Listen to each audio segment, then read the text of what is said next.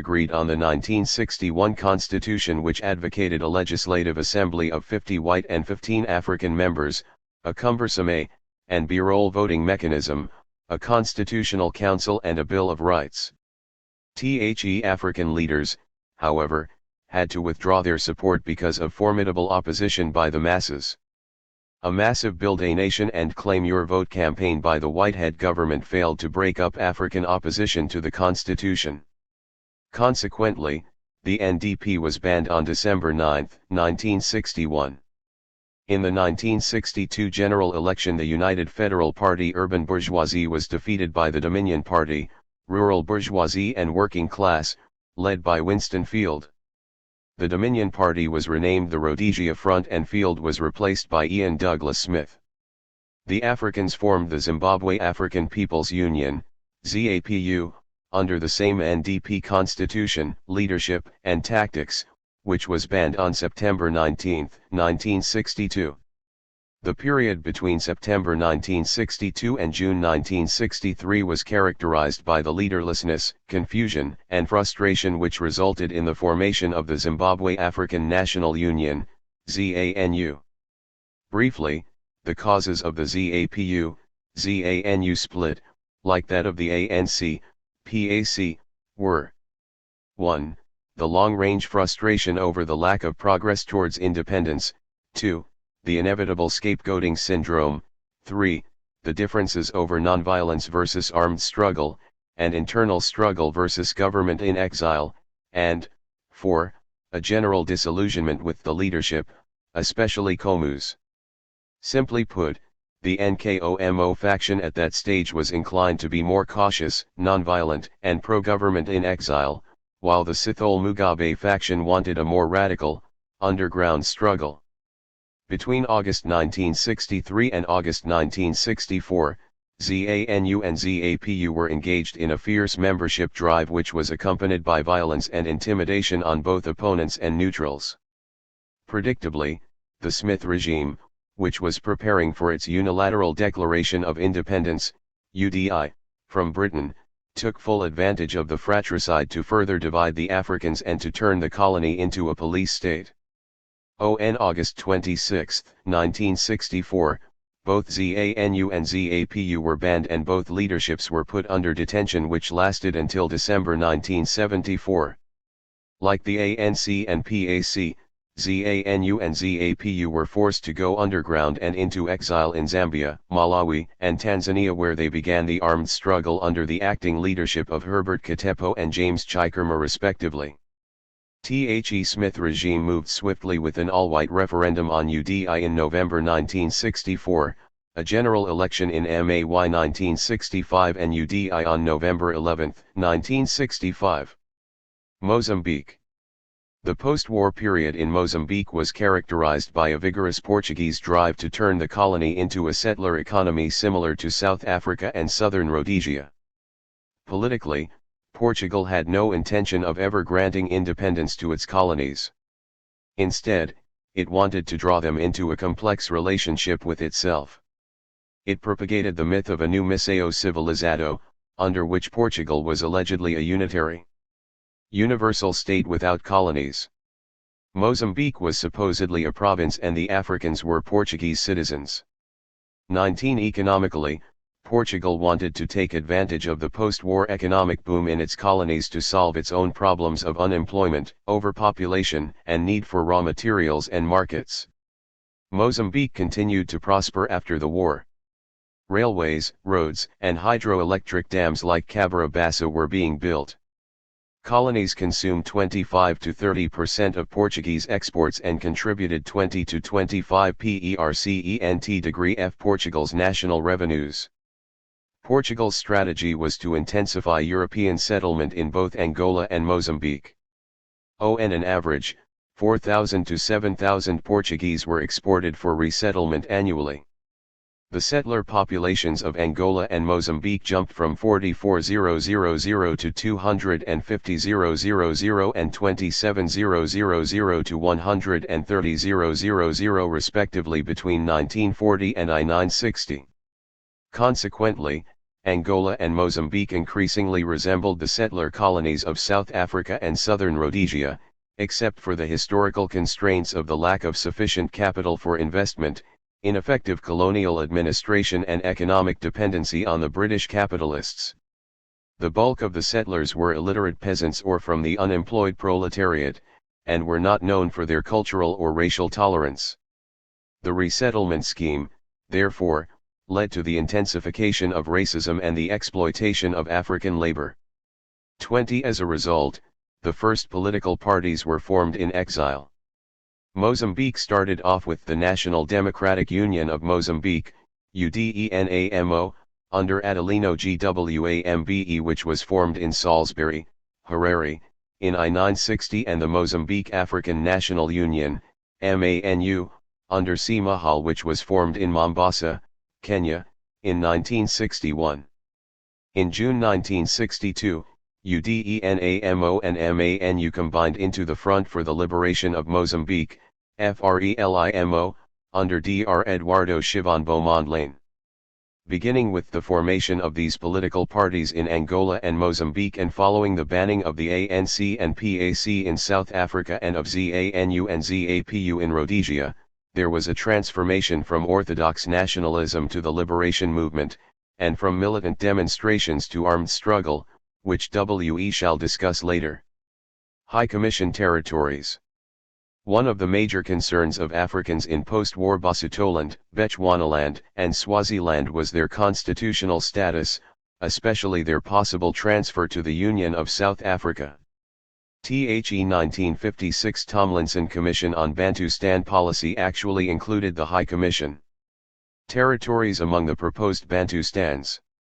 Another issue was the dual role between the resident commissioners and traditional kings. The third question was on the nature and functions of district councils and hereditary chiefs. Then there was the perennial problem of economic development and migrant labor. Through concerted opposition by Africans and the British disappointment with Afrikaner republicanism, the territories were never transferred to South Africa. The remaining domestic issues were resolved constitutionally. Administrative proclamations, constitutional conferences, national referendums, or orders in council changed the traditional kings into constitutional monarchs, and made district councils the primary organs of local governments. In Swaziland, a constitutional committee report of 1963 was rejected by the people, and after another constitutional conference in London, the country was first granted self-government in 1966 and then independence in 1969. For Basutoland, there were constitutional negotiations in London in 1958 and in Maseru in 1959, followed by orders in council in I-960, which led to self-government consisting of an executive council, a national legislative council of 80 members and elective district councils. On 4 October 1966 the territory became independent Lesotho. The post-war constitutional history of Bechuanaland was complicated because of two issues. The first was the conflict between the High Commissioner, who wanted to exercise more power over the appointments of chiefs and over local government, and Chikbi Kama, the Ngwado paramount chief, who wanted to preserve his traditional powers and culture. On the basis of the Native Administration Proclamation of 1943, the High Commissioner appointed the African and European Advisory Councils, and thereby injected racism into local politics. The second issue was the lengthy dispute, 1949-56, over the marriage of Seret Sekama, the heir designate, to an English woman, which led to his forced exile in England and his permanent banishment from the chieftainship for him and his heirs. The High Commissioner was under pressure from apartheid South Africa, which did not want a black ruler married to a white woman as a neighbor. After 1956 the territory resumed its normal constitutional course. The two advisory councils were joined into a joint advisory council. There was a legislative council in I-960, and the first political party, the Bechuanaland People's Party, was formed in I-960. After the Lobotsi Conference of 1963 led to self-government, the territory became independent Botswana on September 30, 1966. Southern Africa from the 1960s to the 1980s, the armed struggle the dominant theme of Southern African history of the 1960s and 1970s was the revolutionary tide of liberation movements and the armed struggle in the settler colonies of South Africa, Rhodesia, Mozambique, Angola, and Namibia. By then Africans had finally accepted the failure of middle-class liberalism and orthodox nationalism, and of militant demonstrations in the face of settler power and intransigence. Furthermore, historical hindsight derived from the disappointing performance of most independent African states had taught Africans about the futility of political decolonization and independence without accompanying economic and cultural emancipation. It had become clear that true independence in a settler colonialist and multi-ethnic society like South Africa and Rhodesia would require structural dismantling of the existing institutions, as well as the modes of production, ownership, and class formations. It would necessitate a proletarian economic democracy of mass-controlled resources, means and goals of production, distribution, and services, in order to satisfy basic human needs, end economic exploitation and insecurity, and promote social justice. Liberation movements, therefore, were rooted in a comprehensive, emancipatory ideology, the dominant components of which were 1. An uncompromising commitment to anti-imperialism, anti-colonialism, anti-racism, and sometimes anti-capitalism, as well as to national self-determination, to Pan-Africanism, non-alignment and basic human rights. 2. A bias towards the urban proletariat, rural peasants, and progressive intellectuals who were perceived as the vital revolutionary vanguard in the liberation process. 3. The adoption of, in some cases, scientific socialism along Marxist-Leninist principles in the areas of economic production, distribution, consumption, and social relationships, and 4. The prevention of external links of dependency and subordination and the promotion of militant solidarity with the other liberation movements and oppressed peoples of the world. The protracted armed struggle was launched around 1964. Internally, the liberation movements received political and material support from the urban and rural masses, and from progressive intellectuals, civil servants, and businessmen. Externally, they obtained diplomatic and material support mainly from the Liberation Committee of the Organization of African Unity, OAU, from non-aligned nations and from the USSR, China, and other socialist countries, as well as from the Scandinavian countries and humanitarian and solidarity groups in the Western world. The movements themselves cooperated and assisted each other with joint intelligence networks and military operations. The operational bases and training camps were located in the frontline states of Tanzania, Zambia and, later, Angola and Mozambique. Conversely, the white settlers of South Africa, Rhodesia, Angola, and Mozambique obtained diplomatic and material support from Western governments, mainly the United States, Britain, France, and West Germany. Regionally, South African, Rhodesian and Portuguese forces assisted each other with joint intelligence and anti-guerrilla operations. The Portuguese and Rhodesian governments placed the Africans in operational zones into strategic concentration camps which they euphemistically called protected villages, in order to isolate and starve the freedom fighters.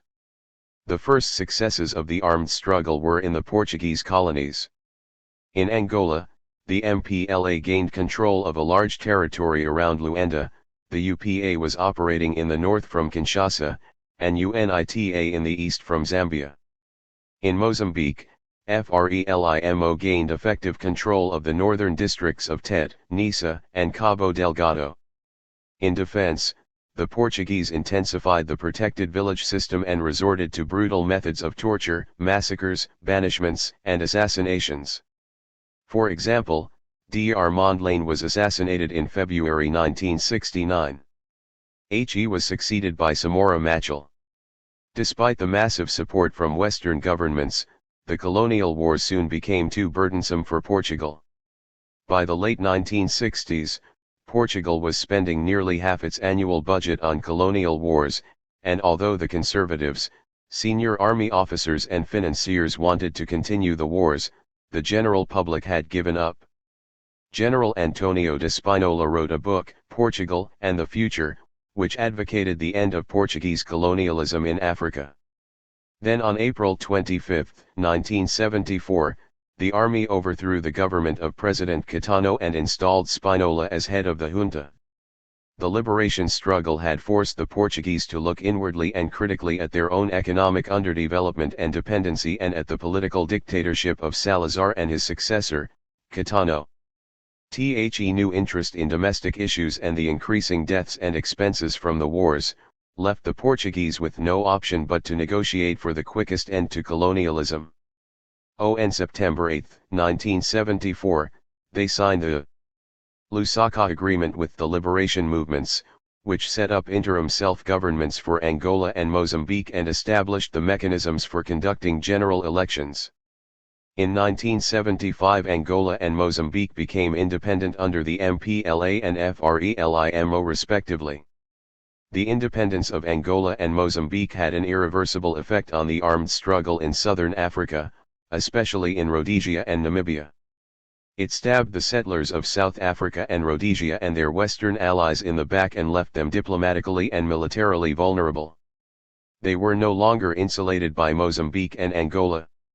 The United States foreign policy on Southern Africa, which, as stated in the National Security Memorandum 39 of 1969, was designed to support and promote white minority regimes, was suddenly invalidated.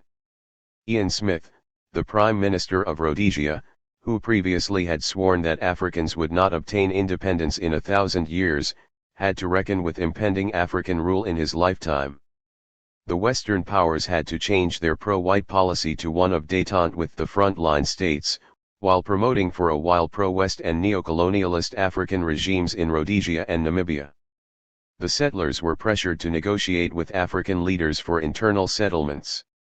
Meanwhile, independent Angola and Mozambique provided the liberation movements of Rhodesia, South Africa, and Namibia with tremendous advantages in the form of their proven legacy of military organization and tactics. The two former Portuguese colonies also placed their former bases and training camps at the disposal of their oppressed neighbors. With the frontline hospitality of Angola, Mozambique, Botswana, Tanzania, and Zambia, ZANU, ZAPU, the Southwest Africa People's Organization, SWAPO, the ANC and PAC were able to intensify the armed struggle. For 10 years, 1964 to 74, the Zimbabwean freedom fighters had waged the armed struggle from Tanzania and Zambia, under their acting leaders, Katepo for ZANU and Chikerma and, later, JZ Moyo, for ZAPU. The target was the illegal UDI of Smith and his fellow cowboys. Britain had not recognized the UDI and had persuaded members of the United Nations to apply economic sanctions in the hope of forcing Smith into a negotiated internal settlement. The sanctions had not been effective because the settlers had found allies in South Africa and the Western world who assisted in breaking them. Meanwhile, Britain had sponsored several peace talks with both Smith and the moderate elements among the African and white bourgeoisie. Internally, the United African National Council, UANC, had been formed under the leadership of Bishop Abel Muzorewa in response to the power vacuum and the British-sponsored peace talks. The UANC was the replica of the past orthodox nationalist organizations like the NDP, aiming at decolonization through militant demonstrations. The goals and tactics of the UANC were, of course, tailored to the internal realities of settler power and repressive laws, and some internal followers of ZANU and ZAPU also belonged to the UANC. The independence of Mozambique gave new hope and vigor to ZANU, ZAPU and the UANC, and made Smith receptive to a negotiated settlement. 22 Under pressure from South Africa, Britain, and the United States, Smith agreed to release the detained African leaders for constitutional talks in a train stationed over the bridge at Victoria Falls in 1974. Following the abortive conference, Nkomo, Sithole, Mugabe and Muzorewa attempted to form a common organization under the umbrella of the UANC and the leadership of Bishop Muzorewa, which never materialized. Then Nkomo and Mugabe formed a common patriotic front which intensified the armed struggle with ZAPU operating from Zambia and ZANU from Mozambique. The Victoria Falls Conference was followed by other abortive constitutional conferences in Geneva, Salisbury, and Malta on the ways and means of transferring power from the white minority to the African majority. Then, after 3 months of negotiations, Smith, Musawa, Sithole, and a traditional chief called Jeremiah Kaira, agreed upon the internal settlement on March 3, 1978, the terms of which were 1.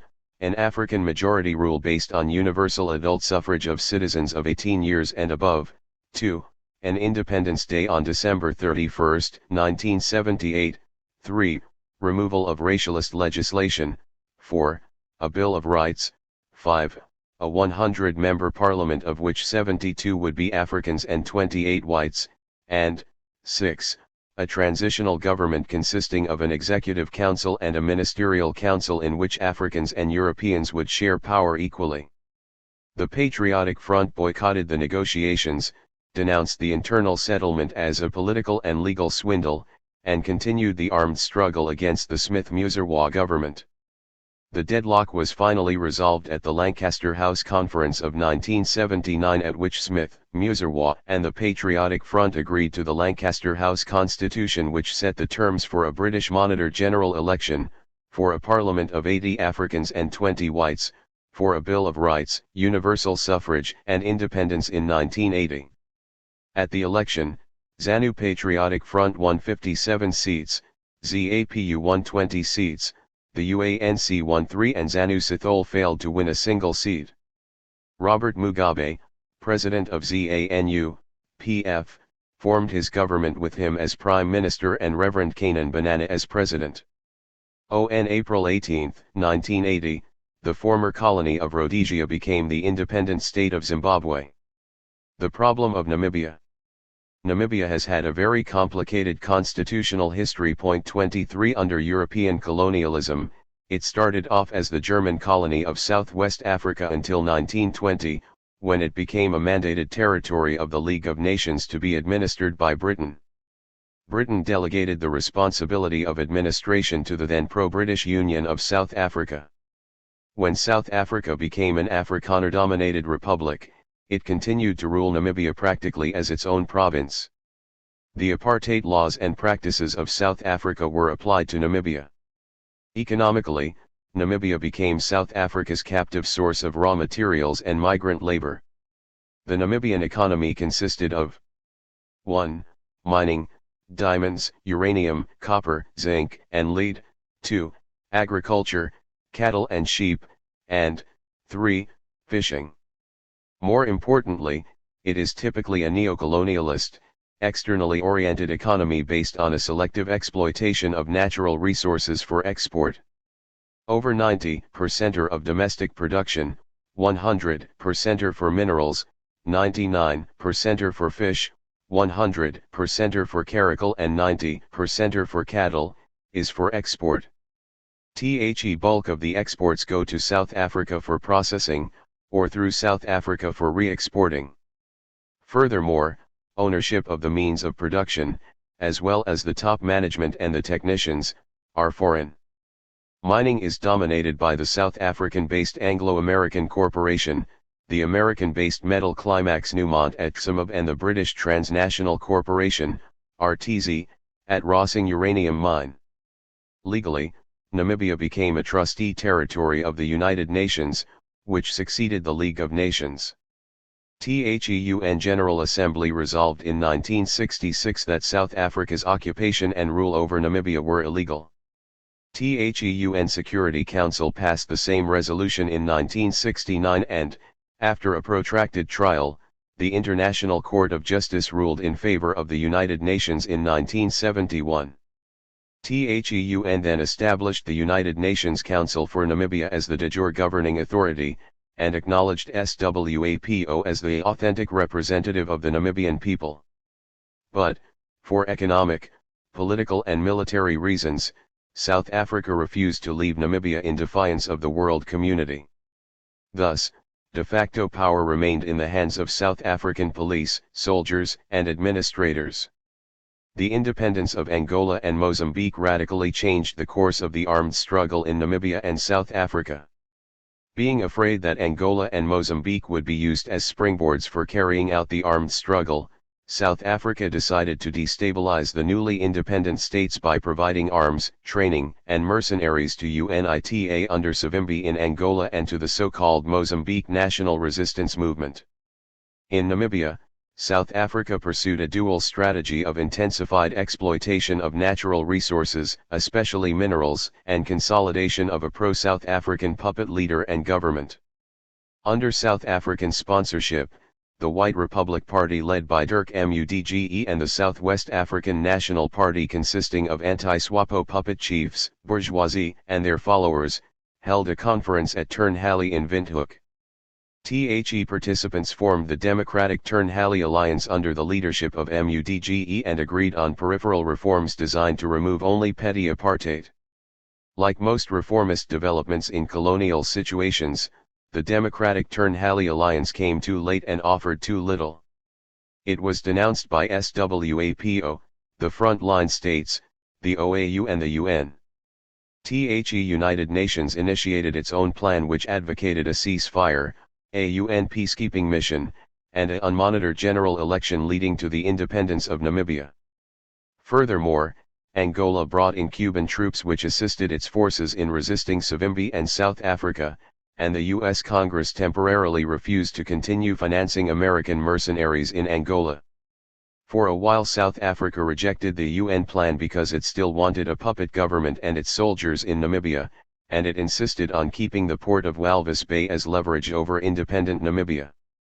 With the connivance of the United States, Britain, France, West Germany, and Canada, who constituted themselves into the so-called Western Contact Group, South Africa adopted the strategy of appearing to be interested in a settlement in order to deflect international criticism, while consolidating its neo-colonialist plan in Namibia. In December 1978, South Africa sponsored the election of 50 puppet members of the Constituent Assembly under martial law, during which the entire internal leadership of SWAPO was arrested. Consequently, the Namibian conflict became a multi-pronged struggle with SWAPO, the frontline states, the OAU and the UN on one side, and South Africa, the Turnhallie Alliance and the Western Contact Group on the other. However, by 1989, the independence of Namibia and the electoral victory of SWAPO seemed certain. Namibia's political dawn was at last about to break. South Africa. Following Sharpeville and withdrawal from the Commonwealth, the Nationalist Party moved swiftly to consolidate the apartheid system and to turn South Africa into a fully fledged police state, by passing additional repressive and racialist laws. For example, in May 1963, it passed the General Law Amendment Act which authorized policemen to detain a person incommunicado for 90 renewable days. The Criminal Procedure Amendment Act of 1965 authorized policemen to detain a court witness incommunicado for 180 renewable days. The Prohibition of Political Interference Act of 1968 made it illegal for any political party to have interracial membership. The Liberal Party decided to disband, while the Progressive Party complied with the law. In spite of South Africa being a police state, with its arsenal of weapons, soldiers, tear gas, and police dogs, the liberation struggle actually intensified. Internally, the struggle was spearheaded by students and trades unionists. One of these students was Steve Biko, a medical student at Natal University, who experienced profound frustration and disillusionment with the racialist politics of the Multiracial National Union of South African Students, NUSAS. He wrote Black Souls in White Skins, which was a POC-type treatise on multiracialism and white liberalism. 24 In July 1969, Biko became the founding president of the South African Students' Organization, SASO, because black students wanted to do things for themselves and all by themselves. Biko and SASO finally brought home the Pan-Africanism of George Padmar and Kwame Nkrumah, the negritude of Leopold Senghor and Aime Césaire, the revolutionary philosophy of Frantz Fanon, Malcolm X, and Amilcar Cabral, and the socialism of Sékou Touré and Julius Nyerere to the African masses of South Africa. Their ideology, which became known as Black consciousness, exposed the weakness of the orthodox African nationalism of the past and popularized the liberation movements and the armed struggle. The Black consciousness movement resulted in a student-worker alliance among SASO, the Black Allied Workers Union, the Black People's Convention, BPC, and the Soweto Students' Representative Council. Together, these organizations revived the pre-Sharpeville tactics of militant demonstrations. When industrial strikes became widespread and forceful, the government used the Anti-Terrorism Act of 1967 to arrest Biko and the executives of SASO and BPC. Biko died in detention on September 12, 1977, having been mortally beaten and tortured by the police. Nevertheless, both organized and spontaneous opposition continued the struggle against apartheid inside South Africa. From June to December of 1976, a tide of demonstrations and strikes rocked the cities of South Africa, exemplified by the students' riots in Soweto at which the police killed 23 people and wounded 200 others. In the same year the Azanian African People's Organization, AZAPO, was formed for effective political mobilization. Predictably, the nationalist government responded with stern police action and bannings. On October 19, 1977, SASO and 16 other organizations, including the BPC and the Soweto Students' Representative Council, were banned. The African newspaper, The World, was banned and its editor, Percy Boza, was imprisoned. In November, the whites held their general election and the Nationalist Party was returned with an even greater majority. But the liberation versus repression cycle inside South Africa, and the armed struggle waged by the ANC and the PAC with the support of the frontline states, the OUA, the UN and the vast majority of the world community continued with greater intensity into the 1980s. By the election of 1989 white consensus in South Africa was beginning to crack from both the right and the left. Afrikanerdom was less of a monolith than it had ever been. Global strategy and regional geopolitics. In this period of African history, three primarily external conflicts helped to boost the strategic value of Southern Africa. These were, first, the Second World War, secondly, the Cold War between the Western world and the Soviet alliance, and, thirdly, the Arab-Israeli conflict. The industrial value of the minerals of Southern Africa for Britain and its empire rose to new levels of importance under the challenge of the Axis during the Second World War. Strategic metals vital for the factories of the Commonwealth and its allies were at stake. At the beginning of the war there was some anxiety about Italy's capacity to strike southwards from the Horn of Africa, capture the important eastern seaport of Mombasa, and then endanger traffic to and from the mineral transit points of southern Africa. But Italy during the Second World War turned out to be a paper tiger from quite early. Mombasa was only briefly imperiled. The second external military threat to southern Africa was potentially from African colonies whose European imperial powers were under Nazi occupation. Madagascar, for example, was for a while under hostile Neo-Vichy control. It was not until May 1942 that the British invaded the island, and General Charles de Gaulle's authority was at last recognized. The third external military threat was potentially from Japanese battleships or warplanes. But the level of technology in the 1940s necessitated more refueling stops than were accessible to the Japanese for such long-distance adventures, though the resources of southern Africa were profoundly tempting to the mineral-poor Japan. But in many ways the most important threat to Commonwealth control of South Africa was internal. It was within the Union of South Africa, in the form of considerable Nazi sympathies among the Boers. Almost immediately after Britain declared war on Hitler's Germany, Herzog attempted to have South Africa declare itself neutral. The parliamentary motion was defeated by 80 votes to 67. On September 5, Smuts formed a coalition government, and declared war on Germany. In February 1941 riots broke out after a pro-Nazi Osa-Oberbrandug meeting in Johannesburg. But there were enough Afrikaners in agreement with English-speaking whites to ensure support for the Allies. Major harbor improvements in Table Bay were undertaken soon after the declaration of war. In the previous year the South African Air Force had been enlarged, and preparations for munitions factories in Pretoria were initiated. In July 1940, Smuts broadcast to Britain and the United States about an international society of free nations. And in August, General Smuts was gazetted Field Marshal. In July 1943, Smuts won the general election in South Africa. The pro-Nazi forces in the country were temporarily subdued. For the rest of the Second World War, the strategic worth of Southern Africa for the industrial democracies was protected. The World War closed with the dropping of atomic bombs on Hiroshima and Nagasaki. A new strategic value was NOW added to Central and Southern Africa: the presence of uranium. For a while Zaire was the most important source of uranium in the Southern Hemisphere, and prospecting for other sources further south was soon underway. The nuclear age had dawned upon the world, and Central and Southern Africa were part of the new era, for better or for worse. The strategic calculus of the area had become more complex. Meanwhile, a new and more pervasive rivalry had descended upon the post-war world, the Cold War between the Western powers and the Soviet alliance. It is to this second conflict affecting the strategic value of Southern Africa that WE must now turn. The Soviet Union had of course been an ally of the Commonwealth and the United States in the Second World War.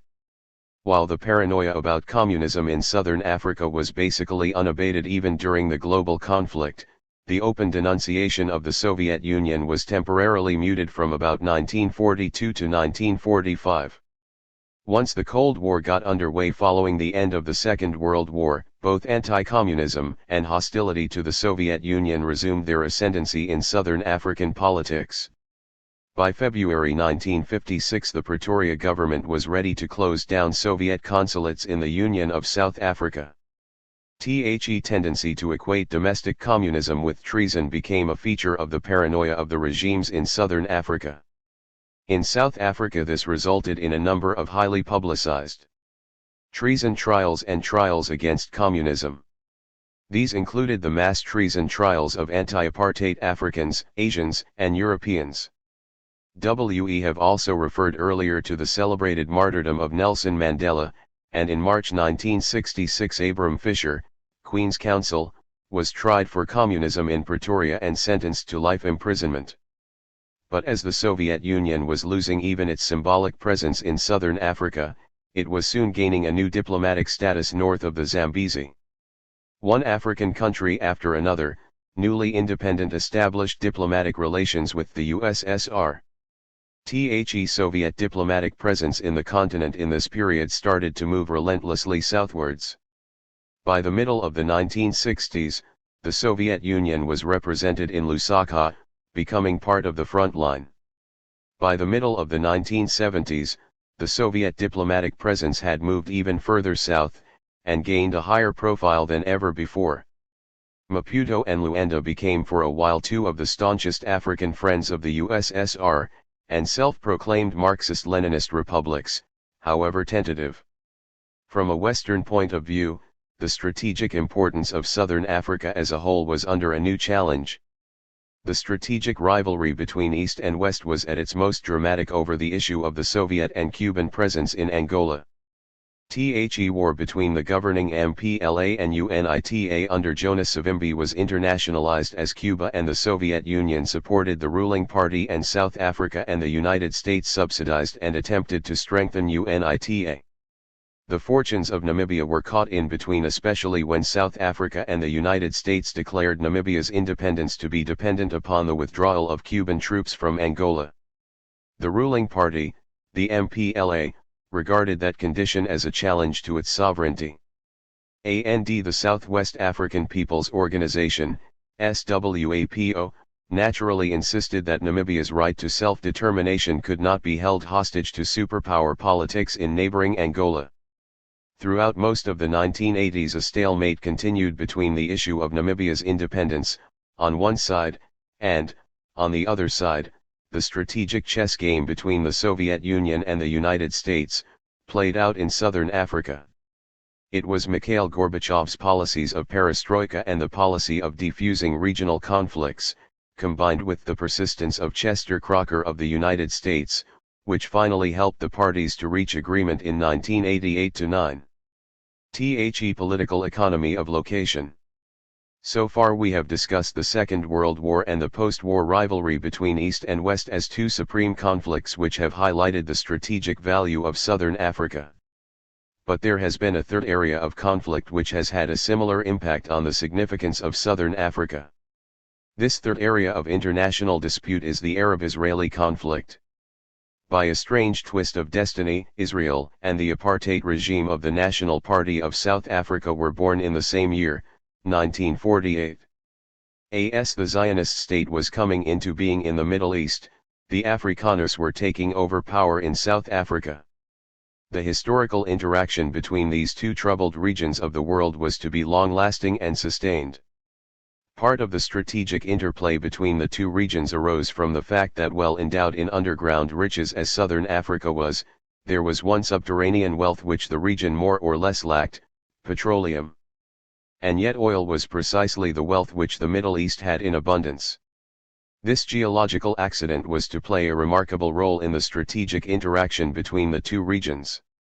Related to the geopolitics of oil is the fact that the Suez Canal and the Cape of Good Hope have been for a long time alternative routes for the oil traffic and other central commodities of international trade, especially between Asia and the Western world. Some of the minerals of southern Africa needed the Suez Canal to reach many of the Mediterranean seaports. And some of the oil of the Middle East needed the Cape route to reach the Western world at large. Under ideal conditions this complementarity would have served both regions well. What has periodically disturbed the equilibrium has in fact been the Arab-Israeli conflict and its wider global implications. The first major shock came in 1956 with Egypt's nationalization of the Suez Canal Company. The Western world regarded the move as a major threat to the international traffic through the canal, including the all-important traffic in oil. The Suez crisis later exploded into the tripartite invasion of Egypt by Israel, Britain, and France. President al-Nasser deliberately blocked the canal by sinking junks and dilapidated boats. The canal was well and truly incapacitated. Perhaps for the first time in the 20th century, the Cape route resumed supremacy in the calculations of the international trade of the Western world. The shock of Suez also resulted in long-term planning in favor of giant oil tankers more suited to the Cape route than to the narrower Suez lifeline. It is true that shortly after the Suez War, Egypt obtained the help of the United Nations for clearing the canal. But in reality the shock of the Suez War was to tilt the balance of reliable seaworthiness in favor of the Cape route for decades to come. This calculation was reaffirmed by the repercussions of the Six-Day Arab-Israeli War of June 1967. The Suez Canal was once again incapacitated, this time for a longer duration. The strategic value of the alternative Cape route for the oil tankers and other international traffic was once again dramatically enhanced. But the politics of the Middle East and of southern Africa had other areas of interaction. The death of al-Nasser in Egypt, and the rise of Henry Kissinger as power broker in the early 1970s, the Soviet Union sustained setbacks in the Arab world. Particularly serious was Egypt's move to the right under Anwar al-Sadat and the increasing de-radicalization of Sudan under Ghabar Namiri. This had repercussions in southern Africa. The decline of Soviet influence in North Africa in the early 1970s was a major motive behind the Soviet Union's bid for greater influence in southern Africa from the mid-1970s onwards. The game of strategic compensation between the superpowers was at work. It was not as crude as the exchange of Soviet patronage of Somalia for American patronage of Ethiopia within the same period. But there is little doubt that Soviet setbacks in North Africa were part of the story of Soviet determination to establish a foothold in southern Africa. The strategic stakes of southern Africa were of course further enhanced by superpower rivalry. The final factor to be borne in mind in the interaction between the Middle East and southern Africa concerns Afro-Arab political solidarity. A minimum political alliance involves sharing enemies. In relations between Black Africa and the Arab world, solidarity has entailed declaring apartheid and Zionism as joint foes. In the course of the 1970s, opposition to Afrikaner nationalism and opposition to Zionist nationalism became joint political forces in the politics of both the United Nations and the Organization of African Unity. There were two dramatic diplomatic manifestations of opposition to Zionism. ONE was the almost complete African diplomatic break with Israel, especially in 1973. The other was the successful passing of a United Nations resolution in the General Assembly declaring Zionism as a form of racism in 1976.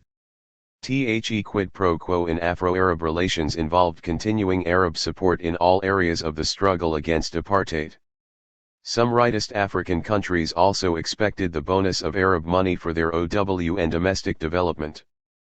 More leftist regimes in Africa regarded it as adequate that Africans should support the crusade against Zionism in exchange for Arab support in the liberation war against apartheid. The strategic equilibrium between South Africa and the Middle East was once again affected by the wider realities of international politics. But when Egypt under al-Sadat signed the Camp David Accords and recognized Israel, the United Afro-Arab Front against Israel was weakened to some extent. Yet Israel's friendship with South Africa remained relatively strong. Conclusion. We have sought to demonstrate in this chapter that the three forces which have affected Southern Africa in this period of African history have been economy, strategy, and race. On the economic side, we have scrutinized the politics of land, labor, and the extractive capital of minerals. On the strategic side, we have investigated the impact of the Second World War, the repercussions of the Cold War between East and West, and the strategic interplay between the Middle East and Southern Africa in relation to the Arab-Israeli conflict. And yet the most politicized aspect of the Southern African experience has been the transient problem, the racial tensions of the sub-region. The range of racial experience in Southern Africa has been from the color politics of the Federation of Rhodesia and Nyasaland to the controversial marriage of Seretse Khama and Ruth Williams, and from the political culture of mulattoes in Mozambique to the political economy of Bantustans in South Africa. Racism in Southern Africa in this period has permeated every factory, defined every policy, affected every school, penetrated every religion, and disturbed the peace of mind of every family. In the final analysis, Southern Africa may well be the last great battleground of the human struggle against the more blatant forms of racism.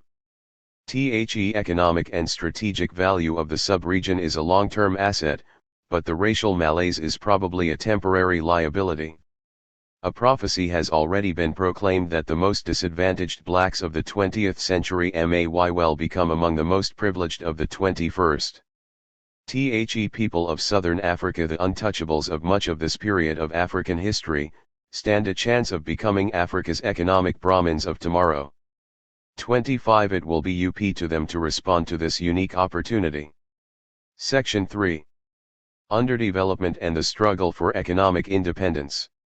Economic changes in Africa in the world context *. Catherine Kokiri Videovish. The crisis of the 1930s not only upset the economy of the West, by emphasizing the crucial role to be played henceforth by the United States, but it also marked a decisive turning point in the sense that economic phenomena took on a global dimension. From then on, everything that happened at the center had repercussions all over the periphery, usually through a strengthening of the economic ascendancy of the West. The Second World War revealed the strategic importance of the continent of Africa, which had become a key, and hastened the spread of the concept of the right to self-determination among the colonized peoples. The euphoria of post-war reconstruction, with its plethora of infrastructure investment conducive to industrialization, and the world crisis that followed the Korean War, 1951-2, and the Suez Crisis, 1956, were followed in turn by a more difficult restructuring stage punctuated by decolonization.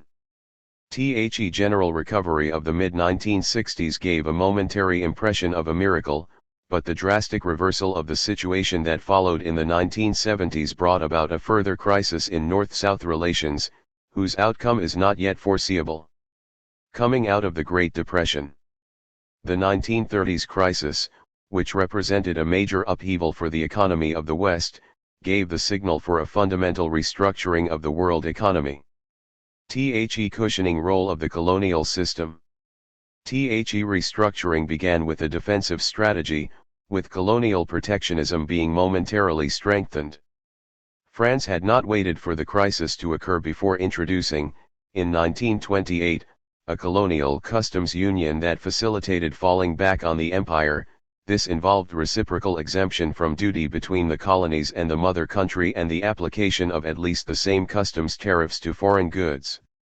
The same thing happened in Great Britain where, after the First World War, the determination at all costs to get the pound sterling back onto the gold standard, 1925, had led to a deflation that left Britain vulnerable to competition from those countries whose currencies had depreciated. The result was disastrous for growth. Between 1913 and 1937 its exports fell by 30%, or a much greater rate than the contraction in world trade. Britain fell back on the Commonwealth, which from then on held over 50% of British total foreign investments, and this reflected a state of crisis, which was borne out by recourse to the defensive protectionism Great Britain had always hitherto rejected. Through the Imperial Economic Conference held at Ottawa in 1932, it clutched at the lifeline of empire trade. Salazar's Portugal for its part had in 1933 adopted the course of colonial corporatism tightly controlled by the state, and in 1937 extended to the colonies the social and economic organization of the mother country. Based on authoritarian planning and the organization of state corporations and compulsory producers' associations, or gremios, this was designed to direct and control production and regulate foreign trade. Two empires were all the more at the mercy of the economic context because their credit markets were quite uncontrolled. Total freedom of transfers to and from the mother country meant that the colonies were open to capital transfers, currency operations, and dealings in stocks and shares. The more open a colony was to the Western world, the more it was affected by the international financial implications of the crisis. This was particularly the case in Morocco, which because of its protectorate status carried on less than 50% of its trade with France, as against 70 to 89% for Algeria, roughly as much for Tunisia and French West Africa, and even more for Madagascar. But the financial crisis itself, so acute in the West, had a limited impact in the Maghreb and in tropical Africa because the credit market was still in its infancy. The colonies most closely linked to the mother country were the ones that stood up best to the depression. Falling back on the empire played its cushioning role to the full. In both directions, the mother countries absorbed relatively easily primary products that in most cases represented only a small proportion of world output and, in return, the overseas territories served as the mother country's outlet for its least competitive products, such as textiles, iron, and steel.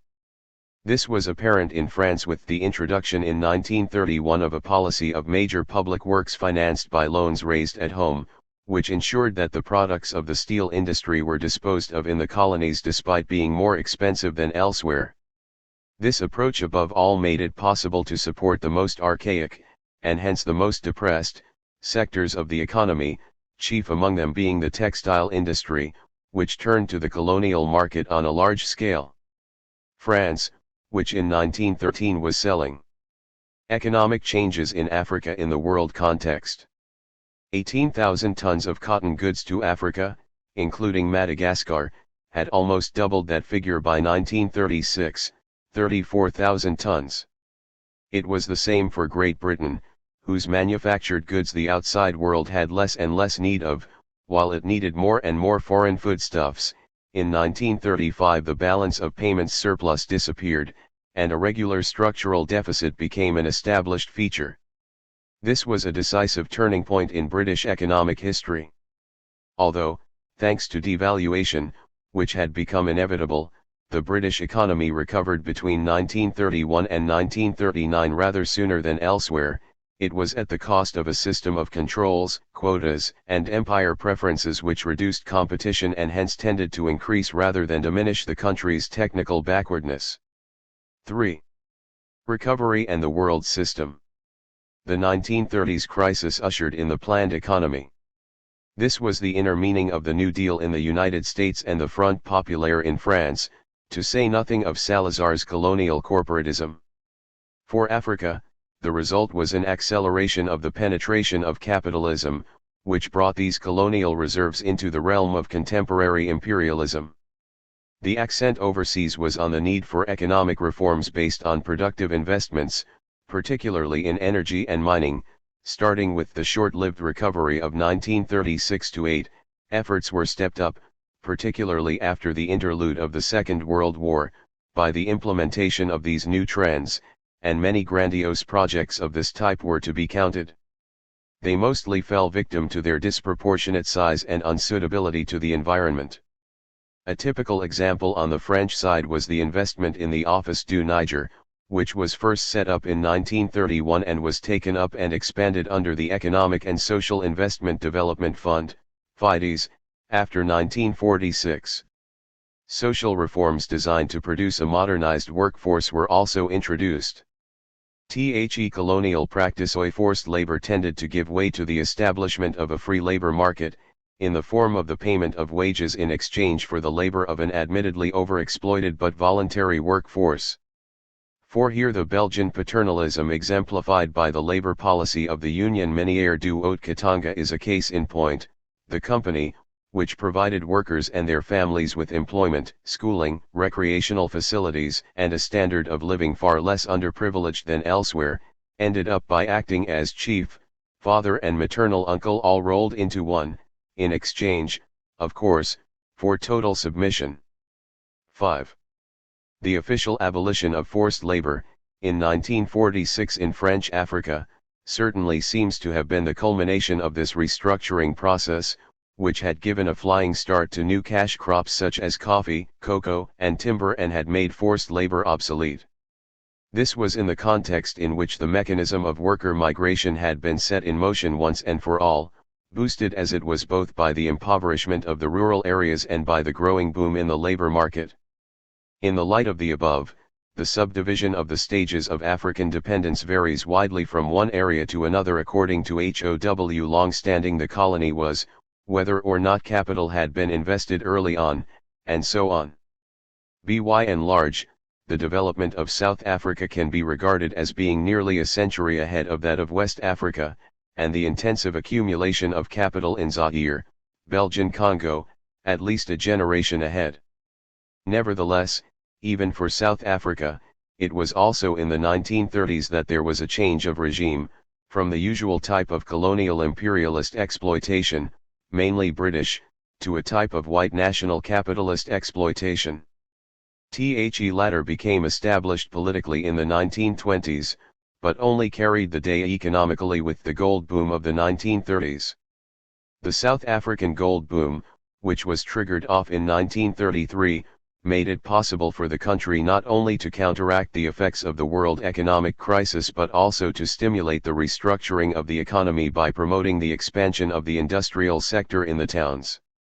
The number of firms rose from 6,500 to 10,000 between 1933 and 1946, industrial production increased by 140% between 1933 and 1939, and by as much again during the Second World War, and GNP tripled. The main problem, which was once again racial, became that of a rapidly expanding black urban proletariat. The number of Africans employed in the towns doubled between 1933 and 1939. In 1946, 1 African in 4 in South Africa was living in a city and blacks outnumbered whites in the towns. 6 Tropical Africa and even North Africa had not yet reached this stage. But there also the impact of the Great Depression took the form of a deep internal social crisis, for though the colonial economies, that is, the interests of expatriate firms, on the whole got through the Great Depression more easily than their counterparts in the mother countries. The downtrodden peasants were the main victims of the upheavals taking place on all sides.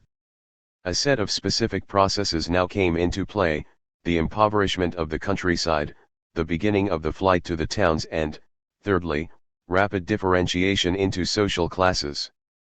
On the one hand, a small section of the indigenous population became well off; on the other, the lot of indigenous workers deteriorated in relative terms, collapsing by comparison with that of the European workforce. This introduction of economic changes in Africa in the world context. Unequal exchange led, at the international level, to an accelerated flow of profits to the mother country, and points to the emergence of the typical features of present-day underdevelopment. The Second World War. With the Second World War, the continent of Africa became a major prize contended for by the world powers and was briefly split between the British-held area and the ambitions of Germany and Italy. Ambitions of the Axis countries. 7. Italy claimed the Mediterranean area as its sphere of influence. 1937 Munich Agreement between Hitler and Mussolini abandoned southern Europe and, further afield, North Africa to Mussolini. Italy had already colonized Libya, and Italian troops had been in occupation of Haile Selassie's Ethiopia since 1936. Together with Somalia, which had been Italian since 1885, and Eritrea, which had been under Italian rule since 1890, the conquest of Abyssinia was expected to ensure the formation of an Italian East Africa, Fig. 11.1. Mussolini meant to link this with North Africa, hence his designs on Egypt, which brought about the conclusion of the 1936 Anglo-Egyptian Treaty by way of reaction, and on Tunisia, at the expense of France. However, the realization of Italy's claims presupposed complete victory over Britain and the consent of Italy's German partner, but these designs conflicted with those of Germany itself, not to mention the demands of Vichy France and Spain. The Third Reich's interest in Africa had started long before the war. Towards the end of the 1930s, a precise statistical survey had been carried out by German industrialists and the Government Bureau of Statistics. The German authorities noted that in 1938 Africa held the first place on the world market for cotton, ground nuts, and palm nuts, second place for cocoa, tea, tobacco, and bananas, and an exceptional position in respect of its mining output: diamonds, gold, cobalt, vanadium, uranium, and phosphates. Lastly, Africa possessed 40% of the world's reserves of hydraulic energy. 8. Germany realized how little profit its trade was making out of the wealth of Africa, hence the idea of a planned economy in a great German empire, in which Africa was seen as Europe's natural, historic area of influence. Consequently, its most important parts, mainly French Equatorial Africa, the Belgian Congo and Southwest Africa, would have to be brought directly or indirectly under German control. 9. After the defeat of France in 1940, various projects for the recolonization of Africa south of the Sahara were accordingly tabled by either business circles or the Ministry of Foreign Affairs. America's reaction. North Africa was coveted at one and the same time by the Germans, who wanted to set up military bases there, by the Italians and also by the Spaniards, who wanted to extend their colonial possessions. Vichy France did its best to obtain some assurance, but until the end of the war North Africa remained very much a disputed area between all the powers. This is why the President of the United States, in his message to Pétain, justified his country's entry into the war, with the consequential landing of American troops in North Africa, in the following terms. Today, with covetous eyes on the empire that France has so laboriously built up, Germany and Italy plan to invade and occupy French North Africa in order to implement their plans for the domination and conquest of this whole continent. It is of course obvious that an invasion and occupation of French North Africa and French West Africa would represent for the United States and the American republics the gravest of threats to their security. I0. Above all, the war decisively established America's economic supremacy. It triggered often unprecedented industrial mobilization in the United States. Even before Pearl Harbor, the machinery of a planned economy, introducing price and wage controls, had already been set in place. Between 1934 and 1944 this made possible the creation of new jobs for some 9 million unemployed. Industry, 40% of which was given over to military objectives, took a technological leap forward. For example, substitute products such as synthetic rubber were developed. On the international scene, the key intervention technique used by the Americans was known as Lend-Lease, which consisted of providing the Allies with a variety of goods, subsequent repayment for which was negotiated on very liberal terms, without there being any question of war debts. This system was accordingly prompted less by economic necessity than by strategic considerations. Great Britain based her war effort largely on the Commonwealth, which it made a sterling area, with the exception of Canada and Newfoundland. This was institutionalized in 1939–40 and covered almost one-third of all world trade. Full exchange control in dealings with countries outside the area was exercised by London. Hence, this self-contained economic commonwealth defrayed the bulk of the military expenditure incurred in local currencies. That enabled it to pay its dollar reserves into a common pool managed by London, which, in exchange, credited the member countries with sterling balances that were not convertible into currencies outside the area. The system was primarily geared to guaranteeing imperial self-sufficiency in respect of foodstuffs and raw materials. Colonial economic policies. The Second World War was of decisive importance for Black Africa. Unlike the previous war, it did not merely step up the pressure on the colonies through more intensive production and forced labor in the name of the war effort, or make use of their manpower. About 160,000 MEN were recruited in French West Africa between 1914 and 1918, and as many again in North Africa, but only half this number was mobilized by the French between 1943 and 1945. On the other hand, the strength of the British West African Frontier Force rose from 8,000 to 146,000, over 160,000. Kenyans were enlisted as porters, and East Africa as a whole lost nearly 50,000 men. The war speeded up the spread of an anti-colonial mentality in Europe and Africa, which soon made obsolete a regime that had formerly been regarded as sacrosanct. After having been widely employed outside the continent, African troops brought back home with them the new ideas which they had gleaned from their contacts with Europeans and Asians. The superiority of the white man was dispelled once and for all. The African elite was quick to grasp the advantage offered by Soviet or American anti-colonialist propaganda. At the same time, however, the continent's economic role was reinforced. Owing to supply difficulties, the Allies were compelled to step up local production of strategic materials, such as iron from Sierra Leone and tin from Nigeria, and above all to develop processing industries. Between 1938 and 1946, British West Africa's foreign trade doubled, from £44 million to £86 million. 13. The idea of considering granting the Africans political, economic, and social rewards for the effort they had made during the war came to take root.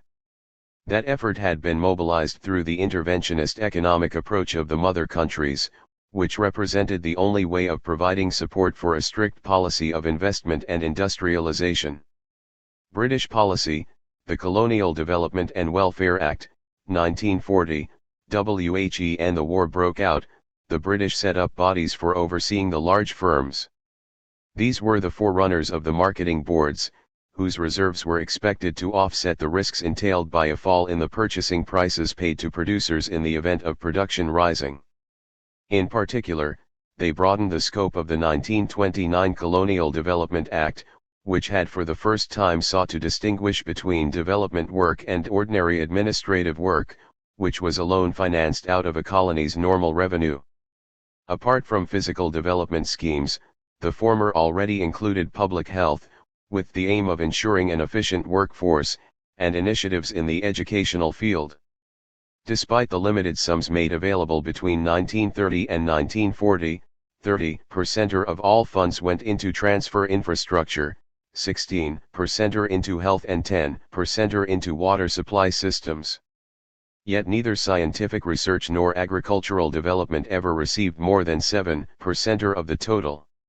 The 1940 Act provided for credits at the still very modest level of £50 million for the following 10 years, though they rose to £120 million in 1945.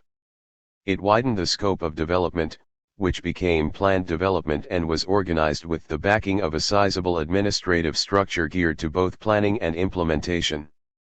Nevertheless, planning was delayed by shortage of staff, which had been mobilized for the war. Yet the key point had been reached. The principle was officially proclaimed that laissez-faire policies were no longer acceptable where the colonies were concerned. French planning policy, from Vichy to the Free France. Despite political differences, the French attitude was altogether similar. Colonial economic planning, which was unquestionably in the wind, was not a new idea. It had already been put forward in 1934, in the middle of the crisis, by the Conférence économique de la France métropolitaine et d'outre-mer. This introduced the idea of the state's role not only in financing but also in planning. Supplementing the already acknowledged principle of developing infrastructure was the more novel one of stimulating industry by setting up a Comité d'industries de l'Empire. Nevertheless, the idea of not competing with interests in the mother country was still firmly entrenched. At the time of the Front Populaire, colonial economists had taken up the question again. They suggested a consistent economic program that was both modernist and reformist and was based on a planned economy in the public interest, as opposed to exclusively private enterprise under free competition. For the first time, the need was stressed for developing productive activities in the colonies, first of all domestically, thereby giving rise to an industry-oriented approach as part of an economic decentralization that would develop the territories, a newer term than the improvement hitherto advocated.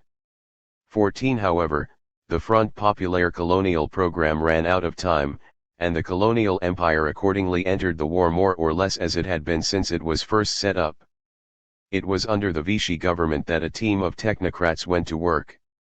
In the middle of the Second World War, they drew up the first French economic plans, including one for the colonies. Admittedly, the 10-year plan, 1942-52, which was never actually ratified by the country's own government, made only modest provision for the colonies, amounting to only 84 billion francs or 11.8% of the total. In any case, this was a purely notional figure, since the state was required to intervene only if private enterprise was unable to cope. Only 40% of the work was regarded as profitable. 15 Although the intention was not to set up productive capacity in the colonies that would be liable to compete with the mother country, industrial investment overseas, including the Maghreb, represented only 7.5% of that for metropolitan France. As a matter of imperial solidarity, the problem was posed in a new way. The colonies and the mother country form a community. Since the colonies are bound to gain access to modern technology, their industries will develop either with our support or against us, which is to be avoided. 16. The prime aim was to protect the foreign trade of the French Empire by guaranteeing it markets outside occupied France. The African Economic Conference held in Vichy in 1942 accordingly decided to set up the Thomson-Houston Radio and Electrical Appliance Company in North Africa, to treat French and colonial vegetable oil mills on an equal footing, and to institute a coordinating committee for the textile industries of the French Empire. Thus Vichy's modernism stemmed from the thinking of an administrative elite which had taken advantage of the exceptional circumstances of the war to draft, in close collaboration with business circles converted to industrialization, a plan that was to remain after the war the framework of an ambitious colonial economic policy. 17. From the post-war years to the period of decolonization at the end of the war, the mother countries set out to incorporate Africa into the international capitalist system. The instruments of acculturation were now within the reach of the new elites, and it was finally accepted by all that Africa was getting ready to open itself up to the rest of the world. Internal crises and conflicts. But this opening up did not move off all that smoothly. After 5 years of relative commercial isolation, the re-establishment of peacetime relations with the West brought about violent internal economic and social traumas. The standard of living had declined dramatically. In addition to the wage freezing during the war, import prices had rocketed following wartime inflation in Europe. On the French side, the creation of the colonial or CFA franc with a value double that of the French franc, which correspondingly increased the value of raw material exports, was not enough to offset the high cost of imported consumer goods. And in retaliation for its settlers' lukewarm support for the Free French, North Africa did not enjoy the benefit of this measure. An urban subproletariat was coming into being all over Africa, swollen by the influx of jobless people driven out of the rural areas by the war effort. With its forced labor, compulsory crops, and heavy taxation, they consisted of ill-paid workers, rudes individuals from here, there, and everywhere, and the unemployed. Temporary accommodation became permanent, with hardly any roads, public services, or sanitation. Until then, the colonial authorities had been careful to check the formation of any working class, whether black or white, especially in the mining areas and the ports. The war broke down this empire of silence. Disturbances broke out in many different places, and because of the severity and repressive nature of the administration, they mainly took the form of the spontaneous uncontrolled outbursts. The towns became the prime focus of the clashes. In 1944, the first sign was the uprising at Thiaroye, Senegal, which was sparked off in the camp of a colonial infantry regiment awaiting demobilization. In 1945, a riot in Douala brought together the trades unions and the subproletariat. In 1947, a populist agitator, Lamine Kaba, held the town of Kankan, in Guinea, for 48 hours. 21. During the same period, major insurrections broke out in the Algerian department of Constantine in 1945 and in Madagascar in 1947, along with strikes in Abidjan and Dakar and disturbances in Elizabethville and Brazzaville, where abject poverty was rife. There were also strikes in Nairobi and Accra coinciding with the return of Kwame Nkrumah, not to mention the wholesale stoppage of work by miners on the Rand in 1946. African trades unionism was thus moving from interracial class consciousness to nationalist rebellion.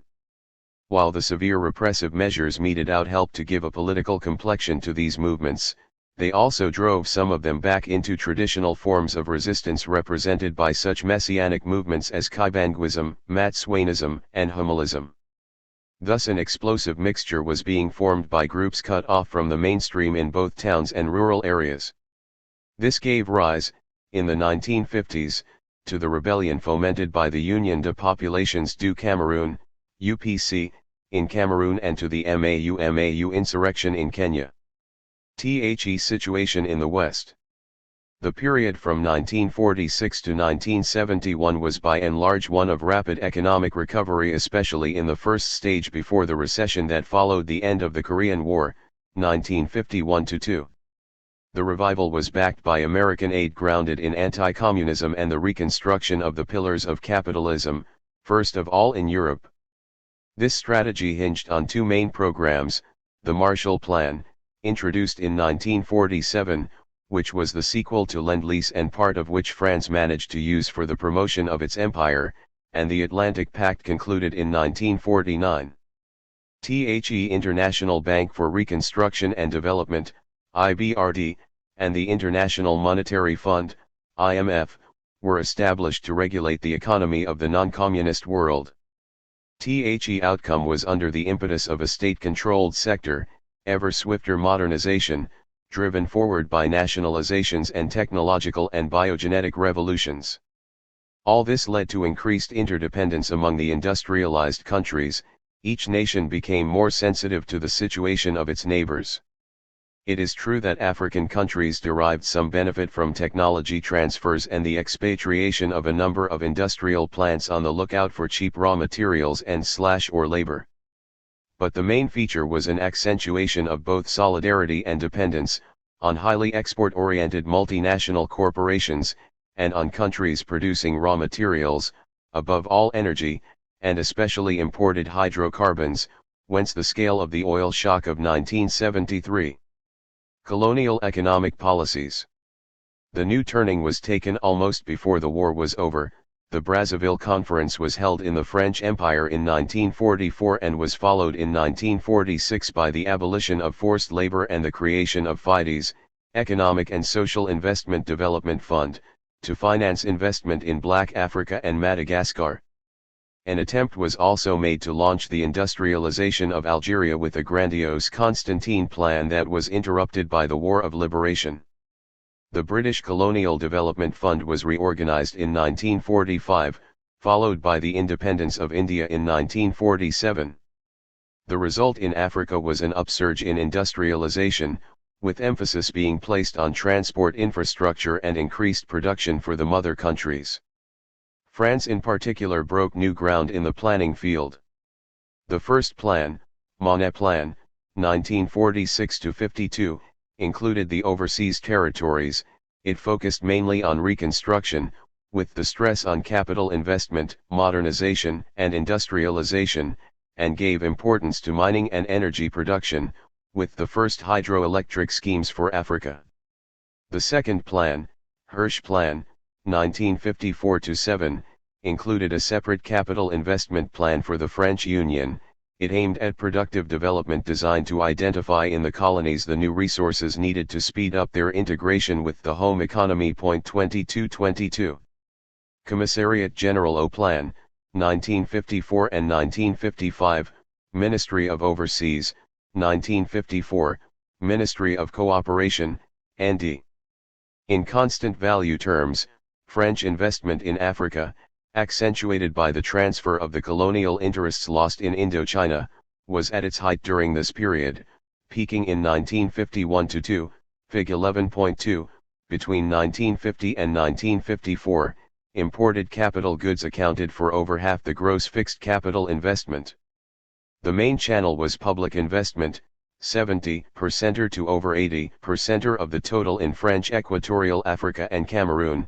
The same was true even in French West Africa, despite the relatively higher contribution from the territory's domestic budgets. 23. Great Britain adopted a more flexible type of planning, refusing to direct everything by remote control from London for two main reasons. First, because it was absorbed in the immense task of reconstruction at home, and, secondly, because excessive centralization ran counter to the principles of a process leading towards earlier self-government. The fund was therefore broken down, with an Office for Development and Reconstruction for each territory. The plan for Nigeria, for example, stood at £55 million, of which £3M were provided by the Colonial Development and Welfare Fund. Though regarded as quite inadequate by the elite, such an amount would have been unthinkable a few years before. Above all, it was difficult to implement, not so much on account of the shortage of funds as of the shortage of capital goods, since Great Britain was unable to provide the materials needed, particularly steel. British aid was far more differentiated than French aid. Half the total funds, 1946-58, went into social investments, education, health, water supply and housing, 20% are into agriculture and, unlike France, only 20% are into transport infrastructure. Nevertheless, productive effort was also sharply focused on the raw materials necessary to the mother country, whence the particular emphasis on oils, of which there was an acute shortage in the post-war West. In every case, the dominant ideology of industrialization as the key to development ran up against the overambitious scale of the projects, shortage of staff and ignorance of local ecological constraints. Failure of the large-scale groundnut schemes, the British Tanganyika Scheme 2-4 and the Compagnie Générale de Oleagineux Tropicaux in Senegal, still symbolizes these obstacles. Planning and industrialization were not the preserve only of the liberal mother countries. With quite another aim, to maintain its grip on the colonies at all costs, Salazar's Portugal took similar action. The first 6-year plan goes back to 1953. Portugal had little capital, but American banks took an interest in its African colonies early on, through shared interests with South Africa. Great Britain and the United States had long been Portuguese Africa's main customers after the mother country, though American interests only became important with early attempts to find oil, 1948 in Mozambique and 1957 in Angola, and above all with the beginning of Angola's and Mozambique's wars of liberation. It was in fact only then, that is, in the 1960s, that Portuguese colonial possessions began to modernize rapidly. In the Belgian Congo, after a very Eurocentric first plan, 1950–60, it was only at the end of the colonial period that the administration drew up an economic and social expansion plan based on a new strategy. 25 It laid emphasis particularly on peasant agriculture and greater government intervention in the industrial sector, the aim being to process the country's raw materials locally, avoid imports and increase employment. It remained a dead letter, however. After Mobutu had come to power and the presidential authority had become extremely centralized, a planning department came into being that was initially remarkably competent. But the brain's trust of advisors did not manage to stay, and the gap between plans and their execution remained as wide as ever. The 1979 plan, supported by massive foreign financial aid, had only a very limited success, for the state had not the means to implement a plan and still less to get the private sector to fall in with it. In Zaire as elsewhere, the main reason for this is still the lack of a real political will to plan, which is the prime feature of a nation's determination to develop. This took place in the context both of a temporary slowing down in growth, accentuated by the crises of 1951–2 and 1956, Suez, and also by the repeated American recessions of 1953–4, 1957–8, and 1960–1. The short but acute recession that followed the 1951–2 world crisis came at a time when dominance-dependence relationships were being radically questioned. It marked the beginning of the decolonization process in Black Africa, which from then on was accepted and even advocated by the business circles concerned, particularly in France. It thus appears that political decolonization, which, in Algeria, ran directly counter to French nationalist traditions, had been preceded in the mother country by a strictly pragmatic economic decolonization. From the 1950s onwards, the downturn in the underlying trend of the profits curve, Fig 11.3, which had been growing steadily since the beginning of the century, makes it possible to explain the parallel rise of a current of nationalistic anti-colonialism which was early on expressed by the specialized economic press as part of a conservative approach which favored decolonization on the grounds of the rationality of sound economic management. Big firms such as the Société Commerciale de l'Ouest Africaine, SCOA, the Compagnie Française de l'Afrique Occidentale and Unilever therefore observed a prudent neutrality, since the regime was no longer in a position to guarantee special profit margins, and was even liable to reduce them to naught by political action if there were to be a war of liberation. Working relations were called for. Main currents of opinion opposed to the loosening of the mother country's grip had been expressed elsewhere before, in the case of France, at the time of the Indochinese and Algerian wars. In Black Africa, both French and British colonial officials were aware of the escalating cost of aid, and soon came up against the difficulty of mobilizing both the necessary local potential and workforce without seeking the help of local political leaders, who for their part were aspiring to take over the running of operations without breaking with the mother country. 26 Independence brought the African states into the field of competition of international imperialism, and this meant a revision of operating policy, which hastened both the intensification and the internationalization of capital. The decisive step for industrializing tropical Africa, often with advanced technology, was taken at this time, mining in Gabon, Guinea, and Nigeria, and manufacturing industry elsewhere. Independence. The new states had to contend with the disjointed structures of underdeveloped economies on inherited colonial lines, with production geared for export and with a very limited domestic market.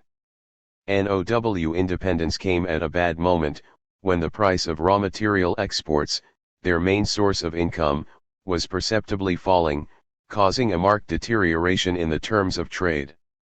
Public revenue and expenditure suffered accordingly, while at the same time an unprecedented population explosion was gathering speed. This inevitably affected the growth of per capita GDP, Table 11.3, p. 315. But worldwide growth soon recovered in the second half of the decade, and for a while it seemed as though the miracle whereby underdevelopment was conquered had come true in a few cases, Côte d'Ivoire, for example. Initially, the transfer of economic power took place without apparently too serious a shock. The salient feature was the trend towards multilateral relations within the European community.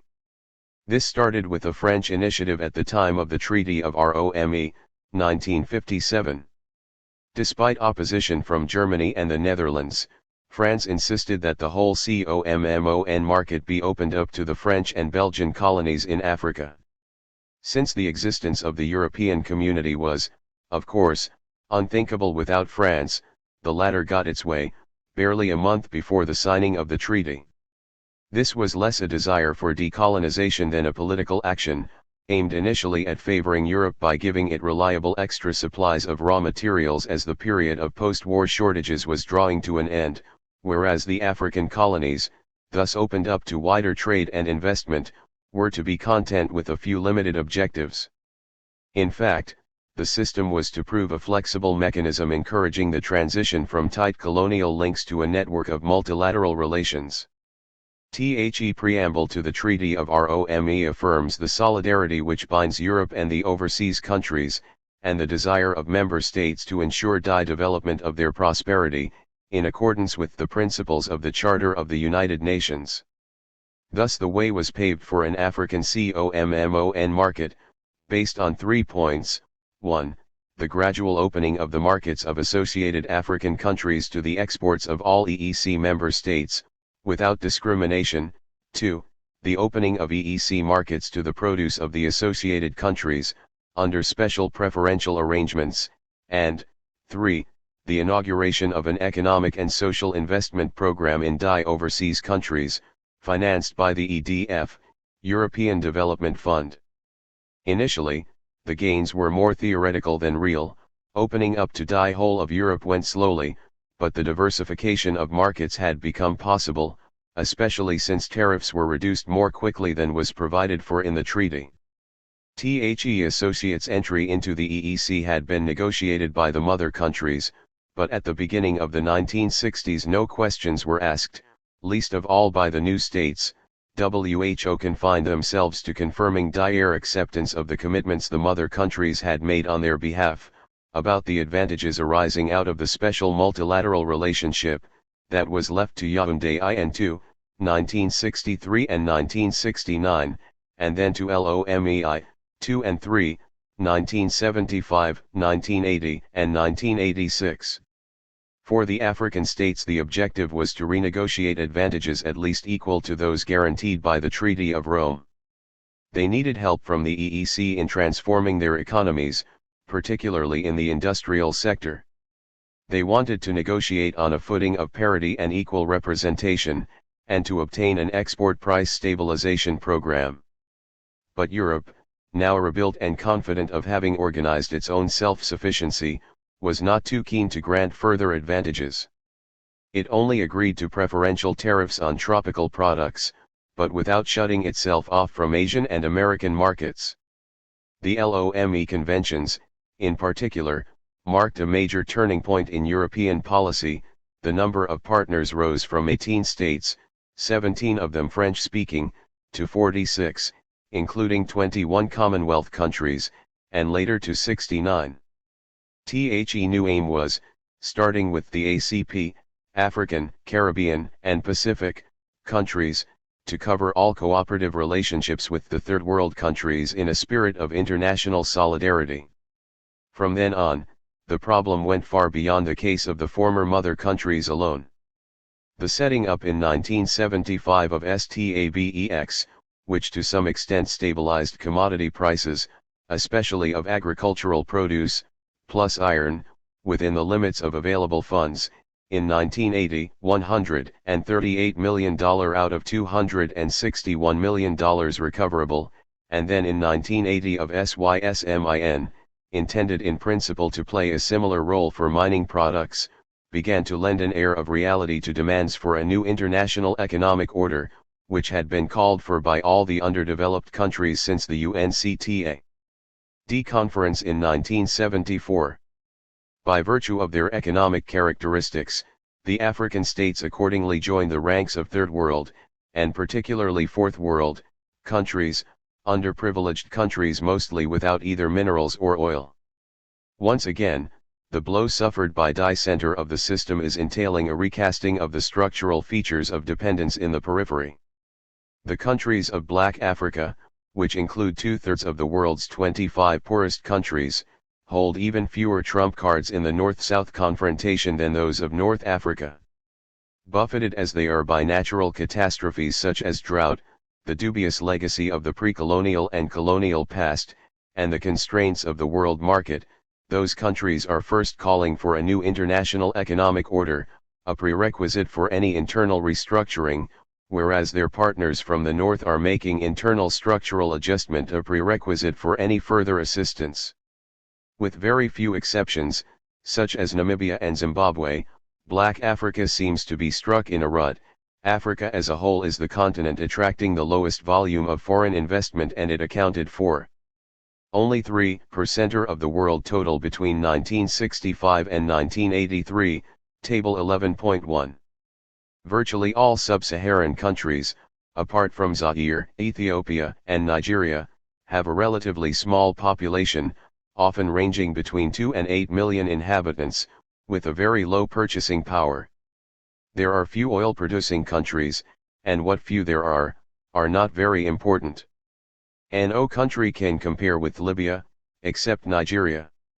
The production of Gabon, Angola, and Congo hovers around the 10 million ton mark. The oil resources of Côte d'Ivoire, Cameroon, Ghana, Benin, and other countries are still no more than forecasts. The oil companies, especially following the recent fall in oil prices, tend to regard the oil deposits south of the Sahara as being in the nature of a reserve to be drawn in the event of need, and exposed to political risks. The early 1980s saw a disturbing worsening of the situation, accelerated by the drought which between 1983 and 1985 affected over 20 countries and some 35 million people. At present, the fall in per capita income and unchecked domestic deficits are such that public savings, which were still 15% of GDP 10 years ago, have fallen to the extremely low rate of 6%. At the same time, the net flow of outside capital is falling dangerously. 28 Despite an increase in debt reschedulings, 14 countries had to have recourse to this in 1984-5. The proportion of export earnings devoted to debt repayment rose from an average of 18% in 1980 to 26% 2 years later and to 38% for the poorest countries. Neither the present and no doubt transient boom in coffee prices nor the fall in oil prices will right a situation whose seriousness was again, in 1985, illustrated by a fall of nearly 3% in GNP per head of population. What is to be done? The first thing is to stop financing dubious large-scale projects whose only impact is political. Though these schemes are getting rarer, such a measure is easier said than done, for it depends not only on awareness by the African governments but also, and perhaps above all, on the many donors, who must coordinate their actions so as to avoid waste and agree to fit them into programs laid down by the Africans themselves. A modest growth hypothesis would just about make it possible to reverse the declining trend in sub-Saharan Africa. This would entail, according to the World Bank, no less than $35.2 billion a year in external resources to cover debt servicing and ensure a minimum quantum of imports.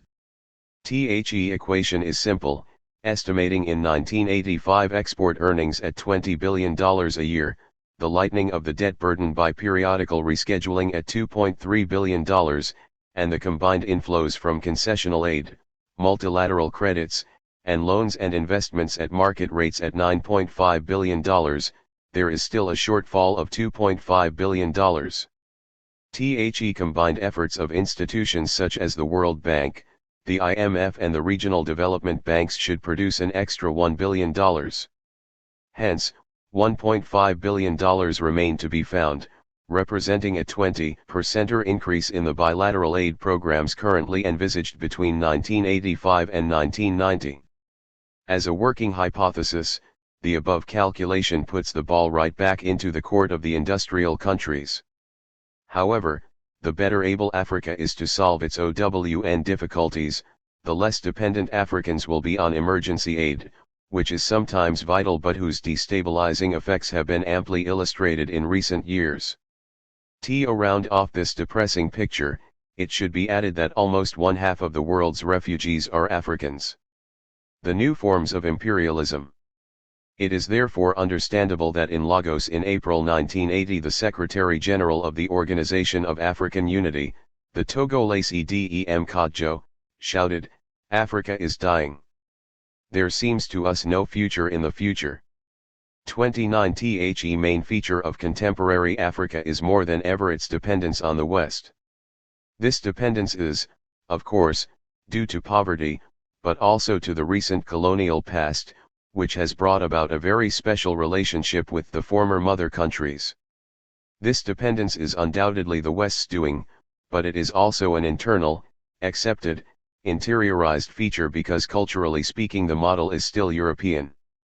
Thus in terms of cumulative investment, France is only third, with 16% of the total, behind Great Britain, 39%, and the United States, 21%, but it is at present the leading net exporter of capital to Africa, and overall, though the Federal Republic of Germany is hard on its heels, remains Africa's prime trading partner and main supplier of technical assistance. Contrary to a widely held belief, penetration by the United States is still relatively limited. Admittedly, with nearly 15% in North Africa, 45% in tropical Africa and 40% in South Africa, American investment is fairly evenly distributed over the whole continent, whereas France's is mainly in the north and Great Britain's in the south. But apart from oil, 57.5% of capital invested in 1976, and mining, 19.2%, its impact is still small, only 9.3% in the industrial sector. The result is that the Western model of economic and social development is put forward as the only positive explanation of the movement of universal history. The keystone of the system is the idea of progress, but diminished by being identified only with scientific and technological progress. Development is reduced to catching up with the West through modernization, that is, through ever closer integration into the Western market. This is what gives rise to the model of economic success, and likewise that of the analysis of social classes. Local revolutionary Marxists, whose Western training initially directed their attention to the Soviet model, are nonplussed by the difficulty of advocating the doctrine of the preeminence of the working class in countries where it hardly existed. Only Tanzania has sought to define a socialism rooted in homegrown values and potentials. This dependence has another consequence COMMON to all the countries and peoples of Black Africa, a deep social distortion between the masses and the elites. The elite, only some 5% of the population on average, aspires to Western living standards. But this consumption model, at least 4 times higher than for the ordinary citizen, is just what the hinterland is incapable of supporting.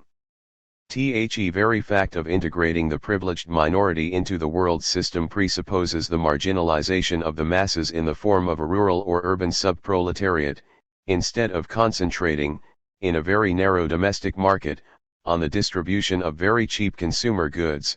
The tastes of the social minority require that trade be outward-oriented and reduce the economy to a subordinate, fragmented appendage of the international market. In this context, the injection of capital and the transfer of technology take place mainly for the benefit of certain national oligarchies or multinational corporations.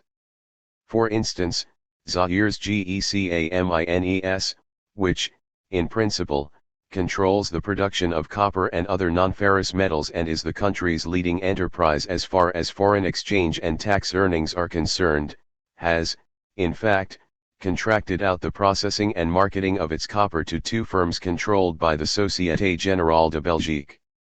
Broadly speaking, the main banks, which exercise control over foreign investments in conjunction with the government departments responsible for finance and diplomacy in the countries of the North have, as their essential motivation, the making of a profit from their operations, whatever their repercussions may be locally, upstream or downstream. Results on the ground are not insignificant. But they are mediocre as far as the domestic market is concerned. The most striking factor is thus the constant decline in savings, which has become more marked since the. Furthermore, favoritism and corruption often give rise to systems in which the state is run as if it were the property of its leaders. Those managing the economy and those managing the state seem to be concerned only with sharing out the national cake for their own benefit and their respective regional clienteles. The economic policy of the socialist countries in the triangular pattern of relationships between the South, the West, and the East, the third partner stands virtually on the sidelines. In African eyes, the North chiefly means Western Europe. It was only with the Moscow Economic Conference in 1952 that the Russians decided to extend the scope of their financial, commercial, and technical cooperation beyond the Eastern Bloc. In 1956, Khrushchev promised to provide the newly decolonized countries with Soviet aid without any quid pro quo. On the other hand, Vice President Nixon made several visits to Africa. An African desk was set up in the State Department, and the leading American foundations provided funding for work on Third World issues. This is because policy in regard to Africa very quickly became enmeshed within the context of the Cold War, and continued until only recently to be marked by imperative strategic considerations, as evidenced by the massive Soviet interventions in Angola, Mozambique, and Ethiopia. China, in its turn, came onto the scene, often in a bid to counter the action of the Soviet Union, as in the case of Somalia. THIRD-WORLDISM undeniably offers an alternative to Africans responsive to the original nature of the Chinese experiment. Some features, such as the emphasis placed on the peasantry and agriculture, particularly reflect African conditions. Independent of ideological considerations, many African states thus take advantage of Chinese expertise in everything to do with rice. The role of international organizations. Although international organizations are unwieldy machines that are often looked upon as being excessively bureaucratic, they nevertheless perform a real job. In the first place, they have amassed an enormous quantity of technical and scientific studies and reports, not to mention the action in which they have engaged in the field in combating illiteracy, UNESCO, epidemics, WHO, drought and hunger, FAO, and so on. Those organizations are supported by the United Nations Development Programme, UNDP, the World Bank and the International Monetary Fund, IMF, whose priorities are determined by the sacrosanct criterion of profitability, a criterion not easily accepted by the beneficiaries of their action, especially in UNESCO's fields of competence, education, science, and above all culture. This is why the United Nations has endeavored to promote a new body, the International Fund for Agricultural Development, IFAD, with a view to increasing food production and improving the nutritional level of the poorest populations. The fund placed emphasis on the food crops grown in local communities and on the rechanneling of agricultural credit to small-scale farmers, for WHOM, failing the existence of a mortgage or other collateral, the lender accepts the venture as being viable. In an endeavor to avoid ruinous expenditure on bureaucracy, IFAD intends to make as much use as possible of the channels of existing institutions. It has thus opened up a new approach. In the face of an unavoidable observation, it is impossible to find a narrowly economic answer to problems that are eminently social in character, such as malnutrition, hunger, health, and employment in the continent of Africa. The reaction of Africans. The Africans' first reactions to international pressure were non-alignment and the establishment and strengthening of relations with the developing regions of the world, with the Arabs, the Asians, Latin Americans, and the peoples of the Caribbean, which are fully discussed in Chapter 28. This stemmed from the profound conviction, born of experience, that underdeveloped countries can exert very little influence on the outcome of the North's problems, in either the Western or Eastern blocs, whether within those blocs or in the event of conflicts between them. Non-alignment actually came into being at the time of the Cold War and the most acrimonious confrontations between East and West. Set up on the initiative of three undisputed leaders, Tito, Nehru, and al-Nasser, it quite soon became the rallying point of all Third World countries. At the 1979 Havana Conference they numbered 95. In Africa, non-alignment developed early on because of the failure of the Afro-Asian movement following the 1955 Bandung Conference. It was explicitly written into the Charter of the OAU, 1963. But the criterion for non-alignment, to follow an independent policy based on peaceful coexistence, is vague enough to be interpreted flexibly, and this, by satisfying everybody, crucially weakens its meaning because it is enforced more and more slackly. Thus the prohibition on concluding a bilateral military alliance with a great power is now as little observed on the Western side as on the Eastern. 31 But what remains is a general grievance against the North. It originated in UNCTAD, the Conference on Trade and Development set up by the United Nations in 1964 under pressure from the developing countries. At that time, it was attended by nearly 150 states, 77 of which, since known as the Group of 77, though they had become 96 by 1971 and 122 by 1982, constitute the joint mouthpiece of the Third World countries in opposition to Group B composed of the industrial states. Their proceedings led in 1974 to a declaration and COMMON program, calling for the unjust order of the present international division of labor to be replaced by a new economic order based on equity, sovereign equality, interdependence, COMMON interest and cooperation between all states. Needless to say, since then the North-South dialogue has by no means lived up to expectations, and the African partners are bitterly disappointed. The establishment of industrial free zones, like the one at Dakar, enables EEC countries in particular to protect their exports. The main demand of the ACP countries is still for an inflation-indexed increase in the price of their raw material exports. This is the thing that would enable them to finance the massive importation of advanced technologies needed for the next stage in their industrialization.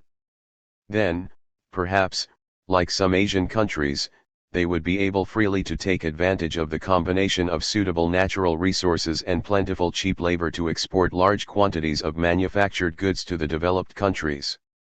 We are a long way from that.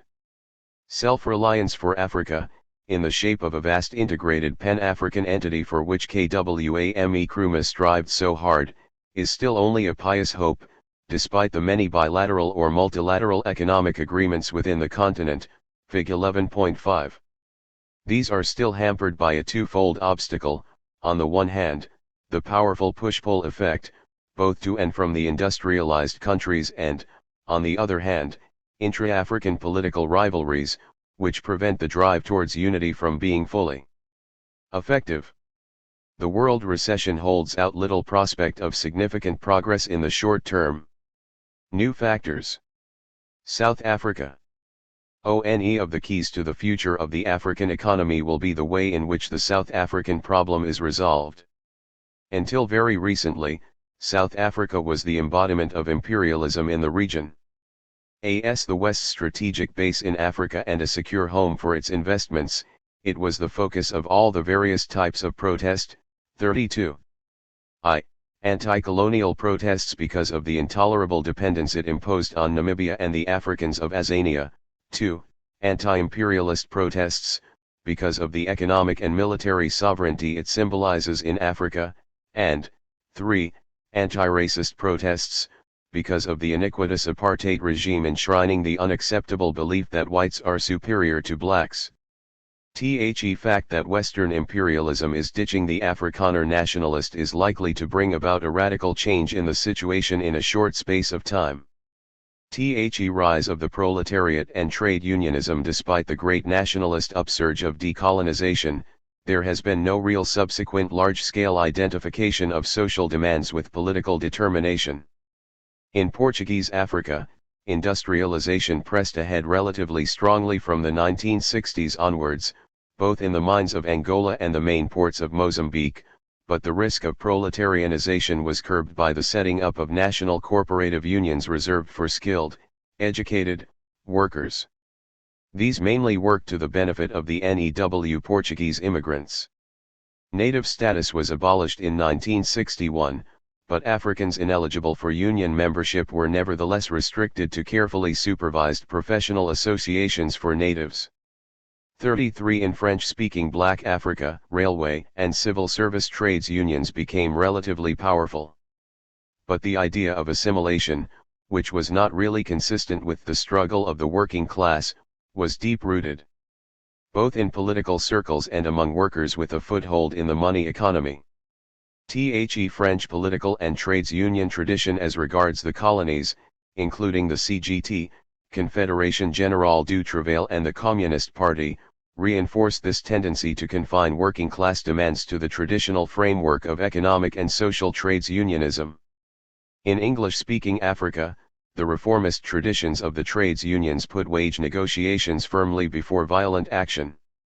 The example of Nigeria is particularly illuminating. Each wave of strikes led to arbitration by a committee of inquiry, which usually ended in wage increases. Even so, it is questionable whether it is possible to speak in terms of a labor aristocracy. Nigerian industrial workers are undoubtedly proletarians. Not far from Lagos, tens of thousands of workers are concentrated around some 50 factories. They work in various high capital investment and high productivity sectors. The workers are experienced and organized, but professional mobility is non-existent and wages soon reach the top of the scale.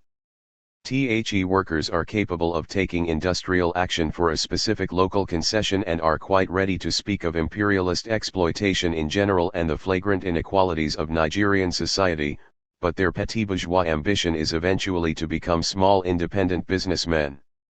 Their strategy is one of reaching an accommodation with the existing system, reinforced in general by the fact that many political regimes have put trades unions under state control.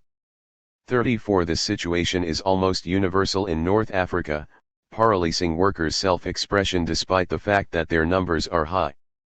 Here again, the decisive impetus may come from South Africa, which is dominated by the major social fact that the urban and mining proletariats make up the vast majority of the African population. 35 This observation, obvious in the case of blacks, is also true, although to a lesser degree, for colored, 13,500 employers for 700,000 workers, and Indians, 17,000 for 160,000. In South Africa it is the peasantry and the middle classes that are dependent on the working class and not the other way round. Admittedly, since the explosion of strikes in Durban in 1973 and the renewed agitation of the 1980s, the violence of the repression has so far managed to contain workers' uprisings. But the quite recent setting up, again in Durban, of a trades union federation encompassing nearly all trades union organizations has now produced a political and economic pressure group that could become decisive. The African National Congress has already drawn a lesson from this by including the workers' basic demands in its Charter for Freedom. Demographic and urban revolution. The increase in population that began at the end of the 19th century in North Africa but got underway in Black Africa only in the 1930s, has everywhere since the Second World War and still more since independence turned into an unprecedented explosion. The demographic transition stage is unlikely to be reached before about 2015. This fact is a major feature of Africa's contemporary economy, but its long-term implications cannot be precisely gauged because population growth and economic growth may react on each other in contradictory ways depending on other political, social, and cultural variables. In the short term, the situation is agonizing. Despite real growth in GDP, though this has slowed down greatly since 1973, growth in GDP per head of population shows a lasting fall, Table 11.3. But though there are at present overpopulated areas, especially given the low profitability of farming, the continent as a whole is far from being overpopulated. In the long term, population growth has economic advantages that have been experienced elsewhere, though none of these parameters has operated yet in Africa, where economic development has so far undoubtedly been less successful than in the rest of the world. 36. Population growth makes it possible to widen the domestic market and increase production and economies of scale. It speeds up the replacement of generations of illiterate workers by educated young people readier to adapt to the modernization of farming methods and industrial employment. At present, what is more significant is the spectacular trend reversal Africa is experiencing as between town and country. From 1950 to 1980, total African population growth led to a tripling of the population, from 219 to 560 million, and nearly two-thirds of this growth took place in the countryside, still 85% of the population in 1950, barely 60% by 1980, but still over 70% in Black Africa. However, over the same period, the urban population increased almost fivefold, from 32 to 133 million, which is the highest rate of urban growth in the world. 37. The result will be, around the year 2000, a population that not only will have doubled in 23 years but will have become predominantly urban, 55%, and nearly two-thirds of total growth will be in the towns. It should be noted, however, that these forecasts do not take account of such post-1980 trends as the slowdown in urban growth and die dreadful depletion due to AIDS. The second half of the 20th century will have seen the urban population of Africa increase tenfold, for the same push and pull reasons as in other continents: poverty in the countryside, landlessness and social marginalization on the one hand, the mirage of money, freedom and the Western model in the towns on the other hand. The pressure of numbers is not spread equally over each of the 55 states of Africa, whether those with the highest populations, such as Nigeria, 90 million, or Ethiopia, 31 million, the largest, such as Zaire or Sudan, the least densely populated, such as Mauritania, Niger, or Gabon, or Rwanda and Burundi, which remain densely populated small rural states. But the majority of African countries are feeling the full impact of an unprecedented wave of urbanization. Today, African cities are the focal point for political and social confrontation and the melting pot for new forms of adaptation to the modern world, which are difficult to categorize and are roughly covered by the trite but vague term the informal sector. Attention has been rightly drawn to the extraordinary capacity for adaptation, evidence of real ingenuity, shown by small producers in this informal sector. So far from being stagnant and unproductive, this sector is probably capable of producing structural changes by revolutionizing the jobs available to the urban and rural masses. In the short term, however, the situation is likely to be much gloomier. All the signs point to an ever-growing influx of idle hands in the towns, compelled to use increasingly fragile stratagems to eke out an existence in a labor market that is virtually stationary or growing infinitely more slowly. The absorption of workers through the development of the modern sector is illusory in countries where the population growth rate is over 2.5%.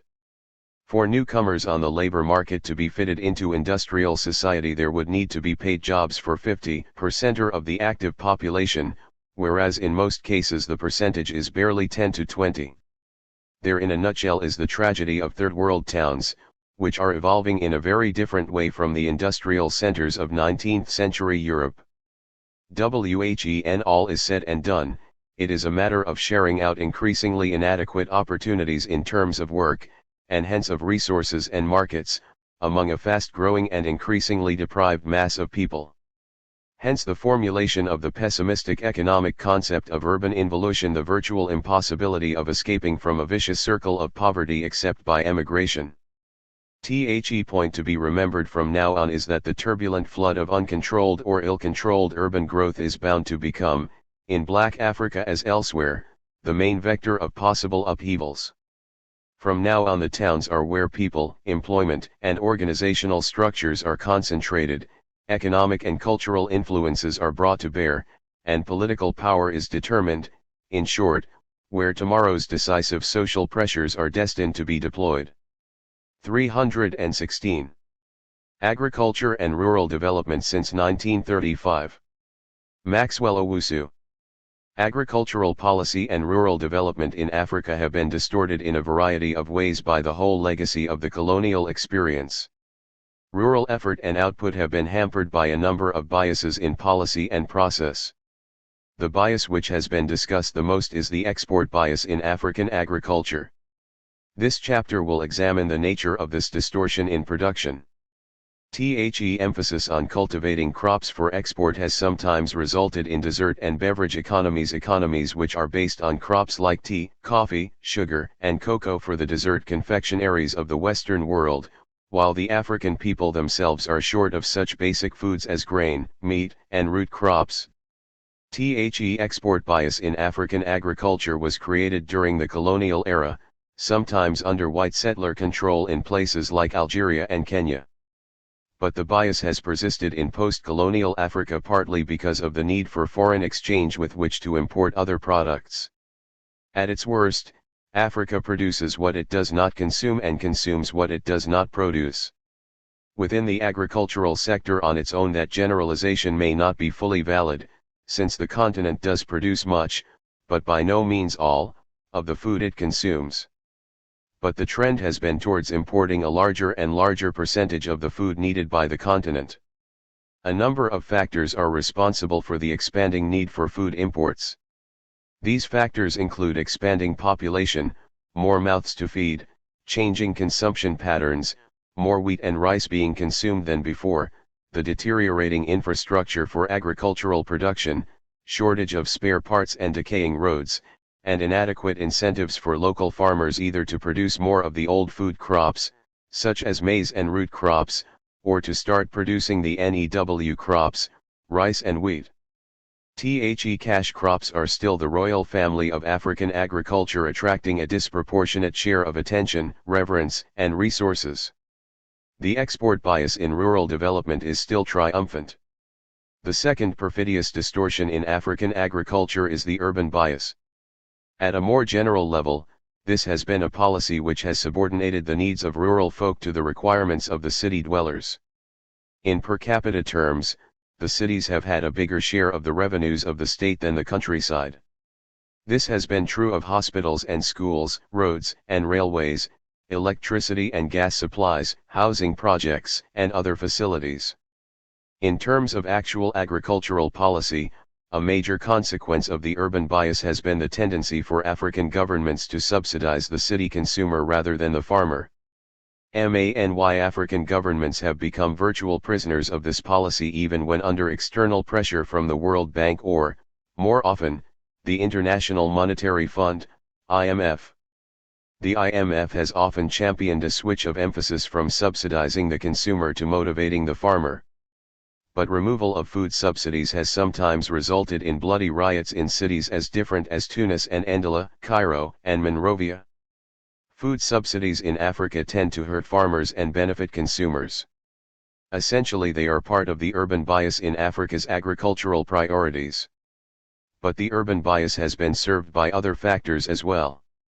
As we shall later indicate in this chapter, the entire colonial educational system seemed almost designed to produce rural misfits.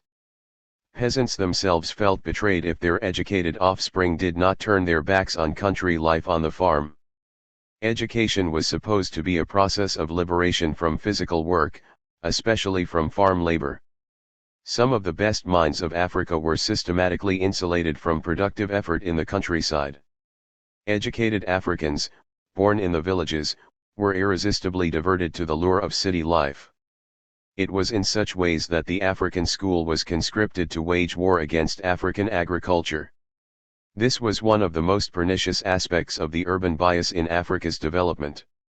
Sometimes the bias took the form of seeking foreign aid for local cultivation of a crop like wheat, consumed mainly by city folk. One of the more dramatic examples of this kind of urban bias was the agreement between Canada and Tanzania to produce wheat under conditions of advanced technology not far from the snows of Kilimanjaro. It may be true that man does not live by bread alone, but in that part of Tanzania man did not live by bread at all. And yet a major project was brought to fruition by the Canadians.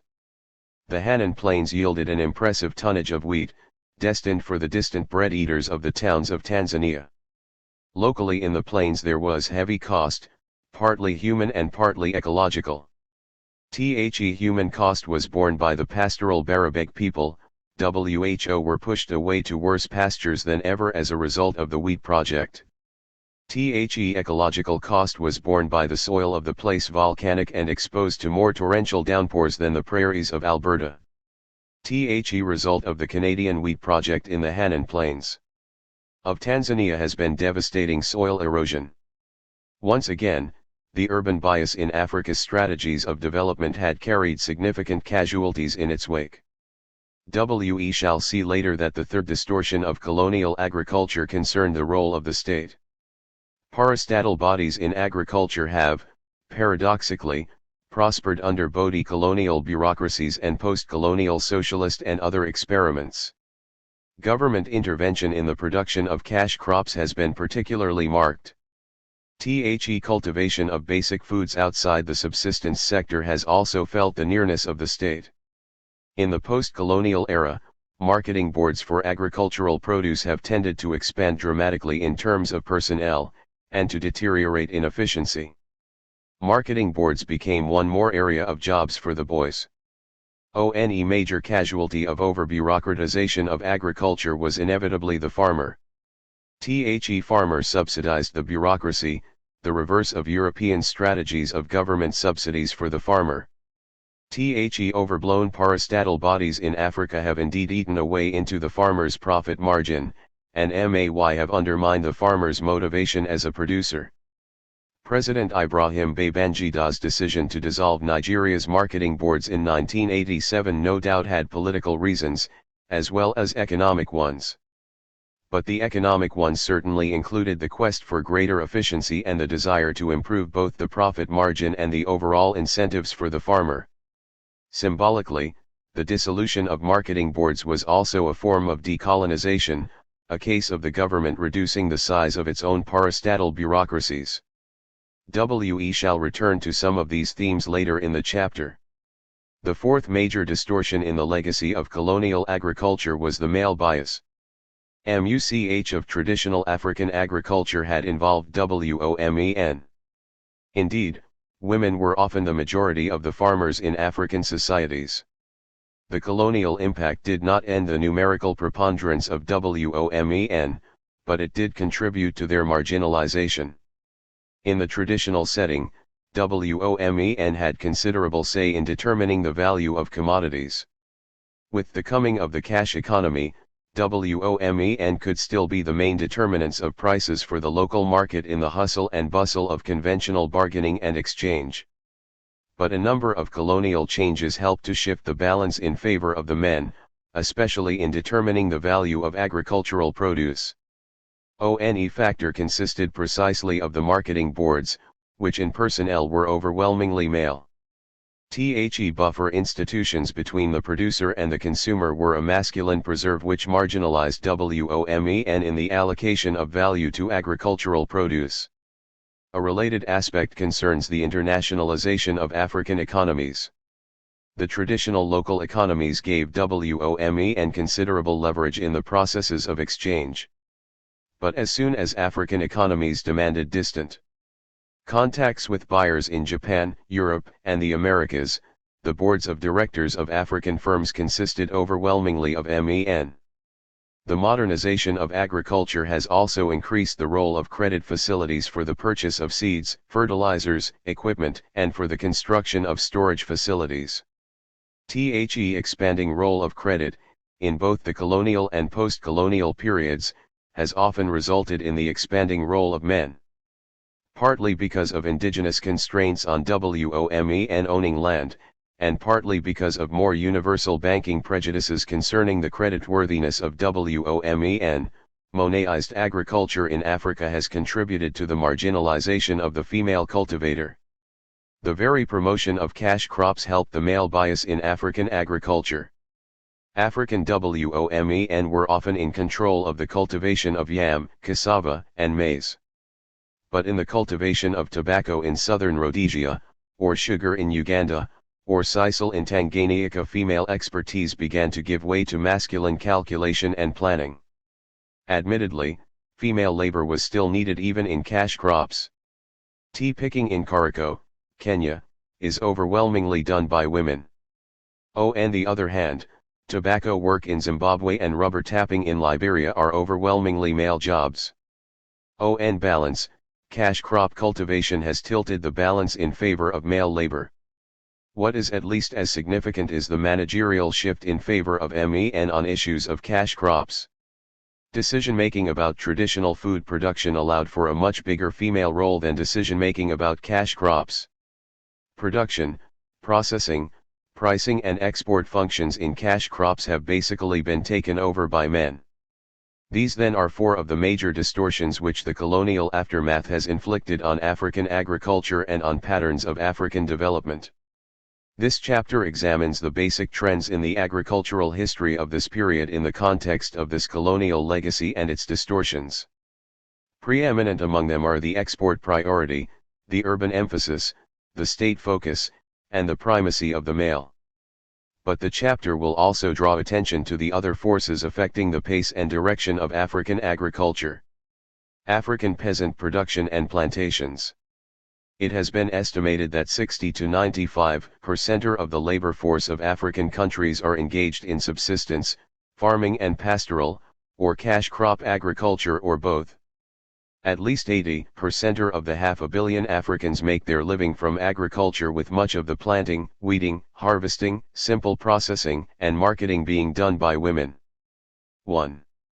In a comparative estimate of the relative importance of subsistence agriculture in underdeveloped countries, Abercrombie points out that in Africa, exports account for a higher proportion of total agricultural production than in the Near or Far East, but domestic market sales were less in Africa than in the former two regions. 2. This is consistent with the well-known fact that colonialism drastically reoriented the African rural sector toward export cash crop production and overseas, as opposed to internal markets. In Algeria, Kenya, Angola, and Mozambique, the settler plantation as a dominant form has more or less died with independence.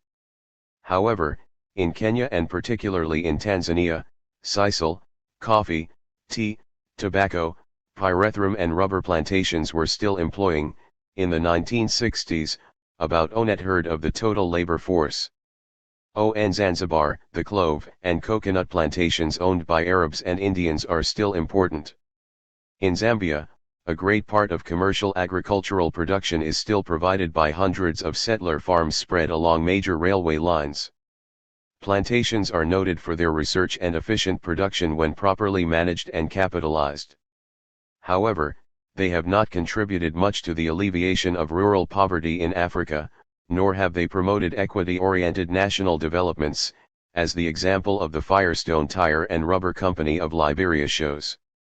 3. After the Second World War, farming by public corporations, ANEW development of plantation agriculture, emerged in a number of West African countries. There are some indications that multinational agrobusiness will become increasingly an important form of agricultural production in some African countries. 4. Agricultural and settlement schemes and cooperatives. One of the first major and successful settlement schemes in colonial Africa was, of course, the large-scale, irrigated and mechanized Gazira project in the Sudan for the production of cotton for export, already discussed in Volume 7. The project began full-scale operation in 1925 and until 1950, when the management was taken over by the Sudan Gazira Board, a government organization. It was operated on a partnership basis between the government, African tenant cultivators and two commercial companies acting as managers. Considered the backbone of the Sudan economy, it involved in 1958 about 26,000 Sudanese tenant farmers. 5. One of the most grandiose and disastrous of such schemes was the East African groundnut scheme undertaken by the British Overseas Food Corporation in 1946.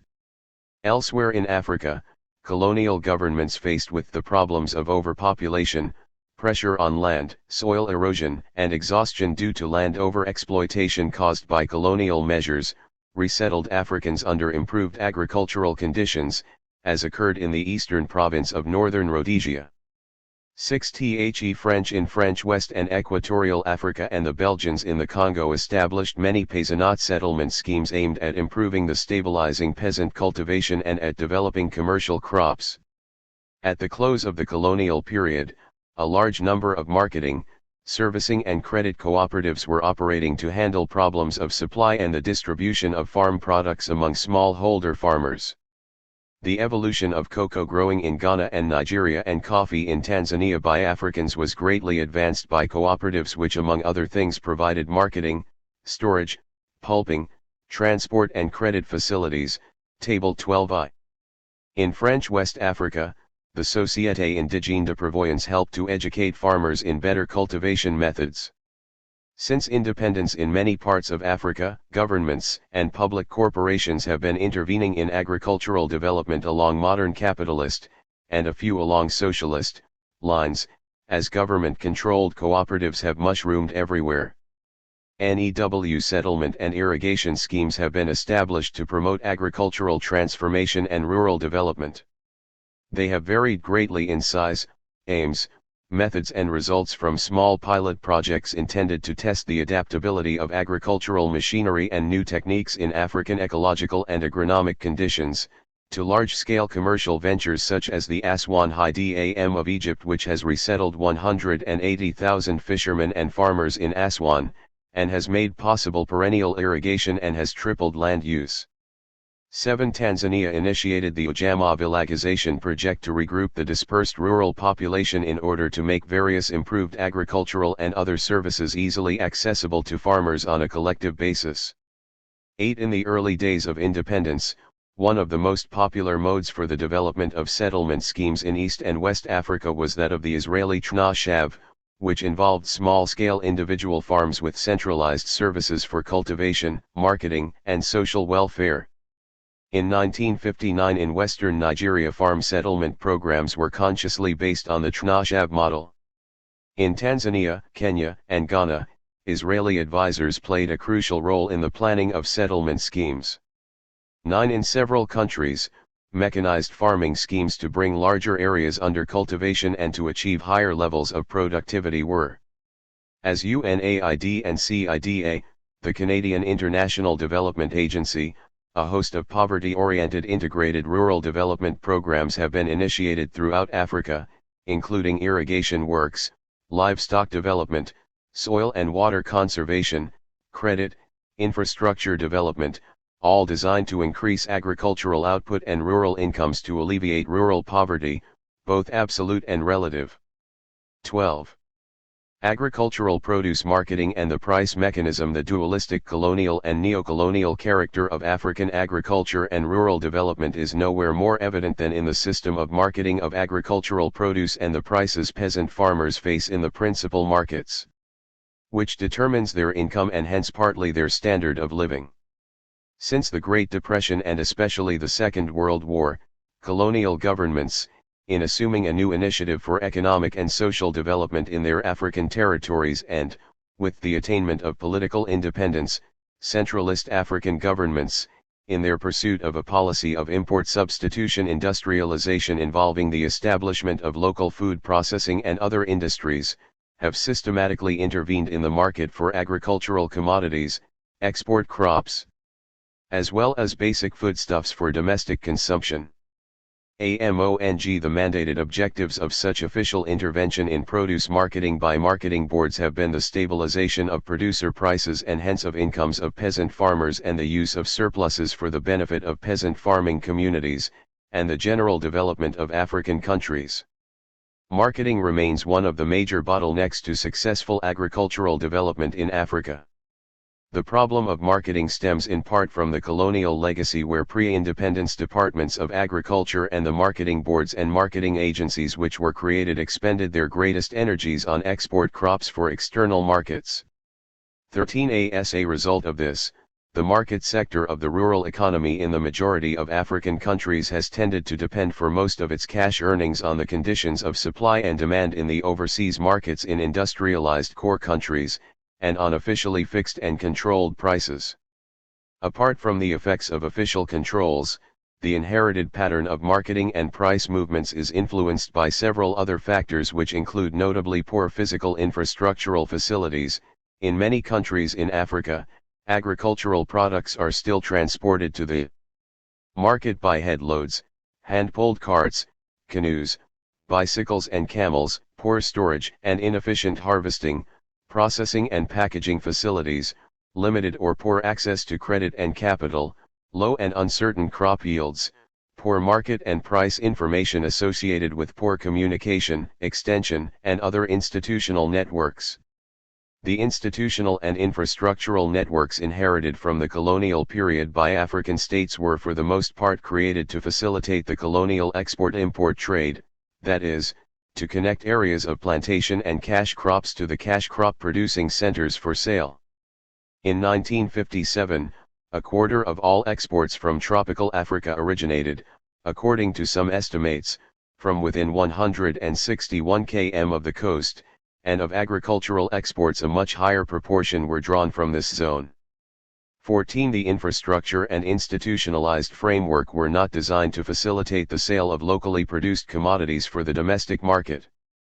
For instance, no durable road network crisscrossing the countryside was constructed to transport bulky, low value per unit weight, foodstuffs produced on remote and scattered farms to urban market centers. Adequate transport and storage facilities to preserve foodstuffs in transit do not exist in most tropical African countries, so that a high proportion of surpluses spoil. THEFAO, Food and Agricultural Organization, estimates post-harvest losses of cereal crops at 10% and losses for fruits and vegetables at 30 to 50%. This compares unfavorably with losses in the industrialized countries of 2 to 3%. Those reaching the urban market thus tend to be relatively expensive in spite of price controls, contributing to the high cost of living for urban consumers. 15. In many African countries, problems of unreliable markets both for producers and consumers, fluctuating and differential prices of basic food crops exist, in spite of, even because of, the high degree of official state control exerted over the marketing of foodstuffs. State control was supposed to stabilize prices and make them uniform.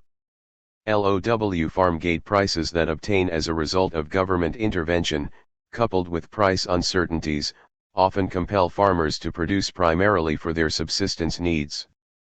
Young school leavers, especially in West Africa, get discouraged about taking up farming as an occupation, thus contributing to labor shortages on farms. Increasingly, the African smallholder producer produces simultaneously for export, for the domestic markets, peripheral markets, mining townships, urban markets, and for subsistence, the last being dominant in many African countries. This fact partly accounts for changes in the volume of domestic food supply. Since the 1930s, three principal methods have been adopted for solving nearly all marketing problems in Africa, namely marketing boards and agencies, cooperative marketing, and price controls. In East, Central, South, and North Africa, where European settler farmers were dominant, the production and marketing of high-value agricultural products were controlled by a system of legal or quasi-legal monopolies from which Africans were excluded. In Kenya, for example, the quasi-cooperative Kenya Farmers Association purchased and sold grain and distributed seeds, and so on, and built up a near monopoly of grain milling, while the Kenya cooperative creameries controlled and secured the profitable domestic markets for dairy products and bacon by a system of protective tariffs, coupled with legislation to fix prices in the pre- and post-war years. In Algeria, by a 1947 French decree, most of the highly profitable colon agricultural production, wine, cereals, vegetables, fruit, Tobacco, cotton, figs, olives, sugar beet, was marketed through 449 cooperatives, notably the Office Algerian Interprofessional de Cereals, OAIC, and the Coopérative d'Achat de Fabricants Algériens, CAFTA, which were heavily subsidized by settler and metropolitan government and credit agencies, such as the Caisse Algérienne de Crédit Agricole Mutual. CACAM. 16 Elsewhere in colonial Africa, before the Second World War, the export trade in agricultural produce was dominated by expatriate companies which in West Africa employed local, African, middlemen. In some countries they included Lebanese and Syrians, and in East Africa, Asians to purchase from the farmers and transport to the chain of stores and sheds of the companies. The largest of these companies in British Africa was the United Africa Group. In African countries like Uganda, Ghana, and Nigeria, where African small-scale peasant agriculture was the basis of development, there existed African cooperative societies mostly for the principal export of cash crops, but their annual share of the crop as a percentage of the total crop for the pre- and post-war periods tended to be small. For instance, in 1939–40, in the Gold Coast, now Ghana, then the world's leading producer of cocoa, there were 395 cooperative societies with a total membership of 10,282. The societies handled 3,971 tons of cocoa that year, a mere 2.2% of the total Gold Coast crop. But nearly 98% of the total output was controlled by 13 expatriate firms. By 1952–3, cooperative cocoa had increased to only 19.2% of the total Gold Coast crop, tables 12.2 and 12.3 for details. By the end of colonial rule, a very high proportion of all the major agricultural exports from British territories in Africa, including practically all exports produced by Africans, was handled by state export monopolies, namely marketing. Resulted from high world demand and prices for commodities, especially in the late 1940s and 1950s. Between 1940 and 1962, at least 700 M was withheld from the producers in the form of marketing board surpluses and high export taxes.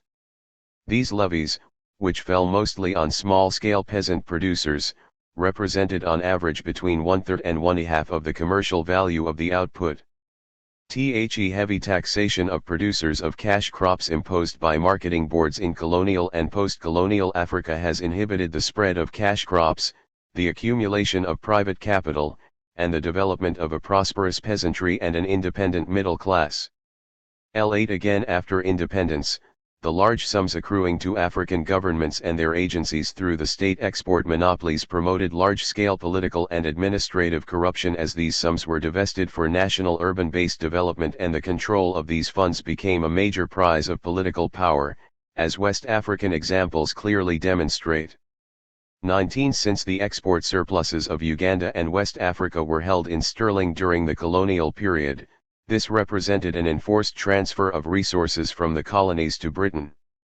Apart from state intervention in the marketing of export crops, African governments have directly intervened in the marketing of staple foodstuffs, with profound effects on the marketing of export produce and foodstuffs. In countries like Ghana, Zambia, the countries of the Sahel, Tanzania, and Kenya, the governmental role of food marketing has greatly increased. For example, between 1971 and 1976 the Tanzanian government, through its monopsonistic marketing agencies, offered to farmers prices for the main cereals that ranged from 1/5 to 1/2 of the then current world prices.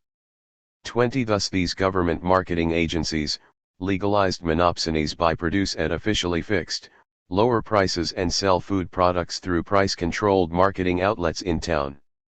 In several African countries, many agricultural products are subject to official price controls. To maintain lower consumer food prices in urban markets, the marketing agencies import food, thus in effect competing with local producers in supplying the urban market, thereby lowering the price obtained by the farmers for their products, a policy which tends to worsen rural poverty. The imports are subsidized by overvalued exchange rates which lower the perceived price of imported food supplies, especially when the domestic price exceeds the world price. Increasingly, since the 1970s, the policy of African governments of subsidizing basic food prices has made food imports a major item in the balance of payments of several African countries. Since the militancy of organized urban workers has been known to topple African governments following demonstrations and food riots associated with high food prices and cost of living, governments have developed a vested interest in keeping food prices low, despite the detrimental effects of official price controls and in spite of the fact that the policing of the marketing and distribution of food crops has been costly and largely unsuccessful. The major results of official food prices policies include falling domestic food production and the growth and spread of illicit marketing and smuggling as a means by which producers evade or counter the marketing monopoly of state agencies and seek to increase their returns on what they produce, even though the government may have heavily subsidized the inputs fertilizers, seeds, mechanical equipment, and credit for farmers' use.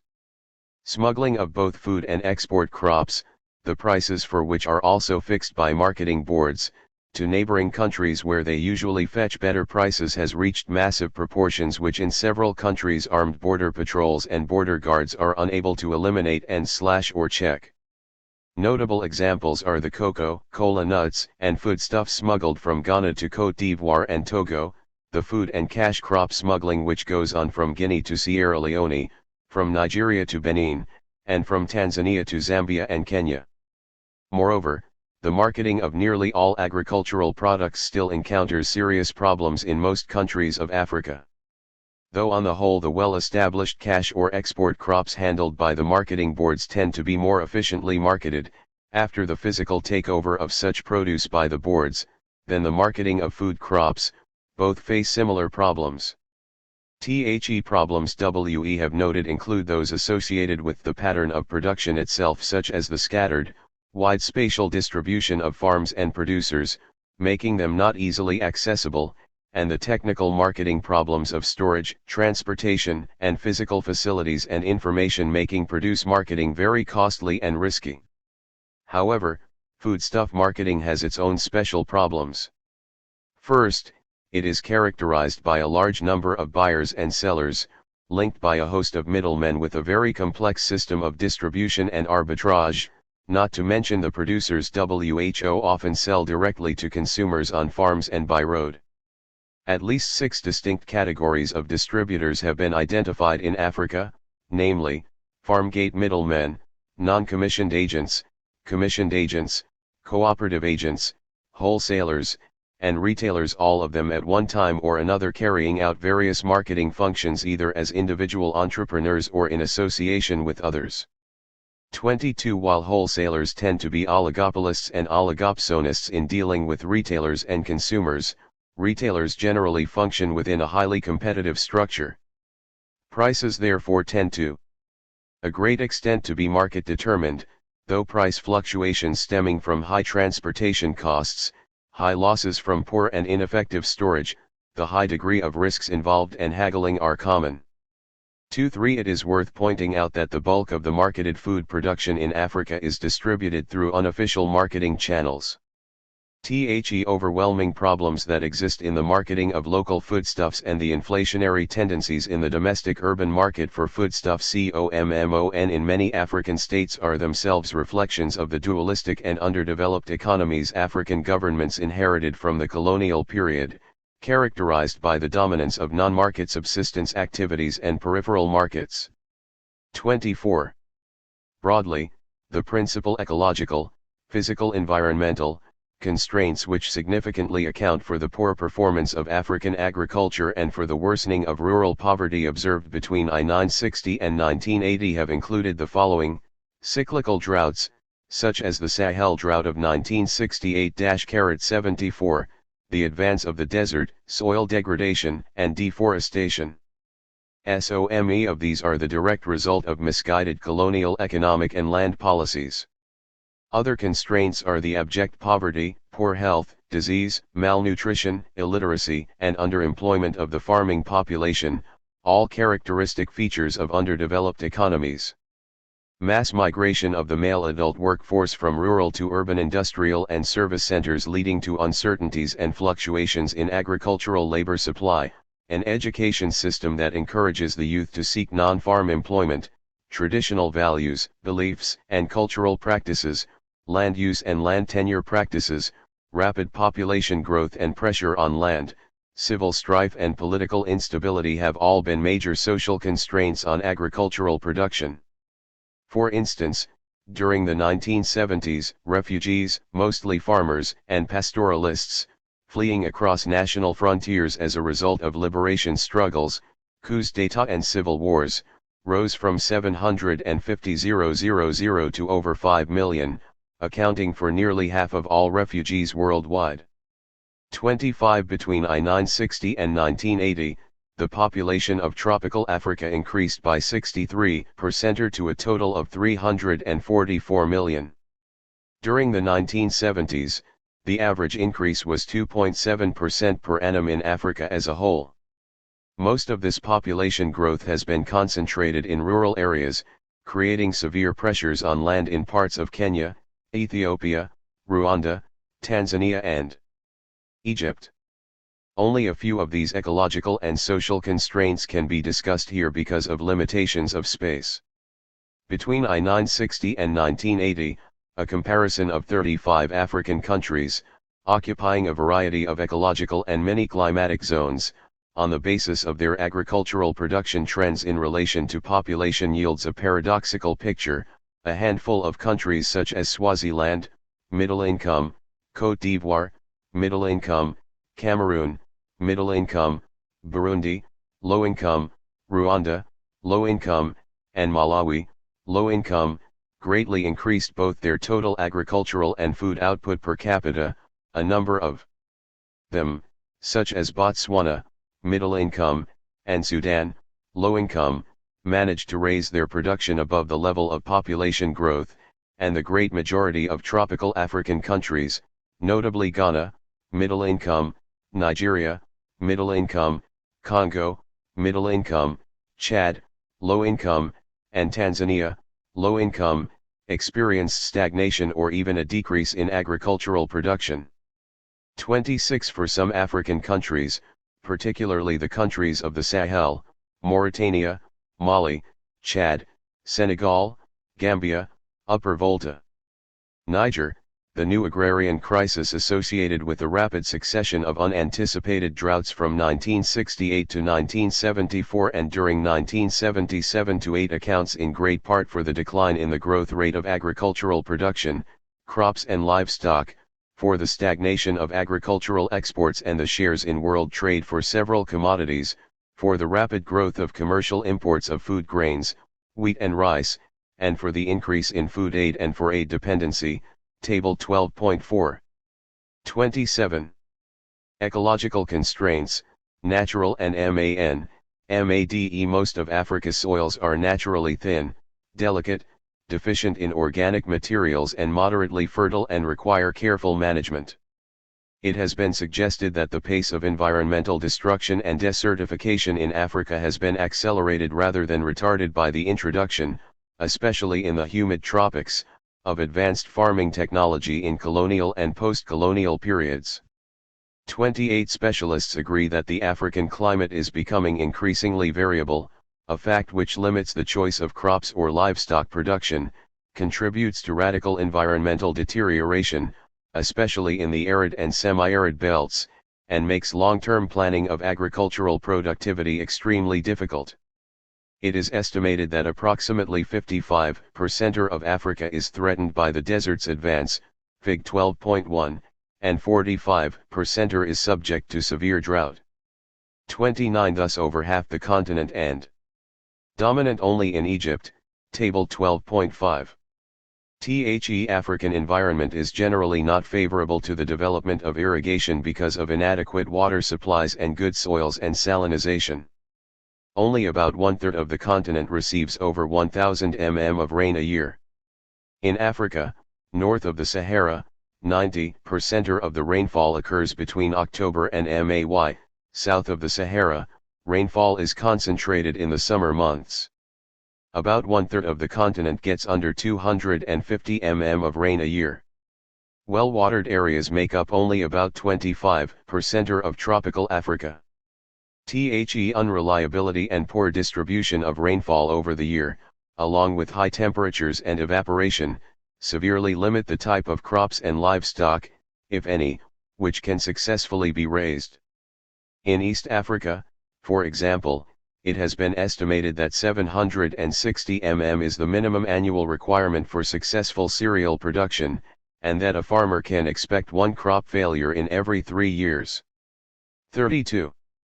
In Algeria, a combination of overstocking and drought led to a severe reduction of livestock from 8 million head to 2 million in 1945 following a few years of drought. 33 Again during the drought of 1968 to the power of 74th, it is estimated that by December 1972, Mauritania had lost about 1.6 million cattle, 80% of its total. Before the 1968 to the power of 74th drought, exports of livestock and livestock products, meat and hides, accounted for about half the total export income for some countries in the Sahel, exports which naturally suffered during the drought years. In some parts of the Sahel, livestock numbers fell by 90%. 34H. According to estimates, in the early 1960s, there were about 1 million pastoralists, 12 million cattle, 25 million sheep and goats and 1 million camels in the Sahel. The massive destruction of livestock in the Sahel during the drought years forced thousands of nomads, along with peasants existing symbiotically whose economic base has been utterly ruined, to flee to urban centers, compounding problems of poverty and unemployment in these areas.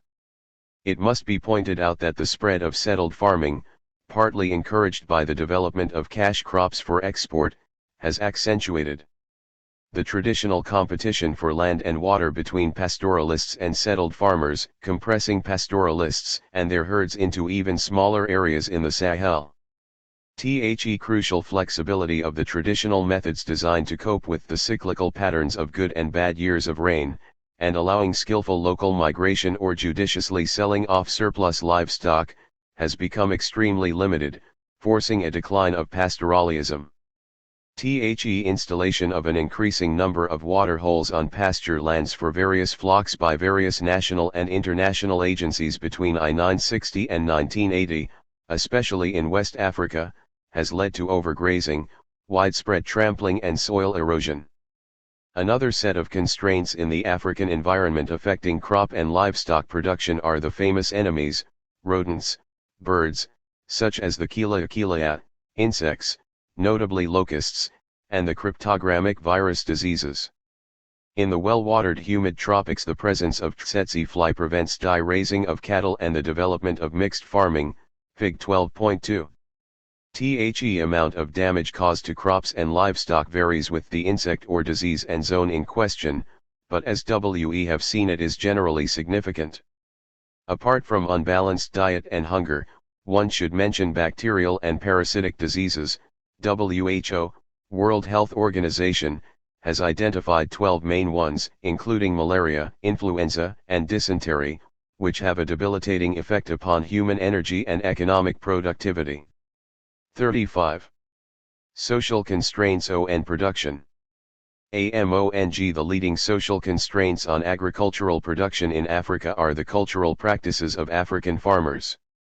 In North Africa, the traditional practices of dry farming, deep plowing, frequent disc cultivations and fallow rotation, which occupies about 40 to 50% of arable land for an average of 15 to 18 months, tend to lead to the degradation of the soil structure and poor yields. In much of Africa, fragmentation and the small size of holdings, the average seems rarely to exceed 10 hectares, in many areas the norm is less than 2 hectares, associated with land tenure practices have made the application, where appropriate, of improved practices which could bring about increase in productivity almost impossible. Communal or family ownership of both land and cattle is a factor making improvement in methods of cattle and land management problematic. 3. It prevents, for instance, selective breeding and renders the control of disease rather difficult. The African attitude to cattle is often cited as a factor contributing to low productivity.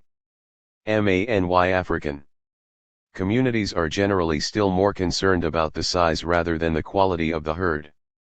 A large herd enhances social status, prestige, and wealth and pays the bride price. In much of Africa, especially West Africa, pure communal tenure has been modified or has disappeared as a result of commercialization of agriculture.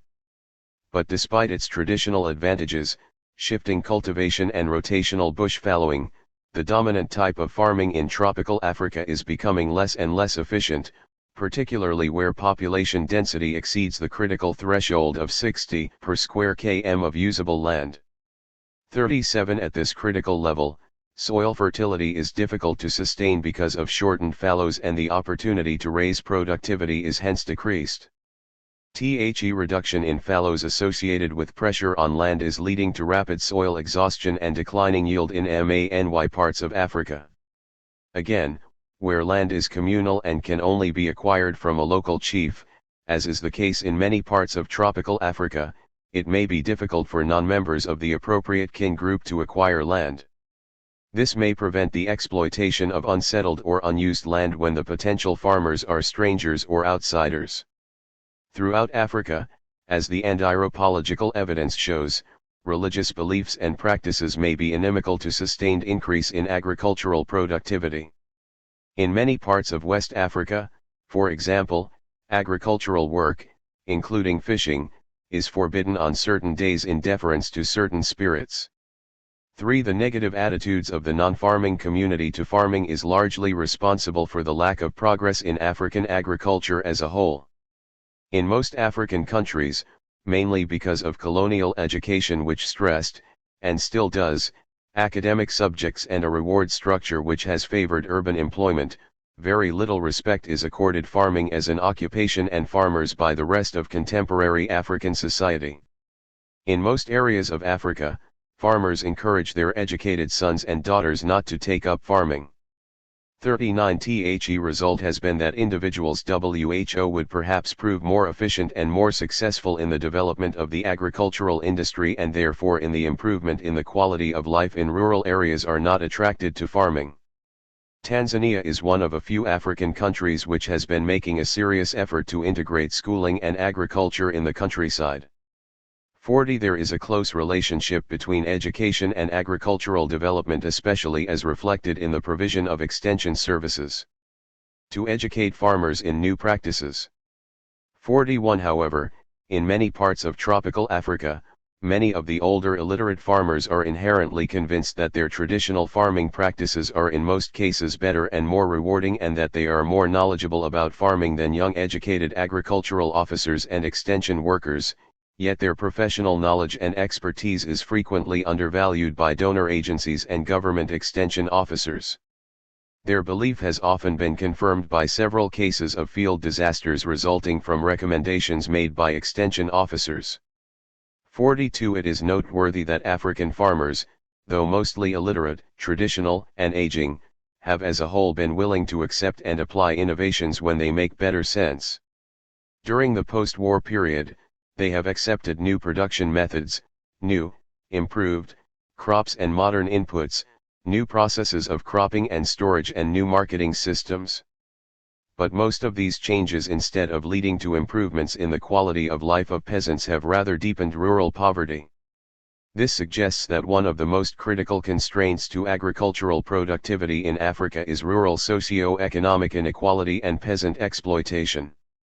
Agriculture and class disparities in post-colonial Africa. Whatever the exact nature and dynamics of social classes in rural Africa in the post-colonial period, 43 The subject deserves systematic ongoing research. The extent of poverty and prosperity among the peasantry and within peasant communities at any given time has varied a great deal from country to country and from region to region. For example, North Africa as compared with tropical Africa or with apartheid South Africa. The origins of accumulation and rural inequities. The development of rural inequality and rural class disparities in Africa have continued to be shaped by the politics of agriculture in general. 44 Political patronage. The pricing and marketing policy of state marketing boards, discussed above, may subsidize and hence enrich large capitalist farming, as has been the case in Kenya and Southern Africa, or may exploit smallholder producers by reducing their income. 45. Transnational. Agro-industrial capitalist firms, international agencies, such as the World Bank, and government boards may dictate, often to the detriment of a vast majority of smallholders, the conditions and terms on which peasant smallholders can cultivate or sell export or industrial crops. 46 illustrative examples of these are group farms, Uganda, block farms, Tanzania, contract tenant and outgrower production, Sudan, collective villages, Mozambique. Tanzania, and large centrally managed settlement schemes found throughout Africa which directly compete with smallholder production for high potential land, water, and pasturage. Not only has capitalist penetration and commodity production led to the rise of a small but growing group of rural capitalists, 47, but it has simultaneously generated an ongoing process of peasantization and proletarianization in rural Africa. 48. In Central and South Africa, the need for a substantial and guaranteed labor force for expanding mines, settler estates, and plantations produced land, labor and fiscal legislation which has created and institutionalized a large, low-wage impoverished rural proletariat of farm workers and tenant and male migrant seasonal laborers, Fig 12.3, many of WHOM are landless. 49. In West Africa and parts of East Africa, the development of African commercial export agriculture, cocoa, coffee, tea, has long stimulated a similar rise of seasonal migrant agricultural wage laborers. 50. In Nigeria, the petroleum extraction enclaves have attracted peasants from neighboring villages. WHO abandoned their farms for unskilled and semi-skilled daily wage industrial employment. 51. Thus regional disparities of economic development reflected in the geographical concentration of the means of production related to both the uneven regional natural resource endowment and to the strong export orientation of colonial and neocolonial African economies, and the fact that frequently the distribution and location of colonial and post-colonial agricultural, commercial, and industrial enterprises has had little bearing either on social equity considerations or on the current or future needs of rural African populations, have all directly contributed to the different forms of rural inequality and rural class formation in much of Africa. In areas where semi-feudal forms of land tenure or landlordism have prevailed, as in parts of North, West, and East Africa, but with exceptions such as post-revolution Ethiopia, commodity production has transformed powerful landlords overnight into wealthy capitalist farmers who use their political connection and influence to dispossess the poor, indebted and Belgian Congo KJ Zanzibar, Bechuanaland, Union of South Africa. Numbers in thousands. Note except in the case of Zanzibar, where the birthplaces of all Africans have been tabulated, figures refer to number of migrants officially reported, the great majority of whom are temporary, and do not include illicit migrants and exclude migrant dependents defenseless tenant farmers and sharecroppers of their land, thus creating a huge class of landless and exploited agricultural laborers. 52 High-value cash crop production and male labor migration as a dominant form of capitalist penetration have had a profound and negative impact on the sexual division of agricultural labor and have seriously undermined the traditional household economy in which men and women shared tasks, especially in Southern and East Africa, by imposing an unequal and heavy burden on WOMEN agricultural producers, driven to work longer hours, Table 12.6, without male help, and leading to the feminization of poverty in rural areas, deepening gender stratification. 53 WOMEN's jobs and incomes are also threatened in other ways. Home-brewed traditional beer, for example, is in some African countries now facing competition from the products of modern large-scale breweries. 54. Class and planned rural poverty. Since independence, African governments, socialist and non-socialist oriented, have in cooperation with international agencies, UNFAO, USAID, CIDA, the World Bank, and so on, and foreign governments embarked upon a variety of agricultural and rural development projects as part of their national development plans. The part played by foreign aid in the provision of investment capital and advice in planned agricultural and rural change has been tremendous. 55 For instance, under MCNAMARA, the World Bank between 1973 and 1980 provided $2.4 billion out of about $5 billion in aid flows into African agriculture.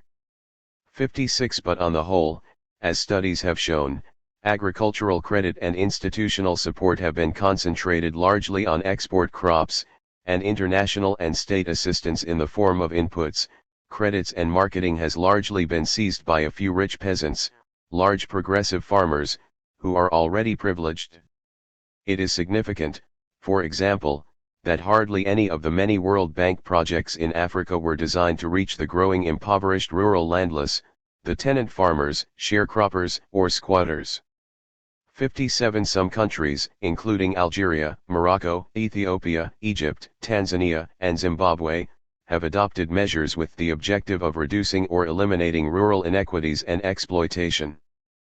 58 Some of these measures have been socialized agriculture, Tanzania, Mozambique, Ethiopia, Algeria, Ghana, land tenure changes, land redistribution, and the abolition of sharecropping, landlordism, rural debt payments, and so on. Morocco, Algeria, Tunisia, Ethiopia, Egypt, Kenya. In many countries state farm enterprises have collapsed, as in Ghana, socialized agriculture has been an economic disaster. Tanzania, Ghana, Mozambique, cooperatives have been weakened by excessive bureaucratic or state control, and in many areas of Africa peasant agricultural production has declined. In countries like Chad, Ethiopia, Eritrea, Mozambique and Angola, civil war continues to disrupt peasant agriculture, undermining any immediate hope for increased food self-sufficiency and the alleviation of mass rural hunger and starvation. At the heart of the various policy measures designed by African governments and international agencies to improve agriculture and rural welfare has been a concern for exercising control over the peasant's productive process, and for the extraction of the peasant's marketed surplus by privileged, powerful public and private agencies and groups. 59 The privileged and powerful individuals and groups in rural Africa vary from country to country with respect to their social origins, their incomes, standard of living, farm size, size of annual crop yield and so on. Everywhere, the commercial farming class is internally differentiated, and in some countries, like Ghana, Nigeria, Côte d'Ivoire, Uganda, and Kenya, the differentiation is very marked.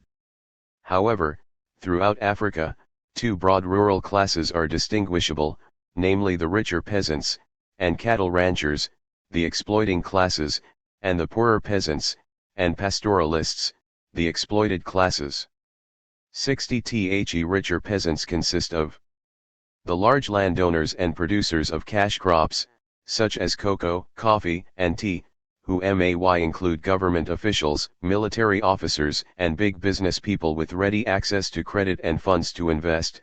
North and East Africa, or traders, traditional chiefs, and religious leaders, who have easy access to new technology, credit, and services and to the ruling class in regional and national capitals. Poorer peasants, and pastoralists, maybe tenant sharecroppers, debt farmers of the richer peasants, or landless rural laborers. It is noteworthy that in a 1977 government-integrated rural survey in Kenya, a middle-income richer African state, over 40% of smallholder farming families had income scarcely sufficient to provide for basic necessities of life.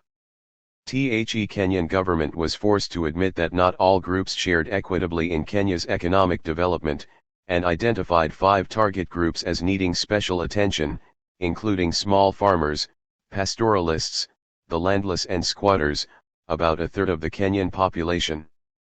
6 In 1971, the annual rural per capita income in Kenya was estimated at only $58, which was slightly above the conditions of absolute poverty, an annual per capita income equivalent to $50 or less. Rural incomes in most African countries remain abysmally low, and the general quality of rural life, as measured by the percentage of the population with reasonable access to a safe water supply or waste disposal facilities, is very poor. In Africa only 21% of the rural population had access to such a water supply and only 28% to waste disposal facilities. 62 survey after survey in several countries has shown that class and income disparities are growing. In Zambia, half to two-thirds of rural households have incomes that are so far below official wages that malnutrition and seasonal famine is a constant fear and too frequent a reality. 70 out of every 100 Africans are either destitute or on the verge of poverty. Throughout rural Africa, sharp class inequities and peasant exploitation continue. 63 worsened by the world recession and the oil crisis of the 1970s, the decline in world commodity prices, foreign exchange constraints of African governments, natural disasters, and political instability. Alleviation of rural poverty in Africa definitely requires a new international economic order and a radical redistribution of power which would truly permit the rural masses genuine control over decisions affecting their livelihood and socio-economic well-being. From dependent colonies to dependent neo-colonies, African countries entered the global capitalist economy mostly as colonies of rival European imperialist powers. Colonial policies of economic development through international trade relied on an international division of labor based on a doctrine of comparative advantage. Exploitative doctrine forced African countries to devote their resources to the production of primary products for export and to use their export earnings to import manufactured goods and any deficit food requirements from abroad. This in effect legitimized the dependence of African economies on monocultures, and their export orientation. Over 80% of exports from developing Africa consist of primary products such as coffee, cocoa, tea, tobacco, sugar, ground nuts, and cotton, and minerals such as petroleum, copper, and phosphate rock. 64 at the time of the First World War, compared with commodity exports from Latin America and Asia, Africa's exports were negligible, though palm oil and cocoa were already important African export crops. By 1935, according to one estimate, Africa was producing 65% of the total world commercial production of palm oil coming from the colonies, 63% of ground nuts, 90% of olive oil, 54% of sesame, 56% of cotton, 87% of wool, and 88% of cocoa. Table 12.7. Africa's agricultural exports began to rise in the interwar period, and for a number of commodities increased at an even faster rate after the Second World War, tables 12.8 to 12.15. Africa's share of total world commodity exports rose from 8% in 1938 to 10% in 1948 and 14% in 1965. 65 Thus at the time of independence many African countries had become important world suppliers of several primary products. Though Africa is dominant in the world production of strategic minerals, Fig 12.4, the continent remains principally an agricultural producer, Figure 12.5. Africa continues to produce about two-thirds of the total world production of palm oil, sisal, and cocoa. Since the war, Africa's share in the world market for coffee produced by 21 African countries, has tripled, and in the 1970s accounted for about 30% of the world total. The rate of expansion of African agricultural production in the 1950s and 1960s was particularly high for cocoa, coffee, tea, bananas, ground nuts, and cotton. This rapid expansion was made possible by the development of infrastructure by colonial and post-colonial governments, the supply of government-subsidized modern inputs, such as insecticides, chemical. The excessive external dependence of African economies on monocultures. The character of world agriculture has changed phenomenally since the 1950s. In the industrialized countries, agricultural production and marketing have been revolutionized by the application of the results of scientific research, along with increased use of industrial technology, chemical fertilizers, and machinery. Africa has not benefited from this revolution in agriculture, the elements of which are not easily transferable to African ecological and socio-economic conditions. The lack of adequate investment in research on the dominant rain-fed crops and root crops, particularly in tropical Africa, and the lack of technological improvements suitable for African agronomic environments have also been major contributors to Africa's poor agricultural performance in the 1970s and 1980s. The annual rate of growth of agricultural output in Africa declined from 2.7% in the 1960s to 1.3% in the 1970s, but the rate of population growth accelerated. These changes meant that output per capita grew at 0.2% a year during the 1960s and fell by 1.4% a year in the 1970s. Part of the decline is related to the slowdown in production of non-food crops, tropical beverages, and fibers. The growth of food output per capita also changed from a small increase in the 1960s to a decline of -1.1% in the 1970s, Table 12.16. Since the Second World War, various institutions, such as the World Bank, the IMF, International Monetary Fund, GATT, General Agreement on Tariffs and Trade, 1948, the IFC, International Finance Corporation, 1DA, International Development Association, UNCTAD, 1964, and STABEX, 1975, to mention some of the most influential, have been established in part to regulate trade in commodities, GATT, or to provide some form of external economic aid to poor countries. This is provided indirectly through increasing their share of the market for given commodities, their participation in commodity agreements negotiated periodically which distribute market shares to signatories and stabilize fluctuations in price and/or provide a higher average price than would result from uncontrolled market forces, for example, the recent international coffee agreements, a system of general tariff preferences in a growing market, a la UNCTAD, to promote manufacturing in developing countries, and compensatory or supplementary finance to offset fluctuations or unanticipated shortfalls from expected export earnings. 71 Direct aid from the World Bank and the IMF is in the form of long-term and short-term loans. All these are aimed at providing some relief, not cure, for third world primary producers who continue to suffer severely from the ill effects of the cyclical fluctuations in the economies of the industrialized countries. They are, in other words, aimed at perpetuating neocolonialism, paying the raw material exporting countries for remaining exporters of raw materials rather than turning to higher levels of processing, or becoming more self-reliant. 72 It is estimated that third world producers obtain not more than 15% of the value of their export commodities, as paid for by the consumers, industrial countries.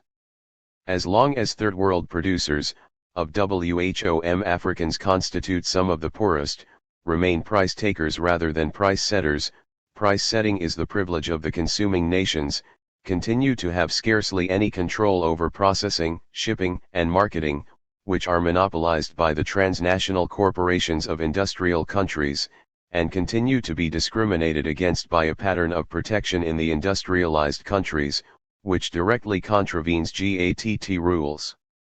That is, as long as the crisis of the old international economic order survives in its present form, third world countries, particularly African countries, have little hope of climbing out of their mass poverty.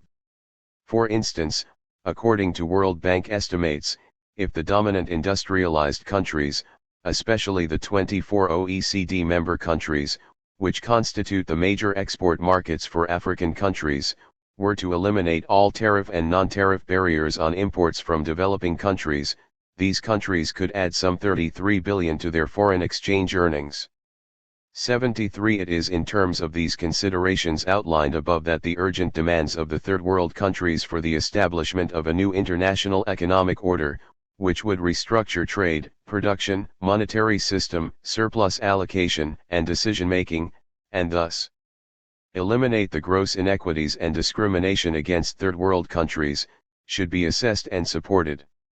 74. It has been pointed out that the existing terms of international trade tend to deteriorate for the exporters, notably Africa, of primary commodities and agricultural products, as against those of manufacturers, that is. The terms of trade tend to deteriorate for poor as against rich countries.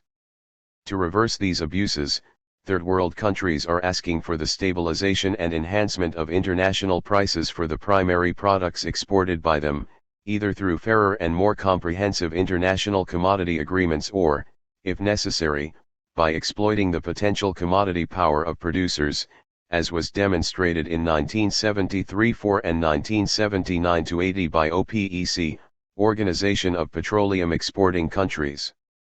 The establishment of the UN Conference on Trade and Development, UNCTAD, in 1964 and its ICP is designed to prevent the effects of the failure of international markets to be fair to the primary commodity exports of third world countries. A COMMON fund was established by UNCTAD as a means of financing ICP. Though accepted in principle by Western industrial countries, they are yet to ratify it.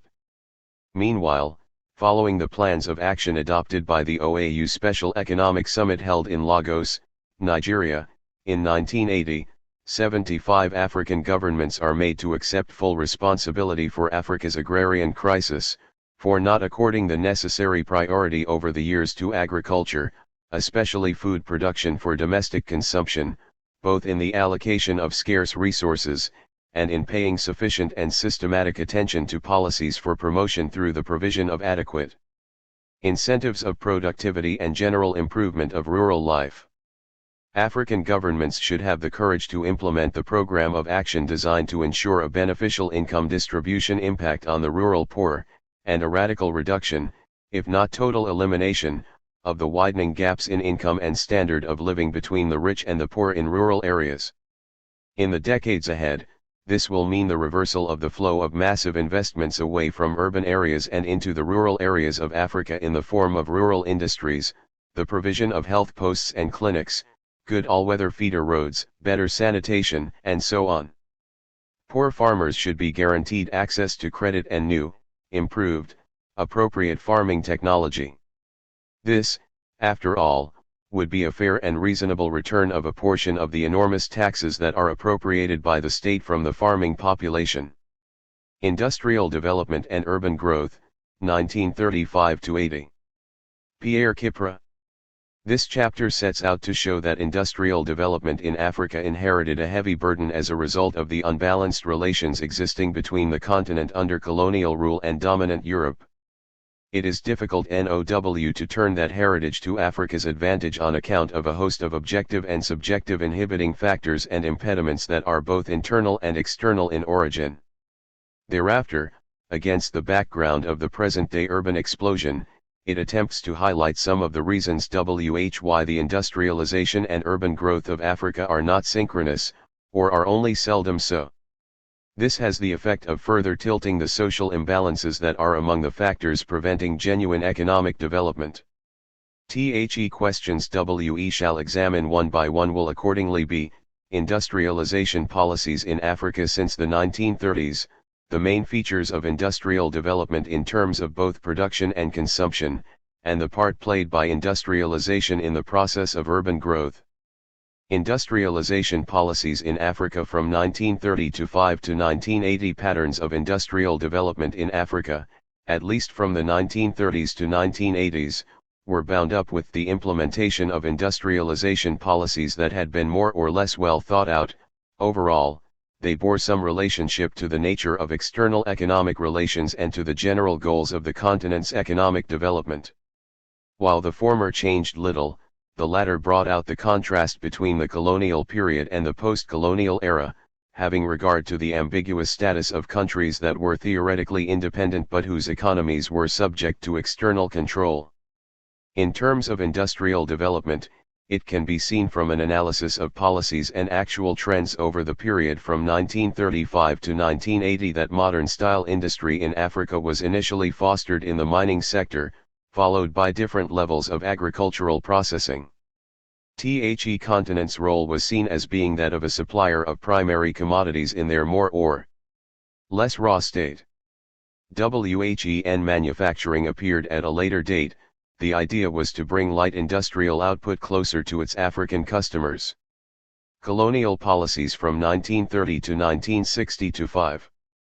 Although colonial economic policies displayed the same features everywhere, in that they were designed to exploit the colonies primarily for the benefit of the metropolitan countries against the background of a capitalist system operating on a worldwide scale, the individual colonial powers, under pressure from colonial business interests, evolved specific policies for their OWN empires, in some cases right down to the local level. Hence, industrial development did not occupy the same place in these policies in every instance. Despite their differences and similarities, three main cases call for brief consideration. These are the examples of the British, French, and Belgian areas of influence in Africa. Industrial policy in British Africa. Works on the economic history of Africa provide little evidence of a comprehensive industrial policy on the part of the relevant authorities in London or in their colonial territories in Africa. Official development policy in British Africa can best be grasped, especially for the period before the Second World War, from the sectoral measures taken or, more often, from the approach adopted in local situations. Believing as it did in free trade, the Colonial Office in London was a strong supporter of entrepreneurship in the colonies. It held to the doctrine that the main task of the state was to ensure freedom of movement and the protection of businessmen in the colonies. As a result, until the Second World War, industry remained basically the province of private enterprise, without the authorities becoming involved in the mobilization of capital. Since the colonial powers had been hard hit by the economic crisis from 1930 onwards, a policy of falling back on the empire was advocated by the Imperial Conference in Ottawa in 1932. That policy was applied in British Africa over the period from 1935 to 1939. However, it was not accompanied by official measures geared to attracting some of the free-floating capital of the time to Africa for its industrial development, despite the creation of the Colonial Development Fund in 1929. A second period started to take shape during the war years from 1939 to 1945, and gathered strength especially after the victory. This saw the discreet intervention of the state, which passed the Colonial Development and Welfare Act in 1940. It was only after the war that Britain started to take a serious interest in the industrial future of its African territories. The idea was to mobilize imperial funds to assist in the modernization of the colonies.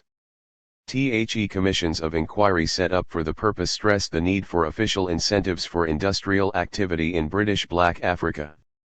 However, it was generally acknowledged that the setting up of a genuine capital goods industry, except in southern Rhodesia, was a pipe dream. All that was needed was to promote a consumer goods industry adapted to local income levels and needs. It was not meant to be an export industry, except for primary commodities, and the influence of British interests, especially in the settler colonies like Kenya and southern Rhodesia, was expected to be paramount. In this regard, the case of southern Rhodesia, a settler colony par excellence, is revealing. Close as it was to South Africa, and largely dominated by the business circles that had been instrumental in its creation, this colony had, from 1946 to 7 onwards, an industrial policy that was more systematically in line with the concerns of the British settlers living there, who were anxious to soften the impact of South African competition. In sum, industrial policy in British Africa during the colonial period remained broadly inspired by the classical pattern whereby Africa supplied industrial raw materials and consumed large amounts of imported manufactured goods, the whole exercise being conducted through a form of capitalism purged of all idealism and all direct intervention by the state. The French colonial areas. For many years until the beginning of the 1930s, the industrial development of the colonies and protectorates in Africa had not been an issue in official circles. In line with the Sarraute doctrine on the development of the colonies, industry was a matter for the private sector alone. It was not until the crisis of 1930 that the topic came to be raised in those circles. In 1934, The Economic Conference of Metropolitan and Overseas France for the first time specifically and clearly set out the new thinking on the subject. Stressing the role of the state in the process of industrialization in the colonies, this conference introduced the concept of industrial impetus in the colonies. The idea was not to create or develop a colonial industry that would compete with that of the metropole, but merely to set up, in the vicinity of the production regions, industries making it possible to enhance unusable raw materials. In business circles, the modernist current favorable to the idea of industrializing the colonies to some degree, P. Bernard, L. P. Morad, Maspiti al., and so on, was gaining ground.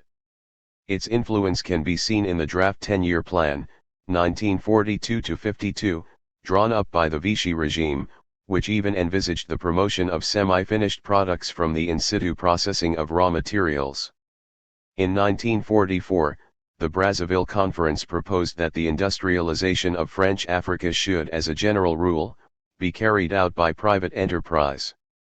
However, it made a recommendation to the effect that the colonial administration should contribute to the success of such ventures by defraying the cost of pilot factories, supporting vital industries that appear to be incapable of paying their way, and by creating testing and research centers made available to industrialists for studies or quality controls.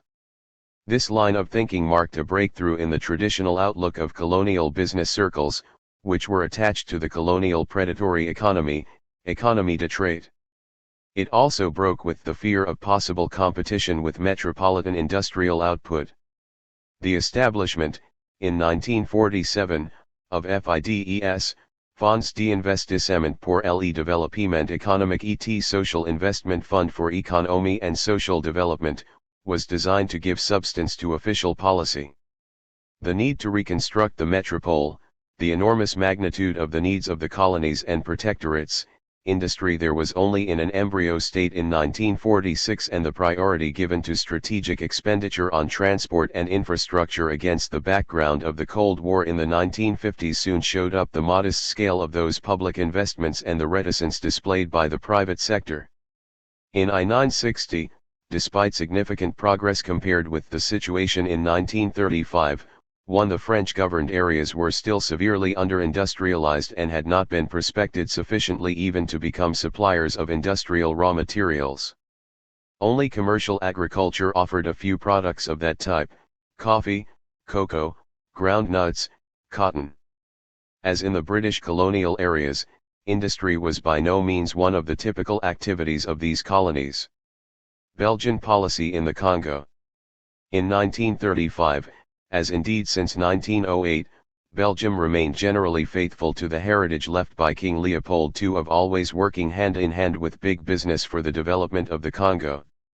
It was mainly in the industrial sector, and especially in mining, that the state chose to work in partnership with business circles. Its involvement, which was more clearly spelt out in the mining legislation adopted in 1935, took the form of the ownership of a significant shareholding in most of the mining companies. The close linkage between private enterprises and the state until 1956-7 left little room for an industrial development policy guided by the aim of establishing the colony's industrial independence. Between 1935 and I-960, however, it should be noted that the restrictions imposed by the 1939-45 WAR seem to have fostered the timid establishment of a local consumer industry, as in the British and French areas. In the 1950s, in a bid both to cater for an increase in African and European consumption, there were between 25,000 and 30,000 Europeans, and to take account of the major interests of Belgian industry, this consumer industry received the bare modicum of public encouragement necessary for its share of the local market to rise from 30% in 1950 to 44% in 1958. This made the Belgian Congo on the eve of independence one of the continent's most industrialized colonies. To conclude on the subject of the industrial policies of the colonial powers between 1935 and 1960-5, it can be seen that they all produced the same results. In the first place, respect for the doctrine that the colony should never compete with metropolitan industry and the continuing maintenance of metropolitan control through the movement of capital and patterns of technological dependence. Secondly, and above all from the time of the Second World War, the creation of a light industry that just about satisfied the needs of the domestic market for consumer goods. Even in instances where a strong mining industry existed, which was in varying degrees the case, depending on the colonial areas concerned, it was the policy never to encourage a true industrial framework in the colony that would threaten the metropolitan monopoly. Does this mean that the colonial pact was a permanent feature? To some extent, it was, provided that it is understood as being the manifestation of an international division of industrial labor to which the colonial authorities subscribed. The case of the semi-colonies in Africa is a partial illustration of this development between 1935 and 1960, depending on the country.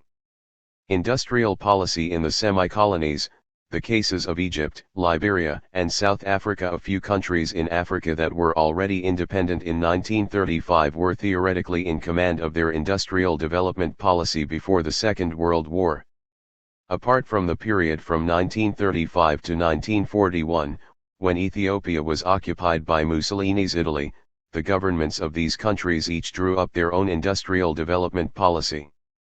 Indeed, the impact of external interests, local collusion with those interests in some instances, the volume of resources available and the strategic issues with which the evolution and future of these countries were bound up, all severely limited the room for maneuver of the governments and influenced those industrial policies. We shall mention briefly three cases: Egypt prior to al-Nasser, Liberia and South Africa. Each reveals a certain level of dependence of their industrial policy in the mid-20th century.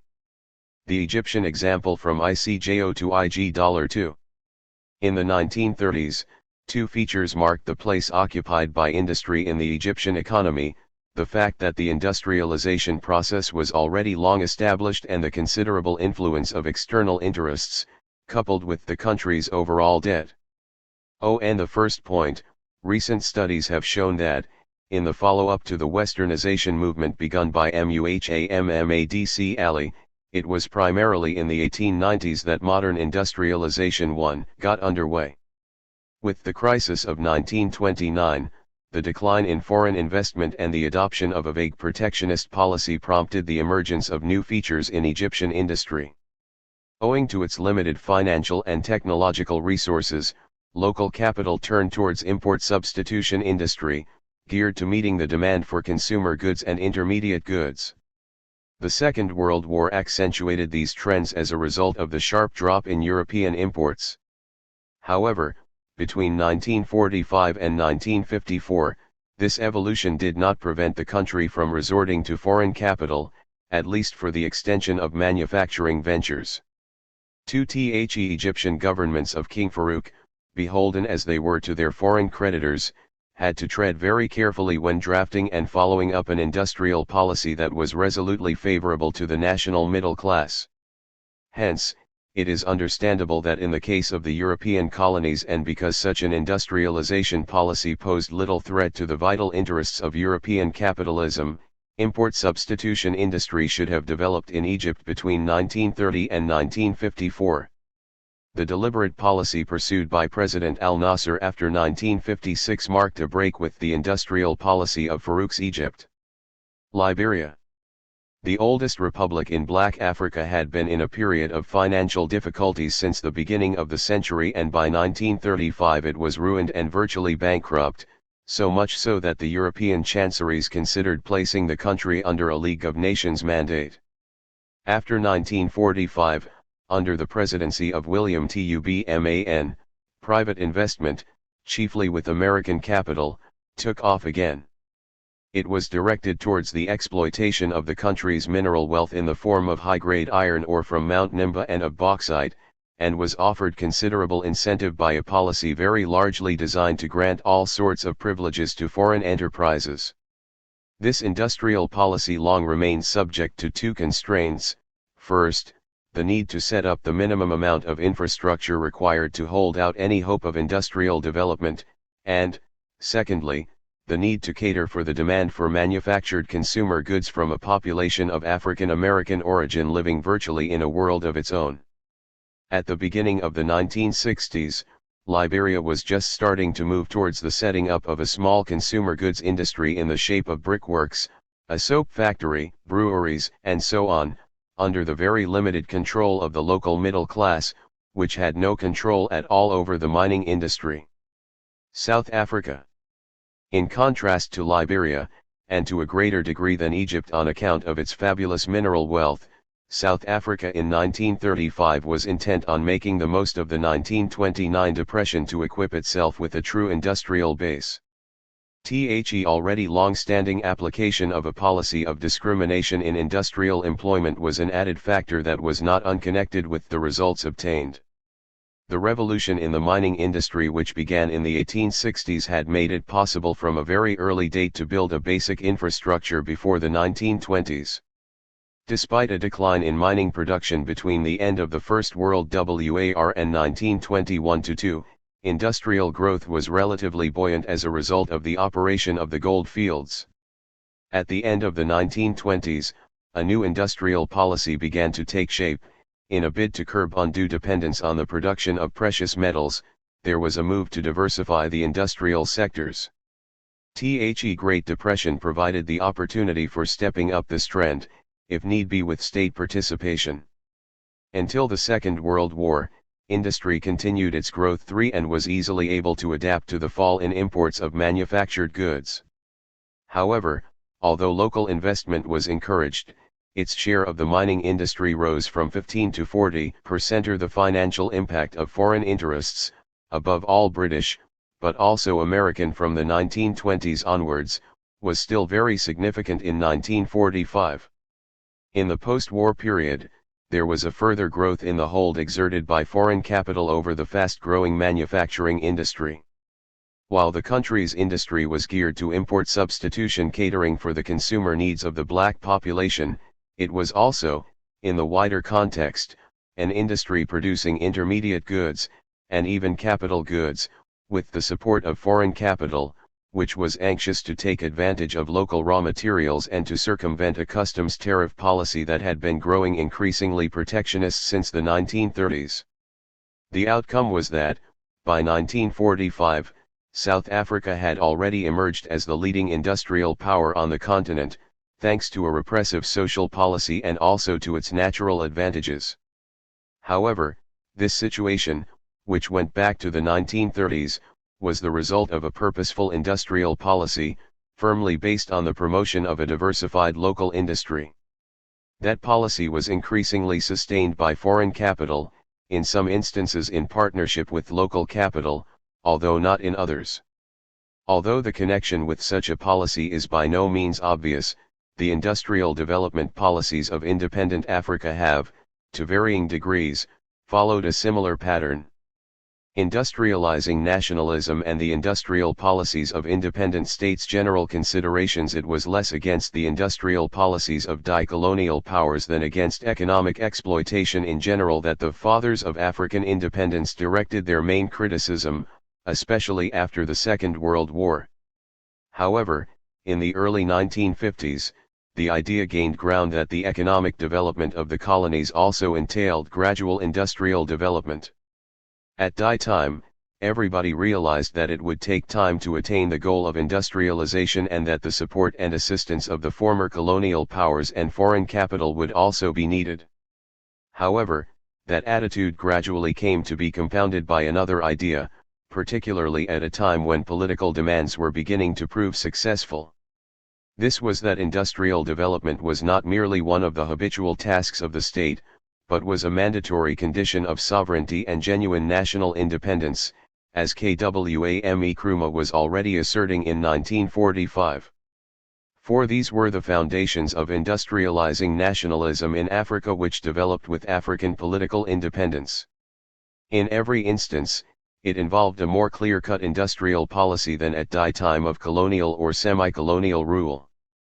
But over and above the experiences and statements of intent, the industrial policies of the independent states have to be split into two broad categories, leaving aside the particular case of South Africa, especially after 1948. On the one hand, there were the non-capitalist policies and, on the other, the policies of countries with a free enterprise economy.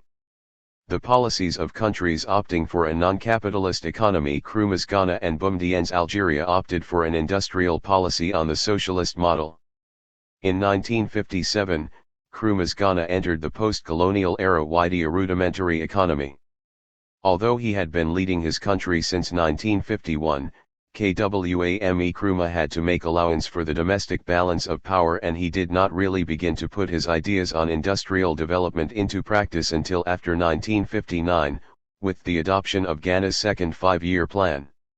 In this view, the basic objective was to carry out an economic revolution which would gradually make it possible to break with capitalism. This revolution entailed the widespread industrialization of the country, carried out mainly by the state as the owner of the bulk of the means of production in local industry. The private sector could continue to exist, but the effort of will by the state should, in due course, ensure that the public sector would occupy pride of place. Nkrumah also defended the idea of systematic vocational training and the planning of the industrial development effort.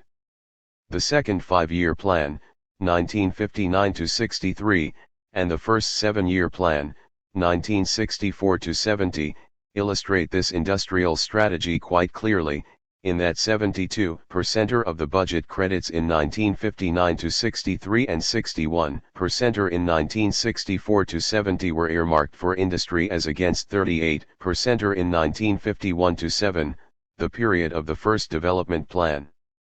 By 1965, 10 to 12% of all industrial production was coming from a public sector that had virtually not existed prior to 1961.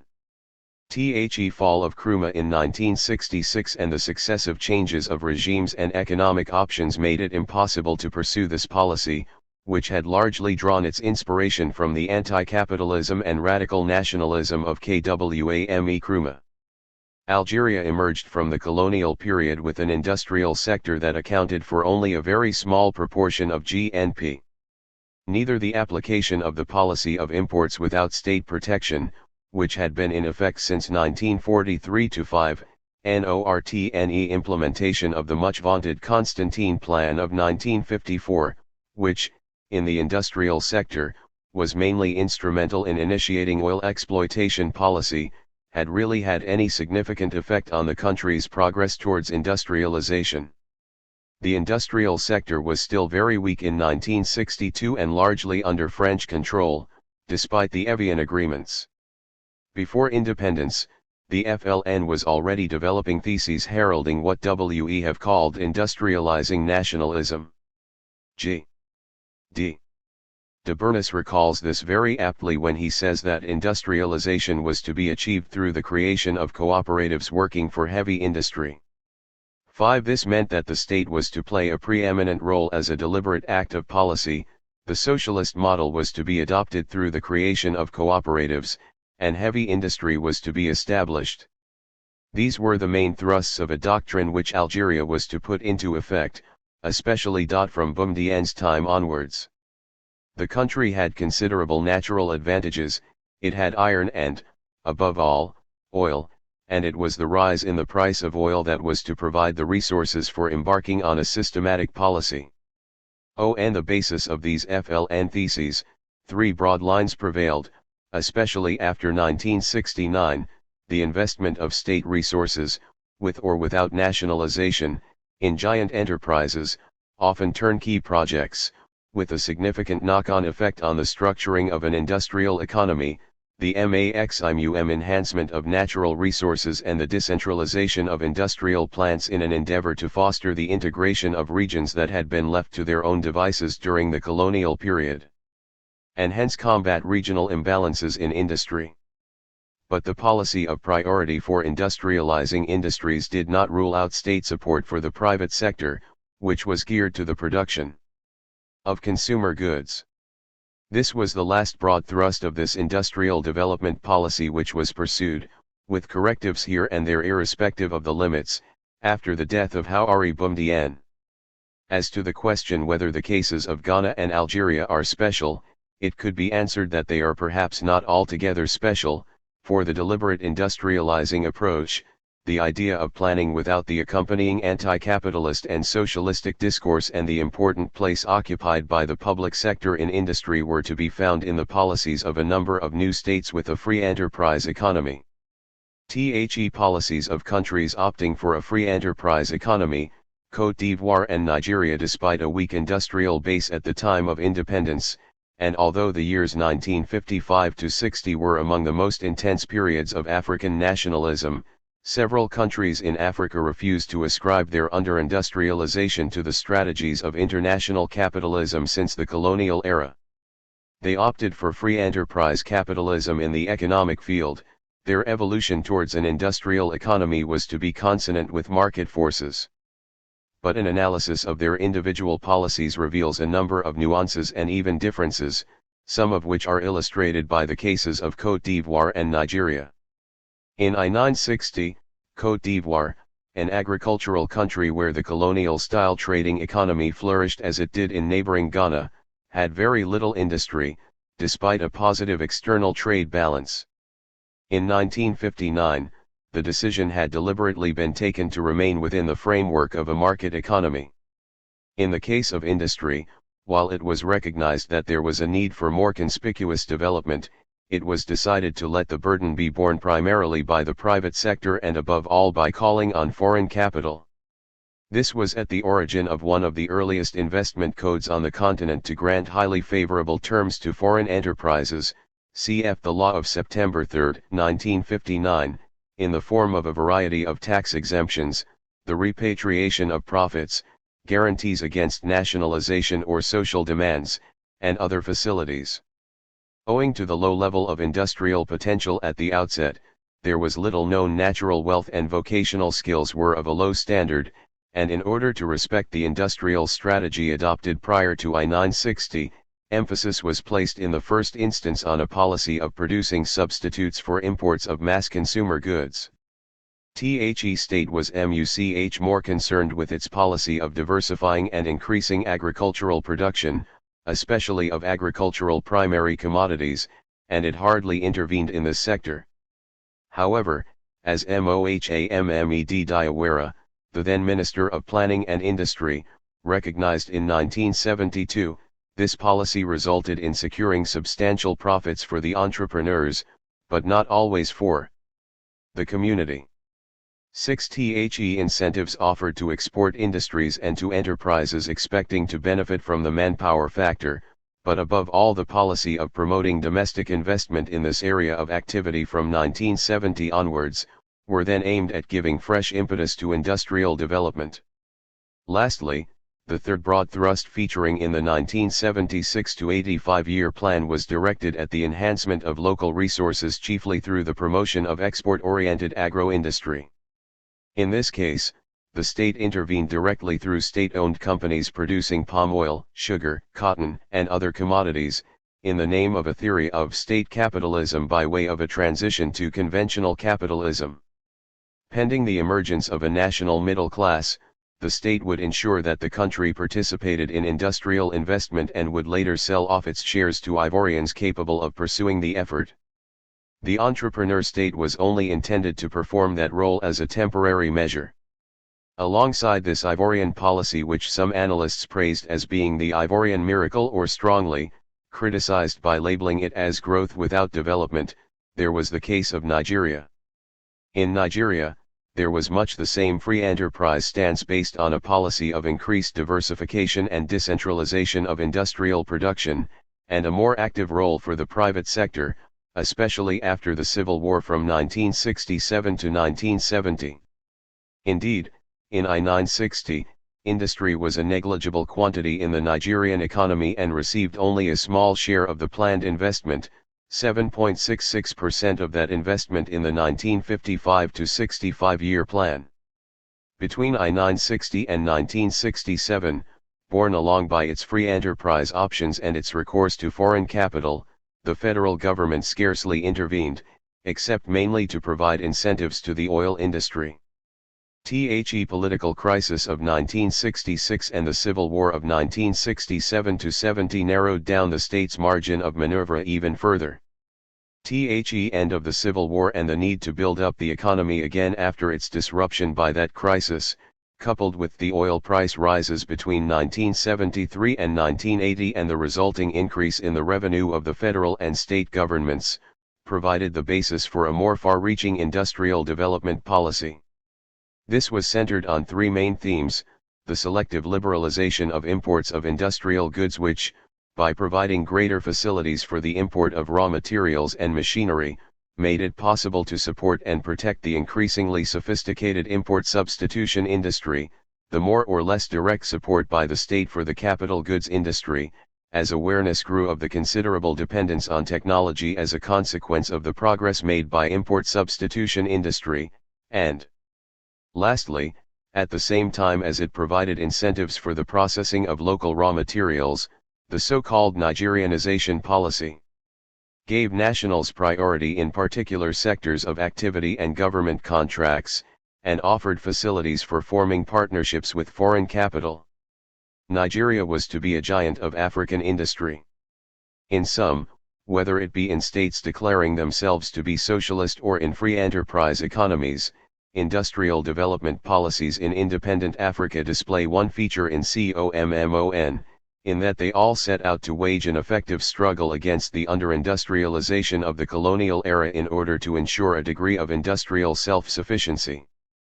But Africa in the 1960s, 1970s, and 1980s was starting from too far behind and was saddled with a variety of handicaps, not the least of which were the strategies evolved outside the continent to maintain or preserve an international division of labor that was progressively imposed on Africa, especially under cover of the years of economic crisis from 1930 to 1935 and from 1973 to 1980.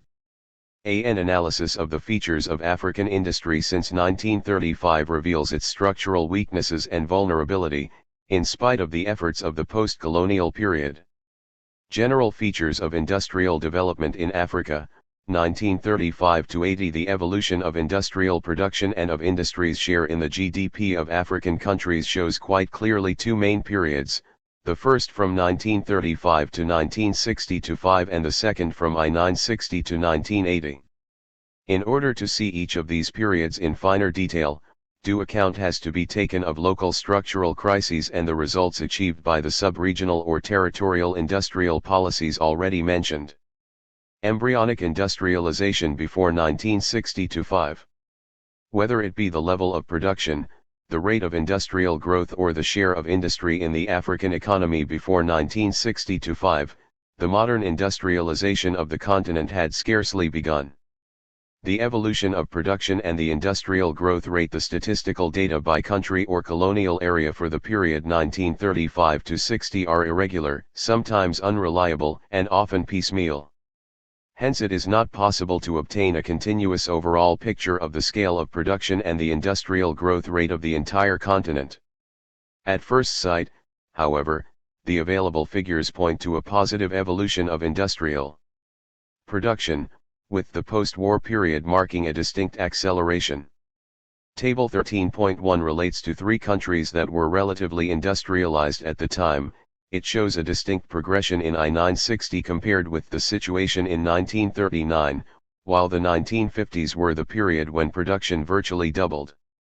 However, these figures are deceptive, for in absolute terms they relate to industry on a very modest scale. Except in South Africa, with a figure of more than £75 million already by 1938, excluding the mining sector, the value of industrial production in most countries in 1960 seldom exceeded $200 million. Egypt. It stood at $160 million in Nigeria, $128 million in the Belgian Congo, $120 million in southern Rhodesia, $94.7 million in Ghana, and barely $140 million for the whole of French Black Africa, French West Africa, French Central Africa, Madagascar, Cameroon, and Togo. In the Maghreb, the level was not much higher, even counting mining production. The industrial growth rates, vary uneven from sector to sector. Mines, consumer goods, intermediate goods, show that the industrial policies then being implemented were virtually ineffective. Apart from mining, they were relatively mediocre, between 0.5 and 3% depending on the country and year, and in some instances there was a lengthy period of stagnation, for example, in North Africa between 1948 and 1954. The share of industry in the African economy. The place occupied by industry is an even more eloquent pointer to the level of industrialization of the continent at that time. Despite differences in estimates, all the studies carried out acknowledge that industrial activity still played a very minor role in Africa in the late 1950s.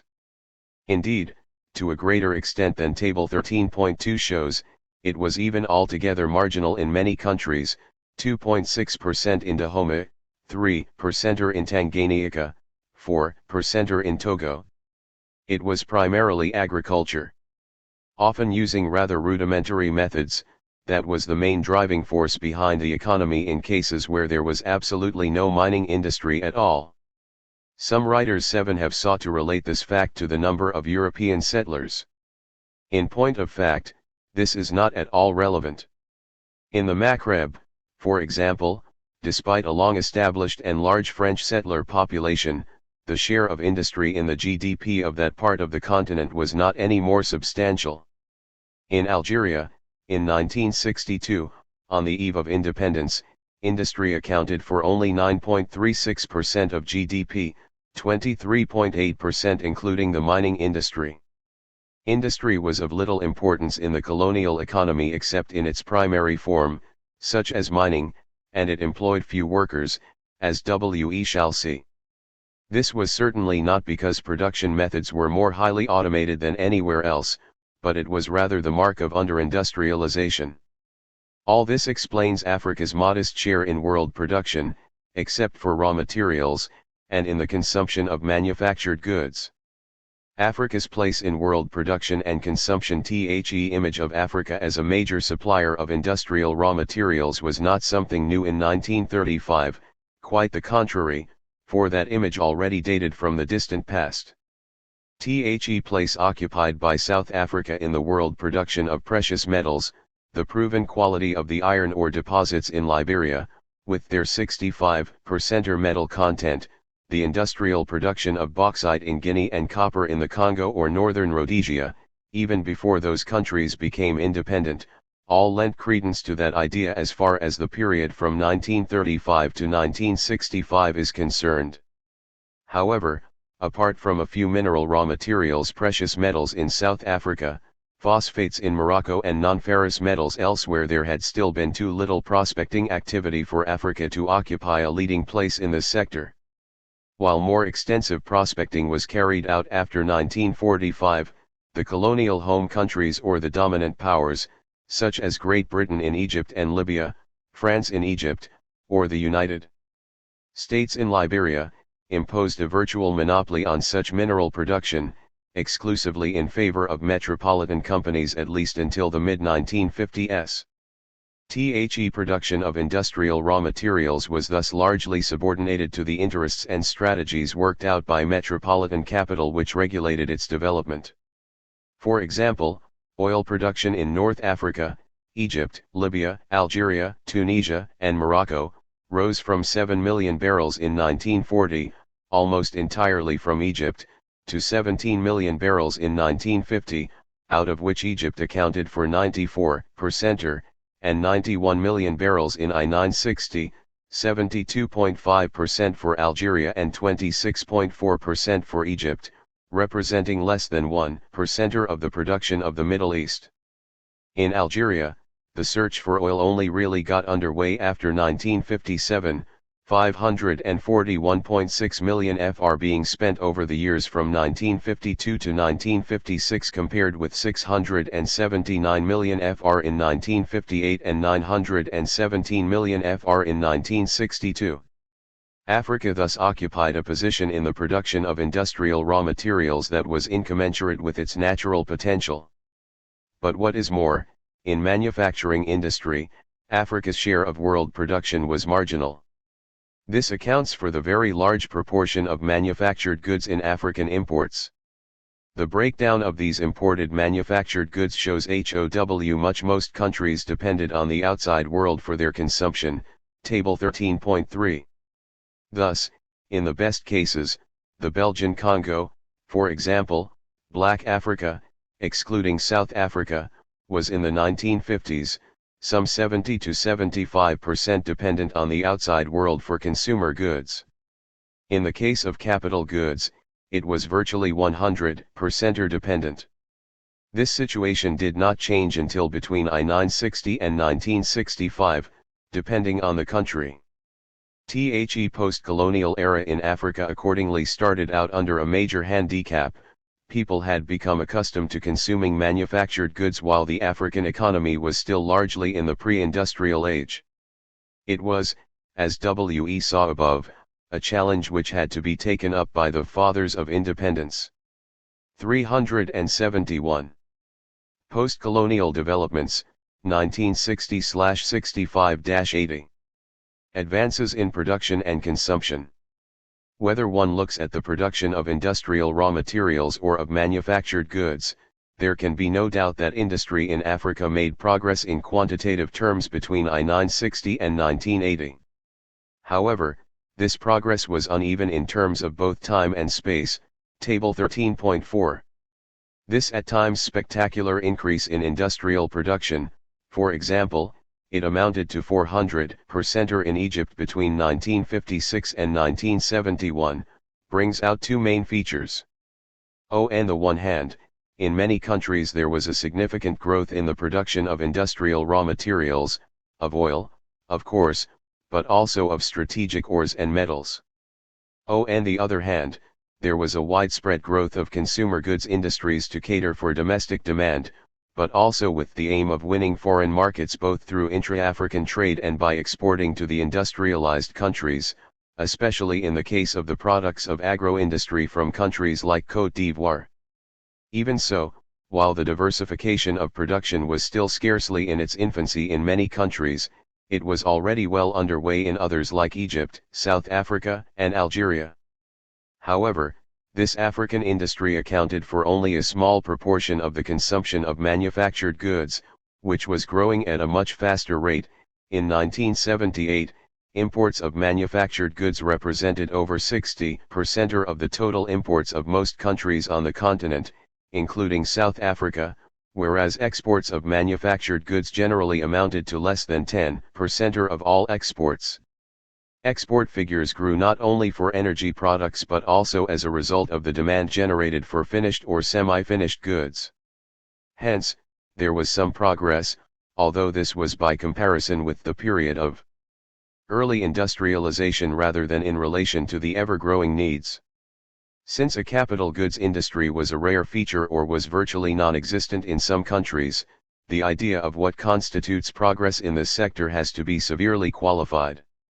Even so, industry could no longer be said to be a negligible quantity in the national economies.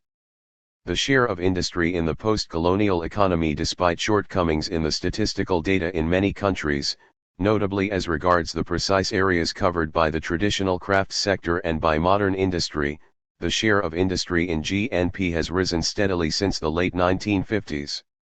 In the former European colonies, in instances where a measure of relative political stability allowed it, the post-colonial period even made it possible to step up the process, and thereby enabled a number of small-scale industries to be integrated into the world market.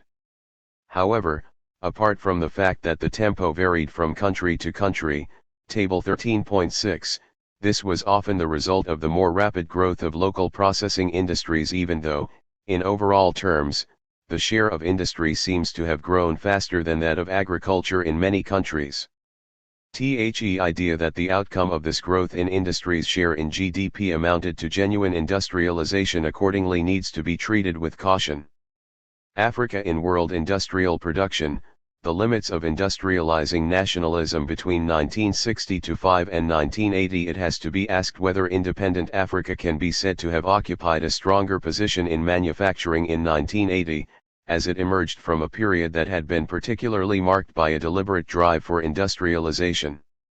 It is difficult to change everything in some 15 to 20 years of independence, and Africa then accounted for only 0.9% of the world manufacture of finished goods. At the same time, there can be no doubt that its share in the production of industrial raw materials was greater than before 1960-5. Hence, all things considered, Africa was still the planet's least industrialized continent, and to judge from the analysis of world trade flows, it was a continent that was mainly a supplier of industrial raw materials to the industrialized countries of Europe and America. Thus, in 1980 it was still the underdeveloped continent par excellence. Such a situation raises the question of identifying the limits of what we have called industrializing nationalism as both the continuation and instrument of the policy of independence. Neither anti-capitalist nor free enterprise policies have so far succeeded in breaking the vicious circle of the continent's economic dependence and under-industrialization. In an endeavor to explain that fact, the arguments put forward have been both political, such as misguided decisions in a climate of chronic political instability that frightens off private investors, or technical, such as low standards of vocational training, for example, or the low level of domestic savings that cannot be properly or readily channeled into industrial development. Other arguments will be needed to fill out these analyses. We feel that many of the fathers of independence did not pay sufficient heed to the structural vulnerability of African industry as it emerged from the colonial era. This vulnerability had increased by 1980. Among other, probably more secondary aspects, this vulnerability is bound up with four factors: the absolute dependence on foreign investment, the illusions entertained about a possible transfer of technology by the transnational corporations operating on the continent, low productivity in what is above all a primary industrial sector, and the low level of integration of industrial enterprises in a market that is severely inhibited by underpopulation and generally low incomes. Industrial investment in Africa, dependence on the outside world since 1935. No one can deny the considerable place occupied by the outside world in the modern industrialization of the African continent, at least since 1935. Until recently it even accounted for the bulk of the capital invested in industry in the form of direct public investment, or of indirect public. 375.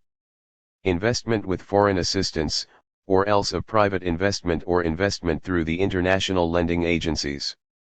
In the case of French-speaking Black Africa, especially before I-960, the metropolitan country, public investment, and the French private sector accounted for 95 to 8% of all industrial investment, while in the economy of the Belgian Congo, the share of foreign, especially Belgian, holdings and interests in 1958 was 95%, and almost 100% in industry.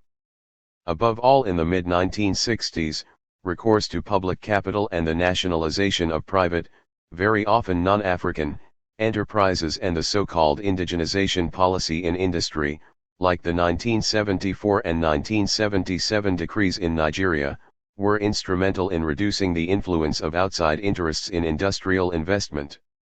In reality, however, since foreign capital had to be attracted for financing new industrial projects, whether by indirect means or some other device, dependence on the outside world was still largely an unavoidable fact of life.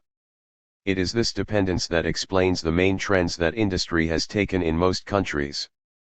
Indeed, already back in the 1930s and right up to 1950, the bulk of industrial investment went into the mining industry, which, together with plantations, was more profitable for European enterprises than manufacturing industry. According to J. Marseille, the yield from French colonial enterprises in 1938 was 5.6% for industry as against 24.9% for mines and 15.2% for plantations. In 1954, the figures were 6% for industry, 9.7% for plantations and 8.6% for mines. With varying shades of difference, similar trends could be found in other instances, as a result of the main goals pursued by the industrial holding companies of Europe or America. Today, the situation has changed little except in particular cases. In 1965, 67.18% of the investment approved in the states of French-speaking Black Africa for the period 1965 to 70 was allocated to the mining industry. In 1976, an examination of the various development plans of these same countries showed that the range was between 60 and 75%. Did this situation arise from the need for those countries to secure a minimum volume of resources for financing a more sophisticated industrial sector? That may well be true, but it was above all the outcome of the strategies dictated mainly by transnational corporations regardless of the country's wishes. The role of transnational corporations since the Second World War and illusions about the transfer of technology before the Second World War. The transnational corporations were not very active in Africa, other than in the mining sector. It was between 1946 and 1955 that the main ventures came to be established, either as a result of restructuring exercises based on the takeover of large colonial trading companies or through direct, though hesitant, action. However, it was only after most of the countries had gained their independence that these companies were more clearly perceived as having become established in a big way, either by increasing the number of intermediate branches or primary firms or else by setting up national subsidiaries. The factors that made this development possible after the early 1960s were the terms offered by the new states' investment codes and the desire to minimize production costs by moving closer to the raw material producing regions with their cheap labor supply. We have already shown that, in the case of South Africa, there was also a need to circumvent a body of regulations that had become decidedly protectionist from the mid-Ixos onwards. Up to 1980, the same situation prevailed in most of the independent countries of Black Africa. The growth of the multinationals' industrial activities was governed by the need for them to secure markets, and the protectionist measures taken by the state offered them that guarantee.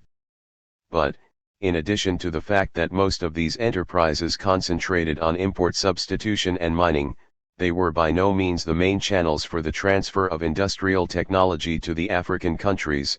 Their contribution to vocational training was infinitely less than that of the states or even that of smaller enterprises.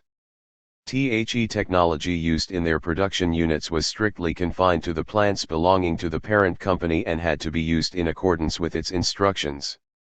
In Côte d'Ivoire, as in the case of many other African countries, there was neither any widening of the conditions of supply through the production of new goods promoting industrial sectors, nor any introduction of new manufacturing techniques leading to the increased productivity of labor. All this had a further adverse effect on the already low or relatively low, in such countries as South Africa and Egypt, productivity that is one of the features of African industry. This has been one of the main grounds for disappointment with the role played by the multinationals, compounding as it has done the transnational strategies of these enterprises which, by disregarding international boundaries and national industrial development policies, perpetuate the vulnerability of industry and may even weaken it further. Industrial integration and the relative failure of the Pan-African organizations. It has now become commonplace to speak of the very limited size of the markets of the individual African countries. The main reasons for this are the underpopulation of vast areas of the continent and above all the low income levels.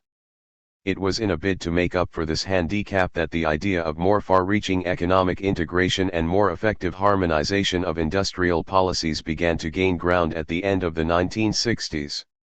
Increase in the number of sub-regional or Pan-African organizations was also consistent with that goal.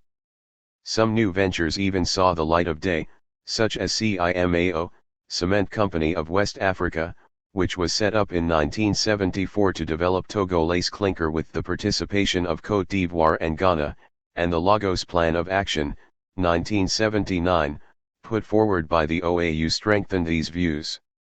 It has to be recognized, however, that a number of impediments stood in the way of such a policy of harmonization and industrial integration, such as sensitivity over exercising sovereignty in economic matters, the extremely wide differences in regard to financial policies and industrial strategies, the absence of an industrial technology policy based on the needs of populations having to contend with the challenges of underdevelopment, and so on.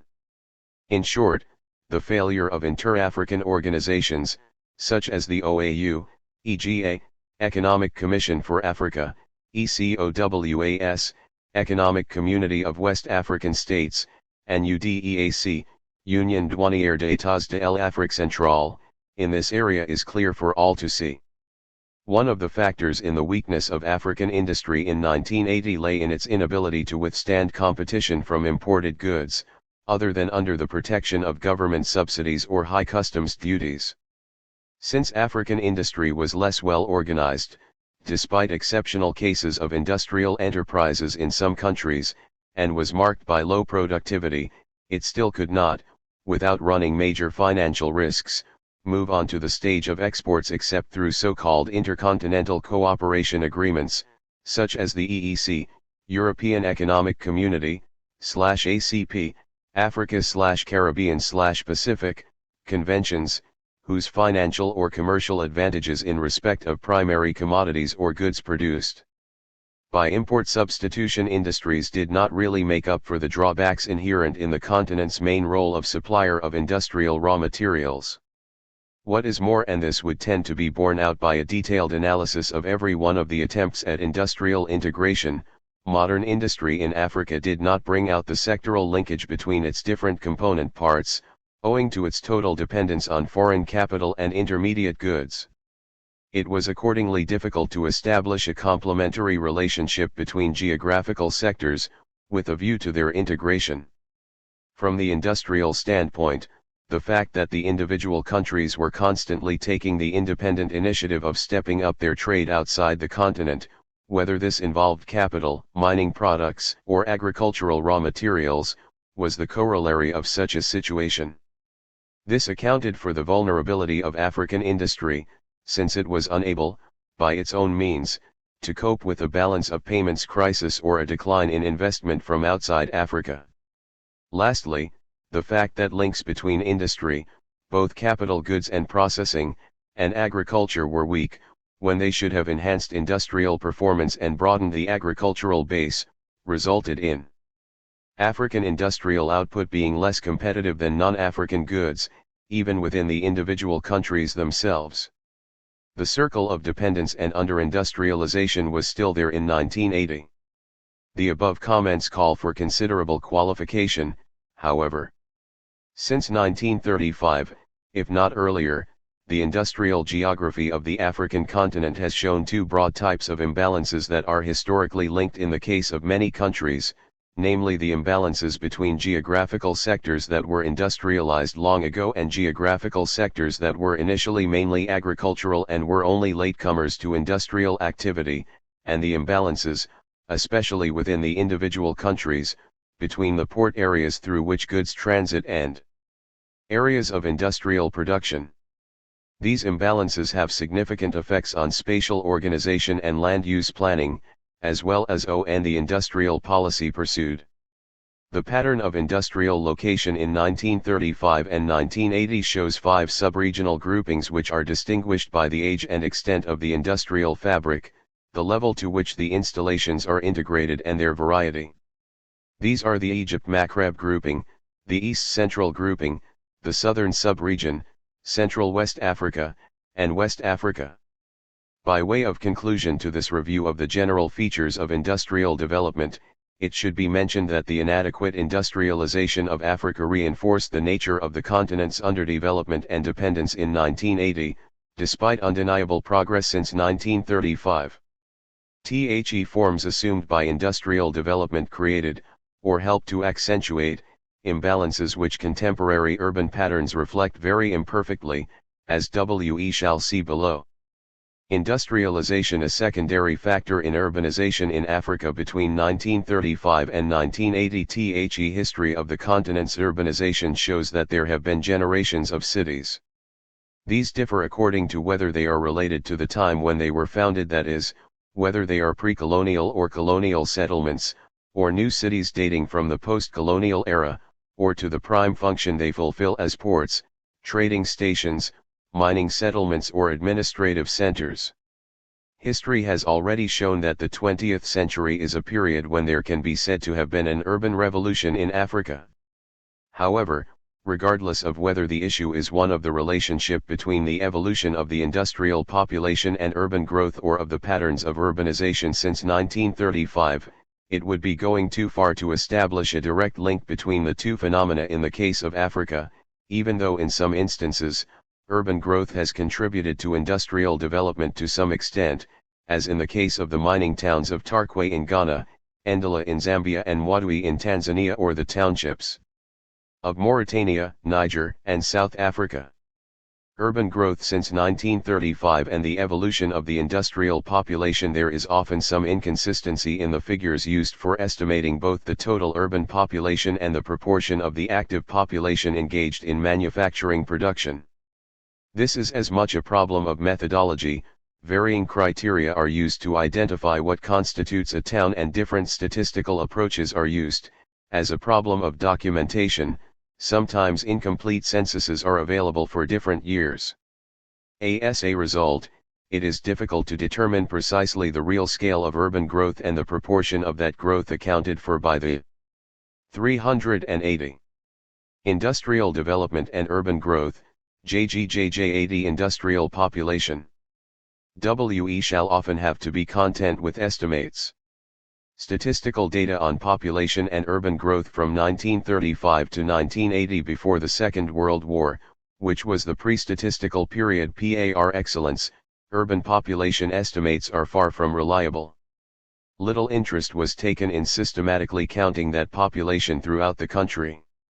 Only a few territories were interested in doing so, and those were mainly in North Africa and Southern Africa. Hence it is known that the urban population of South Africa rose from 25.1% of the country's total population in 1921 to 31.4% in 1935 and 38.4% in 1946. In North Africa, the growth in the urban population was equally striking. In Egypt, which had 13 million inhabitants in 1920 and 16 million in 1938, the urban population had risen from 6.3 to 9 million by the eve of the Second World War. In the countries of the Maghreb, the urban population was likewise growing apace. Elsewhere, figures are less readily available.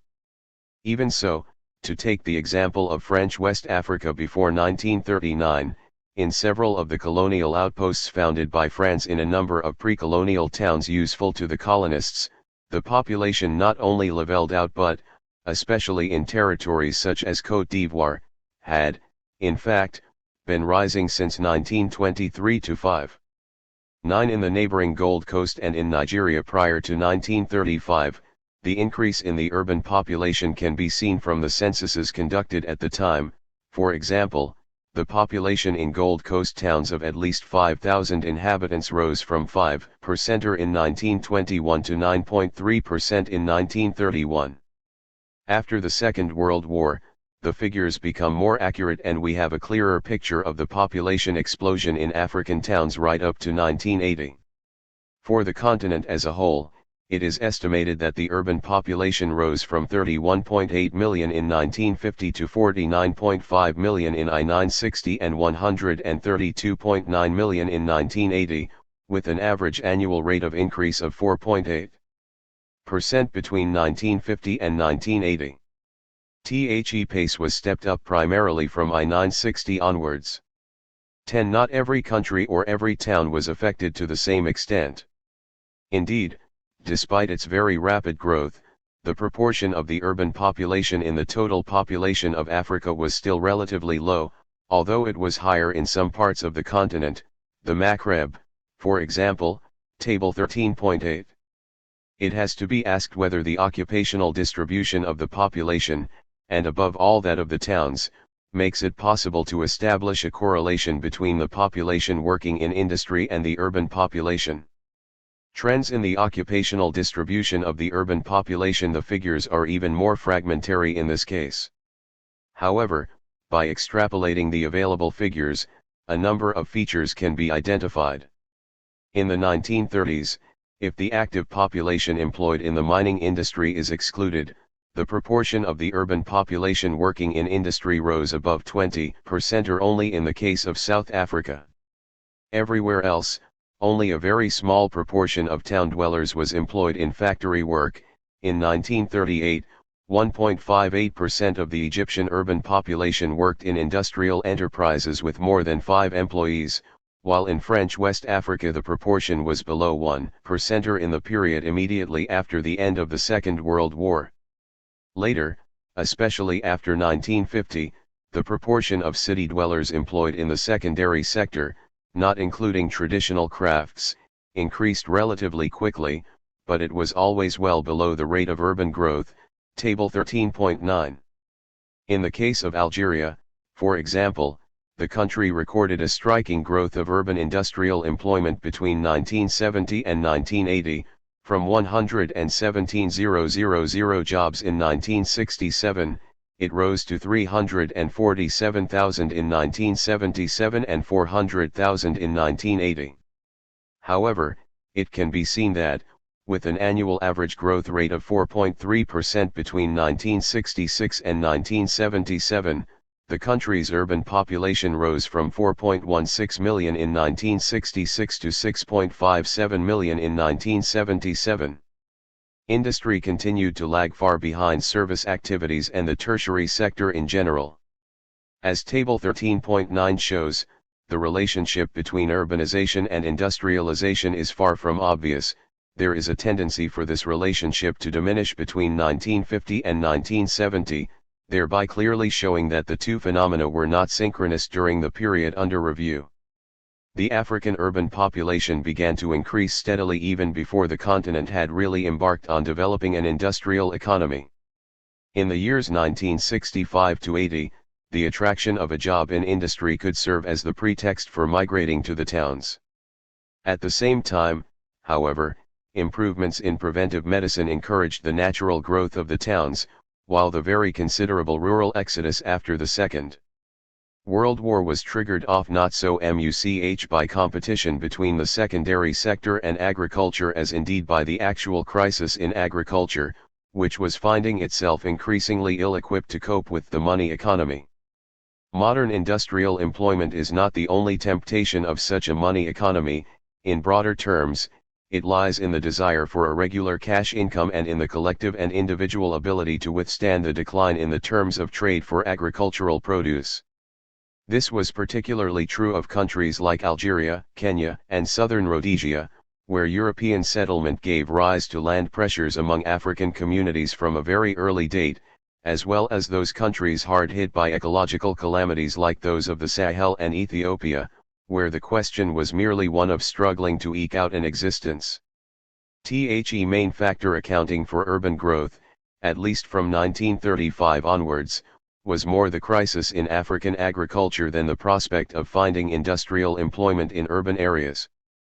With minor sub-regional or local differences, the same mechanisms can be found at work everywhere in Africa, although they differ in intensity and follow differing patterns, depending on whether we are dealing with the colonial period, at least from the 1930s onwards, or the post-colonial period, at least between 1965 and 1980.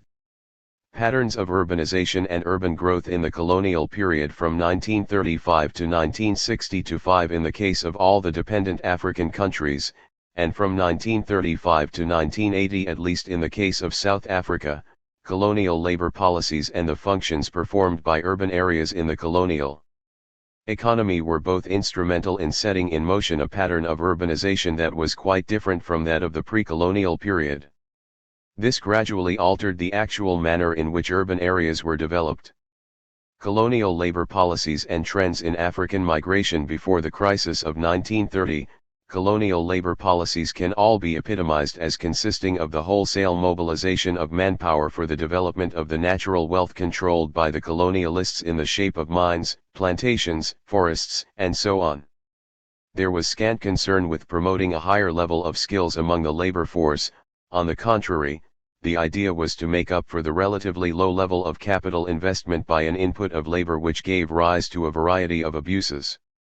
At the same time, the pressure of taxation and the development of a wage labor force, which was very slow in some territories, were further powerful factors at work in this policy.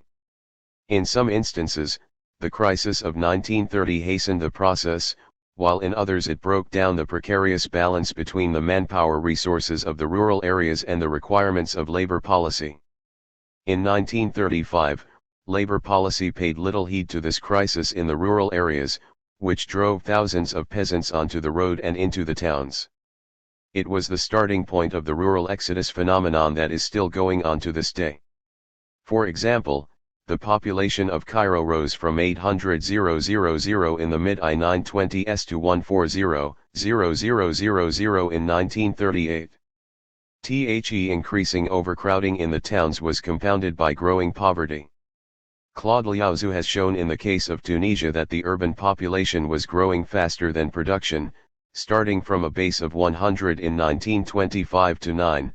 The population index rose to 122 in 1935 to 9 and to 136 in 1940 to 4, while the production index stood at 106 in 1935 to 9 and had fallen to 65 in 1940-4. During this same period, urban unemployment became a structural feature in Tunisia. The same conclusions have recently been reached in studies of the towns of the Maghreb and former French West Africa. In South Africa, it was the migration of white farmers ruined by the crisis, as well as of their African workers, and the controls on the African population leaving the reserves that were responsible for the increase in the urban population. In this connection, however, it should be pointed out that the policy of residential segregation, that had been slowly evolved since about 1910, fostered a policy whereby the African population was debarred from the towns but not from entering the mines. Moreover, by as early as 1935, Portugal had already introduced in Mozambique and southern Angola a temporary contract labor system for African workers sent to the South African mines.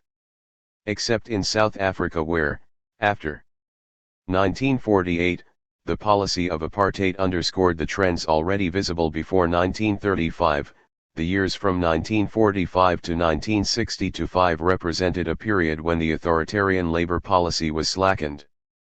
Stress was laid to a greater degree on allowing the unskilled labor force to move about more freely. Urban centers of the 1950s were towns that were sometimes the focal point for small-scale light industry, but were more frequently trading towns at nodal points fostering the development of various services such as domestic servants and laborers.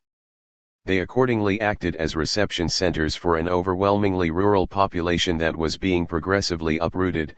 In 1954, 50% of all non-agricultural occupations in Algeria were in trade, construction, and a variety of services. Employment of this type was very often only of a temporary nature, 47% in Algeria in 1954, and had to cater for an urban population that was growing to an ever-increasing extent as a result of a surplus of rural migrants. In the Maghreb, this surplus accounted for 44 to 53% of the population increment before I-960. In instances where those migrants were not leaving Africa altogether, the number of Algerians in France rose by 180,000 between 1947 and 1955. Urban growth in Africa between 1935 and I-960 was thus fueled by a rural exodus born of the crisis in the rural areas rather than being the outcome of industrial development. It is this situation which accounts for the emergence, from 1930-5 onwards and especially after 1945, of the squatter settlement phenomenon in the urban centers of the continent. The pattern of urban development and the beginnings of squatter settlements in 1935, Africa already displayed a variety of different situations as regards the pattern of urban development. Since at least the beginning of the 20th century, two main cases were to be found.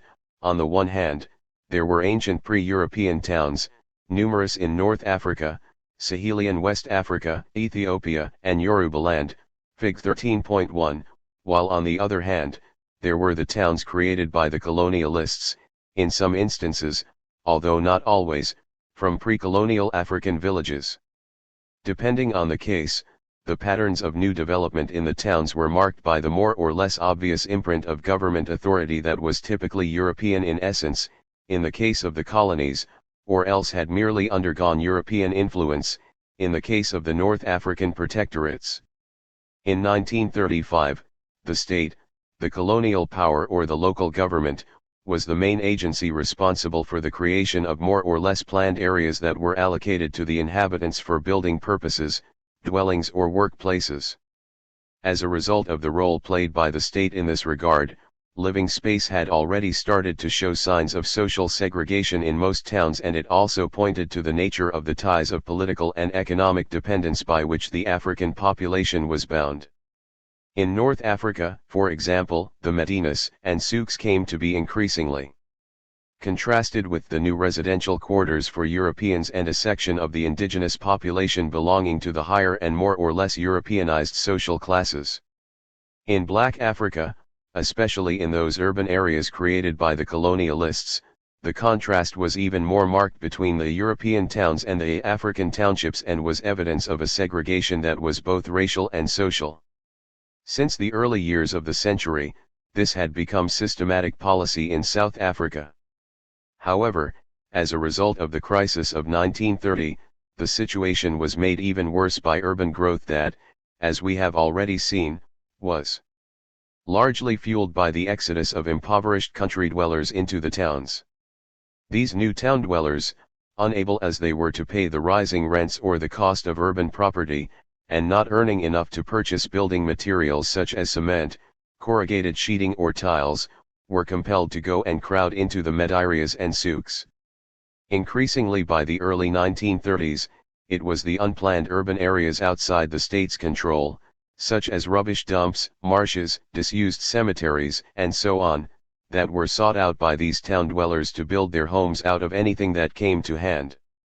In Tunis, where the French term bidonville for squatter settlement or shanty town was used for the first time in 1931, in an article by D. Armateri in the Voix du Tunisien of November 6, 1931, the number of such shanty dwellers thus rose from 2,000 in 1935, to 5,000 in 1938 and 10,000 in 1941. By the beginning of the war, Tunis was ringed by squatter settlements. It was also between 1935 and 1945 that squatter settlements began to appear in Abidjan, Accra, Lagos, and Douala. In British East Africa, Nairobi, for instance, or Central Africa, and above all in South Africa, successive land laws and the 1923 Native Urban Areas Act were instrumental in enforcing the color bar, but they failed to prevent the progressive spread of the townships by the late 1920s onwards. The official doctrine was based on the fact that the Africans were not by nature town dwellers and they had not yet made a success of city life, as the Native Affairs Commission put it in 1921. After 1945, the squatter settlement phenomenon took on greater proportions and little by little, above all in the 1950s, spread to virtually every town on the continent. Each crisis in the colonial economy, each period of drought or failed harvests, 1945-6, 1951-3, brought its quota of country dwellers to the towns and their rising rents. Despite efforts to produce new, planned urban layouts or to cater more effectively for the growing demand for decent housing, the colonial powers and the national authorities never succeeded in controlling the squatterization of African towns that has now become a permanent feature of the urban scene in Africa. The question is whether there was any change in the patterns of urban growth and its effects with the relinquishing of the colonial ties. Urban growth and its effects since independence. In the first 20 years of African independence, there were no fundamental changes in the causes and effects of the rural exodus or in the gap between urban growth and urban employment, or indeed in the patterns of urban development, in spite of the more acute awareness of the phenomena involved and a greater determination to solve the problems they posed. The crisis in African agriculture and the acceleration of the rural exodus in the 1960s, if the superficial effects of political instability in some of the countries of Africa are disregarded, African agriculture can be said to have largely withstood the population drain to the towns, subject to minor variations from one country to another. However, since the beginning of the 1970s, drought and poor harvests have led to a succession of bad years, 1972-4, 1979-81, and famines, mainly in Sahelian and Sudanic Africa stretching from Senegal to the Horn of Africa. The unsuitability of the farming methods used and the somewhat rash agricultural policies adopted also explain why, by 1980, there were few African countries where foodstuffs accounted for less than 10% of their total imports. The crisis in agriculture was thus even more acute and was the impetus behind the massive rural exodus to an even greater extent than before I-960. In Algeria, for example, the urban population nearly doubled between 1966 and 1977, rising from 370,000 to 680,000. The urbanization rate rose from 25% in 1954 to 41% in 1977, with the annual growth rate averaging 4.3% between 1966 and 1977. In Côte d'Ivoire too, the same phenomenon can be observed, with annual growth rates varying from 6 to 9% for towns with 100,000 inhabitants and 11% for Abidjan. An even more revealing pointer to the important role of the crisis in the countryside was the urban growth in Sahelian Africa, where the urban population was growing at rates ranging between 3.5 and 5% as a result of a surplus in the balance of migration between towns and countryside, with the balance invariably working out in favor, of course, of the towns. The population of Ziguinchor, an old colonial and trading town in Casamance, Senegal, had barely doubled between 1951, 15,700 inhabitants, and I-960, 31,000 inhabitants. 13 however, owing to the crisis in the groundnut sector, which grew worse just at a time when monetary needs were rising, notwithstanding the crisis of an urban economy dominated by trade and lacking any industrial base, the urban growth rate rose sharply to reach 8% a year after 1961. The population rose to 40,000 in 1966 and 70,000 in 1971.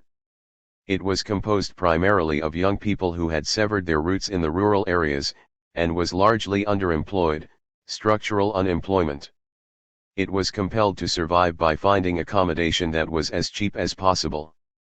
The same situation arose in Rufisque, which had had a growth rate of 6 to 6.5% a year since 1968-70.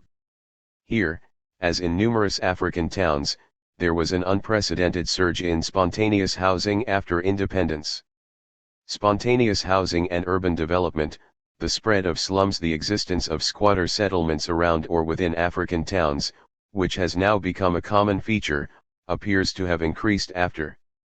Describing Mathare Valley, one of the most famous squatter settlements in Nairobi, W. A. Gethumo had this to say in 1983, "Obviously, there are many slums in Nairobi. Mathare Valley is the largest and represents one of the classic examples of the slums which have become a citadel of poverty, underdevelopment, and other manifestations of human sufferings. Rat-ridden shanties, sheds, stalls and other slum-type shelters in Mathare are either rented or owner-occupied, either legal or illegal. Hundreds of thousands of families live in overcrowded, unsanitary, and substandard shelters." 14. This description of Mathare Valley is not so far removed from that which V.S. Naipaul gave in 1980 of some areas of Kinshasa in The Return of Eva Peron.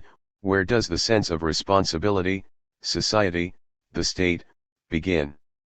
A city of 2 million, with almost no transport, with no industries, save for those assembly plants, sited, as in so many developing countries, on the road from the airport to the capital, a city detached from the rest of the country. It doesn't have to work, it can be allowed to look after itself. When it is hot the gutters smell, in the rain the streets are flooded. And the unregulated city spreads. These descriptions raise the key problem of urban policies in post-colonial Africa, as well as that of the solutions to the urban housing crisis dreamed up by town dwellers. To a greater extent than in the colonial period, and this tends to be borne out by the surveys being carried out in Côte d'Ivoire, the candidates for spontaneous housing were not only newcomers but also a high proportion of long-standing inhabitants, outsiders or local people ruined by economic crises, the unemployed, social and other marginals, people on the fringes of the market economy and the new consumer society, were all to be found there, living from hand to mouth, sometimes by dealing in wooden shacks or waste materials. Faced as they were with this situation, the authorities can be said to have become aware of it at a relatively early date. See the developmentalist ideology in the official speeches in the period immediately after independence. However, the solutions and the facilities needed to put them into effect came too late. Urban planning agencies and city master plans only made their appearance and grew in number in the 1970s in most African countries, at least in those cases where the colonial powers, which had been primarily concerned with the big cities, had left nothing behind them. By 1980, the very limited resources available for development had not yet enabled the state to come to grips with a phenomenon that was becoming increasingly entrenched. The so-called informal sector, which may represent the sole means of survival in African towns, especially in Black Africa, became the main form of urban economic activity for the bulk of the population, to a greater degree than industry was capable of becoming. Studies of this aspect of the urban economy are still very recent, but they already show the marvels of ingenuity to which many town dwellers on the continent are driven in order to survive in present-day African towns, on the fringes of the industrial economy that was still not sufficiently developed in the Africa of 1980. Not all countries on the continent, nor indeed all African cities, were in the same predicament or were affected in the same way. There were sub-regional differences. There were contrasting situations between those countries with high earnings from oil or agricultural commodities, which were accordingly capable of financing their industrial development and of thereby increasing the scope for urban employment, and those countries that had to contend with a more serious economic crisis and were therefore less able in 1980 to exercise control over all the parameters of economic development.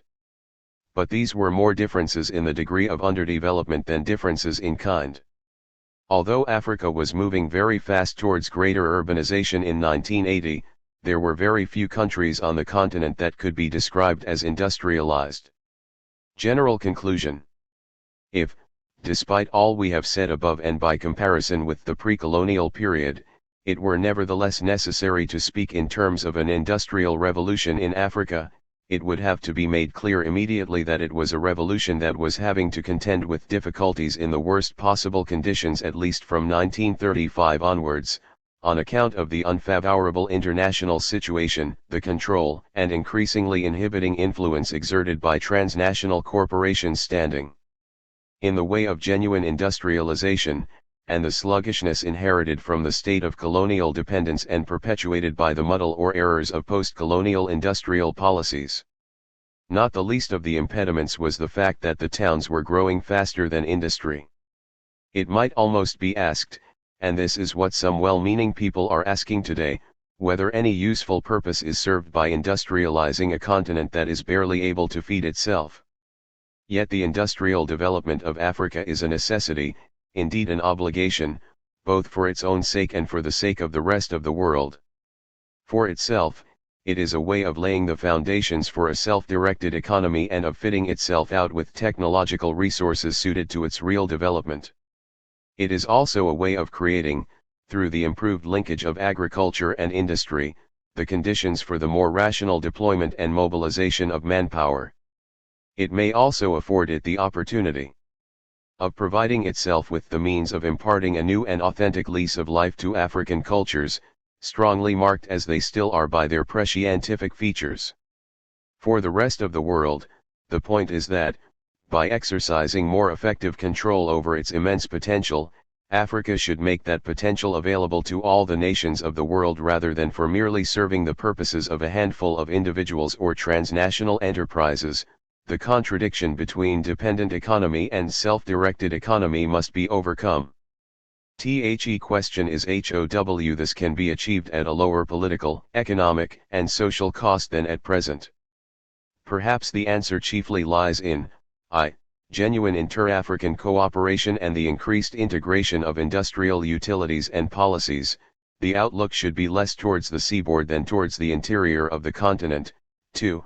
Less ostentatious industrial choices, Giant turnkey factories are primarily geared to producing goods for export outside Africa, and 3. Investment designed to accommodate technological innovation to the true needs of the peoples of Africa. As soon as their countries became independent, African governments were genuinely desirous of improving the standard of living of their people by increasing their incomes and providing essential social services and infrastructural facilities. All were virtually convinced that the most rational way to bring about these changes was through economic planning. Indeed, before African independence, the development literature had featured debates as to whether or not to plan. However, in immediate post-independence Africa, these debates were hands down by the planners as post-independence governments came out soon after the demise of colonial rule with a plan document responding to the perceived development needs of the country and its people.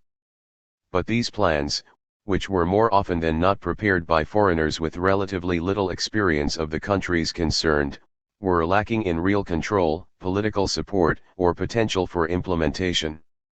2. It is therefore not surprising that at least during the first independence decade, the decisions as to the grand areas of development strategy or ideology were not normally within the province of the planners. We must look elsewhere for the pursuit of major strategic changes of direction. However, except in the case of very few countries, concrete evidence is hard to come by of a clearly articulated and coherent strategy of economic decolonization, in contrast to that of political decolonization to which all African countries subscribe and which is pursued vigorously. Yet, it should have been clear to all, even in those early days of independence, that Africa marching toward the future hand in hand with its colonial economic inheritance has no dignified future at all.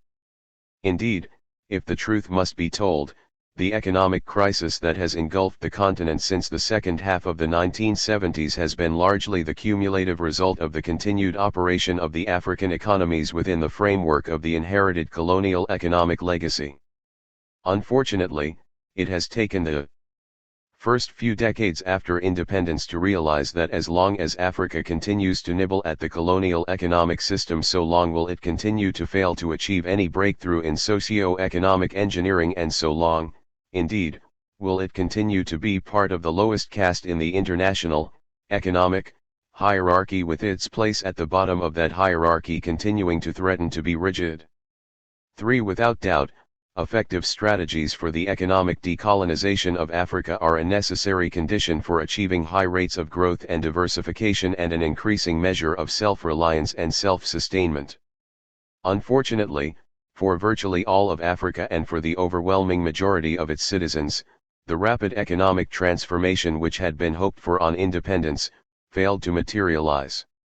Instead, the African economy moved from one crisis to another. The revolution of rising expectations gave way to the revolution of rising frustrations, with the consequent waves of military revolts and political upheavals in different parts of the continent. Why did Africa fail to achieve the economic promise of independence? Where did it go wrong?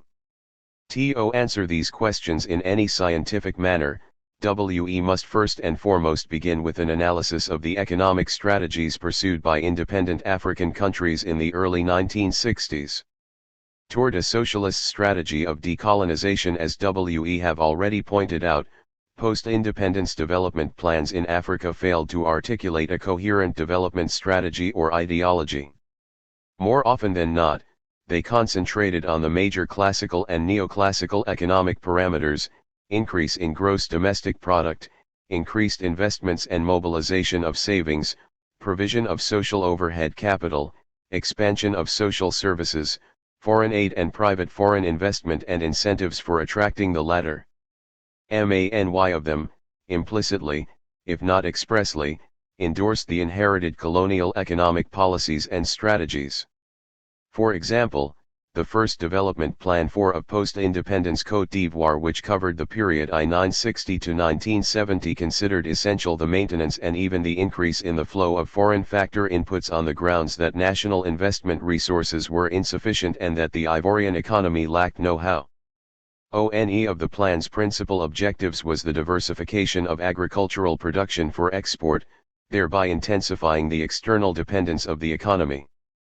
The plan gave the state a pivotal role in the control of the development process. While this Ivorian model was found in many newly independent countries of Africa, most of the former French colonies went further and took measures to strengthen their economic links with France. Thus, for example, while the other African countries established independent monetary institutions, all former French colonies, except Mali and Guinea, retained monetary links with France in a COMMON monetary zone. In contrast to this neocolonial development strategy, a few African countries embarked, immediately after independence, on policies and programs which they considered would decolonize their economies. But most of these countries associated economic decolonization with the desire to direct their societies towards socialist goals. Although the term socialism was given different connotation and qualifications such as African socialism, 5 democratic and cooperative socialism, 6 neo-Destructurian socialism, 7 or realistic and common sense socialism, 8 the social and economic content was very similar. Unlike the countries following a liberal neocolonial economic strategy, the objective of these countries was not only to increase the level of well-being of the population but also to achieve fundamental change in the very structure of society and in the colonial economic structure by developing the domestic processing of primary products and by pursuing an import substitution industrialization strategy. One of the remarkable features of these early socialist experiments was the rejection of any massive expropriation of foreign or private property. In fact, the various governments were more anxious to emphasize the creation of new capacity rather than nationalization as the springboard of their socialist dreams. But one country which differed markedly from this approach was Mali. While countries such as Ghana accepted a mixed economy as a transitional stage in the construction of a socialist society, Mali set out to put under direct state control and monopoly most of the modern sector, particularly the foreign trade sector. This latter step was particularly important from Mali's perspective since the control of foreign trade was seen as a key instrument in controlling the commodity export surplus. Following Marxist economic theory, Malian planners saw in the foreign trade companies the conduit through which surplus value was exported, and while the other ex-French colonies signed a monetary agreement with France, giving them a COMMON currency guaranteed by the French treasury, Mali created its own independent currency, the Mali franc. Algeria, after its independence in 1962 following a long and bloody war of liberation, also chose a socialist path to development. In the words of the Algerian liberation leader and first prime minister, Ben Bella, "We are adopting the economic analysis of Marxism because we think it is the only one of value for the development of our country, but without espousing its ideology, because our action is guided by Algerians who are Muslims and Arabs." 9 In a way, this choice was imposed on post-independence Algeria as the country was faced with a void caused by the mass exodus of the European population who abandoned farms, factories, and real estate. The abandoned property was taken over spontaneously by Algerian farm laborers, workers, and population. Thus was established the unique feature of Algeria's economic structure, the self-managed agricultural sector. These self-managed farms became collective organizations run by workers' assemblies which elected the administrators. The occupation was soon legalized by nationalization which covered practically all the former European farms, or around 2.3 million ha producing 65% of total cereal production. The nationalization process was progressively extended to the manufacturing, mining, and petroleum sectors, so that by the end of the 1960s the public sector, excluding self-managed firms, represented more than a third of total output. All these several species of socialism have, of course, multiple objectives. These are, 1. Economic decolonization, 2.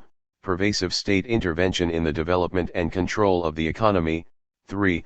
A striving for the equalization of economic and social opportunities, and 4. Limitation of the role of the private sector and of private investment and property.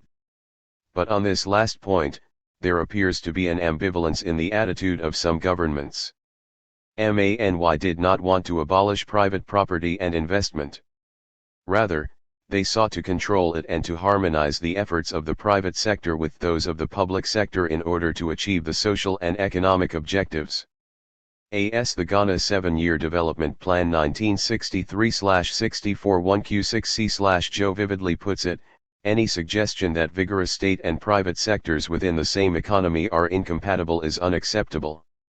Ghana's policies will be so designed to obtain maximum contribution from each sector towards the overall growth of the economy. *0 It was, however, in Tanzania that socialism was given the most articulate expression as the basis for overcoming poverty, reducing the country's external dependence and reorganizing fundamentally production, power, and social relations within Tanzanian society.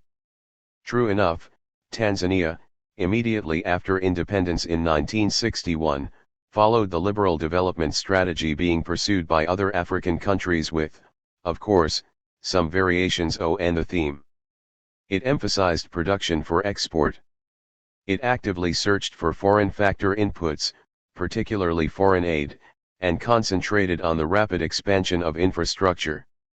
But unlike most other African countries, Tanzania began to expand the ideology of self-reliance.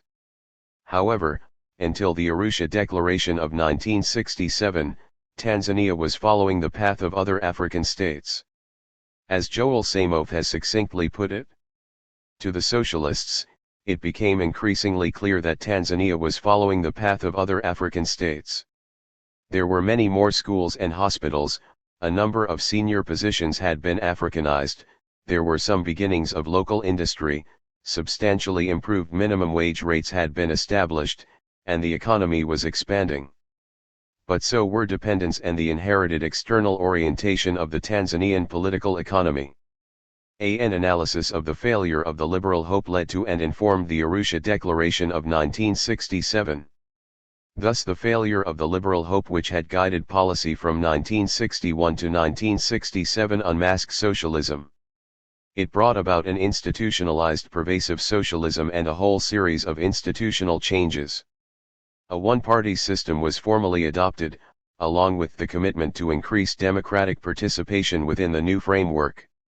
Above all, a radical development strategy was promulgated.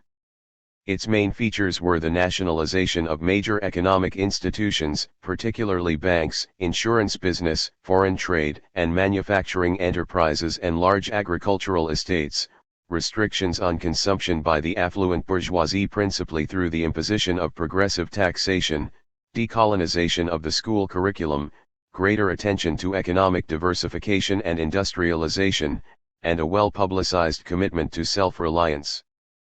But the most radical aspect of the new socialism of Tanzania was the ideology of Ujamaa Vijijini or village socialism, which was based on the policy of self-reliance. Socialism was to be based on the traditional values of the village, emphasizing the group and mutual support in contradistinction to the individualistic and exploitative values of capitalism.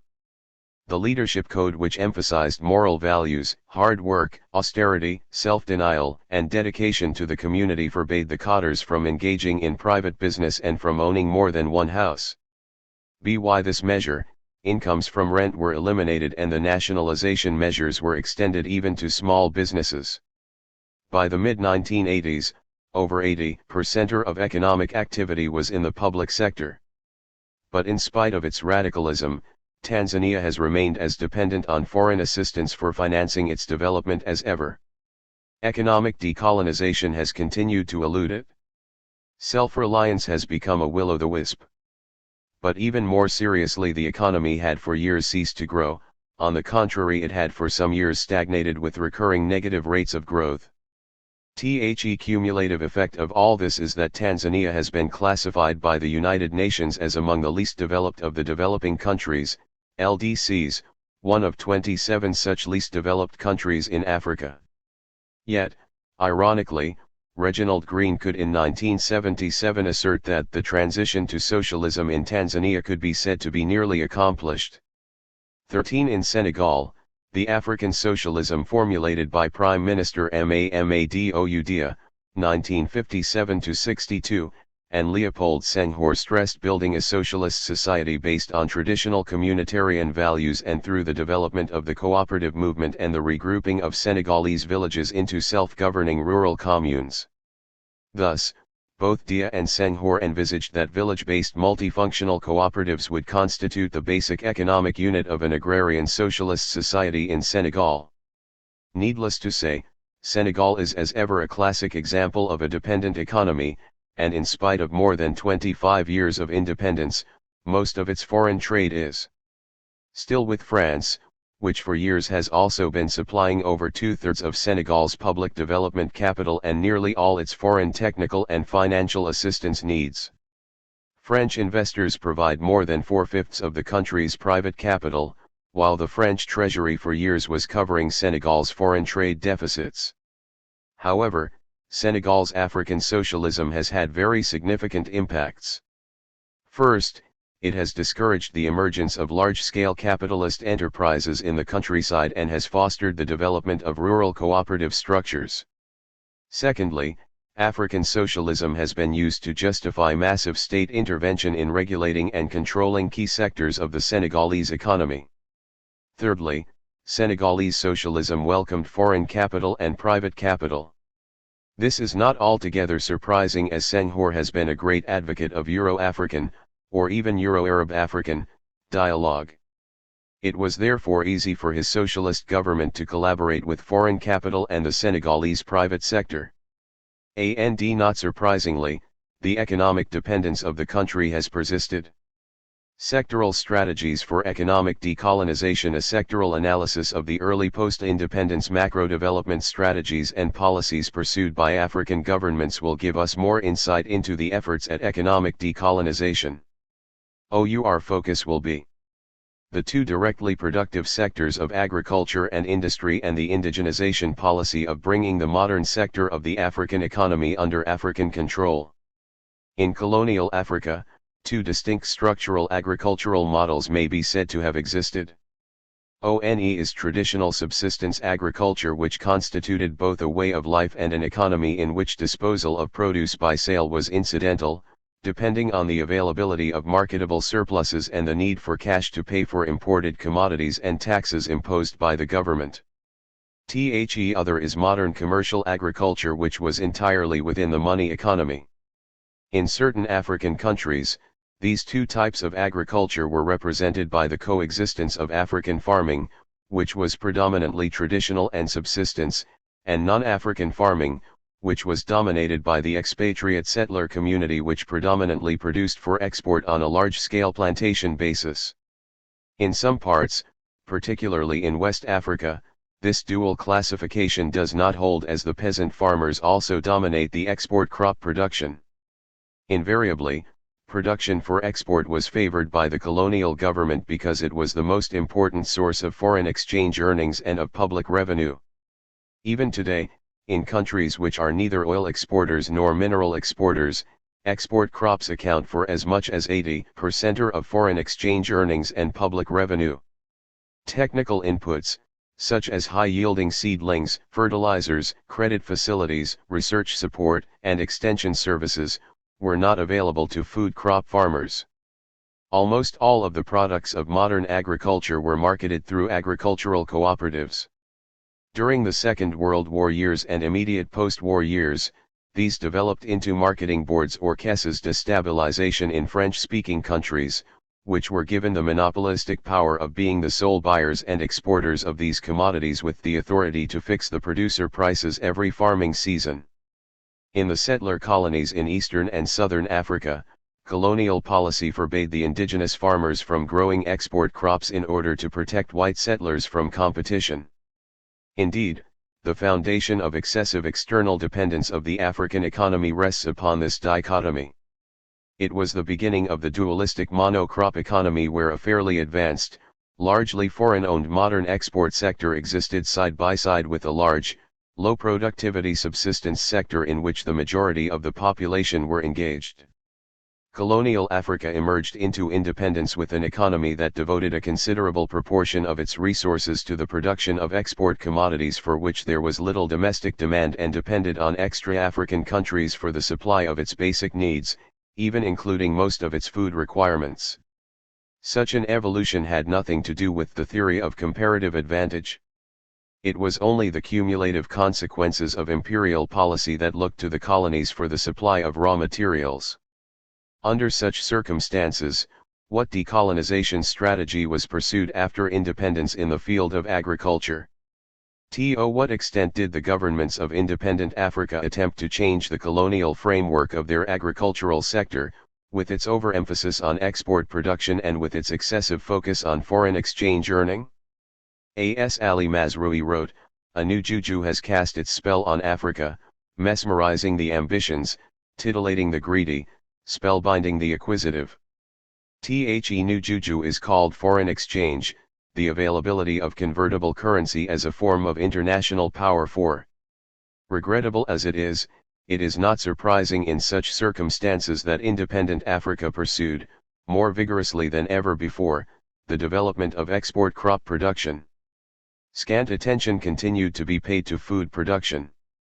Thus, between 1960 and 1965, while export crops registered a global 23.3% increase, food crops expanded by only 6.7%. Right from the beginning of independence, African governments appeared to have ignored the advice that the most certain way to promote industrialization is to lay the foundation it requires by taking vigorous measures to raise food production per person engaged in agriculture. 15 Indeed, as Fig 14.1 graphically demonstrates, per capita food production continued its downward trend throughout the 1970s and the early 1980s. The poor performance of the food sector is indeed symptomatic of the overall poor performance of the agricultural sector. On the whole, this sector has persistently lagged behind and performance has worsened progressively since independence. For example, between 1971 and 1980, agricultural production increased at an annual average rate of 1.7% compared with 2.1% in the 1960s. The reasons for this deteriorating performance are apparent from Table 14.1. African governments have not been backing their avowed agricultural development strategy with adequate allocation of public resources. Available data indicate that on a per capita basis, public expenditure in agriculture has been declining in real terms in all the sub-regions, the sharpest decline being in Central Africa, which also has the lowest internal capital flow per capita for its agricultural population. Worse still has been the fact that the extremely limited resources available for investment in agriculture have been invariably unwisely and uneconomically spent. There has been too great a reliance on heavy capital investment and overcapitalization through extensive mechanization. Most public projects have built into them very expensive welfare provisions with little thought given to the capacities and needs of the African farmer. Although between 80 and 90% of the agricultural producers are small-scale peasant farmers, the majority of WHOM, especially among the food growers, are women, yet they are starved of vital agricultural inputs. Agricultural extension services are conspicuous by their inadequacy. Modern varieties of seeds, fertilizers, and pesticides are commonly unavailable, feeder roads and other infrastructural facilities are woefully inadequate, virtually no effective and efficient facilities exist for the storage and/or preservation of food grains, there are few systematic efforts to organize the supply of food items from the countryside to urban centers or between different rural areas, with the result that a very high proportion, between 20 and 45% of the food produced is wasted from lack of access to markets, and producer price policy, by keeping prices low and reducing the income of farmers, has adverse effects on agricultural productivity. The Lagos Plan of Action underlined this systematic neglect of the smallholder peasant farmer, stating that at the root of the food problem in Africa is the fact that member states have not accorded the necessary priority to agriculture, both in the allocation of resources and in giving sufficient attention to policies for the promotion of productivity and improvement of rural life. 16 The plan went on to add that for an improvement in the food situation in Africa, the fundamental prerequisite is a strong political will to channel a greatly increased volume of resources to agriculture, to carry through essential reorientation of social systems, to apply policies that will induce small farmers and members of agricultural cooperatives to achieve higher levels of productivity, and to set up effective machineries for the formulation of relevant programs and for their execution. 17. As for the industrial sector, industrialization was seen by the newly independent African countries as a major instrument for decolonizing their economies. Manufacturing activities had been discouraged by the colonial governments. WHO saw the role of the African economies as being supportive of those of the colonial powers. To whom they supplied raw materials and for whose manufactured goods they provided captive markets. As is shown in Table 14.2, manufacturing activities accounted, at independence in I-960, for only 7.6% of the GDP, compared to 12% in Southeast Asia, 13% in the Middle East, and 22% in Latin America. Pre-independence industrial activities were limited to the processing and semi-processing of agricultural and forest products and minerals, and to the production of light consumer goods. Consequently, after independence, the governments paid special attention to the development of manufacturing industry. However, the general pattern for establishing manufacturing industries was very much on an ad hoc basis without any plan for linkages within sectors or with other sectors of the economy. Appropriate strategies for making industry contribute significantly to economic and social development were lacking. Right from the start, industries were set up in partnership with foreign enterprises or under total foreign ownership which operated them primarily for their own interest. Virtually all the factor inputs and the raw materials were imported. Thus industrialization opened another dependency door in Africa. Instead of becoming a major source of foreign exchange savings and, possibly, earnings, industry became the principal source of foreign exchange leakages. Although, as will be seen from Table 14.3, the manufacturing sector developed faster than any other sector except mining, commerce, and public administration in the 1960s, and a little faster than the GDP in the 1970s, the industrial sector even today is still partly a small foreign enclave and partly a small urban enclave in a vast sea of rural backwardness.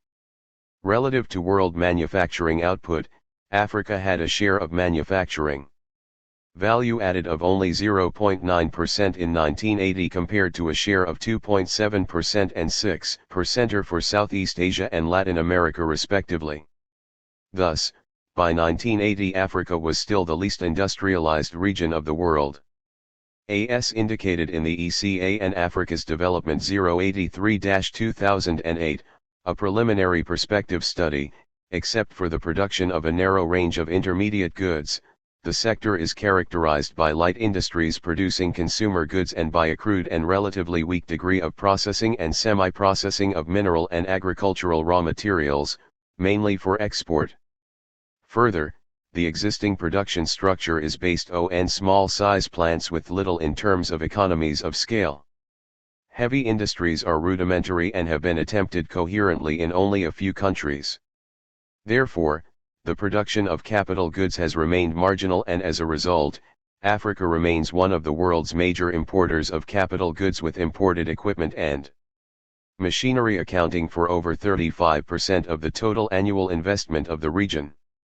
18 Thus, although post-independence African governments saw industrialization as having 6 major objectives, viz. 1. The satisfaction of the basic needs of the population, 2.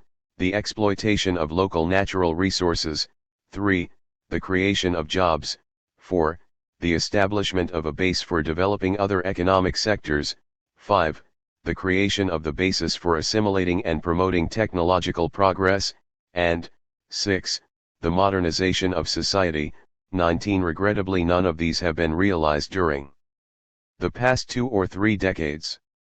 Rather, because of the heterogeneous character of the manufacturing industry in Africa, their interminable need for subsidies in one form or another, the considerable dependence of many of them on imported factor inputs and their failure as a whole to mitigate unemployment or to provide a dynamic thrust to the African economy, the industrial sector has become a crisis sector, and the crisis of industrial stagnation should now be added to the growing list of crises affecting our poor, beleaguered continent.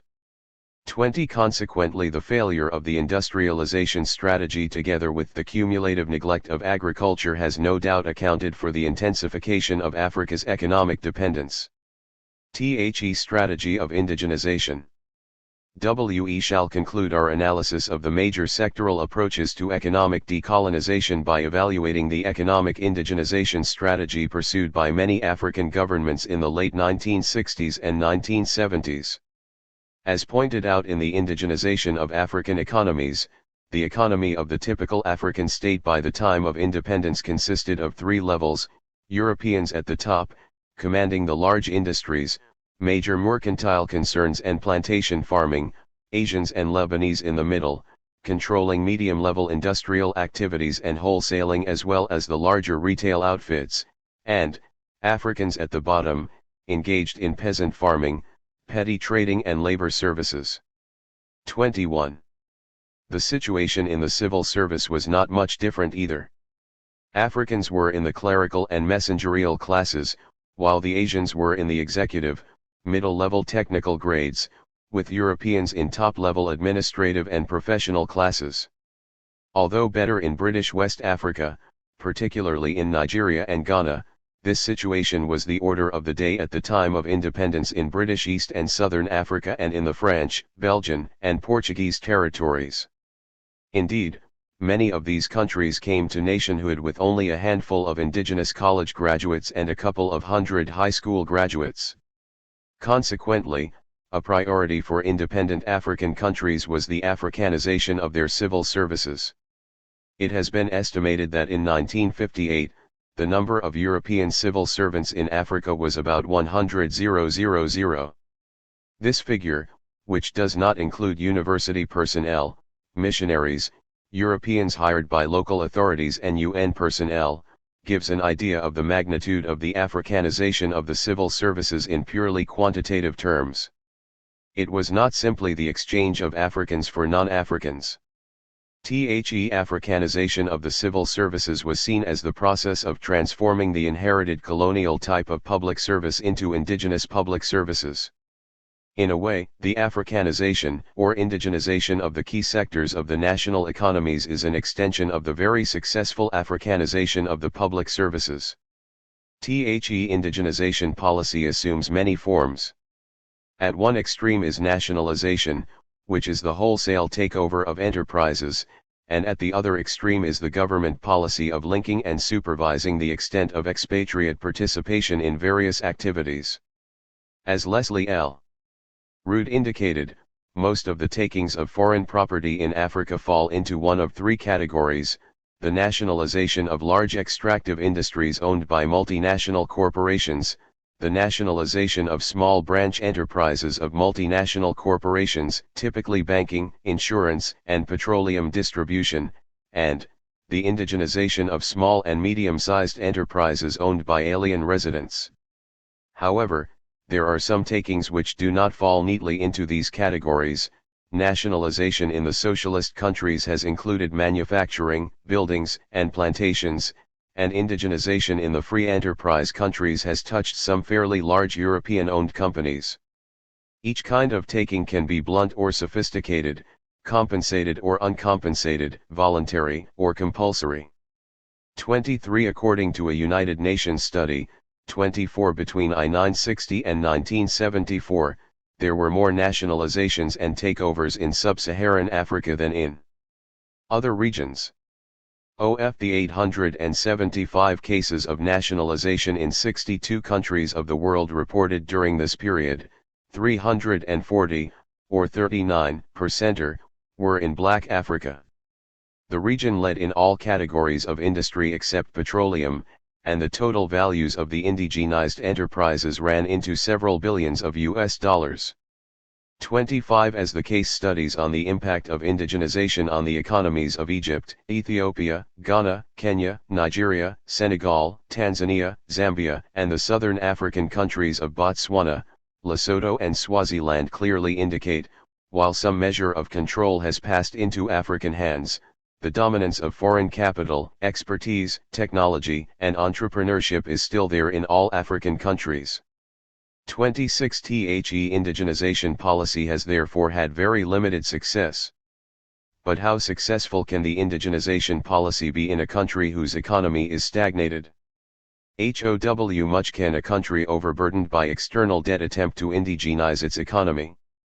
A country that is overly dependent on external trade and on a vulnerably narrow spectrum of primary export commodities, and where there is a sharp bifurcation between the traditional and modern sectors of the economy with a circumscribed and fractured industrial base, cannot truly be indigenized. Africa must therefore see indigenization not merely as the taking over of ongoing expatriate concerns, but as a challenge to transform its present colonial economy to an authentically self-reliant African economy with an internally generated and self-sustaining process of development. 27. The strategy of intra-African penetration and pan-African integration. As already indicated, the partition of Africa and the granting of political independence occurred with complete disregard for history, culture, economic and political viability. Thus, at independence Africa was a patchwork of a large number of minuscule states. Furthermore, the nature of the colonial legacy was such that contiguous political units existed as separate and isolated entities with minimum structural links between them. African states were consciously structured to produce primarily for, and trade exclusively with, their respective colonial powers. The national markets that resulted were too small and fragmented for industrial products. Under the circumstances, the pursuit of national goals of economic decolonization was seen to be dependent on a strategy of regional economic integration and the establishment of multinational institutions to promote development and undertake joint cooperative efforts. As a matter of fact, regional economic cooperation and integration were recognized as essential components of strategies of economic decolonization long before the attainment of political independence. They actually started off as aspects of the Pan-Africanist movement which aimed at the unification of African forces against imperialism and colonial domination. Thus, one of the earliest calls for economic integration was made at the Fifth Pan-African Congress held in Manchester, England, in 1945, when, with great foresight, the Congress recommended the establishment of a West African Economic Union as a means of combating the exploitation of the economic resources of the West African territories and for ensuring the participation of the indigenous people in the industrial development of West Africa. The Bandung Declaration of 1955 also made reference to the need for economic cooperation among African countries. Because of this link with Pan-Africanism, strategies for regional integration adopted in the early post-independence period favored embracing regional organizations. Thus, in 1958, the first Conference of Independent African States, which was held in Accra, Ghana, resolved to set up an Economic and Research Committee within each country and a joint Economic Research Committee composed of representatives of all independent African countries. Their task was to consolidate the economic development policies of the states, promote trade and ACOMMON industrial policy, and coordinate economic planning among the different states with a view to achieving an all-African economic cooperation arrangement. Later, in I-960, the independent African states of that time recommended the creation of an African Council for Economic Cooperation, an African Development Bank and an African Commercial Bank. It was recommended that a system of preferential tariffs among independent African countries should be established. It was largely as a result of this collective fervor for economic integration that the Monrovia, Casablanca, Brazzaville, and Maghreb groups were formed. These in turn made various recommendations for the creation of an African COMMON market, an African Payments Union and an African Bank for Economic Development. But the actual establishment of all-embracing multi-purpose regional organizations encountered various obstacles. Foremost amongst these was the newness of the states, which made it difficult for national leaders to divest themselves of their newly acquired authority in favor of collective decision-making. The lack of adequate interstate infrastructure, particularly transport and communications links, also circumscribed intrastate trade and movement. A third obstacle arose from the differences in political ideologies adopted by the emergent states.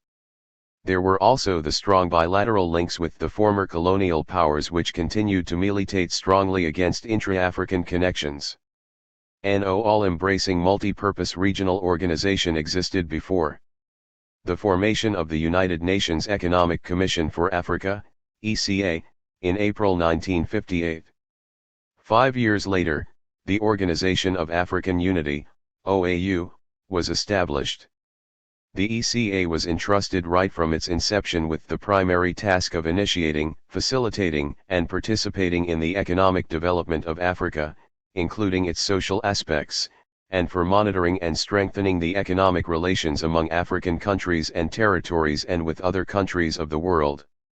The objectives of the OAU were principally political, but they do include the coordination and intensification of cooperation to achieve a better life for the peoples of Africa, eradication of all forms of colonialism, and promotion of international cooperation. While both organizations were requested to cooperate very closely with each other, the primary responsibility for promoting economic cooperation and integration in Africa rests with the ECA. Early in the 1960s, the ECA realized that the most viable approach to regional integration was one that was gradual and embraced narrower geographical areas as opposed to an all-embracing continental arrangement. The African region was therefore divided into 4 sub-regions: Eastern and Southern, Central, West, and North Africa. Sub-regional offices were established in each of these 4 sub-regions. Their main function was to provide backstop services that would facilitate collective decisions and actions at the grassroots level by undertaking relevant studies, participating in the programming and implementation of multinational projects and provision of on-the-spot technical assistance on a continuous basis. However, the sub-regional offices were soon found to be not as effective as expected in getting African states to form cooperation arrangements, first, because they were plagued by a dearth of resources, and secondly, because there were no provisions to ensure the participation of governments in the activities and work programs of the offices. To enhance the ECA's role as a catalyst for regional integration, United Nations Development Advisory Teams, UNDATS, were created to improve the operational capability of the sub-regional offices. It was, however, soon realized that what was needed was not simply advisory bodies, but more operational instruments for the promotion of economic cooperation. The UNDATS were therefore replaced in 1977 by the Multinational Programming and Operational Centers, MULPOCS. Today, there are 5 MULPOCS in the various sub-regions of the continent, Fig 14.2. Their operation holds great promise for the future of regional economic integration in Africa. At present, there are several economic communities organized along sub-regional lines and at various stages of integration, Fig 14.3. In West Africa, the Economic Community of West African States, ECOWAS, exists, Fig 14.4, and embraces the membership of other communities, such as the West African Economic Community, CEAO, the Council for the Entente and the MANO River Union. In Central Africa, the latest of the economic communities established by the ECA in 1983, the Economic Community of Central African States has brought together the 5 states that constitute the Union Douanière d'États d'Afrique Centrale, UDEAC, namely the Central African Republic, Congo, Chad, Gabon, and the United Republic of Cameroon, into what will eventually become a Central African COMMON market. The Economic Community of the Great Lakes Countries, CEPGL Communauté économique des Pays de Grands Lacs, comprising Burundi, Rwanda, and Zaire has also been established. In East Africa, the East Africa Economic Community established in 1967 between Kenya, Uganda, and Tanzania has since collapsed, July 1977. THEECA, using its MULPOC for Eastern and Southern Africa, succeeded in establishing the Eastern and Southern African Preferential Trade Area with provisions not only for the liberalization of trade, but also for cooperation and inter-country specialization in the development of basic and strategic industries, the production of food crops and livestock, the development of science and technology, the exploitation and utilization of natural resources, human resources development and the creation of transport and telecommunications networks, Fig 14.5. In North Africa, a permanent consultative committee was established in 1964 between Libya, Morocco, and Tunisia. Cutting across the membership of these multi-purpose organizations are about 130 intergovernmental, multi-sectoral economic organizations that are meant to promote technical and economic cooperation in Africa. In addition, there are institutionalized conferences of ministers and officials in a number of specific areas. Despite their multiplicity, the effectiveness of many of these organizations in promoting cooperation is yet to be proved. Intra-African penetration has been constrained by, first and foremost, the inadequacies in understanding the objectives and modalities of economic cooperation. Far too often, assumptions which are obtained in advanced countries, but which are untrue as far as developing African countries are concerned, have been brought to bear on the formation and operation of economic groupings in Africa. These assumptions include the existence of many units of production, each producing and selling a relatively small share of the national output, an economy operating at near full employment with plants expected to operate at the margin so that new investment is also marginal compared to current productive capacity, an ample supply of highly motivated entrepreneurs with an extensive knowledge of markets for financing inputs and products who are capable of exploring new economic opportunities as they arise at home and abroad, and the benefits of cooperation which are usually distributed fairly among the cooperating countries because the capacity to derive benefits from cooperation are fairly equitably distributed. 28. Conditions obtaining in Africa are by contrast characterized by I. An inadequate supply of competent entrepreneurs in both the public and private sectors, 2. Scarcity of skilled manpower, 3. Limited familiarity with the sources of raw material supply. 4. Limited range of choice of technology, 5. Limited inter-industry integration, and 6. Limited domestic markets in relation to plant sizes. Given these conditions, the objectives and modes of cooperation should differ fundamentally from those cooperation arrangements organized amongst the industrialized countries. In other words, economic cooperation arrangements in Africa should not be oriented solely to trade facilitation but to production as well. Operation should lead to the creation and utilization of new productive capacity, especially in the production of goods and services for use as further inputs for other industries or consumption. 29. To achieve this, it will be necessary to integrate national economies and to reorient consumption and production patterns towards satisfying domestic requirements and to promote national self-reliance. But often, the various sectors in an African economy are only tenuously linked. Another major problem has been that of reaching acceptable formulae and procedures for sharing the costs and benefits of economic cooperation. Of particular importance in this respect has been the concern of participating states over the possibility of loss of income from export and import taxes as a result of trade liberalization measures implicit in common market arrangements. This problem is closely linked with considerations of equity and of balance within economic groupings whereby certain countries have progressed at slower rates than they would have done outside the groupings. Formulation of generally acceptable equalization measures to redress the imbalance has however constituted one of the most intractable problems facing economic groupings, since such measures usually must cover not only losses of revenues on duties foregone but also benefits from the imponderable unquantifiable dynamic factors such as improvements in the efficiency of the country's factors of production attributable to economic integration, operation of external economies, expanded employment. 30. Another obstacle to effective economic cooperation in Africa has been the overconsciousness on the part of many African countries of their national sovereignty. Too often, the political leadership has been reluctant to surrender national sovereignty over crucial areas of economic policy. The inadequacy of infrastructure and the absence of appropriate institutional frameworks to promote economic cooperation have also constituted real constraints on regional cooperative efforts. Most critical gaps include the lack of modern transport and communications links among member states, the absence of intra-African clearing-house arrangements and of COMMON currency and payments arrangements, and the absence of multinational development institutions with the capacity for project identification, preparation, investment promotion, and consultancy services.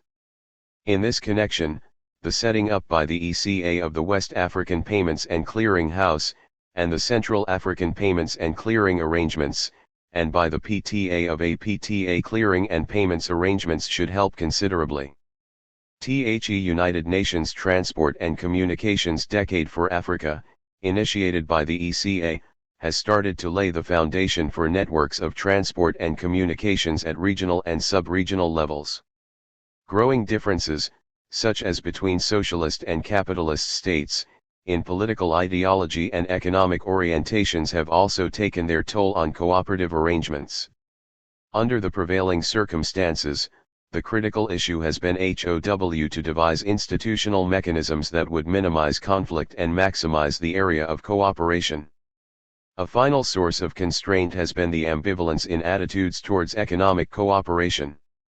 Apparently, political initiatives and declared collective goodwill have too often not been matched by practical action. There is also the tendency for actions at the national level to be completely at variance with declarations made in international fora. Spurred by the final act of Lagos, which was one of the outcomes of the African Economic Summit held on 28 and April 29, 1980, in Lagos, by which the heads of state and government committed themselves to the setting up of an African Economic Community by the year 2000, the ECA, in collaboration with the OAU, has been intensifying its effort to streamline and strengthen existing regional economic groupings and to establish others in the regions where they do not exist, so as to cover the continent as a whole. With the signing on October 21, 1983 of the treaty establishing the Central African Economic Community by 10 member states of Central Africa, there have now emerged in sub-Saharan Africa 3 major regional economic cooperation arrangements which will become the main instrument for pushing forward the strategy of intra-African penetration and providing the framework for Pan-African integration. They are, 1. The 16 member states of the Economic Community of West African States, ECOWAS, whose establishment preceded the final act of Lagos by 5 years. 2. The Preferential Trade Area of Eastern and Southern Africa, PDA, which is expected to have 22 member states and which came into existence in December 1981, and deteriorating African economic conditions, the persistence of neocolonial economic systems and of economic dependence in spite of all the various strategies for economic decolonization pursued by African governments both at macro and sectoral levels, the African economy has still retained its colonial pre-independence structure, Table 14.4, and has made a rather insignificant positive impact on the living conditions of the people. The strategies were unsuccessful in engineering the expected socio-economic transformation. At best, they only achieved marginal structural changes. Between 1960 and 1980, the combined GDP of African countries about tripled, reaching in 1980 some $86 billion, at constant 1980 factor cost, which implies an annual growth of 5.6% on the average, see Table 14.2. In per capita terms, average incomes rose from $133 million in 1960 to $243, or $740 at 1983 prices. While this rise looks impressive, in relative terms the 1980 regional average income is only 7.6% of the $9,684 average current income for the industrial countries, underscoring the magnitude of African underdevelopment. Growth performance has been unstable and sometimes erratic. The facts that agriculture is the most dominant sector and that African economies are open to the vagaries of climate and international trade, help to explain most of this instability and relatively modest growth. Thus, The upswing in GDP growth during 1965 to 70 was due essentially to the record performance in agriculture and the improved demand for exports. Similarly, the slowing down of growth to 4.5% during the subsequent 5 years was again due primarily to the unprecedented fall in the growth of agricultural production to 1.4% a year and the recessionary conditions following the quadrupling of oil prices in 1973-4, which stifled demand for the region's exports, which grew by a mere 0.5% a year in real terms. The slight recovery in the 1975-80 period, however, followed primarily from the picking up of demand for non-petroleum products after a short period of adjustment to the costlier energy regime in the developed countries. But the situation took a dramatic sharp downturn immediately afterwards, with the NEW rises in oil prices and the cumulative impact of an assortment of problems, ranging from protracted droughts to falling export demand and prices to unprecedented foreign exchange squeezes. In 1981, regional growth plummeted to a negative rate of 3.0%, at 1980 prices, its first in recent history. All in all, GDP growth in the 1960s at 5.8% was slightly better than the average of 5.2% a year achieved during the 1970s. The search for a new national, regional and international economic order. It had become crystal clear to most African states by the beginning of the 1970s that if Africa was to get out of its low-level economic trap and lay the foundation for any significant process in economic decolonization, new national, regional and international economic strategies had to be formulated and rigorously pursued. Such strategies, at the national level, involve the installation of a NEW economic order based on the firm principles of self-reliance and self-sustainment, at the African regional level, on the concentration of efforts leading to the achievement of an increasing measure of collective self-reliance among African states, and at the international level, on the establishment of a new international economic order. In this search for a more effective and realistic strategy for economic decolonization, the place of honor must be accorded to the ECA's Africa Strategy for Development in the IGOS, which its Conference of Ministers adopted in February 1971-31, and to the OAU's African Declaration on Cooperation, Development, and Economic Independence adopted by the Assembly of Heads of State and Government at the 10th anniversary of the organization in May 1973. 32. But before the ECA and OAU declarations could be put into operational forms, the world was confronted with a decision of fundamental importance which was to have devastating impact on the economic and political relations between the industrialized countries and the Third World. The announcement by the Shah of Iran, on December 23, 1973, that henceforth a barrel of light crude oil would sell for $11.65 rather than the then prevailing price of $5.04 shook the international economy, at least for some time, to its very foundations. This single decision of the Organization of Petroleum Exporting Countries, OPEC, was hailed as a critical point in history, for it enabled some OPEC member states, such as Algeria, to take advantage of the opportunity to pursue the strategy of counter-penetration of the industrialized countries by leading the demand for the establishment of a new international economic order, NIEO. The OPEC action was seen as a practical illustration of what the developing world could do.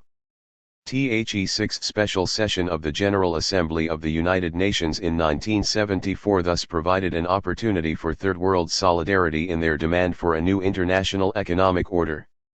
However, the impact of the oil price rise on the fragile economies of oil-importing African countries, particularly on their foreign accounts and their pro-auction costs, led to disillusion among them, especially as the OPEC example had failed to create a model for correcting the prices of other raw materials. Other primary commodities continue to be priced on free international markets, which are, more often than not, subjected to severe fluctuations both in demand and price, and where multinational corporations invariably have the upper hand. In spite of all the attempts which have been made and continue to be made for the cartelization of other export commodities and minerals, the economic fundamentals are unfavorable. The industrialized countries which import these commodities have open to them many possibilities for substitutes which amount to a form of countervailing power against producer cartels. Consequently, all that was made of the OPEC successful price coup was to use it as the springboard for intensifying Third World agitation for a new international economic order which concentrated on 7 issues. These are: I. Commodity stabilization, 2. Discrete treatment of Third World debts, 3. Restructuring of international trade and removal of protectionist policies in the industrialized North to Third World countries, 4. Halting the reverse resource flows from poor to rich countries and increasing official development assistance, ODA, to 0.7% of the GNP of the industrialized economies, 5. Easy access to Western technology, 6. Redeployment of world industrial production capability in favor of Third World countries, and 7. The reform of the international monetary and financial system, i.e. the World Bank and the International Monetary Fund.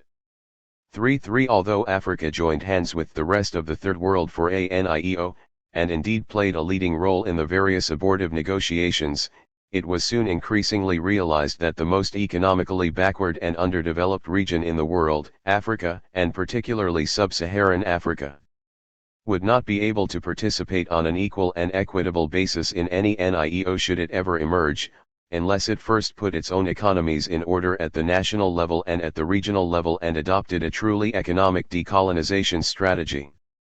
It is for this reason that the Economic Commission for Africa, ECA, deemed it necessary to initiate a series of actions from the second half of 1975, which led to the eventual adoption of the Development Strategy for Africa for the Third United Nations Development Decade and the Lagos Plan of Action for the Economic Development of Africa IQ 80-2000.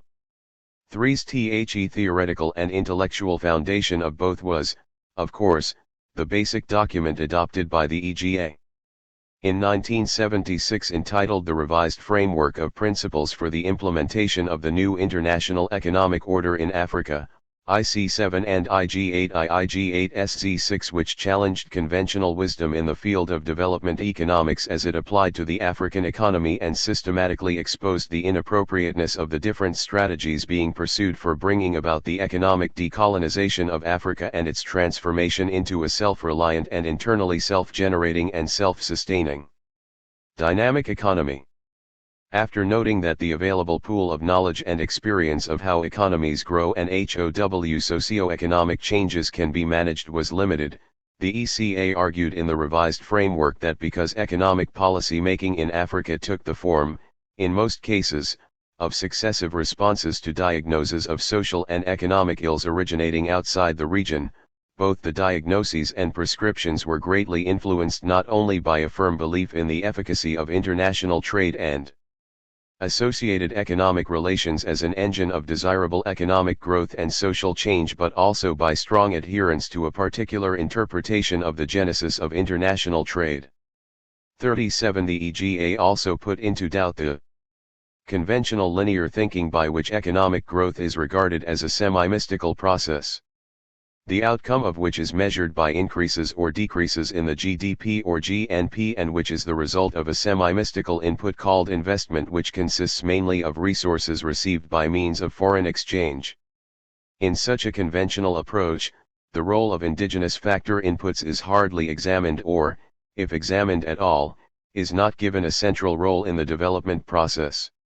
Because of national or multinational programs for the production of such indigenous factor inputs, WE have had to rely heavily on foreign exchange as a means of commanding these factor inputs. Hence the vital importance of our mono-produce exports, and the net flow of foreign private investment and our willingness to beg for foreign aid and loans to supplement these two. Of course, our greatest weakness as a people is the lack of any visualization by our political, social, and community leaders and by our captains of industry as to what they would like to see our countries become individually and as a group in, say, 25 years from now. It is this image of oneself in the future that is a condition of policy making and strategy design in every developed or semi-developed country. Without it, no reliable path towards the future can be followed either by individuals, communities, countries, or groups of countries. And it becomes easy to go astray or be led astray.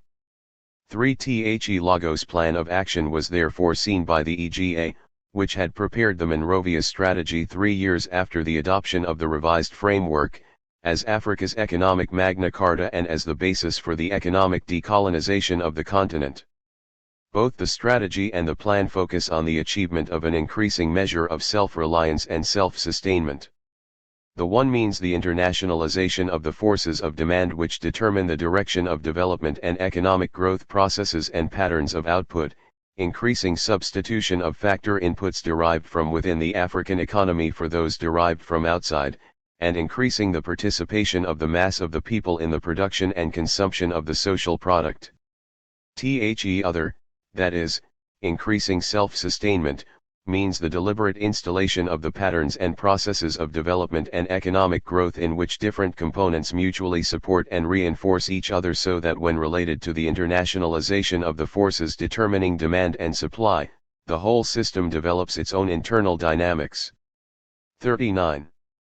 Only a development strategy which is based on the principles of self-reliance and self-sustainment can bring about a complete departure from the colonial economic past of Africa and lead the continent along the path of normative development. Such a strategy, being inward-looking rather than externally oriented, does not make a sacred cow of foreign exchange earnings and therefore does not attach excessive importance to foreign trade as the basis for initiating development, particularly the type of foreign trade with which Africa has been engaged both before and since independence. The development strategy espoused in both the Monrovia strategy and the Lagos Plan of Action accordingly puts the domestic market, including African sub-regional and regional markets, rather than external foreign markets at the heart of the development effort. 40. The challenge which therefore faces Africa is to put into operational terms at the national, sub-regional, and regional levels the essence of both the Monrovia strategy and the Lagos Plan of Action. It is only by doing so that economic decolonization can become realizable. But decolonization may require more than reducing alien power on African economies. It is likely to require increased African power on the world economy. African resources can be more than just a basis of dependency. They can become the foundations of Africa's counter-leverage on the global system. In this quest for counter-power, solidarity with other developing countries is more vital than ever. TWO forms of solidarity are critical for Africa and the Third World if the global system is to change in favor of the disadvantaged and of final decolonization. Organic solidarity concerns South-South linkages designed to increase mutual dependence between and among African or Third World countries themselves. Strategic solidarity concerns cooperation among Third World countries in their struggle to extract concessions from the industrialized North. Organic solidarity concerns the aspiration to promote greater integration between Third World economies. Strategic solidarity aspires to decrease the South's dependent integration into Northern economies. The focus of organic solidarity is primarily a South-South economic marriage. The focus of strategic solidarity is either a North-South divorce, a new marriage settlement or a new social contract between North and South. The terms of the North-South bond have to be renegotiated.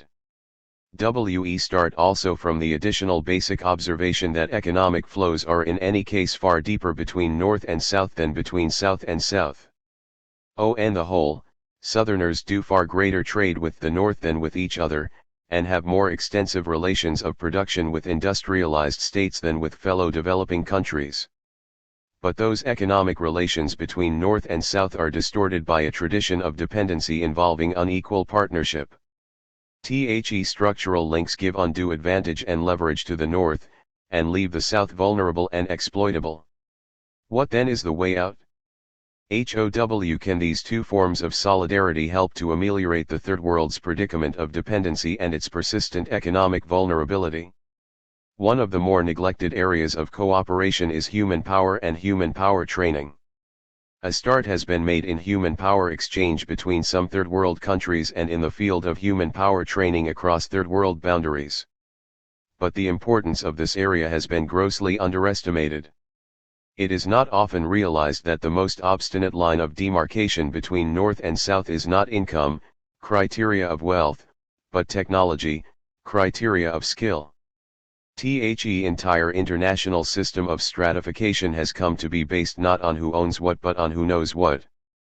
Libya and Saudi Arabia may have a higher per capita income than some of the members of the European Economic Community, but Libya and Saudi Arabia are well below Western Europe in skills of production and economic organization. Indeed, members of OPEC do not even have adequate skills to control or drill their own oil. Nowhere is this demonstrated more clearly than in Southern Africa and the Middle East. Some 5 million whites in South Africa have been able to hold to ransom a black population in the region 10 times their own. They have held neighboring blacks to ransom both economically and militarily.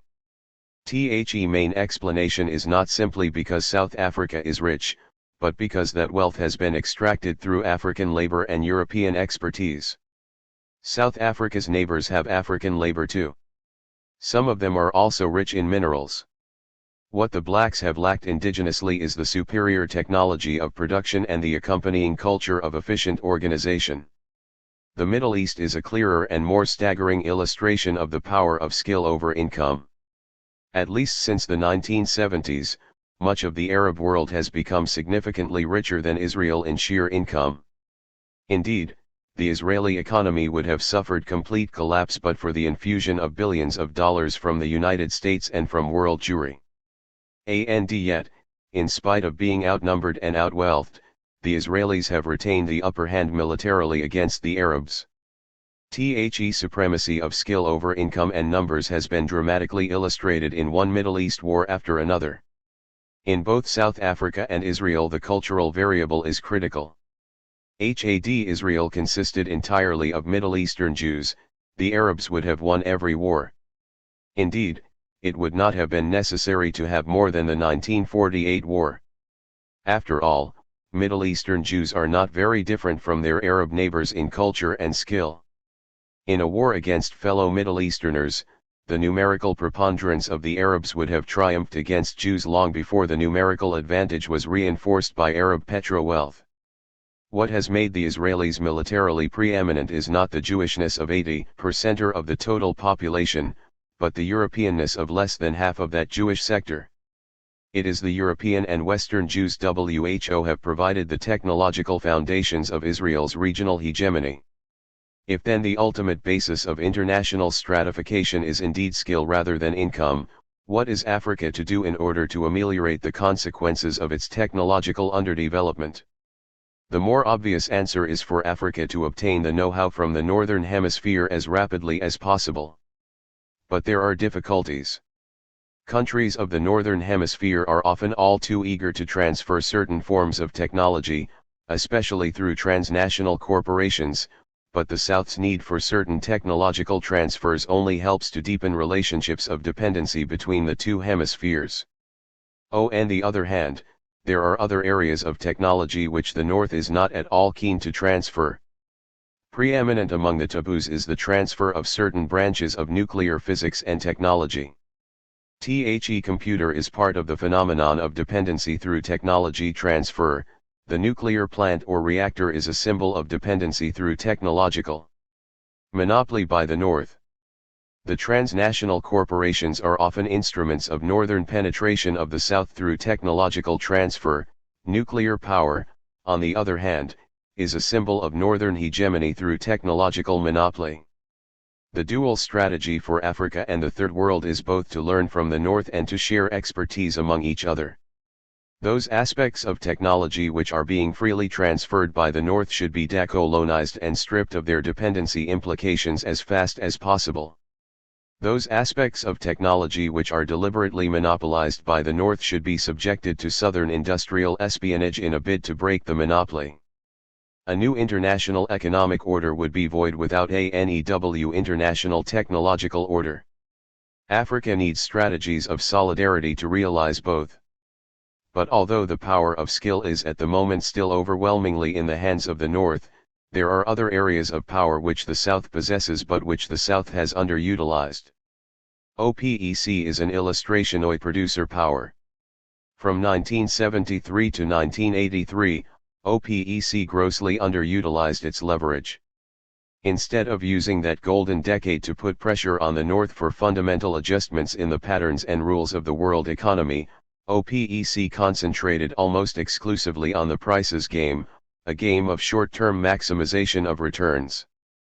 There is a crying need for other producer cartels, no matter how weak in the short run. Cobalt has more promise as a mineral of leverage than copper, and would involve fewer countries. Experimentation in a cobalt cartel could pay off if Zaire asserted itself a little more decisively as an independent power. After all, Zaire has the credentials of being the Saudi Arabia of cobalt when the market improves in the years ahead. The Third World has also underutilized its consumer power, regionally specific and patchy as it is. The Middle East and African countries like Nigeria are especially important as consumers of Western civil and military hardware, technology, and household products. Occasionally Nigeria or individual Middle Eastern countries flex their muscles and threaten to cancel trade contracts or to refuse to renew them. But such muscles are flexed usually for relatively minor issues, like protesting against the television film Death of a Princess or when an Arab or African delegation is diplomatically snubbed by a Western power. The consumer power of Africa and the Middle East could be used as leverage for more fundamental changes in the exchange patterns between North and South. The fourth form of power currently underutilized by the South is debtor power. Julius Nyerere of Tanzania, upon being elected chairman of the Organization of African Unity in November 1984, identified development, debt and drought as the three leading concerns of the current African condition. Of course, African debts are modest as compared with those of Latin America, but Nyerere identified debt as a source of power and not merely as a source of weakness. At the first press conference after his election, Nyerere lamented that the Third World was not utilizing the threat of defaulting more efficiently to induce Western banks to make more fundamental concessions to the indebted. 42 In reality, Tanzania would still be vulnerable unless there was substantial strategic solidarity among both African and Latin American countries. The utilization of debtor power requires considerable consensus among the indebted. The Western banks have evolved a kind of organic solidarity of their own as well as mechanisms of almost continual consultation. The creditors of the North are united, but the debtors of the South are in disarray. Africa and Latin America need to explore the possibility of creating a strategic solidarity of the dispossessed and the indebted to help induce the creditors of the North to make concessions on such issues as rates of interest, schedules of payment, methods of payment, and the conditions for a moratorium or even total debt relief where needed. Fundamental as all these areas of strategic solidarity are, they are no substitute for organic solidarity in terms of greater trade, investment and other interactions among Third World countries themselves. Here, the least developed countries, LDCs, are caught up in one of several contradictions. In their relations with the North, the LDCs need to diversify their economies. But in their relations with each other, the LDCs need to specialize in order to increase mutual complementarity. Uganda could revive its cotton industry and sell the fiber to Kenya to process into a textile industry. This specialization would help the two countries develop in the direction of complementary specialization. But the imperatives of Uganda's relations with the world economy as a whole dictate diversification of Uganda's industry rather than specialization. This is an acute dilemma which Third World countries need to resolve as a matter of urgency. They need to find a suitable balance between diversification for North-South relations and specialization in South-South trade. Related to this is the imperative of finding alternative methods of payment in South-South trade. The principle of using northern currencies for South-South trade has been very stressful. The bogey of foreign exchange has bedeviled southern economies. Tanzania, Zambia, and Zimbabwe have been exploring possibilities of reviving barter as a basis of at least some aspect of their economic relations. Nigeria, in the 1980s, has experimented with counter-trade, exchanging oil for manufactured goods. The new détente between Kenya and Tanzania also envisages areas of barter trade between the two countries in the years ahead. And if Uganda's cotton did feed Kenya's textile industry more systematically in the future, it would not be unrealistic for Kenya to pay back Uganda in shirts and processed military uniforms, rather than in hard foreign exchange. Another area of organic solidarity among third world countries concerns the issue of sharing energy. There have been years when Kenya has needed to get a third of its electricity from the dam at Jinjia in Uganda. Uganda is still a major supplier of power to Kenya. Plate 14. Jinjia Dam in Uganda. The Akosombo Dam on the Volta River in Ghana was also designed to be a major regional supplier of electricity in West Africa. Unfortunately, the level of water has been so low that far from supplying power to neighbors, Ghana has periodically had to ration power domestically. Ghana has sometimes needed electrical cooperation from the Côte d'Ivoire. Southern African dams like Kariba have had more successful. 428. Regional roles.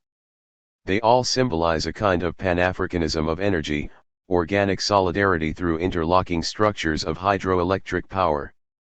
An integrated European steel complex once served as midwife to the birth of the European Economic Community, EEC. Indeed, the integrated steel industry was envisaged as an insurance against any future fratricidal war in Europe. If European steel production was interlocked, industrial interdependence was at hand, and separate military aggression in the future would therefore be less likely. In the same spirit, interlocking electrical systems between third world countries should deepen mutual dependence and create incentives for cooperation in other areas. The struggle for a more integrated Africa has encountered many setbacks, from the collapse of the East African Community of Kenya, Uganda, and Tanzania to the substantial drying up of the Akosombo Dam. An experiment worthy of Africa's attention and study is Southeast Asia. The struggle for a more integrated Southeast Asia is more of a success story, as the Association of Southeast Asian Nations, ASEAN, has emerged as a major economic and diplomatic force in the affairs of the region. The struggle for a more integrated Arab world is a mixed story, ranging from the positive promise of the Gulf Cooperation Council to the negative internecine squabbles of Arab politics. Libya and Egypt are often close to conflict. In Latin America, regional integration is also a mixed record. Central America in the 1980s was tense under the clouds of war.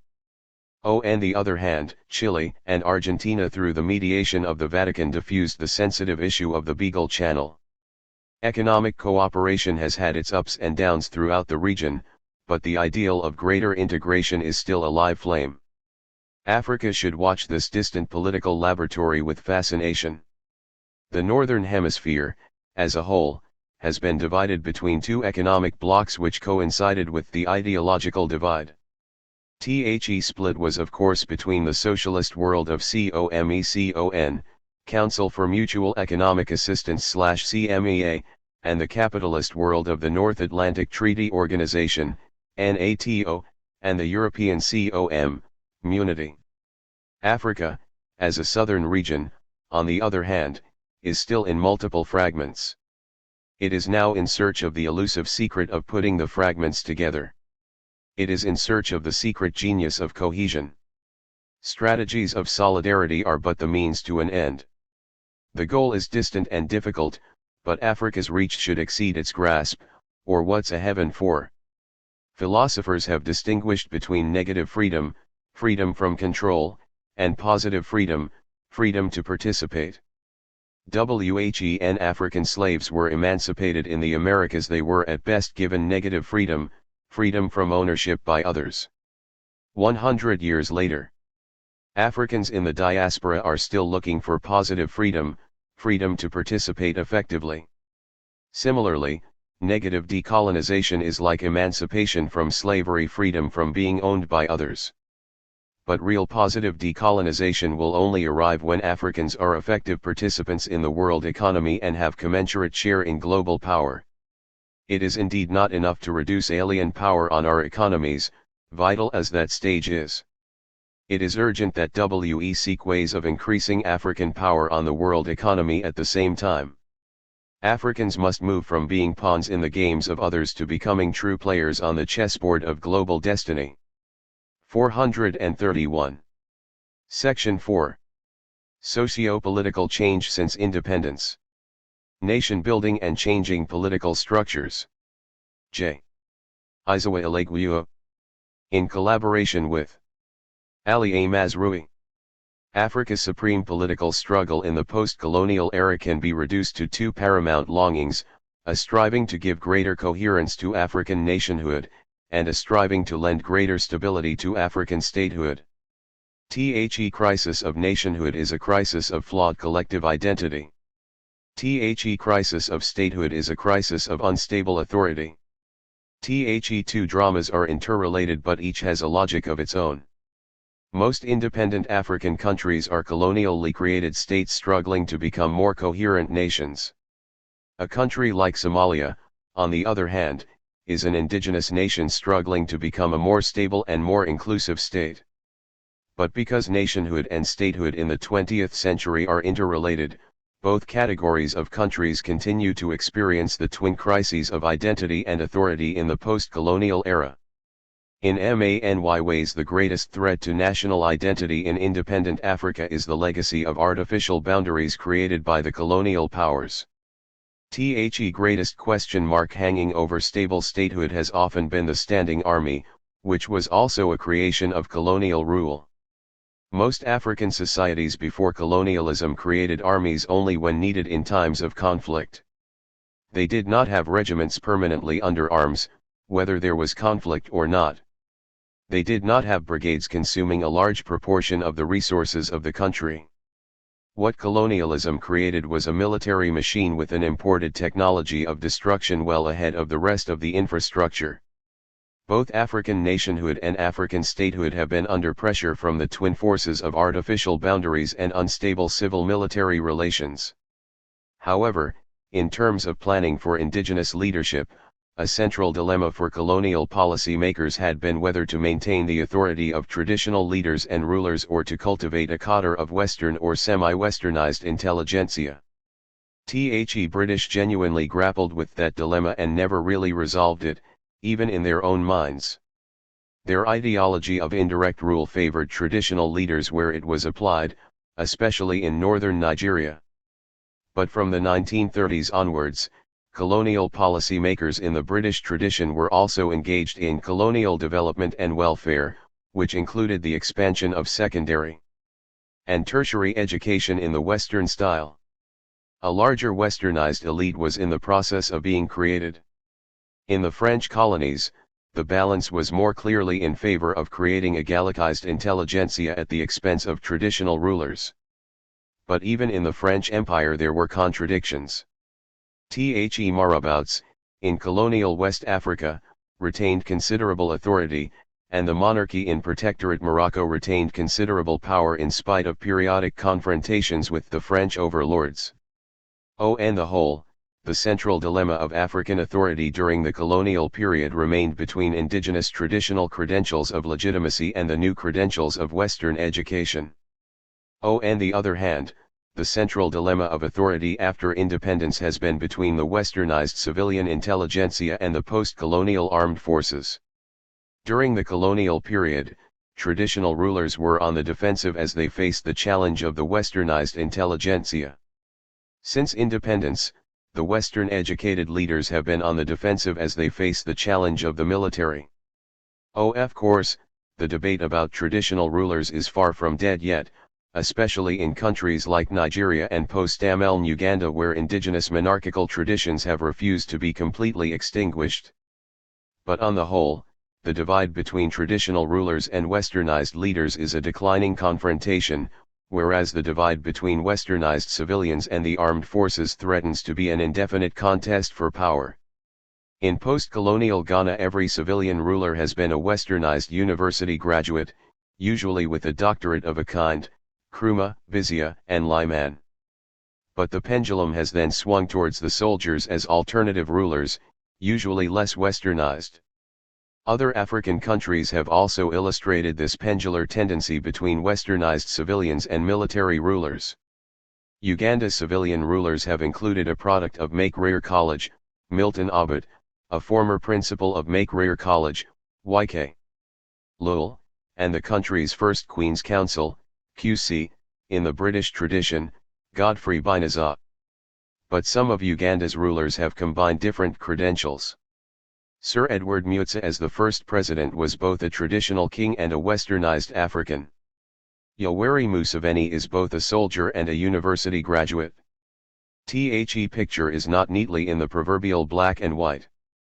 But in general it can indeed be reaffirmed that while the choice of African leaders during colonial rule was between traditional ones and the newly westernized intelligentsia, the choice of leaders after independence has been between westernized civilians and professional soldiers under modern arms. But underlying all these tensions are the historic twin processes of nation building and state formation in 20th century Africa. Our emphasis in this chapter is on the post-colonial phase. But Africa's problems after independence have been merely a continuation of its history before independence.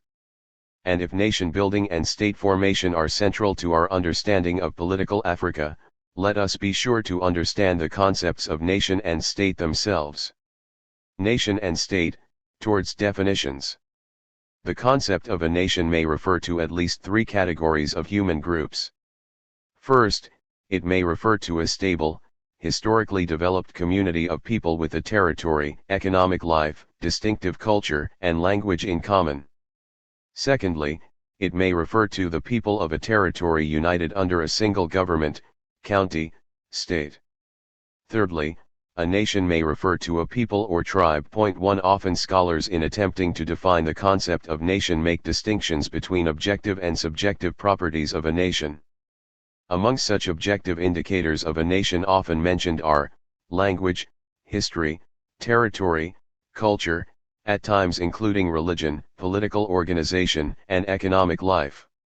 The subjective indicators include a common sense of identity and commitment or loyalty to the group. These psychological variables do not render themselves easy to measure. M. G. Smith, however, did a good job of combining both the objective and subjective variables when he defined a nation as, usually a single inclusive group whose members, or the majority of them, share common traditions, institutions, history, and ethnic identity. By our first definition, a nation may refer to the Igbo, Yoruba, or Hausa Fulbe in Nigeria, the Kikuyu or Luo in Kenya, the Hutu in Burundi, or the Tswana in Botswana. For our purposes, however, the operational definition of a nation is the second one, which states that a nation is the people of a territory united under a single government, country, or state. By this definition, we should be talking about Nigeria, Kenya, Burundi, and Botswana as nations, not about the various nations within the nation-state or state-nation. Much of the literature on nation building refers to this process whereby people transfer their commitment and loyalty from smaller tribes, villages, or petty principalities to the larger central political system. From their own experiences, Western writers also create the notion that state and nation building processes are two separate processes which eventually lead to the establishment of a nation-state. Implied in this view is that the development of a nation-state is the highest point in the process of state and nation building. Thus, in Western experience, the nation is normally established before the state, and the nation-state forms the end product of their processes. In essence, the process of nation building is the cultivation by a people over time of political attitudes, beliefs, and values, the development of a political culture. For the emphasis in nation building is thus on the congruity of cultural and political identities. 5. It is a trend toward cultural homogeneity, nationhood. 6. For us the process of nation building does not involve the transfer of commitments and loyalties from narrow or parochial levels of ethnic groups to a larger political unit such as Nigeria. That you are an Igbo, a Yoruba, or a Kikuyu, is a matter of identity. You cannot transfer it. You cannot cease being an Igbo or a Hausa or a Kikuyu simply because you so declare. For us it involves the widening, rather than transfer, of horizons of identity of parochial units to include larger units such as the state.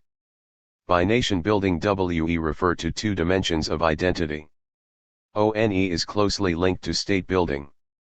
We refer to the progressive acceptance by members of the polity of the legitimacy of a central government, and identification with the central government as a symbol of the nation. This is the vertical dimension of nation building, that is, that you not only have a state, but that people accept the authority of the state, and not merely its coercive power, and see its government as the symbol of their political community. Hence, secessionist bids in Nigeria, Ethiopia, the Sudan, and Zaire were challenges to the authority of the central government and a denial of a shared sense of identity. The end of the civil war in Nigeria not only indicated the renewed acceptance of the Nigerian state by its citizens, but also an acceptance by Nigerians that the central government should be the symbol of an emerging Nigerian nation.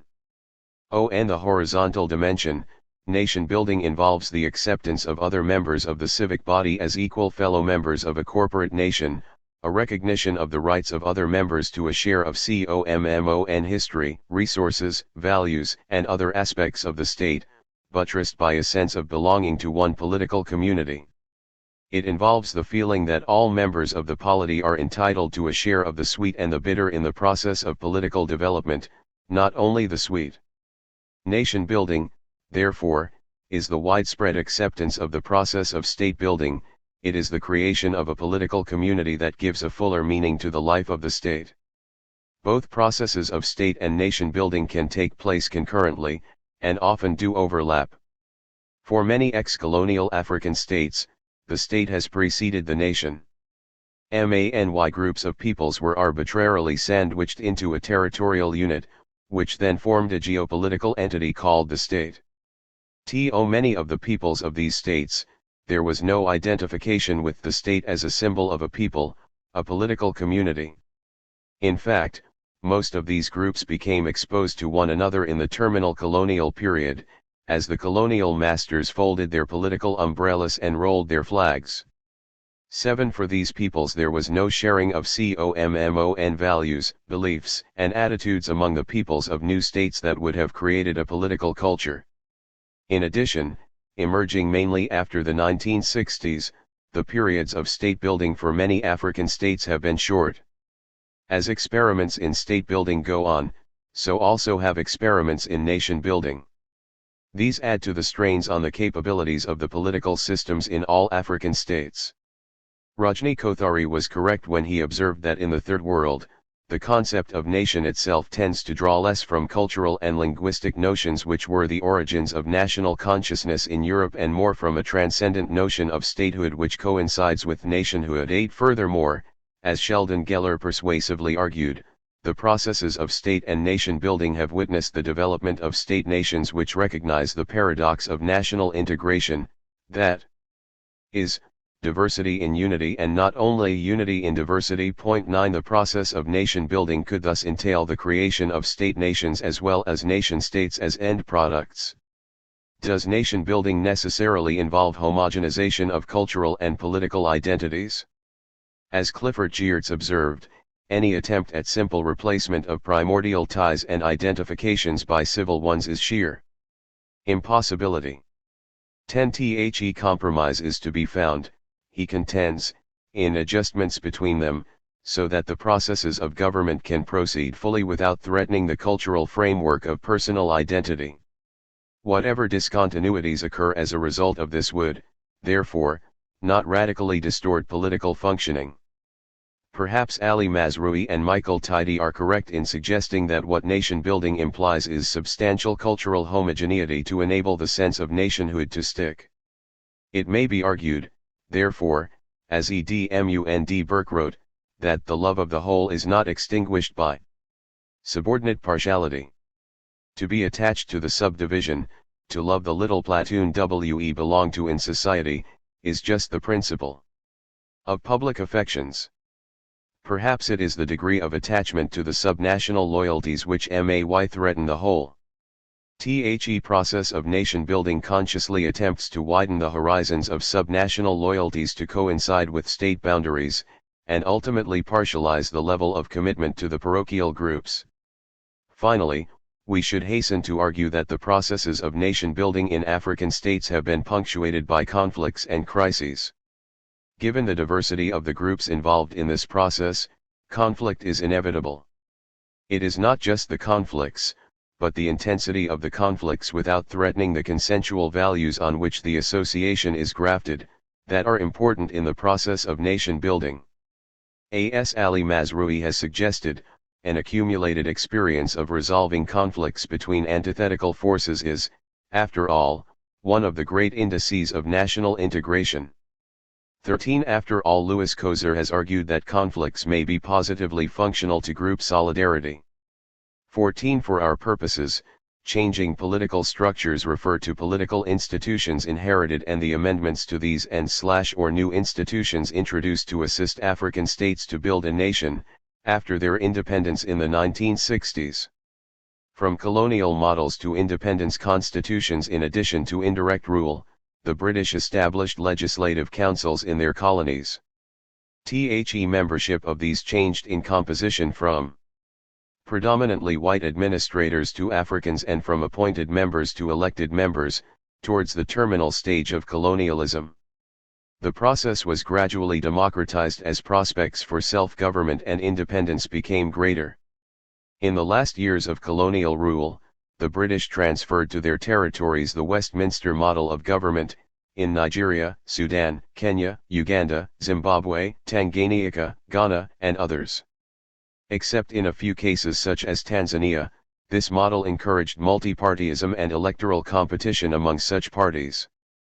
As prospects for independence came closer in these territories, semblances of parliaments, very often bicameral, began to emerge and Africans began a period of tutelage in the operation of the cabinet system as some elected members became ministers.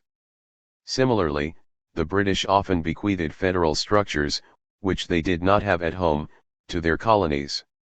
In this terminal colonial period, the prospect of independence brought together many ethnic groups or cultural nations to compete for political power, now to be bequeathed to the new state. Very often the competitive setting led to a new parochialism based on awareness of one another in a competitive setting. Thus political elites often withdrew into their ethnic or geo-ethnic or regional platforms to mobilize support for such competition. Northern People's Congress, NPC, and the Action Group, AG, in Nigeria, the National Liberation Movement, NLM, the Northern People's Party, NPP, and Togoland Congress Party, TCP, in Ghana, the ABAKO, the Confederation de Associations Tribales du Katanga, CONAKAT, in Zaire, and the Kabaka KY, Party and the Democratic Party, DP, in Uganda, are only a few examples of these parties. All these were providing a setting for the politics of the post-colonial era. Some of these parties, such as CONAKAT, were even sponsored by business concerns in the colony or by the colonial authority itself in order to dilute support for national parties. Seeds of future dependency were being sown. There were, however, territory-wide political parties which in mobilizing the masses for political action, tried as much as possible to transcend parochial horizons of loyalty and commitments. As noted in an earlier chapter, among such political parties was the National Council for Nigeria and Cameroons, NCNC, later for Nigerian citizens after Western Cameroon opted out of Nigeria. NCNC later staged a retreat from being a nationwide party and gave the semblance of being a regional party. We have noted that in Guinea the Parti Démocratique de la Guinée, PDG, under Sékou Touré mobilized various ethnic groups and trades unions into an effective national institution for participation. Not only did this party organization drive underground other ethnic associations and parties, it effectively mobilized the Guinea people against French rule. We know that the no vote to de Gaulle's referendum of 1958 came as a shock to the French after the pro-France campaigns of de Gaulle. In fact, the attempt to transcend ethnicity is amply illustrated by the ability of the PDG to get 5 of its leaders selected in the 1956 municipal elections outside their regions of origin. Isc Kauturi's ancestry also created some form of traditional legitimacy for him, though with some risk of alienating other ethnic groups. 16 Senghor's Bloc Démocratique Sénégalais, BDS, transcended ethnic loyalties and mobilized Senegalese people for independence. It is even more interesting that Senghor, a Christian in a predominantly Muslim country, could so effectively woo prominent Muslim religious leaders, or marabouts, to his side. These people were very important in Senghor's victory over his opponent Lamine Gueye. More than anything else, Senghor's experience illustrates an effective if inchoate process of nation building before independence. This Roman Catholic ruled a country which was over 80% Muslim, a great ecumenical achievement. Senghor's experience was in a way similar to that of Julius Nyerere of Tanzania. He not only hailed from a small ethnic group, the Wazanaki, but found himself operating as a Christian in a country with a Muslim plurality. But Nyerere had neither the large and autonomous sub-state nations nor the linguistic problems of Nigeria. Tanzania is a polyethnic but not a multinational state in the sense that Nigeria is, and it has Kiswahili as a country-wide language which provides an umbrella over other differences. Julius Nyerere helped to establish the Tanganyika African National Union, TANU, in 1954. This sole party led Tanganyika to independence without much opposition, ruling the country until it expanded into Chama cha Mapinduzi, CCM, in 1977. In other areas, such as Uganda, pluralism did create problems, as W.E. stated earlier. Though an essentially pan-ethnic party, Milton Obote's Uganda People's Congress, UPC, found that it had to go into alliance with the Kabaka KY, to form a government at independence. The duality of the Kabaka's role as the king of Buganda and the ceremonial president of Uganda did create problems of nation building and symbolism of nationhood. Kenyatta's Kenya created a mobilization organ, the Kenya African Union, KAU, and later the Kenya African National Union, KANU. Essentially ethnic, it was dominated by the Kikuyu and the Luo in an uneasy alliance. On the eve of independence, the fear of a one-party state under Kikuyu-Luo dominance had led to the formation of the Kenya African Democratic Union, KADU, which was also panethnic. But KANUWO won the 1961 elections to the Legislative Council, and fought for Kenyatta's release from prison. The 1963 elections swept Kenyatta to power as Prime Minister, and independence came in December, 1963. The Zaire experience was more turbulent. Lumumba's party, Movement National Congolais, MNC, was a pan-ethnic political party. A nationalist and pan-Africanist, Lumumba was able to mobilize the Zairoi, or Congolese, to press for independence. His main opposition parties were more parochial in their bases of appeal.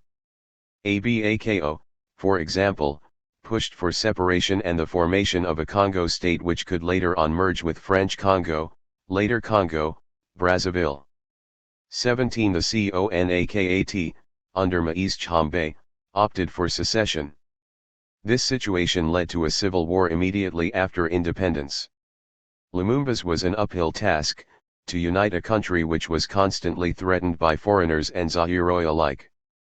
It is ironic that after independence Mobutu found it necessary to use Lumumba's name as one of the symbols of nation building. Thus, what Lumumba could not do while alive, Mobutu was trying to do in, deceased, Lumumba's name.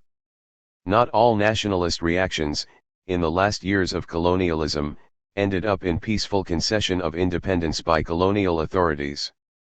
In Angola, Zimbabwe, Mozambique, Guinea-Bissau, and Algeria, there were armed struggles. The Partido Africano para a Independencia de Guinea-Cabo Verde, PAIC, in Guinea-Bissau was able to effectively mobilize the people for anti-colonial struggle.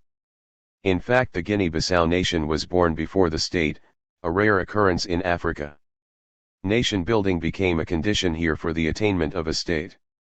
Angola, immediately after the precipitate withdrawal of the Portuguese, was embroiled in a civil war among the Movimento Popular de Libertação de Angola, MPLA, under Agostinho Neto, the Frente Nacional de Libertação de Angola, FNLA, under the leadership of Roberto Holden, and the Unido Nacional para a Independencia Total de Angola, UNITA, led by Jonas Savimbi. With the backing of the Organization of African Unity, OAU, the MPLA government of Agostinho Neto was recognized as the legitimate government of Angola. Elsewhere in southern Africa, the white settler element created problems of decolonization for the British. Here, racism and ethnicity played an important part. Kamuzibanda's Malawi Congress Party, MCP, was able to mobilize Africans against racism and colonialism in Malawi.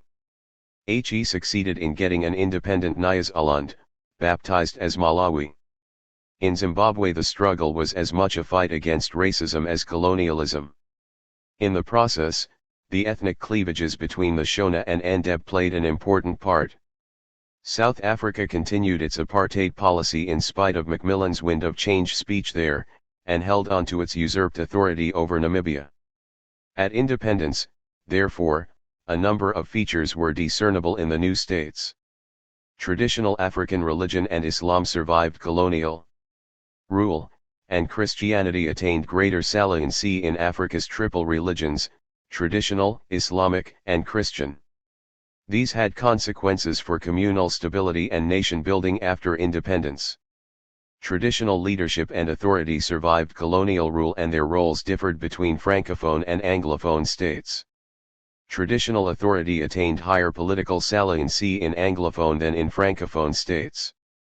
This had consequences, as the experiences of Nigeria and Uganda later illustrated, not only for state building but also nation building. Western education became a passport to the modernizing sector of society. More than that, Western education created a new African elite, which, at different levels and given their colonial experiences, suffered from cultural schizophrenia.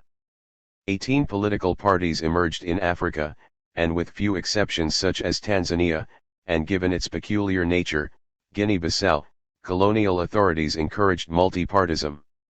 Often this encouragement emanated from the desire to divide the ranks of nationalist movements or from the desire of these colonial authorities to transfer to the colonies their model of democracy at home. Thus all colonial authorities, apart from Portugal, bequeathed to African states parliamentary systems along with multipartism. Similarly, European laws were imposed at territorial level to govern or regulate the behavior of colonized peoples. Francophone and Anglophone countries not only inherited these laws but also the judicial institutions of the imperial country. No wonder Nigeria still operates the English commonlaw as the core of its legal system. Colonial bureaucracies were inherited by the new political elite. These bureaucracies were essentially colonial structures of administration for the maintenance of law and order, and for extraction of resources. Have these changed? What new goals have been set for them? Finally, the forms of government bequeathed to the elites on independence had their own contradictions. While Britain is unitary in spite of its cultural pluralism, it often bequeathed federal or quasi-federal institutions to its ex-colonies. Nigeria, Kenya, Ghana, 19 The Federation of Rhodesia and Nyasaland and Uganda's amorphous and contradictory federal unitary relations between subnational units and the center are examples. If de Gaulle's France had operated a federal colonial West and Equatorial Africa, de Gaulle never favored federalism and even worked against it. As he once said, it is not certain that the concept of a federation, which replaces in certain areas to a certain extent the concept of colonization, is always very good and very practical, and particularly in Africa, but not only in Africa, for in fact, that consists in automatically putting together very different peoples, sometimes very different indeed, and who, in consequence do not like it at all. One sees this in Canada, one sees this in Rhodesia, in Malaysia, in Cyprus, and one sees it in Nigeria. 20 Most Francophone states inherited unitary governments except for Cameroon, which tried federalism for a brief period after its absorption of Western Cameroons from Nigeria. Senegal, Sudan, Mali, Federation attempt failed. Let us now turn to how African leaders coped with the problems of creating nations out of the states inherited from colonial rule. On attaining independence, the leaders of Africa's new states found that they had to grapple with basic challenges of nationhood and statehood, that is, the challenges of political development. These challenges included, I. Centralization of political authority, often referred to as the process of state building, 2. Creating unity among heterogeneous groups in their polity, often referred to as the process of nation building, 3. Providing avenues for political participation, and 4. Distributing scarce but allocatable resources. 21. If earlier developers such as Britain and the United States had had the luxury of treating these challenges sequentially, African states found that that technique had become a luxury. The technological revolution, which also entailed a communication revolution, had not only created a smaller globe, thus denying these states the relative isolation within which to tackle these problems, but had made simultaneous solutions to these challenges a political imperative. Thus new leaders who took over the reins of government soon found their decision-making units overloaded with demands and expectations but with few capabilities and resources to meet them. The first shock was that those political leaders, especially those in British Africa who had undergone a period of diarchy with colonial rulers, soon found that the NEW parliamentary system they were to implement did not give them as much power as it gave to their predecessors. Thus, if the colonial governor-general combined legislative and executive powers, the new system had checks and balances and division of functions between the executive, the legislature, and the judiciary. Schooled in authoritarian colonial political culture, it was not easy making a transition to parliamentary democracy with values of participation, accommodation of political opponents, and the spirit of tolerance. Did the new political elites actually try to change the inherited political structures such that they could build a nation out of the state they were now leading? Using the inheritance model, 22. What did the heirs of the colonial legacy do with the inherited political structures in the nation-building process? By our inheritance model, the colonial authorities bequeathed to indigenous political elites a central government with control over instruments of coercion and maintenance of law and order, such as the police, the army, and the legal system. The bureaucracy which they inherited was not only the largest employer, it was to be the main engine of growth. The government also had the greatest economic resources in the state. Given these legacies, were the new elites able to dissociate themselves from the colonial structures in order to achieve NEW goals? To a large extent Sheldon Geller was correct in observing that, since the control over the colonial territorial center and its resources was the main prize of pre-independence politics, there was little desire to diminish this prize. On the contrary, the main goal for inheritance elites after independence was precisely the consolidation and expansion of state authority. 23. There was hardly any effort at making substantial changes in the inherited institutions for purposes of nation building. In any case, the multinational and polyethnic structures of these countries did not change overnight because they had attained independence. The heterogeneity of these states was also part of the legacy of colonial rule. NEW states in Africa, except in the very few cases we have mentioned earlier, hardly coincided with the boundaries of old nations, empires, and kingdoms. For the new leaders, nation building was really a long-term goal. More immediate was the desire to consolidate the powers of the center they had inherited and penetrate the periphery more effectively, that is, state building. Actually, when political elites speak of nation building, they make it clear that strengthening the center, either through the state and/or the party, comes first in their order of priorities, since the state and/or party is perceived as the principal instrument for creating a national consciousness. 24. Given these circumstances, therefore, it was more in the interest of the inheritance elites to retain the colonial political structures which were not, in the first place, established for nation-building purposes. Continuity in institutions provided relative predictability and security for the leaders. Where there were changes, reformist, rather than revolutionary, options were chosen.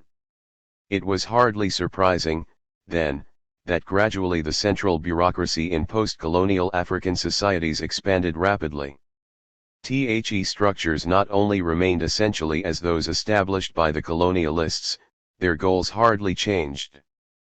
Francophone West African states, as well as Ghana, Nigeria, Kenya, and Uganda, illustrate such expansions in the bureaucracy at the expense of political parties. This was mainly because bureaucracies were seen as institutions for political control.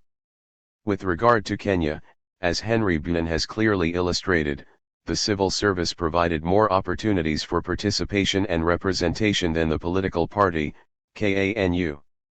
2.5 Kenya's regional administration is reputedly strong and centralized under the office of the president. The Nigerian bureaucracy expanded rapidly after independence but hardly showed any signs of other forms of change. The general orders, which governed the behavior of the civil service, were written under the colonial regime and for a long time had perquisites which Europeans inserted for themselves, such as bush allowance, horse allowance, and so on. In essence, only in a few states such as Tanzania were there attempts to set new goals for the state bureaucracy. Nyerere, within the context of his Arusha Declaration, envisaged a new role for the bureaucracy, to enable the central government to give guidance and assistance to local people, as well as check on their work, while it reduces the amount of red tape and bureaucracy which is, at present, in danger of strangling our people's enthusiasm. 6. In most of Africa, the influence of the bureaucracy increased, but it was not always clear that their roles had changed. If colonial rule saw the bureaucracy as an instrument for maintaining law and order as well as for exploitation, inheritance elites did not go much beyond this to include welfare of the people as a goal. In some states, such as Nigeria, it took various successors to inheritance elites to get the bureaucracy to intervene in essential areas of the private sector which affected the lives of the people. 27. This was something Tanzania had embarked upon much earlier. Perhaps, it is pertinent at this point to note that, because of the European colonial policies described earlier, and the differences in administrative styles, Francophone state bureaucracies were generally more dependent on the ex-colonial power than the Anglophone state bureaucracies, which had been used to a relatively higher degree of autonomy. The currencies of the new states also reflected the caution on the part of the inheritance elites in effecting changes. MUCH of Francophone Africa still operates in the franc currency zone, while many Anglophone states operate in the sterling zone. Nigeria only left the sterling zone in 1973, while Tanzania, Kenya and Uganda still use the word shilling as a currency denomination. The pluralism of African countries extended to language, as indicated in the chapter on language and social change. The Francophone states, of course, use French as the official language, while most Anglophone states still use English as the official language. In East Africa, Kiswahili has been adopted as an official language in Kenya, Tanzania and, for a while, Uganda. It is hoped that Kiswahili will turn out to be a unifying force in these countries in the future. The introduction of Arabic as Sudan's official language was resisted in vain by the southern Sudanese. But English has a role in southern Sudan. Liberia adopted English as the official language, while Ethiopia uses Amharic for the same purpose. Angola, Guinea-Bissau, Cape Verde, Sao Tome and Principe and Mozambique use Portuguese as the official language. The dangers of introducing a national language had dissuaded inheritance elites from effecting changes. For most of them, in any case, it was not a priority. The educational system was hardly changed in content in either Francophone or Anglophone states. However, as indicated in the chapter on education and social change, there was an expansion of the school systems. These schools were not used for purposes of socialization of youths for nation building. Thus Shakespearean literature and British and Commonwealth history featured prominently in Anglophone African educational curricula. In Nigeria, and this was true for most Anglophone states, many adults who studied for the General Certificate of Education examination registered for subjects such as British Constitution, even though they hardly understood their own nation's constitution. If the Gauls were presented in France's empire as the ancestors of Francophone Africans, it was not the priority of the inheritance elite of some states to focus on changes in the content of education. In any case, French colonial education as a tool in cultural imperialism was even more thorough and effective than British or Belgian education. Traditional institutions had been really weakened by colonial rule. However, in Nigeria and Uganda traditional rulers played an active role in politics and administration. In Uganda, the Kabaka, or king of the Baganda, became the president of the country, 1963, as a whole in almost the same way as Lesotho's king ascended to political heights even in the new political setup. In northern Nigeria, the emirs wielded substantial power through the native authority systems inherited from colonial rulers but which did not undergo any real changes until the advent of military rule. In Tanzania, while chieftaincy was legally abolished, chiefs still existed and operated albeit at a very low-key level. Guinea abolished chieftaincy as a reactionary institution after independence, so did Rwanda. 2-8 In the French Empire, the French had done an effective job of relegating chiefs to political obscurity for the inheritance elites.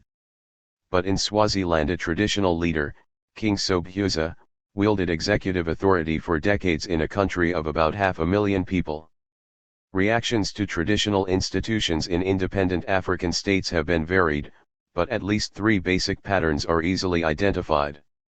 First, is the reaction of inheritance elites. Some of WHOM had roots in traditional royalty, to define and limit the powers of the chiefs in politics and administration, as in Nigeria before 1966. Second reaction, as in Nkrumah's Ghana, relegates the chiefs to political obscurity but concedes to them advisory powers. Third is one which sees no place for them in the new political setup, as in Guinea or Rwanda. 2-9 However, traditional institutions have persisted, if on the defensive and in decline, and still have to be dealt with today by either military and/or civilian regimes. Their political resilience is to be found in the nature of African community life in rural areas. Traditional rulers represent one of the continuities in Africa's political history.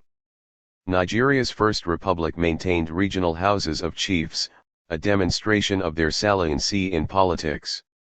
Today Nigeria operates traditional councils at subnational state levels. These councils are essentially advisory in matters such as chieftaincy, culture, and local government. Tension between traditionalists and the westernized is overshadowed by the divide between the military and westernized civilians. Ideology and political systems. Generally because of the fragility of authority in African states, most inheritance elites preferred unitary systems of government. In Ghana, Nkrumah succeeded in getting a unitary constitution for the country and so the regional legislatures disappeared. In mobilizing against federal or quasi-federal institutions in Ghana, Nkrumah was trying to overcome any threats of aggressive regionalism in the country. Kenya at independence was laden with regional legislatures under the Majimbo constitution. Kenyatta did his best to weaken and kill regional administration and legislature. As Kenyatta told the National Assembly in 1964, the majority of the voters in Kenya agree with KANU that the constitution was too rigid, expensive, and unworkable. 31He gradually reduced the powers of the regions such that they had no executive authority or legislative competence in any matter. Local governments were brought directly under central government control and the public service was centralized. In the same vein, Kenya moved away from the parliamentary system as it had been inherited at independence. The Minister of Justice and Constitutional Affairs, Mrto Mboya, told the same parliament, the historical process by which, in other lands, heads of state, whether kings or presidents have become figureheads, are no part of our African tradition. So in this respect, we politely reject the Westminster model. We choose for our president will be the leader of our nation and the leader of our government, and this, sir, is what our people understand.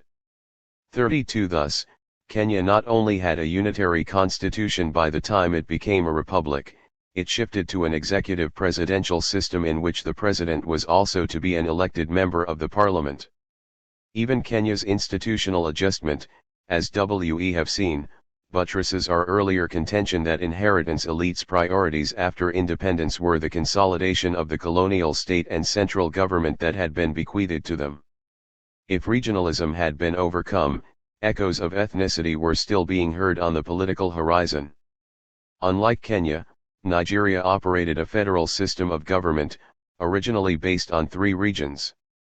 The aggressive ethno-regional politics of Nigeria led to the emergence of strong regions under powerful regional premiers, and a weak center in the context of a parliamentary system. Unlike Kenya, Nigeria did not go presidential after becoming a republic. Centrifugal forces were so powerful in the country, that Balewa, the first prime minister after independence, remained a weakened leader of a fragile central government. Nigeria's federal system was popularly described as one in which regional tails wagged the federal dog. Threats of secession by regions in the period 1950 to 66 were rife in the polity. Nigeria's inheritance elite found it very difficult to centralize authority and or consolidate the inherited state.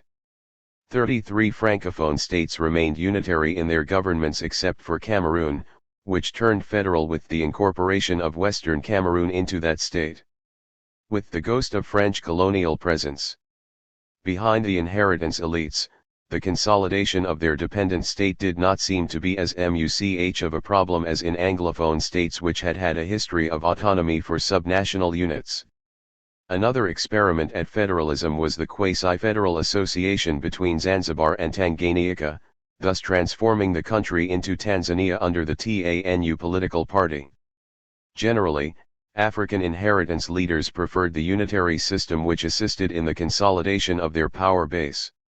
In addition, federalism is expensive to operate.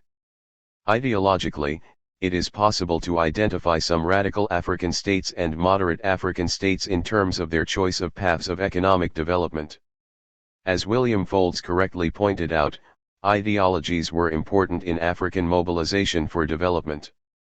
However, these ideologies should not be seen in classic left-right terms.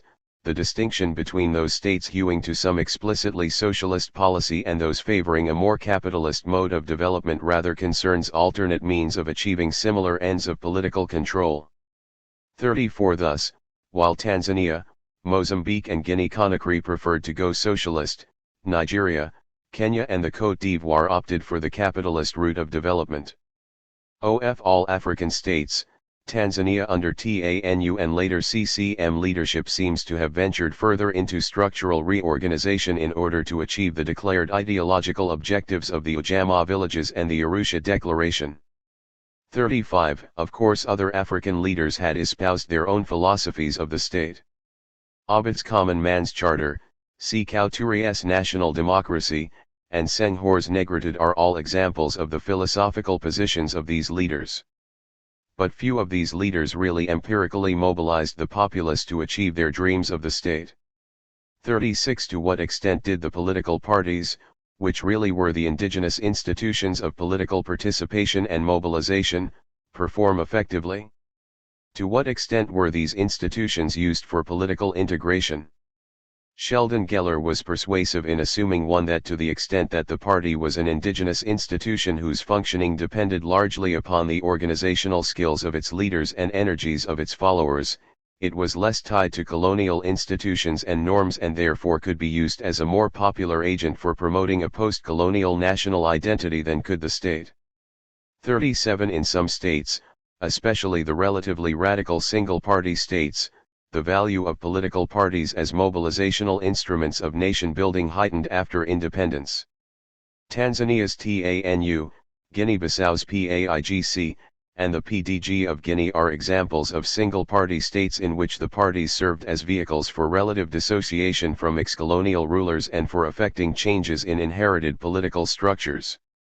In many states, the trend has been in the direction of one-party state or one-party dominant state, for example, KANU in Kenya, the CPP in Ghana, the Union Democratique Voltaique in Upper Volta, now Burkina Faso, the Union Soudanaise in Mali, the Parti démocratique de la Côte d'Ivoire, PDCI, in Côte d'Ivoire, as from 1957, and the Malawi Congress Party, as from 1966. In Senegal, the Union Progressiste Sénégalaise, UPS, has been the dominant party in the state.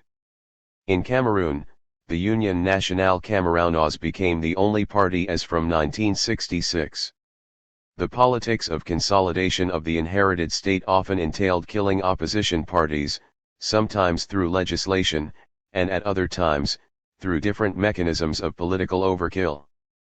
Many of these parties, unlike the ones in the radical states, were dormant between elections. Some of them became increasingly personalized with the rise of authoritarian executives in the context of political insecurity and centrifugal social forces in the state. Thus by 1966 the trend was in the direction of single-party states or single-party dominant states. Some of these parties, as in Kenya, have managed to contain ethnic conflicts. Others hardly changed the polity or mobilized the people, but virtually became bureaucratic institutions of control and penetration of the periphery.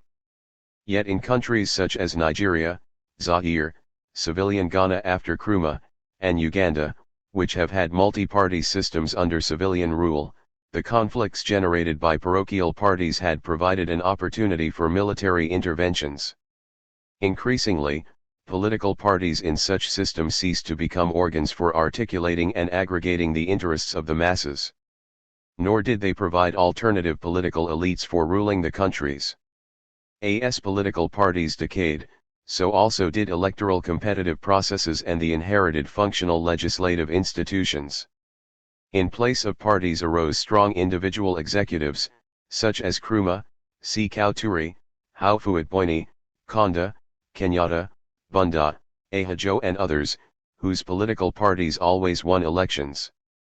However, in the context of nation building, it seems that single-party states, such as Tanzania, Guinea-Bissau, Guinea-Conakry under Sékou Touré, Côte d'Ivoire, Kenya, and Cameroon, have had a better record of creating a semblance of unity in their countries than multi-party states. Multi-party states, such as Nigeria, Zaire, and Uganda, found it difficult to curb the parochial nationalisms of the various nations within them. Does this recommend a single-party system for Africa? It is hard to say, as the records of some single parties, such as in Burkina Faso, formerly Upper Volta, Mali, and Nkrumah's Ghana, did not prevent military interventions. It must, however, be conceded that in Nkrumah's Ghana, aggressive ethnicity was not really a feature of the polity. Does Mugabe's push for a one-party state entail an attempt to contain ethnicity? Part of the problem of nation-building inherited by African elites was cultural subnationalism. Nigeria experienced a bitter civil war, 1967 to the power of 70th, as a climax of its inter-ethnic strife. Uganda's inter-ethnic squabbles have succeeded in immobilizing every leader except Amin, whose dispensation of misery among Ugandan people united most Ugandans against him.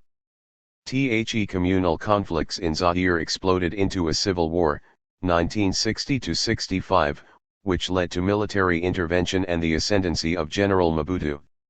Chad is ridden with different types of communal instability, religious, racial, ethnic, and ideological, all mixed up in a complex form. Sudan was engaged in a civil war from 1955 to 1972, it has again relapsed into civil war. Angola had a civil war from 1975 to 6 after independence. Conflict continued, with the rebel UNITA forces, led by Savimbi, controlling substantial parts of the country, until a ceasefire was signed on 31 May 1991. Ethiopia had one or more civil wars from 1961 to 1991. Prospects for reconciliation improved after the flight from the country of Mengistu Haile Mariam in 1991. All the above are manifestations of ethnic, racial, and sometimes religious strife which bedeviled the capabilities of the inheritance elites. After independence, aggressive domestic communal and parochial nationalisms emerged which, during the anti-colonial nationalist period, had been submerged. Thus the capacity of the inheritance elites to build a nation out of a state was often inhibited or complicated by cultural subnationalism. In their reaction, the leaders opted for an immediate process of consolidation of state power before embarking on the arduous process of nation building. In some cases ethnic and racial differences were reinforced by class distinctions, as the cases of Burundi and Rwanda illustrate in the relation between the ruling Tutsi and the ruled Hutu.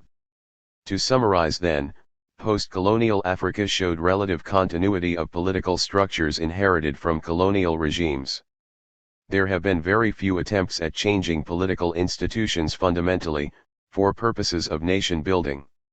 However, Western parliamentary institutions gradually failed as political parties and legislatures declined in their importance and as elective processes decayed.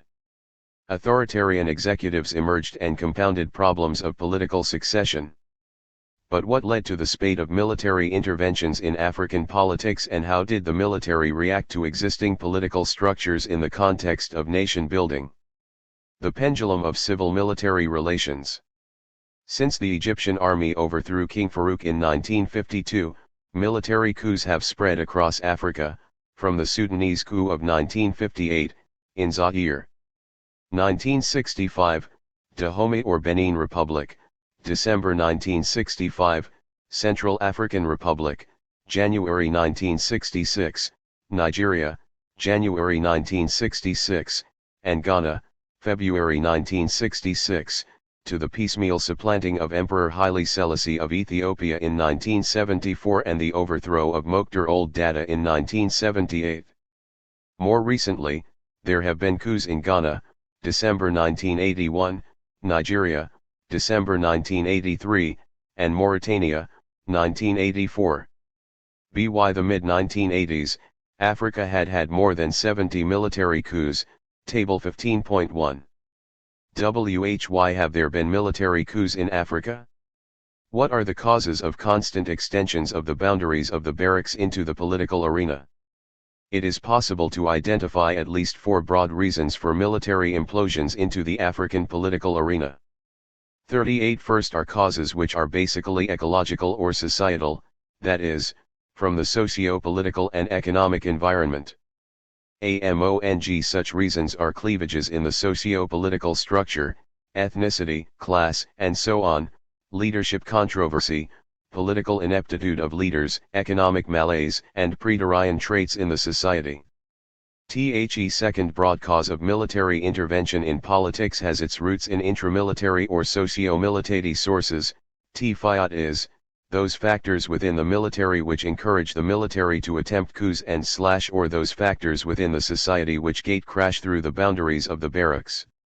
These include the level of professionalism of the military, civilian intervention in decidedly military matters, political use of a supposedly apolitical army, tensions in barracks, rival military or paramilitary units used by the political leader, defeat in war and generational cleavage. The third source of military coups in Africa is extra-societal or international, factors within the international environment which give tum to coups within the nation-state. These are cross-national contagious effects of coups from one country to another, training sources of the officer corps, externally instigated subversion and more direct external intervention, especially when an ex-colonial master intervenes with its OWN troops. Finally, WE may look at other causes of coups which may be classified under miscellaneous. These include personality conflicts between the military chief and the supreme political leader, problems of development overwhelming the capability of leaders, institutional transfer and inchoate socialization processes of the military in the value of civilian supremacy. After intervention, the military find themselves laden with the same problems that the civilian regimes had experienced. Problems of state and nation building, as well as economic development, stare them in the face. Africa's experience shows that, depending on the country and the socio-political context, the military play guardianship, reformist, or radical roles. 39 992. The guardian role is when the military regime's major preoccupation is the maintenance of law and order rather than introducing social changes. Very often this emanates from the general political climate that the military inherited. There is a high reliance on coercion. The reformist regime is concerned mainly with creating national identity and promoting orderly economic development. The radical regime often acts as the linkage of interest between military officers who are essentially of the middle and lower classes, and the masses, who previously had been unintegrated into the national political life. For often a regime can also move from radical, through reformist, to guardianship role in time, or take a reverse direction of change. We suggests that the Mobutu regime in Zaire has been essentially guardian in its role, even though it has taken some actions in a reformist direction. The military regimes in Ghana, Republic of Benin, Mauritania, Burundi, and Rwanda are examples of these regimes for which political stability is the key objective. Coercion contains subnationalism. Often these regimes consolidate the state they inherited rather than reform it. Nation building is not necessarily part of their package of action.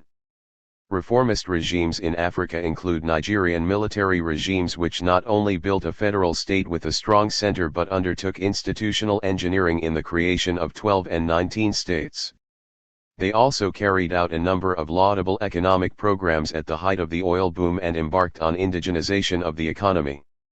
Their local government reforms during 1968 to the power of 76 basically eroded the political powers of traditional leaders. The civil war and its lessons seem to have put Nigeria at the inchoate stage of nation building. The ethnic, geo-ethnic, and religious differences still simmer on the surface. Mobutu may be credited with pulling Zaire out of its chaos. He has survived the various Shaba attempts, but one must concede to him that he has engaged in state building in Zaire. This has stretched out to the point of carrying out institutionalization of political processes to the level of personalization of these processes. In his attempts at nation building, he has used Lumumba's name and embarked on a crusade of authenticity. Some military regimes gave a verisimilitude of radicalism on coming to power. These often tapered off to reformist and guardianship roles. Thus the Egyptian and Algerian military, on coming to power, embarked on land reforms and espoused Arab socialism. In Ethiopia the military regime, as in Egypt, took over from an aristocratic class and made attempts at land reform. It even launched the Zamacha program and sent students, professionals, and others to the rural areas to assist in its socialist programs. In both areas, the radicalism hardly lasted. Egypt and Ethiopia have both formed parties to enable them to mobilize the population. But it is clear that the Ethiopian regime is fast moving towards a guardianship role. While the Idi Amin regime was hardly reformist, it took an action which could, in a way, be regarded as revolutionary, that is, the de-Indianization of the Ugandan economy. But he hardly created any tangible economic structures to indigenize the economy. Generally military regimes have been more effective in state building than in nation building in Africa. They are better at asserting authority than consolidating identity. The military leaders often suffer from the same problems of ethnicity, class, race, and religion as their civilian predecessors. A few military leaders have tried to assume the national hero position as symbols of nation building, Gowon and Muriala in Nigeria, al-Nasser in Egypt, Gaddafi in Libya and Mobutu's attempts in Zaire. While in some African countries the records of the military are no better than those of the civilian leaders, in others, their records have been better, and generalizations can be deceptive.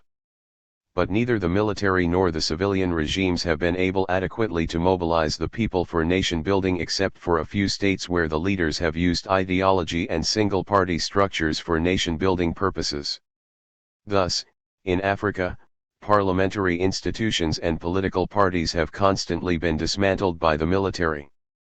The state bureaucracy has been the most persistent institution in the fragile authority base of Africa's leaders. They have provided institutional continuity from colonial, through inheritance elite regimes, military regimes, and back to civilian regimes after military withdrawal from the political arena, where this happens.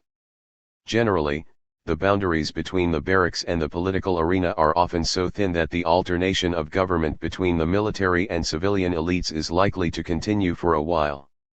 Caught up in all these conflicts in post-colonial Africa have been human rights. But here we must distinguish between fundamental human rights and instrumental human rights.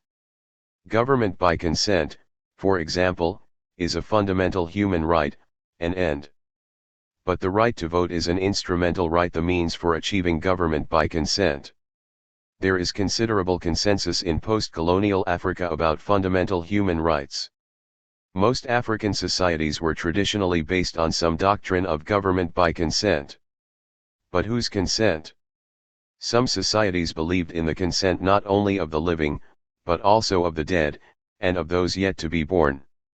Under traditional conditions, the elders were supposed to be well informed about the ancestors and to have acquired their wisdom through cultural continuity, custom, and tradition. Policies which were in gross violation of custom and tradition were supposed to be devoid of the consent of the dead. Policies which did not make allowances for the survival and happiness of children were supposed to be bereft of the consent of future generations.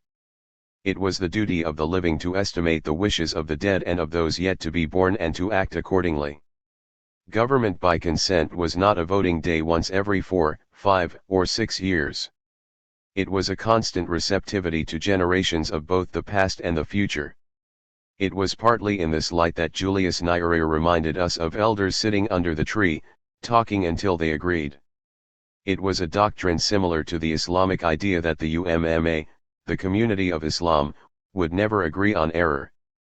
Absolute consensus was a link between the present and both the past and the future. Consensus was a guide to the true general will, to the truth. We have no more need of being taught democracy than we have of being taught socialism. Both are rooted in our past, in the traditional society which produced us.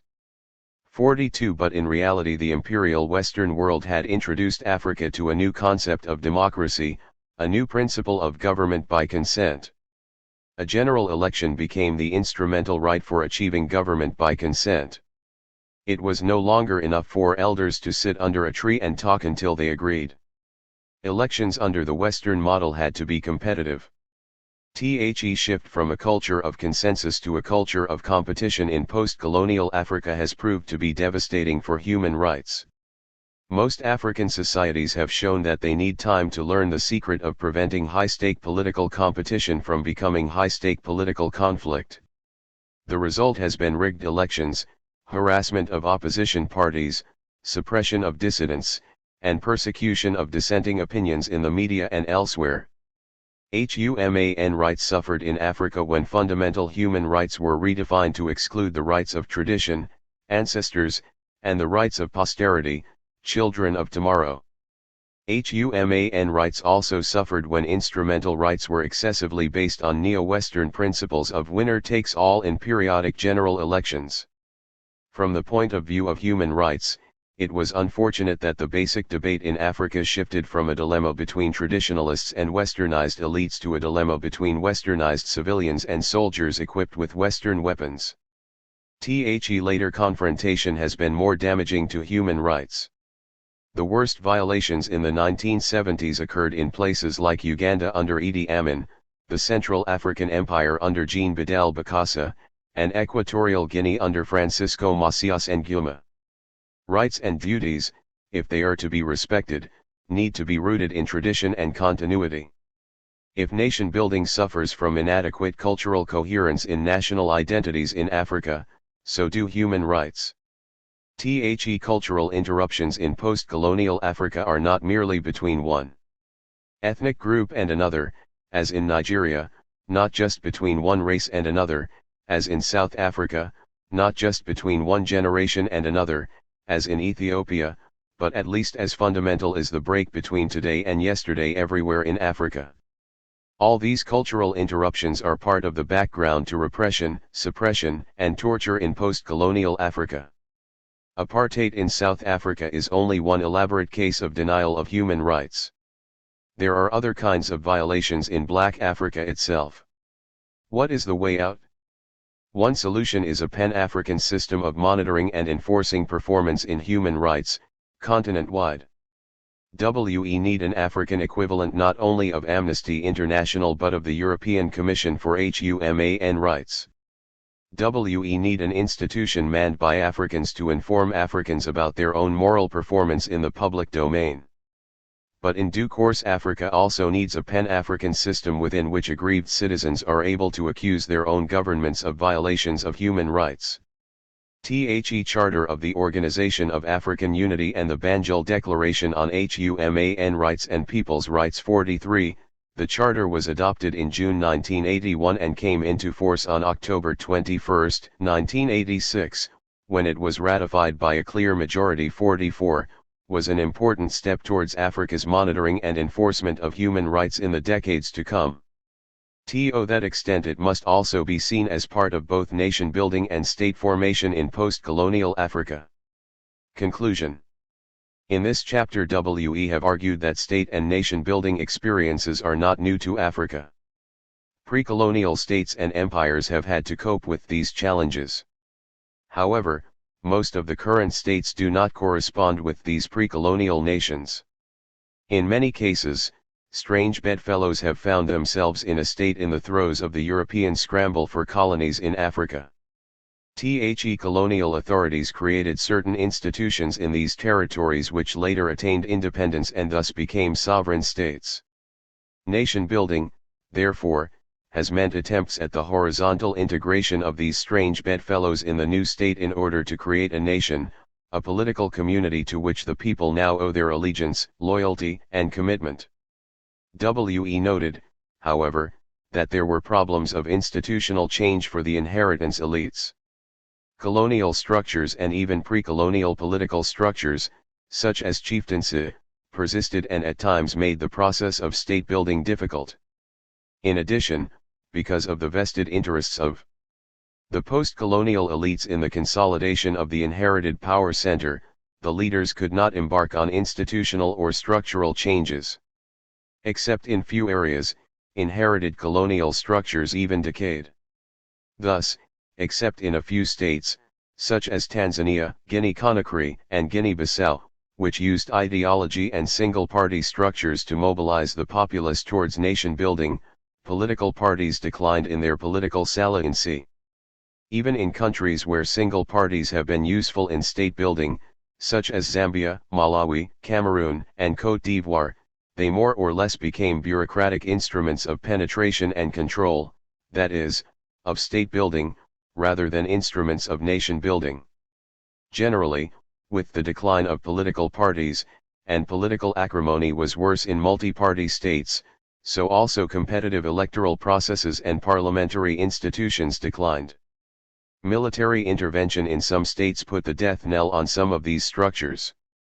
The most perennial of these structures has been the state bureaucracy, which has survived regimes of all kinds. In spite of the few structural changes made in African states in order to mobilize people for nation building, the efforts have been tedious and have often been punctuated by setbacks or failures. We identified a number of factors which contribute to the failure of nation building in Africa.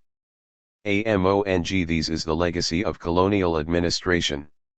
Mazrui and Michael Tidy were perhaps correct to assert that in the context of nation building in the current state, French assimilation was more positively functional than the British dual mandate. 45 The assimilation policy, the centralized technique of administration, imposed relative uniformity of French cultural and political values in these states. Francophone states may suffer more from dependency on ex-colonial masters, but the nature of their colonization provided a basis for less complicated efforts towards cultural homogeneity than in Anglophone states. Anglophone states experienced British racial arrogance and its attendant cultural and administrative autonomy. These have created a basis for more sovereign states. But in creating sovereign states, indirect rule preserved traditional institutions and structures which crystallized primordial identities, thus making nation building a more difficult task in Anglophone than in Francophone states. Lest we be misunderstood, nation building in both Francophone and Anglophone Africa, and in any state, is a difficult political enterprise in any case. The prevalence or survival of pre-colonial primordial identities, ethnicity, religion, and race, all in a modern competitive setting, make nation building more difficult. While Islam is a unifying element in Senegal, Guinea, and Mali, both Islam and Christianity have divisive consequences in Nigeria. The problem with subcultural nationalism based on primordial identity is that rightly or wrongly, each dismissal from a cabinet, each military coup, tends to get interpreted in these terms, even where ethnic identification has played little part. The actors often feel such forces are the real key to the interpretation of events. 46 If pre-colonial chieftaincy institutions have survived all regimes, especially in Anglophone states, if these institutions have been obstacles to state building, they have been real obstacles also to the process of nation building, as Nigerian and Ugandan experiences have illustrated. They have served as focal points for the regimentation of parochial nationalism. Only recently have some African states started reorganizing their educational systems. Yet, education, and its embedded socialization function, is crucial to nation building. Related to it is the role of ideology and political education. Only a few African states have used ideology for nation-building purposes. Ideologies are useful instruments for dissociating a state from colonial institutional structures, and more African states may take note of this. If nothing else, ideology, well sold to the masses, prepares people for action and transcends parochial loyalties. Finally, let us conclude this chapter by suggesting that most African leaders have been more concerned with changing political structures for the consolidation of their power base than for nation building. Since both state and nation building processes for African states are simultaneous, unless more efforts are made to change and adopt those political structures which would enhance nation building processes, even state building processes in some states would remain fragile. The quests for greater coherence in nationhood and more stable authority in statehood continue to be the paramount political imperatives of post-colonial Africa. Nation building and changing political values. Joseph Kizerbo, Ali A. Mazrui and Christophe Wanji in collaboration with A. Aduboahen. TWO familiar dialectics have conditioned political values in Africa during the period since 1935, the dialectic between collectivism and individualism, on one side, and the dialectic between pluralism and nationalism, on the other. Older traditions of collectivism have sometimes clashed with newer forms of individualism. Principles of pluralism have interacted with the values of nationalism. As W.E. shall elaborate later, thinkers like Julius K. Nyerere of Tanzania and Tom Mboya of Kenya identified traditional collectivism as a potential foundation for modern forms of socialism. Mboya put it as follows: socialism is a continuing tradition among our people. It is an attitude towards people practiced in our societies and did not need to be codified into a scientific theory in order to find existence. 1. Sékou Touré used traditional collectivism to deny almost all forms of individualism in post-colonial Guinea. Africa is fundamentally communocratic. The collective life and social solidarity give it a basis of humanism which many peoples will envy. These human qualities also mean that an individual cannot imagine organizing his life outside that of his family, village, or clan. Intellectuals or artists, thinkers, or researchers, their ability is valid only if it coincides with the life of the people, it is integrated into the activity, thinking and hopes of the populace. 2. Sékou Touré used traditional collectivism against both individualism and pluralism. The collectivist ideas also became part of the rationalization of the one-party state in Guinea and elsewhere in post-colonial Africa. We have shown elsewhere how, in his philosophy of the revolution, Gamal Abd al-Nasser married nationalism to Egypt's three overlapping circles, the Arab, Muslim and African circles, within each of which Egypt was a crucial actor. Nasser's ideology was collectivist and nationalist, but fundamentally anti-pluralist and distrustful of individualism. What were the phases in the history of ideology in Africa in this era since 1935? Is it possible to subperiodize this era into distinct ideological phases? The heyday of compatibility between nationalism and pluralism in most of English-speaking and French-speaking Africa were approximately the last years of colonial rule, 1945 to 60. Those were the years when African nationalism, partly as a strategy of fighting colonialism, expressed itself in such liberal slogans as One Man, One Vote, multi-party democracy, the free press and opposition to detention without trial. Far from nationalism and pluralism being in conflict, they were in strategic and tactical alliance.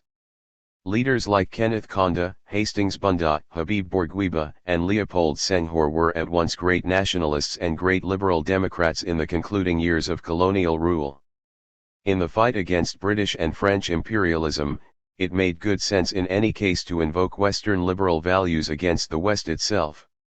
Such slogans did not work against Portuguese colonialism. After independence, many African countries witnessed the decline of both nationalism and liberal democracy, 1965 to 85. Collectivism was invoked by one-party ideologues and by socialists, and pluralism and individualism were in decline. Indeed, even nationalism was in decline in the 1960s and 1970s almost everywhere but in southern Africa. The heavy hand of authoritarianism and pseudo-collectivism stifled much of Africa well into the 1980s. Senegal, the Gambia, Mauritius, and Botswana were among the very few exceptions.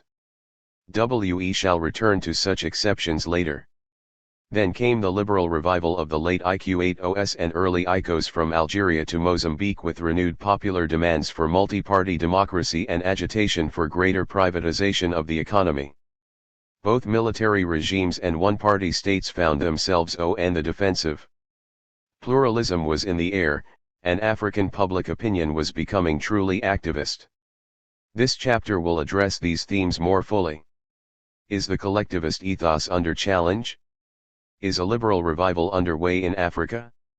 In addition to the twin dialectic of collectivism versus individualism and pluralism versus nationalism, political values in Africa have been conditioned by what Kwame Nkrumah called I-consciences, or see the interplay between indigenous tradition, Islam, and Euro-Christian culture.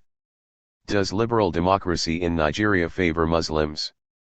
Does Islam in Algeria favor liberal democracy? In the first two republics of Nigeria, Muslims captured the leadership, First Republic under Abubakar Tafawa Balewa and Second Republic under Alhaji Shehu Shagari. In Algeria more recently, on the other hand, the fear of the Islamic opposition forced the FLN regime to seek allies among non-Islamic opponents and speeded up democratization.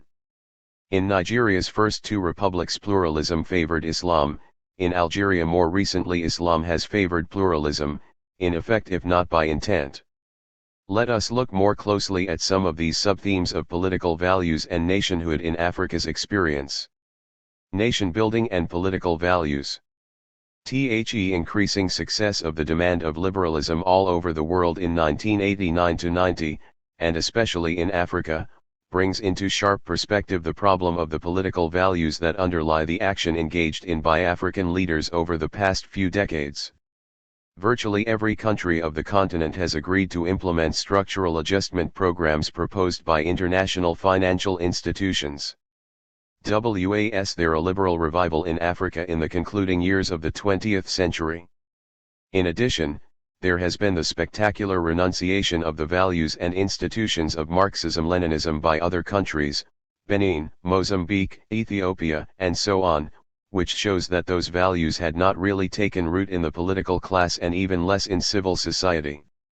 Once again, African countries seem to be faced with the choice between several value systems, or rather, as at the beginning of colonization, they are being obliged to make their policies in a context of implicit values which are not always frankly articulated. Colonialism dismantled the vast majority of African political institutions and with them the related values. But some indigenous values outlived the institutions, while structures spared by the colonizer or preserved by the colonized continued to generate autochthonous values. The anti-colonial struggle, particularly before and after the Second World War, was also a debate and a struggle between political values. What was at stake was the resumption of control over the ends and motivations of political action. That is why the winning of independence in the 1960s was, in the area of political values, the critical moment of more or less relevant choices, lack of choice or deferred choices, the results of which are unfolding as the century draws to an end. As countries became independent, the issue was the building of states and national communities, building economies able to satisfy the needs of the people and weaving a network of inter-African and international relations that would help to realize the global political options, while at the same time transforming the values that underlie international transactions.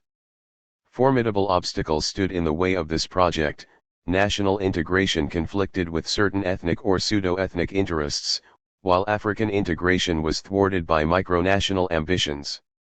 Furthermore, societal projects aiming to ensure the socio-economic progress of the majority of the population clashed with certain negative values of pre-colonial societies and the colonial system. Faced with this web of vicious circles, African leaders initially either chose to manage the neo-colonial status quo or opted for the total transformation of African and international socio-political values. Nevertheless, by the end of the 1980s, we find them almost all professing similar or analogous values, either because of the objective structures that impinge on them or because of changes in values occurring outside being reflected in African attitudes. All African countries are the home of often similar pre-colonial and colonial political traditions. They have a double heritage of political values. These values provide benchmarks for analysis and action, motivating ideas and ideals that systematically enlighten and orient individual and collective choices. But values are not transcendent entities frozen outside time. Political values produce history, but they are also produced, influenced, and transformed by history. That is why the questions that arise here are the following: what are the constant features and the changes in African political values since 1935? What are the contradictory levers of the work of nation building from the independence struggles to the final decade of the 20th century? What values underpin the events, institutions, and ideologies marking that evolution? From colonial rule to political pluralism in the independence struggles, the colonial system was built on a semi-coherent body of political values. Lord Lugard expressed it well in his book The Dual Mandate in Tropical Africa. These two mandates, of civilization and of exploitation, are carriers of explicit and implicit values.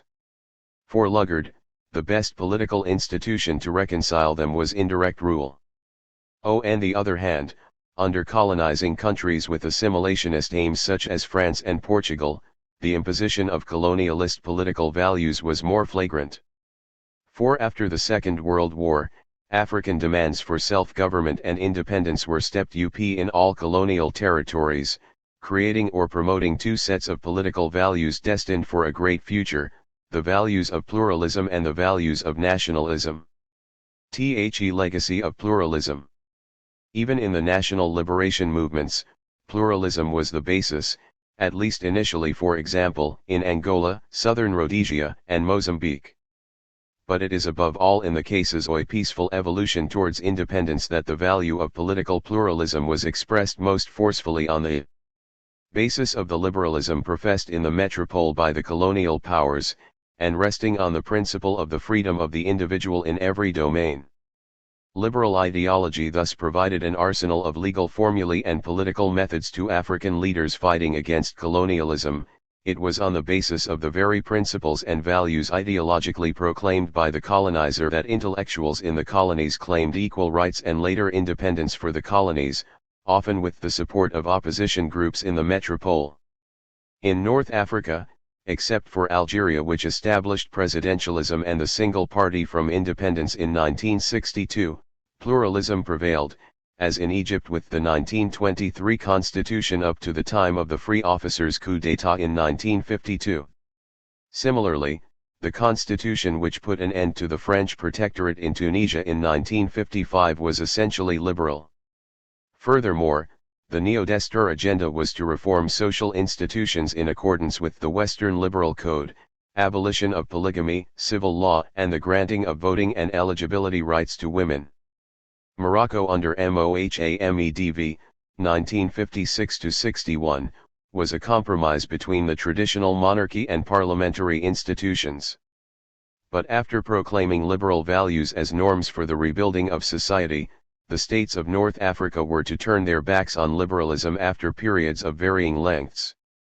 In Africa south of the Sahara, dozens of parties and movements, legal and otherwise, proliferated in Black Africa between 1945 and 1960 on the basis of the values of Western pluralism, which was far and away the dominant model. This was true of both Anglophone and Francophone countries. In the Gold Coast, the political movement led by J.B. Danquah in 1947, the United Gold Coast Convention, had not been in existence for more than 2 years when Kwame Nkrumah broke away from it to form the Convention People's Party, CPP. In Nigeria, the constitutions granted in 1945 and 1948 permitted the burgeoning of a dynamic press inspired by youth associations, trades unions, and parties centered on the country's main regions. In Sierra Leone and the Gambia, liberal pluralism set the Creoles of the colony against the majority indigenous peoples of the protectorates in the hinterlands. In the British Central African Federation, long and tortuous three-sided negotiations were conducted between the Africans, divided among several parties, the white settlers, themselves sometimes divided, and the government in London. In the Francophone territories, there was the same proliferation of political parties and movements between 1935 and 1960, mainly after the end of the Second World War. Assimilation, here written into the political structures themselves, took African elected representatives into the parliamentary bodies of France, in Paris or Versailles, and still further steeped political leaders in the political values prevailing in the French system. Political apparentements or associations did not function on their own at the beginning.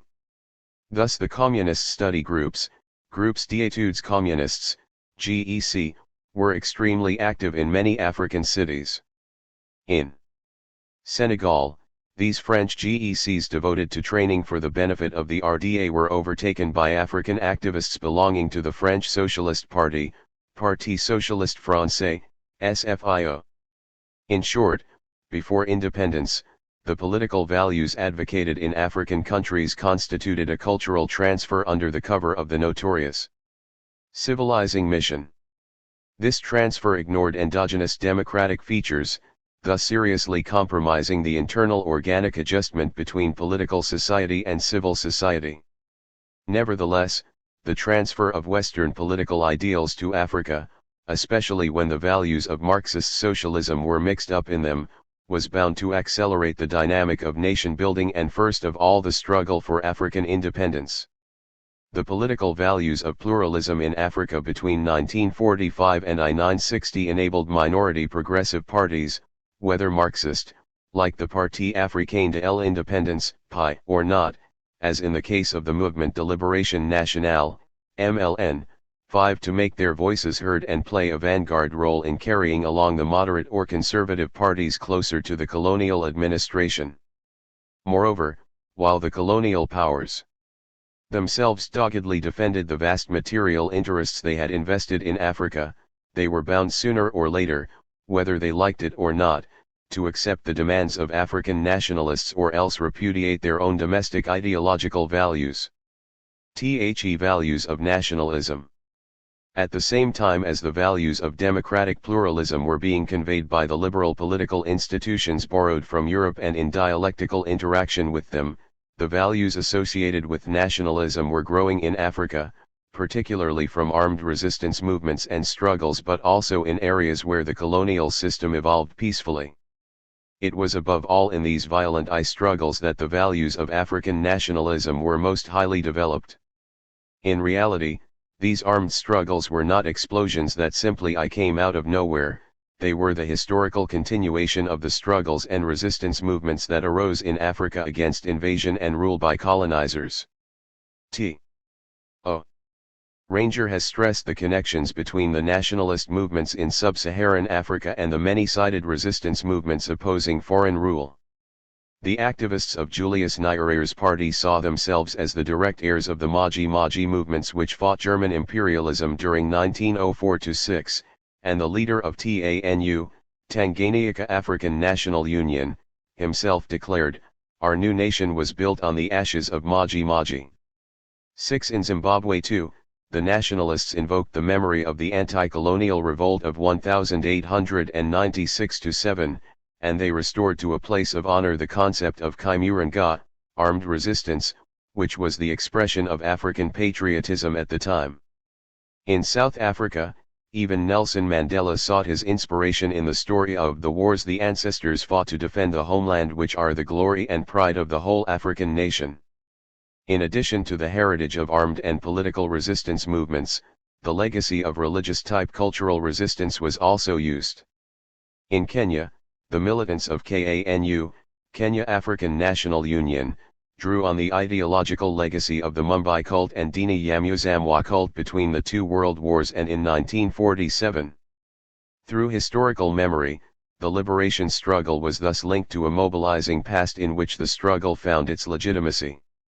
More generally still, the need to assert by force the right of exploited people to resist the domination of the colonizers restored to a place of honor the value of violence as a therapeutic agent of historical progress.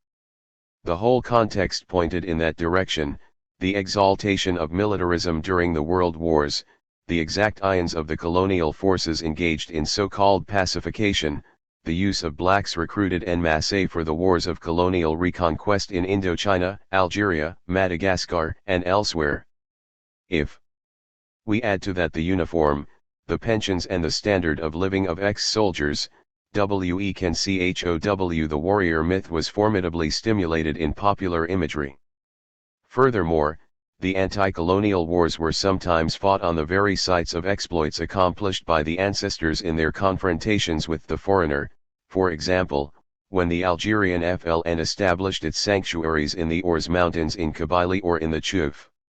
Likewise, the special name of Houari Boumediene is taken from the names of two saints of Algerian Islam, Houari and Boumediene. 7. Habib Bourguiba was to be styled the supreme combatant le combattant supreme, Jomo Kenyatta the flaming spear of Kenya, Houphouët Boigny the Ram who defends his people, le Belayar defenseur du peuple, Kwame Nkrumah the Osage Ifo, the victorious general, and Amilcar Cabral I Abdel Jessi, the saber-bearing justiciar. The values of militant nationalism were further fueled by Marxist-Leninist theory, which attributed to all forms of violence the status of demiurge of history and which makes imperialism the highest stage of capitalism. The colonized continents, with Africa in the forefront, thus became the soft underbelly through which mortal blows could be dealt to the world capitalist system. Such were the messages of the Third International, Moscow, 1919, and the Congress of Oppressed Peoples, Baku, 1920. Nationalism and the wider culture. Apart from the armed struggles or struggles directly engaged in political action, Africans have cultivated the values of nationalism in a particular historical context, but in forms that are sometimes original, sometimes merely imitative. The ideology of the nation-state was, along with capitalist imperialism, one of the twin pillars of colonial conquest, and African borders, for example, were simply a projection of the European borders of the time. Although this ideology has given Europe and the world both local wars and worldwide holocausts, it is the values of the European nation-state that were bequeathed to colonized territories at the time of their independence. Another important aspect of nationalism is religion, whose role is crucial. The Mahdiist uprising against foreign rule in the late 19th century was largely inspired by the values of a religious-based nationalism. In 1899 a model appeared too among the Somali against the British and Italians. He was Muhammad Abdullah Hassan, nicknamed by imperialists as Tgmad Mullah. In West Africa, revivalist and Mahdiist movements erupted sporadically, echoing the numerous resistance movements of Muslim leaders such as Sheikh Ahmadou Bamba, Senegal, and Sheikh Hamala, Mali and Mauritania. But the values of rejection of any submission to an external authority were also abundantly illustrated by the leaders of African traditional religion. Thus, the leaders of the Maji Maji rebellion in Tanganyika sought to fight the Germans between 1905 and 1907 using holy water to protect themselves against bullets.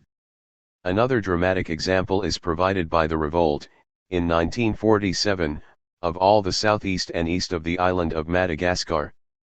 The rebels also believed bullets could not harm them because they were protected by magic.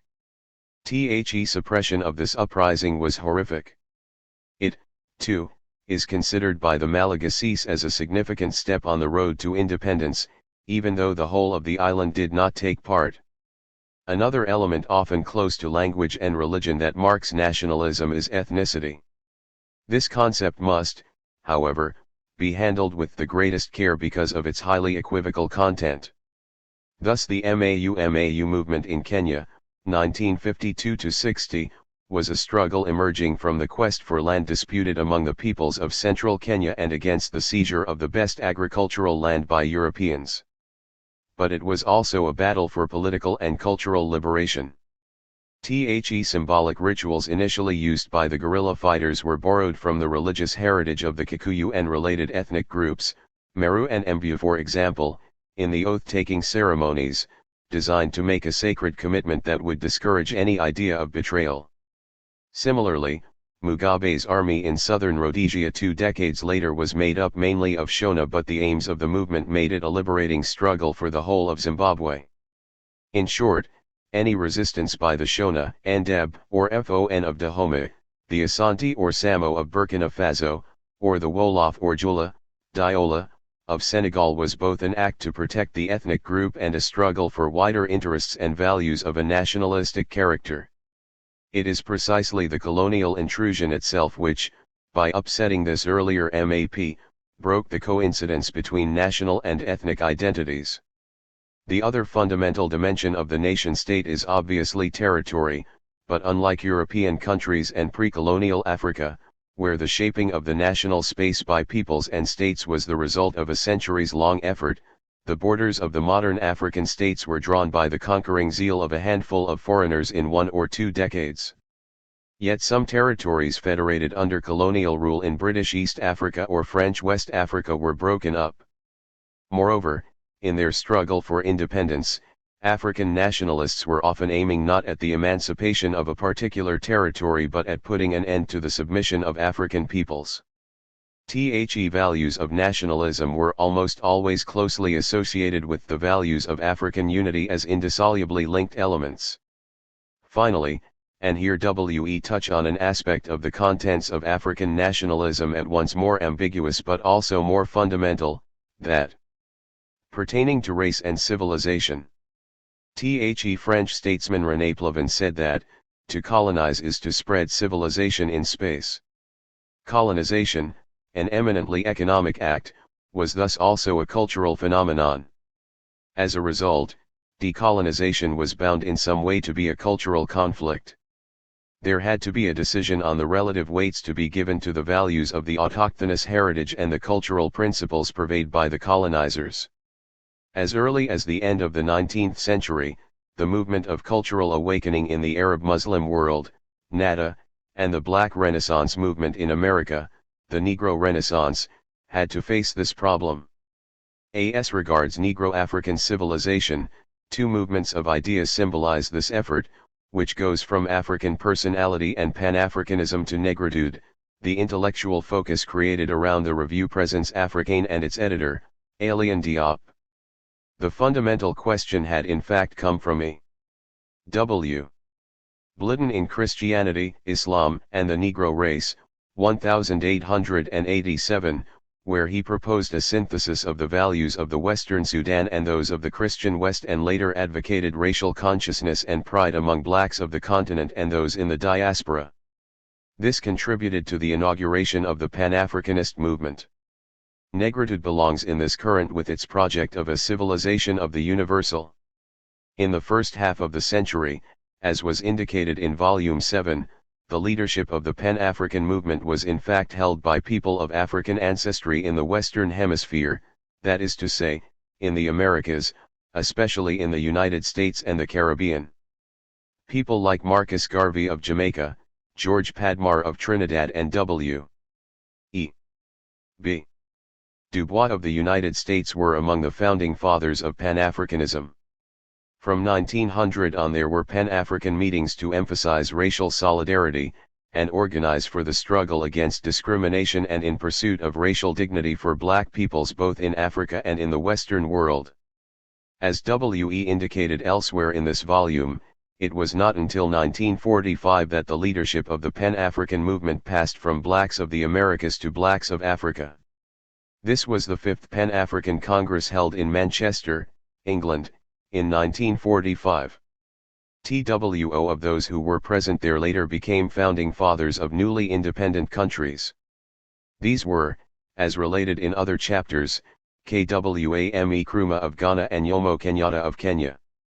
The Africans at the conference were still slightly overshadowed by some of the giants of black nationalism from the Americas, but nevertheless 1945 signifies the re-Africanization of Pan-Africanism, the passing of the torch from diaspora people of African ancestry abroad to citizens of African countries. 12 years later, Kwame Nkrumah headed the first government of independent Ghana, which was itself the first black African country to be liberated from European colonial rule, and Pan-Africanism took a more militant form, which will be discussed later. 477. In North Africa, the problems of the general orientation of the countries and the values that were to inspire this orientation lay between the Quranic or Islamic path of nationalism and the liberal or modernizing one, with intermediate reformist positions in favor of individualism combined with Islam. Hence, in the late 19th century, the Egyptian Muhammadc Abda, who had disciples in the Maghreb, Ali al-Fasai, led a movement for a return to the sources of the Quran or Salafi without totally rejecting contributions from outside or the progression towards representative institutions. His fellow scholar, A. Razek, stressing the essentially political nature of the caliphate, accepted the principle of the separation of the spiritual and temporal powers. Later, in the 1930s, Taha Hussein could be seen as resolutely defending liberal modernism, presented moreover as the continuation of Mediterranean Hellenistic civilization. But extreme positions are also to be noted, such as those of the Muslim Brothers opposed to any reformism and of the socialists in their dire hostility to bourgeois liberal modernism. Writers and artists championed individual creativity.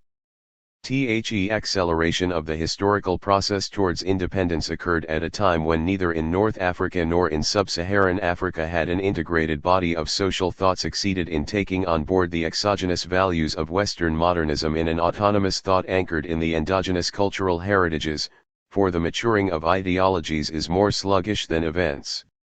This lack of a global philosophy of national culture and liberation was to weigh heavily in the subsequent global evolution of African countries. In short, the period from 1935 to independence was chiefly marked by two great political values, pluralism and nationalism, but beneath an older cultural tension between collectivism and individualism. In a way, these two ideologies were mutually reinforcing, but their limits were soon revealed and they began in the 1960s to give way to other values. Political values since independence. With the winning of independence by African countries, a period opened which might have led to an explosion of original and positive values mixing with the best of pre-colonial experience and exogenous contributions, building on deliberate choices. But most of the time, there was a spectacular withering away of the values of pluralism. Both endogenous and exogenous indications and behaviors were mobilized to this end. But when this process culminated in personal power, it also sounded the death knell of the values associated with nationalism and pluralism.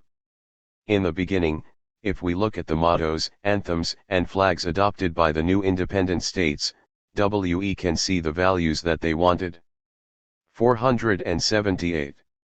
To achieve state mottos, concise words which strike people because they appear to have the character of categorical imperatives, invoke such fundamental collectivist values as unity, peace, and development, one people, one goal, one faith, Senegal, union, discipline, work, Côte d'Ivoire, unity and faith, peace and progress, Nigeria, unity, freedom, work, Zimbabwe, peace, work, homeland, Cameroon, and freedom and justice, Ghana. National anthems exalt collective struggle, unity, and African and universal brotherhood, the Senegalese anthem, or recall the honor of the ancestors, freedom and unity, Cameroonian and Nigerian anthems. The colors of flags and emblems or national arms refer above all to symbolic animals, the lion of Senegal, the elephant of Côte d'Ivoire, the eagle of Nigeria, the leopard of Zaire, the mysterious bird that flies over the ruins of Zimbabwe. The colors of national flags show the predominance of green, which may symbolize plant resources, Islam, or hope in the future. COMMON2 are red, for the blood of martyrs, the heroism of struggles or the revolution, and yellow, the gold of mines, the African sun. WHEN it features, which is rarely, white is the color of peace and unity. Finally, black identifies the race or has an Islamic referent. In sum, 4 ideological messages are dominant in this dense discourse of emblems and symbols: the assertion of an identity, the quest for development, the desire for unity, and the call for freedom and social justice. All this shows continuity with the immediate pre-independence values. Much of it reaffirms collective freedom. NEW political ideologies. Beside these mottos, anthems, and emblems, some of the new African leaders formulated their OWN ideologies. Among them are Al-Nasser, Nkrumah, Senghor, Bourguiba, Sékou Touré, Nyerere, Amilcar Cabral and Konda. From the philosophy of the Egyptian Revolution, 1954, to the National Charter, 1962, Gamal Abd al-Nasser of Egypt accentuated his abandonment of Western liberal values in favor of Pan-Arabism, Islam, Arab socialism, Pan-Africanism and charismatic presidential power. The National Charter vigorously denounces the charade of Western-type democracy which operates in the interests of ruling feudal and capitalist groups, but welcomes socialism which guarantees economic democracy and collective liberty to the masses. It describes socialism as the path that leads to this social liberty, hence the necessity for the people to own the instruments of production and direct the surplus of this production through a plan. Nasserite ideology was both pro-socialist and anti-Marxist. On the other hand, Arab socialism also expressed itself through the single party and categorically rejects atheism as the absolute anti-value, together with the dictatorship of the proletariat. It advocates the assimilation of classes into the democratic power of the whole people, whose confidence legitimizes and inspires the leaders. Furthermore, Arab socialism postulates the imperative of Arab unity. This option brought al-Nasser close to the supporters of the Ba'ath like the Syrian Michel Aflaq, for whom the real issue is how are we to give our nation back its soul, to ensure that the Arab and the nation as a whole recover a positive, active, determined, and correct attitude to life, consisting for the individual Arab in a mastery of his destiny. Whence the imperative need for a Ba'ath revolution of which socialism is the body and unity that soul. This resurgence, Ba'ath, will have to rely on the people, the sole force capable of realizing unity. The key ideas of Nasserism and Ba'athism: socialist democracy, theistic socialism, authentic values of Islam, fraternity, defense of the community, Arab unity, and recourse to the people, were to spread all over North Africa. In Algeria, a peasant-based and Islamic revolutionary socialism, emerging from a long and bloody liberation struggle, attempted to combine the political values of nationalism and self-management under the aegis of Ben Bella and, after 1976, an FLN that had now become the single party whose leading role was to confirm socialist democracy, while Islam became the state religion. In Tunisia there emerged a cooperationist-type neo-Destourian socialism linking the notions of profit and capital accumulation with those of public enterprises and state participation. According to the theoretician and advocate A.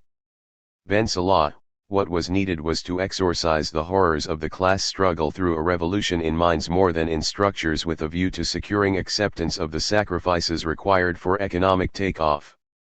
10. In Libya, the overthrow of the monarchy in 1969 was followed by the establishment of an Arab socialist republic based on nationalization and pan-Arabism.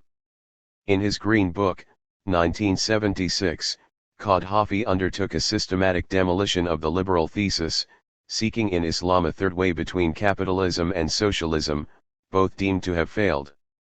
Representative democracy, he says, is just a circus. The referendum is an imposture, hence the recourse to the direct democracy of popular committees and congresses, Jafamahiraya, that are traditional in inspiration. In sub-Saharan Africa, Kwame Nkrumah in his Consciencism, 1964, formulated one of the most important doctrines of decolonization and development for Africa. He wrote that the way out is certainly not to regurgitate all Islamic and Eurocolonial influences in a futile attempt to recreate a past that cannot be resurrected. The way out is only forward to a higher and reconciled form of society in which the quintessence of the human purpose of traditional African society reasserts itself in a modern context. 12.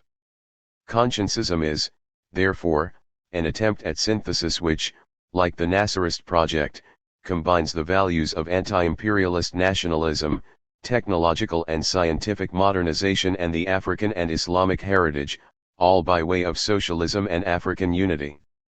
Julius Nyerere also stresses above all the African legacy of collectivist values, of which the key one is communal solidarity. Africa, he says, has no lesson in socialism to learn from Europe, it would rather have something to teach. Such a socialism is above all an attitude which consists in everyone being concerned for the welfare of others. 13. A Jama is the community bound together by affection and solidarity among its members who work to enrich the common heritage and through this work to satisfy their personal needs. If it was Nkrumah who did the most to integrate the values involved, it is perhaps Nyerere who has done the most to promote the development and critical and creative exploration of the African heritage of values. Thus, to those who fear that the value of solidarity might stifle the spirit of individual initiative and the imperative of work, he replies by saying that the solidarity of all implies that all must work. If there exists a duty of hospitality, the individual beneficiary also has the duty to join in communal work. This leads to an emphasis on the values of African socialism which must animate both civil society and political society. Plate 16.3. Amilcar Cabral of Guinea-Bissau, President of the PAIGC, on the East Front. Through the discipline of Marxism-Leninism, Amilcar Cabral, the founder of the PAIGC in Guinea-Bissau and Cape Verde, also tried to integrate the values of socialism and nationalism. He thought that only such an organic association would make it possible to give the aspirations of the people a proper place in the political arena through people's power, and in the socio-economic and cultural sphere, thanks to social justice and the fact of being rooted in the values and civilization of ordinary 482 people. Such a societal project had been initiated in the zones liberated by the Liberation War in Guinea-Bissau. Finally, Leopold Sedar Senghor, a follower of African socialism, while acknowledging the usefulness of the conceptual framework offered by Marxism, refuses to accept an ideology enthralling the class struggle and atheism.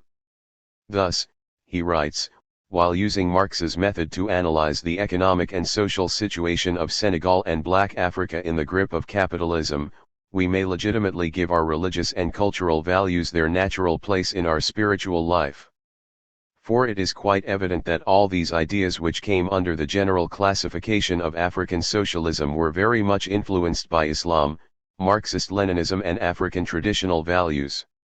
What sort of regimes then emerged in Africa during the post-colonial period in the light of all these old and new ideologies? The post-colonial regimes of Africa. In all, about 5 types of regimes have emerged in Africa in the post-colonial era. First were the socialist regimes founded by those leaders whose ideas have already been discussed. The move was led by al-Nasser in 1952 when he dissolved all the parties in Egypt and set up the Arab Socialist Union, a state party, or rather a state agency for political control of the masses. 15. This precedent was widely copied in Africa under a variety of labels: rally, movement, front, convention, congress, union, and so on. But they were one and all socio-political and ideological apparatuses functioning as systems to monopolize communication between the membership and the grassroots. Kwame Nkrumah also converted Ghana into a one-party socialist regime in 1964 after suppressing ethnic, regionalist, and religious organizations. So also did Sekou Touré of Guinea, Modibo Keita of Mali, and Julius Nyerere of Tanzania in the 1950s. In Mozambique, in 1974, FRELIMO was also established as the sole party, the instrument of incorporating rural society into the project for creating a nation through the state apparatus. Amilcar Cabral of Guinea-Bissau and Agostinho Neto of Angola also aligned their countries with socialist countries, at least for a while. The second type of regime is the military. Regimes of this type, whose number varies from year to year, have already been discussed in Chapter 15. Suffice it to state here that they are the regimes in which the civilian rulers have been replaced by soldiers through military coup d'état. These abrupt incursions, of which there have been dozens, imply new political values, the imposition of consensus by force of arms, and the repudiation of the rule of law. The third type is the apartheid regime, found fortunately only in South Africa. We do not intend to discuss this regime here except to state that it is an extreme case of the theorization and implementation of monstrous political values, inequality, segregation, and bloody racism. Even religion has been called in to help justify the status quo. For decades the presence of this regime has led the frontline states in southern Africa to widespread violence that has taken many forms: ethnic wars, state wars, or liberation wars, Namibia, revolts by bandits and mercenaries, coups d'état, massive forced migration, acts of sabotage, and so on. Apartheid has prevented nation building in many countries.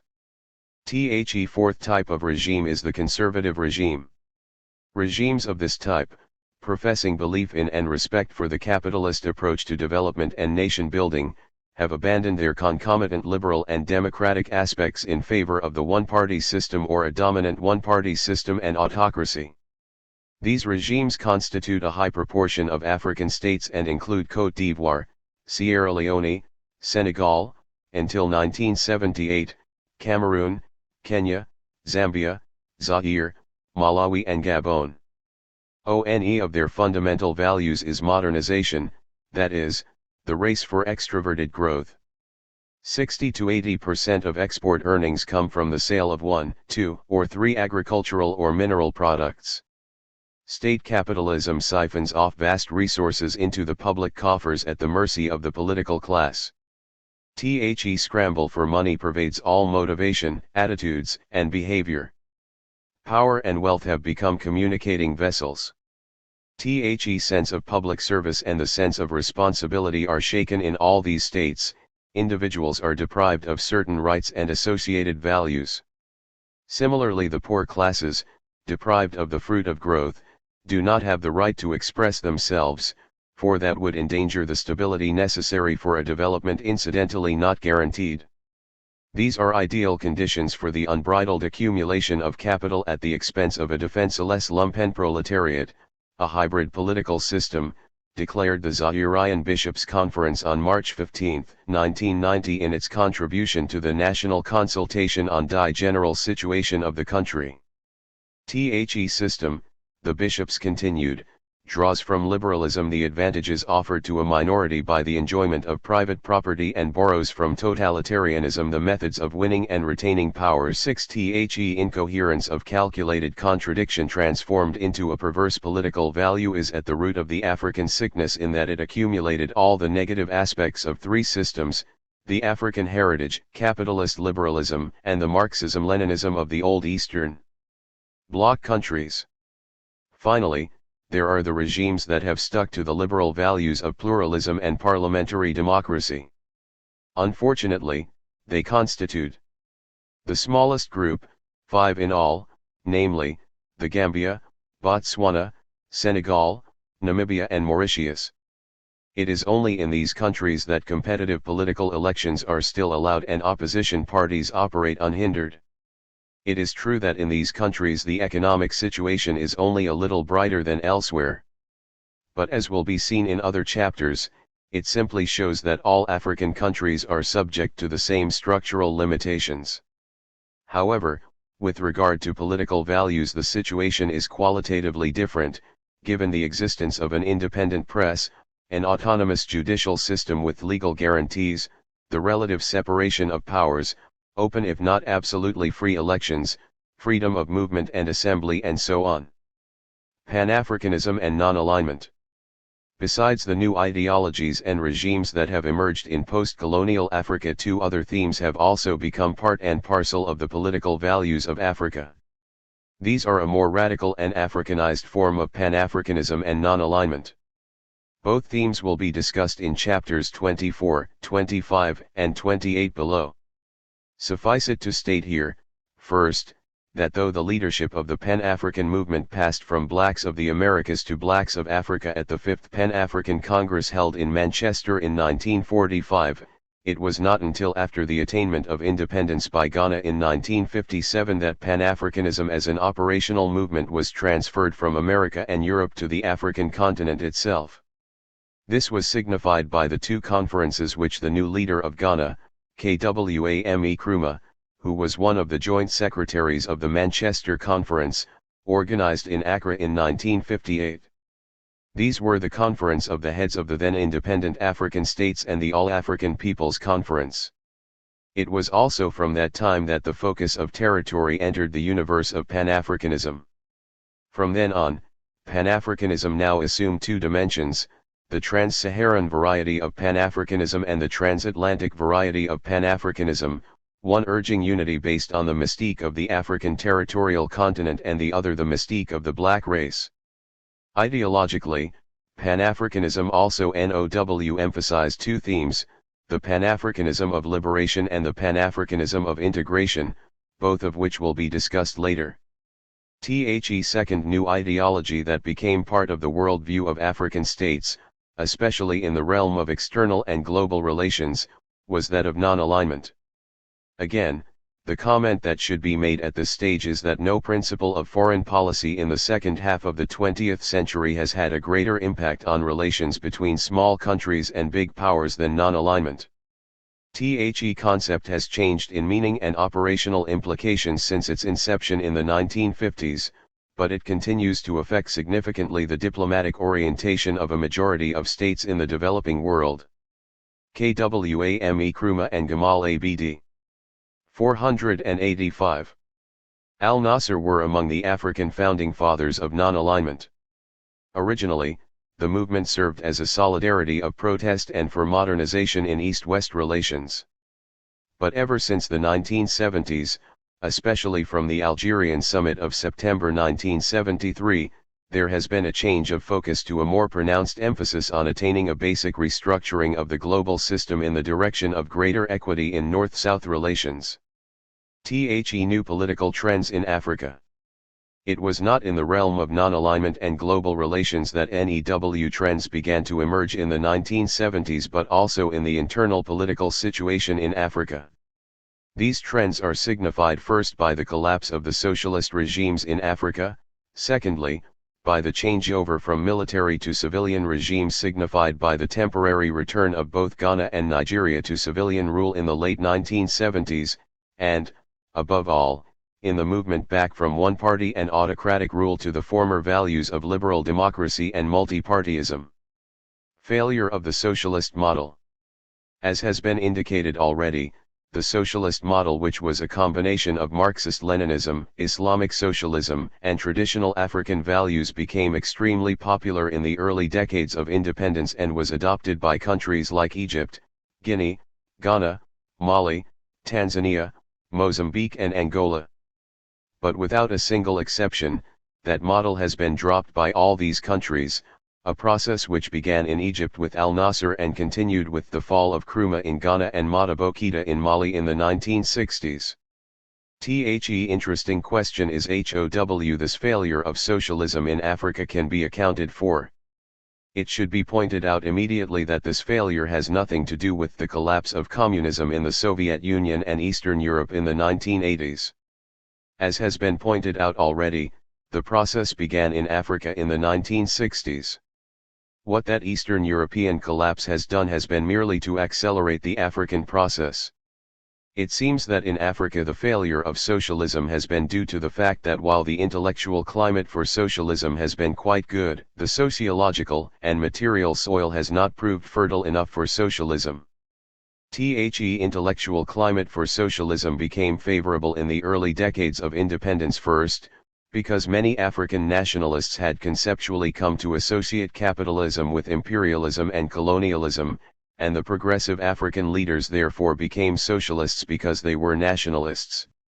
Secondly, as the capitalist approach to development in the early years of independence proved inadequate, some African leaders tended to look to 486. The socialist path as an alternative strategy of social and economic improvements and transformation. The third factor which predisposed many Africans in favor of socialism was the rampant corruption that soon appeared among the post-colonial rulers of the continent. It is true that corruption is by no means a peculiarity of capitalism and is not unknown in socialist countries. It was, nevertheless, felt that social discipline could at times be more difficult to uphold in conditions of laissez-faire economic behavior than in conditions of relatively centralized planning and supervision. The fourth factor was the widespread belief that traditional African culture was basically collectivist, and therefore socialist. This was certainly the contention of African leaders like Senghor, Nyerere, and Mboya. Above all, African regimes which were planning to go the one-party state route were particularly tantalized by socialist symbolism. After all, the centralizing tendencies of socialism could help justify a one-party monopoly of power. It was for all these reasons that the intellectual climate looked more broadly favorable to socialism. Indeed, most African governments soon after independence paid some kind of lip service to socialism, while those 487 Africa since IQJJ countries already listed adopted it not only ideologically but operationally. But all these countries have failed because of the barrenness of the sociological soil for socialism in spite of the suitability of the intellectual climate. The first unfavorable sociological factor was, and is still, the fact that ethnicity in Africa is far stronger than class consciousness. Most Africans are members of their ethnic group first and members of a particular social class second. And the chips are down.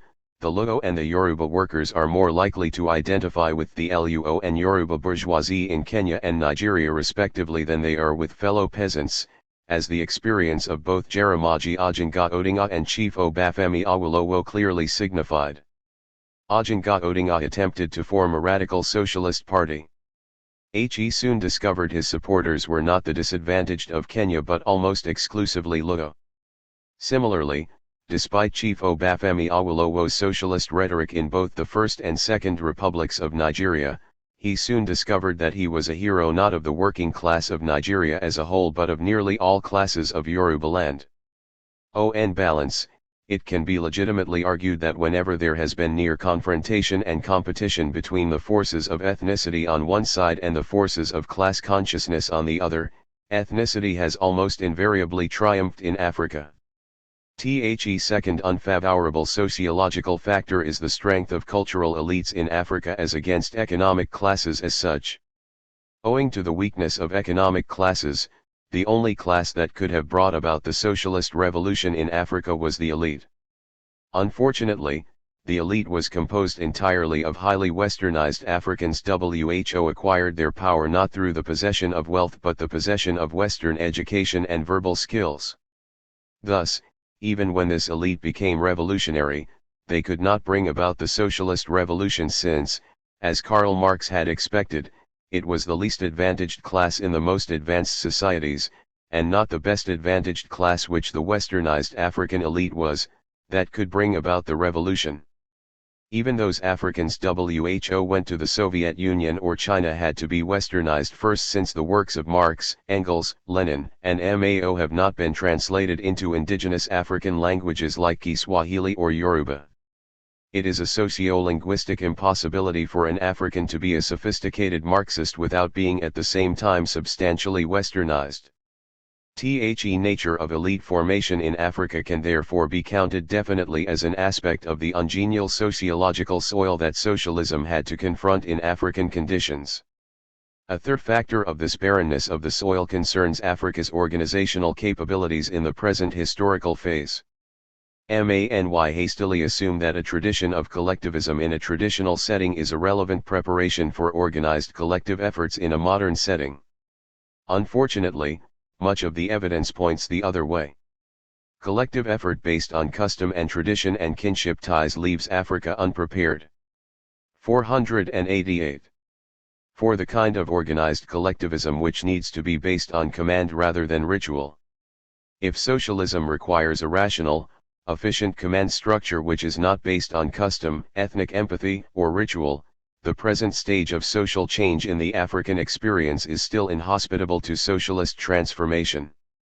The fourth aspect of the infertility of Africa's sociological soil for the socialist plant would take us back to issues of historical continuity. Many African economies have already been deeply integrated into a world economy dominated by the West. African countries which go socialist domestically find that they are still integrated in the world capitalist system. The rules of that system are overwhelmingly derived from principles evolved in the history of capitalism. In international trade, countries seek to maximize their return and acquire profit. The rules of business and exchange at the international level, the banking system which underpins those exchanges, the actual currencies used in money markets and in meeting balance of payments, are all products of the capitalist experience. Countries like Vietnam, Angola, and even Cuba, discover soon enough that their best economic salvation is to gain international legitimacy by Western standards. Vietnam and Cuba may fail in gaining their legitimacy, but it is part of their ambition to begin receiving Western benefaction and to have easy access to Western markets for their goods, and Western currency markets as well. What all this once again means is that third world countries can make their internal domestic arrangements socialist while remaining deeply integrated in the international capitalist system at the same time. It has also been argued that a country like Tanzania is today more dependent on the world capitalist system than it was before it inaugurated its neo-socialist experiment under the Arusha Declaration in 1967. This then is the configuration of factors which on one side reveals that Africa is ready for socialism intellectually and, on the other side, warns us that the material conditions for genuine socialist experimentation in Africa are not yet at hand. The intellectual climate is promising, the sociological soil is forbidding. Return to liberal democratic values. In addition to the demise of socialist values in Africa, there has also been a steady return to the former liberal democratic values of the early years of independence. There are liberal democratic movements in a majority of African states demanding an end to one-party and military rule, the return to a multi-party system and competitive political elections, and the restoration of basic human rights, in particular freedom of association and of the mass media, and freedom from arbitrary arrest and detention. Other demands are for social justice and accountability, and for privatization, free market forces, and decentralization, and for the participation of all classes in the decision-making and developmental processes. Even former stalwarts of the one-party system and the socialist model of development such as Nyerere have joined the new bandwagon. And that this new movement is achieving success is evident from the granting of multi-partyism and free elections by such leaders as Mobutu of Zaire, Houphouët-Boigny of Côte d'Ivoire and Kirikau of Benin. There followed open competitive elections in Benin, Cape Verde, São Tomé and Príncipe, Gabon, and Senegal, all of which decided to join the small group of democratic countries in Africa. Once more, one cannot help but demand an explanation of this very welcome turn of events. Again, one should hasten to add that these developments are neither of recent origin nor have they been touched off by the glasnost and perestroika of Gorbachev or the pressure of international financial institutions such as the World Bank and the IMF, or by aid donors such as the United States, Britain, and France. In some African countries such as Ghana, Nigeria, Côte d'Ivoire, and Kenya, the demand for democracy and civilian rule began as early as the late 1960s and 1970s following the introduction of the one-party system or military dictatorships.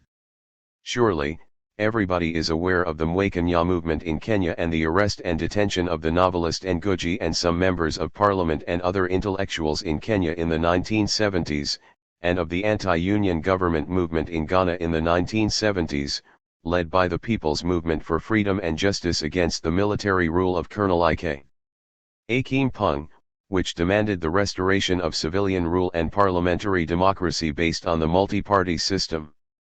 What the fall of communism in Eastern Europe and the Soviet Union and the pressures of the IMF and the industrial countries of the West are doing is to compel African leaders to concede to the demands of these movements instead of arbitrarily and brutally suppressing them, as had been the case in the 1970s and early 1980s. The real reason for the rise of these movements is the simple fact that by the 1970s not only the socialist regimes but also the one-party systems had failed to deliver the goods, namely development and nation building.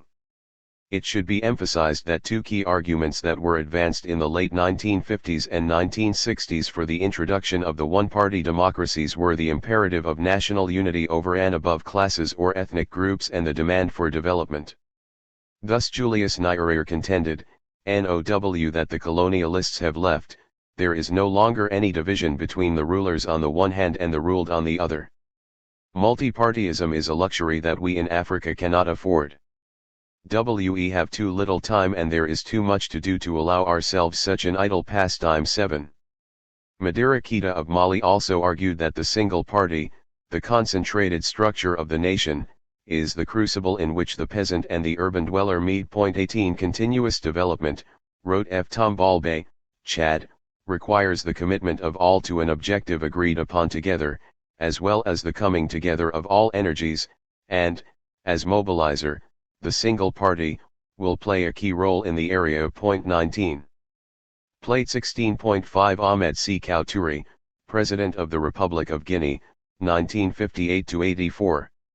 If the party identifies itself with the people, Sékou Touré maintained, it is obvious that the state must also identify itself with the party so as to form the unbreakable trilogy, people, party, and state. Thus no reason of party can or should prevail over the reason and interest of the people, just as no reason of state can prevail over the party line. 20 The 1982 Constitution in Guinea provided that revolutionary power is exercised by the people organized in the Democratic Party of Guinea, the party state. On the basis of democratic centralism, all organs of power are organs of this party state and judges shall be elected by party bodies at all levels. This was also the language of the leaders of Togo, Cameroon, Zimbabwe and Zaire. In the latter country, the president's party was the only state institution. 21 Collectivism had become a political monopoly. However, after decades of this system, neither national unity nor development had been achieved in those African countries. On the contrary, it was obvious by the late 1970s that the few democratic countries like Mauritius and Botswana had done significantly better in terms of economic development, political stability, and nation building. What had in fact happened in all these countries was surely the suppression of the basic human rights, blatant autocracy, widespread corruption, nepotism, and the domination of all aspects of the society by the state apparatus and the monopoly of the resources and wealth of the state by the party leaders or the military oligarchies and their clients. On the contrary, it is now being increasingly realized that while pluralism has not been a panacea for political ills, it does facilitate the attainment of one of the highest political values, namely, freedom. For in the end, as many Africans are now asking, why talk of development and unity as absolute values? Development for whom? Unity for whom? What is development for those who are not apparatchiks of the party? Herein lies the heart of the democratic revolution sweeping through Africa in the early 1990s. What Africans are demanding, then, is a return not only to liberal democratic values but also to those values embodied in and symbolized by their national mottos, anthems, and flags: national unity, development, freedom, and social justice. Towards a new capitalist ethic. However, in its present push for the liberal and democratic mode of development, should Africa go the whole hog of privatization and the free market approach of the West? In the light of past experience, Africa should exercise some caution here and introduce some modification. In the first place, Africans have all seen how strong ethnicity with its concomitant nepotism still is in Africa, and if they adopt this approach, is there not the likelihood of the whole market being cornered or monopolized by an ethnic group or two? Should Africa therefore not introduce some ethnic antitrust legislation to prevent or break up ethnic monopolies like say those of the Igbo or the Kikuyu in Nigeria and Kenya respectively in the early years of independence? The second important lesson is the prestige motive in African economic behavior has encouraged ostentatious consumption and self-indulgent aristocratic and monarchical exhibitionism. Mercedes-Benz has continued to be a symbol of Africa's ostentatious indulgence, but in places in Nigeria the expensive fleet of cars sometimes went with a palace or two, sometimes a private plane and a helicopter, and a loud way of life, all for a single family. While the profit motive in classical economic theory was supposed to lean toward greater production, the prestige motive in contemporary African economic behavior leans towards greater consumption. What is more, the consumer products commanding the most prestige are often imported and require foreign exchange. Privatization on its own does not make an African economy produce more. Prestige motive operates both privately and at the state level, ominously eating away into the resources of the country. When Westerners call upon African countries to privatize, they are expecting the profit motive to be given a free play. But in fact, the problem in most of Africa is not simply how to liberate and activate the profit motive, but also how to control and restrain the prestige motive. Arguably the latter crusade is even more urgent than the former. Indeed, the ultimate crusade may well turn out to be how to tap the prestige motive in such a way that it serves the goals of production and not merely the appetites of consumption. Should Africa not then make creativity more prestigious than acquisition? Should Africa not make production more prestigious than possession? Should Africans not take a closer look at the problems of incentives in Africa? How can we be more precisely sensitized to the African equilibrium between prestige and profit? A third major private constraint on the market, after ethnic nepotism and the prestige motive, is the general problem of bribery and corruption prevalent in post-colonial Africa.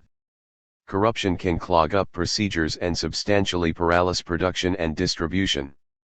Again, corruption can be both in the public sector and in the private. It can be bureaucratic or omnipresent. Privatization of the economy may simply mean the privatization of corruption, and sometimes this is more contagious in the wider society than the corruption of officials and bureaucrats. Capitalism has come to Africa without the Protestant ethic of work and frugality. Economically, Protestantism was not against the acquisitive instinct, it was distrustful of the instinct to consume, especially indulgently. As a Puritan saying put it at the time of the Reformation, you may labor to be rich for God, though not for the flesh and sin. Wealth was regarded as unethical only insofar as it was a temptation to idleness and sinful indulgence. Acquisition of wealth was only dangerous if it eroded the twin disciplines of work and frugality in the name of God. Capitalism arrived in Africa with the imperative of acquisition without the discipline of work and frugality. The white man himself in Africa set a dangerous example.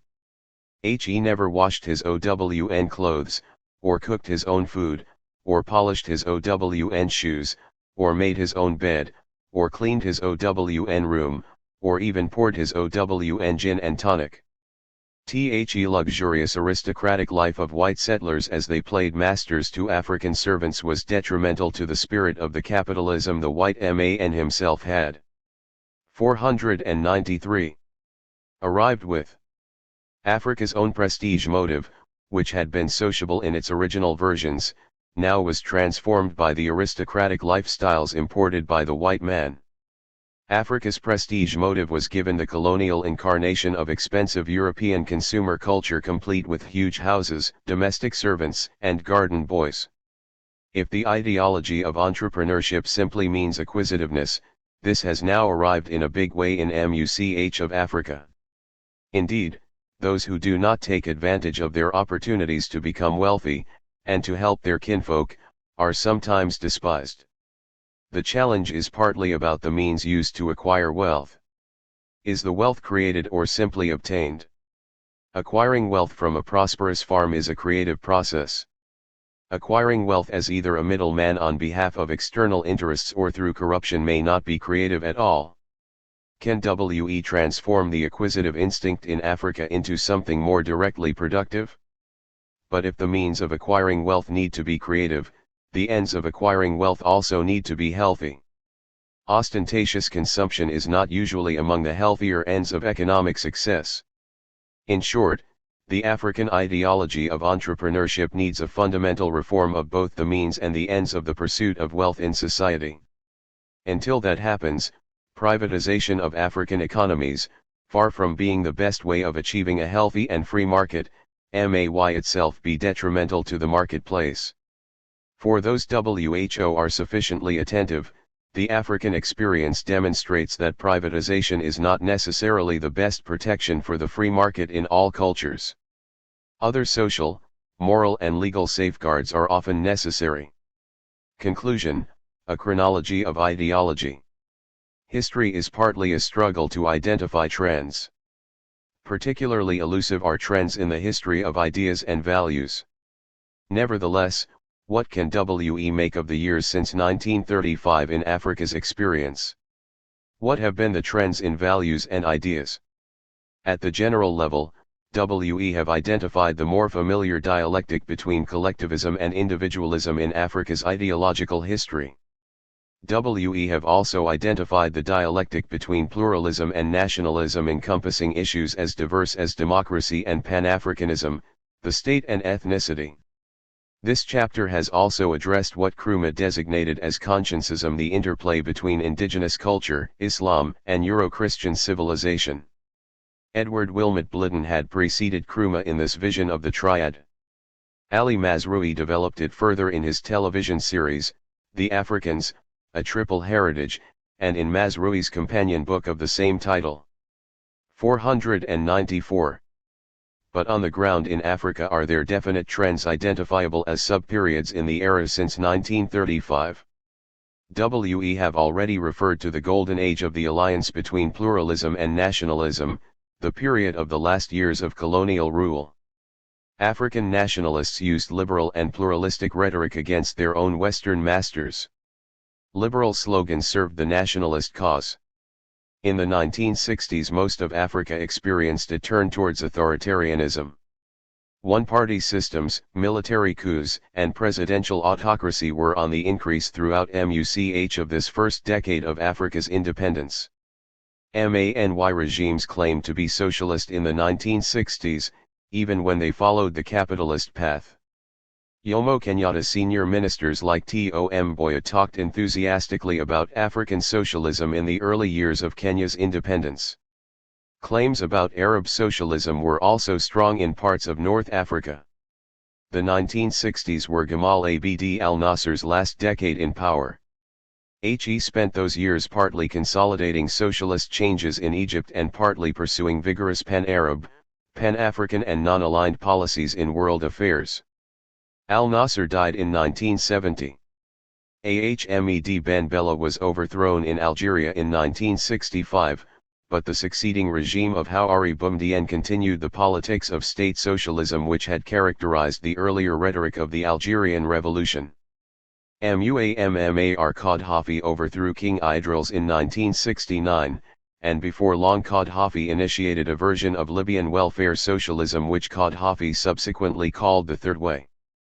What was missing throughout the 1960s was an open declaration of Marxism-Leninism as official ideology, almost anywhere in Africa. The 1960s were, in general, the years of enthusiasm for socialism but with a cautious attitude towards Marxism-Leninism.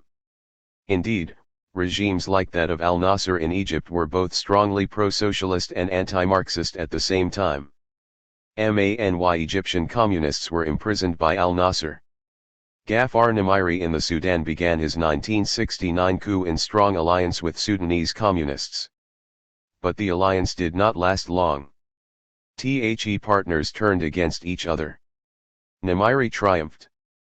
Politically fragmented Nigeria did not develop a nationally popular ideology. But left-wing tendencies were discernible not only on campuses but also in Chief Obafemi Awolowo. Communism was almost totally absent. It was not until the 1970s that Marxism-Leninism attained a high profile on Africa's continental landscape.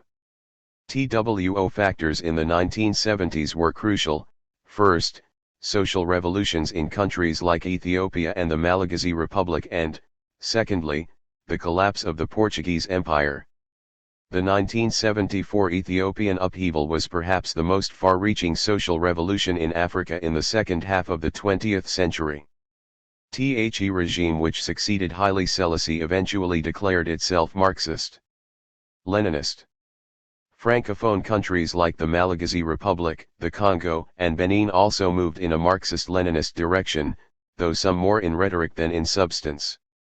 With the collapse of the Portuguese Empire, Marxism-Leninism acquired additional visibility elsewhere. Both Angola and Mozambique declared themselves as Marxist-Leninist states, and Guinea-Bissau flirted with the radical ideology for a while. Is the golden age of Marxism-Leninism in Africa from the 1970s to the late 1980s? Certainly by the late 1980s countries like Mozambique, Benin, and the Congo were moving away from Marxist-Leninist rhetoric at the governmental level. Some were to give up the labels of being Marxist-Leninist states altogether before long. By the late 1980s and early 1990s was pluralism reasserting itself in Africa? Was a liberal revival underway? As we indicated, many countries even returned to multi-party constitutions and competitive elections. What could not be predicted with certainty was the durability of these new pluralistic tendencies. Would they at least characterize the remaining few years of the 20th century? It remains to be seen. A final historical puzzle concerns the relationship between the precise nature of colonial policy, on the one hand, and the post-colonial ideological consequences, on the other. Virtually no country on the African continent previously ruled by the United Kingdom has declared itself a Marxist-Leninist state. On the other hand, virtually every country previously ruled by Portugal has at least experimented with Marxism-Leninism or actually adopted it as official ideology. Countries previously ruled by France lie somewhere between the Anglophone paradigm, no Marxism-Leninism, and the Lusophone paradigm, widespread Marxism-Leninism. Francophone Africa is ideologically diverse. To what extent were the different colonial policies of the three imperial powers responsible for the post-colonial ideological differences between their former colonies? For example, was the greater oppression of Portuguese colonial rule responsible for the greater ideological radicalization of its colonial victims? Some historical puzzles in Africa's experience have no easy answers, but comparative repression may be part of the background. In any case, the post-colonial ideological differences between Anglophone, Lusophone, and Francophone countries may turn out to be very short-lived. The values and ideas which come with colonial rule may turn out to be far more temporary than the underlying cultural continuities of indigenous Africa. Colonial rule enclosed together people who had previously lived separately, and divided people who were once united. Ethnic tensions are conflicts of values. They have also partly become the greatest threat both to Africa's stability and to African democracy. The answer lies in purposeful national integration and a shared experience in ideas and values. Africa is in search of a creative ideology. 496. When multiple cultures confront each other within the same national boundaries, their relationship can be at varying degrees of social depth. The minimum stage of relationship is that of coexistence when two or more cultural communities barely know about each other. Each may have its own conservative paradigm of thought, grounded on ethnic exclusivity. Indigenous traditionalism can reign supreme at this level. The second degree of relationship is that of contact, when two or more groups either begin to trade with each other, or participate jointly in the job market, or become members of the same political party, or listen to each other's music. Above all, the contact must include sharing ideas and evolving shared priorities. Ancient traditions of the elder, the warrior and the sage may interact between ethnic cultures. The third degree of inter-ethnic relationship is that of competition when these contacts result in rivalry for resources, for power, or for social and economic opportunities. Debates about ideology and policy are part and parcel of this competitive stage of nation building. Capitalism may conflict with socialism in the political arena. Individualism may be on the defensive against collectivism. The fourth relationship between two or more ethnic cultures is that of conquest, when one of the ideologies or cultures begins to get the upper hand. One ideology, for example, may become more influential than others. Or the newly dominant system of values may successfully claim a disproportionate share of power, resources, or socio-economic opportunities. Nepotism could prevail even under socialism. Pluralism may be stifled by political hegemony and monopoly of power.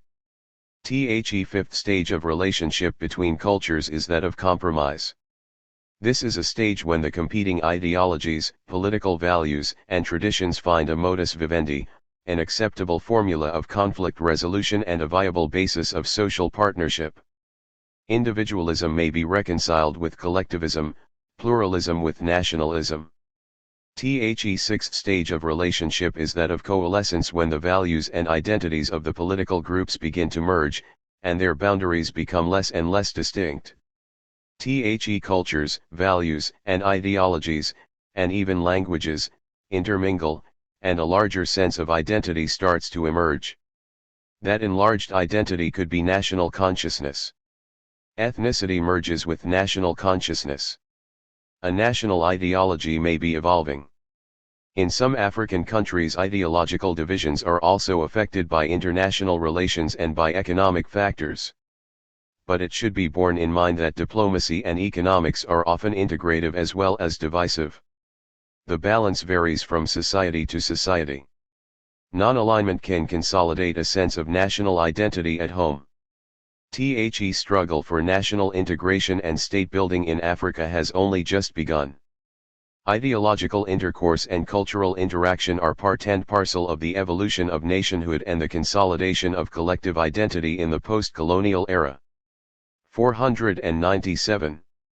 This social trend will have to include the creative contributions of Africa's thinkers and intellectuals allowed to operate in freedom. The more innovative aspects of individualism may truly enter into an alliance with the more humanistic aspects of collectivism. Only then will state and nation in Africa, instead of destroying each other, be able to engage at last in a process of mutual construction and enrichment. 498. Section V. Socio-cultural change since 1935. Religion and social evolution. Chwishikuchwibongu in collaboration with J.F.A.J.A.Y.I.W. Lemonson et. Our society is not the ancient society but a new society broadened by Euro-Christian and Islamic influences. So, a new ideology is necessary, an ideology that can be stated in a philosophical definition, but which is at the same time an ideology which does not abandon Africa's original and human principles. An ideology whose aims will be to contain the African experience of the Islamic and Euro-Christian presence as well as the experience of African traditional society. 1. Religion, it has been said, impregnates the entire texture of individual and commercial life in Africa. The African is profoundly, incurably a believer, a religious person. To him, religion is not just a set of beliefs but a way of life, the basis of culture, identity, and moral values. Religion is an essential part of the tradition that helps to promote both social stability and creative innovation. It is therefore not surprising that in his agenda for social transformation and in the search for a new ideology to guide that transformation, Nkrumah saw in religion a resource to be utilized as well as a problem to be contained. He sees African society as rooted in traditional religion and broadened by Euro-Christian and Islamic influences. As a resource, he sees the new ideology as a gestation of the three religious traditions in Africa. And yet if social harmony is to result, the religious factor has to be constrained. The NEW ideology should be one that can be stated in a philosophical definition, that is to say, in secular terms without abandoning the basic values of African traditional religion or the African historical experience of both Islam and Christianity.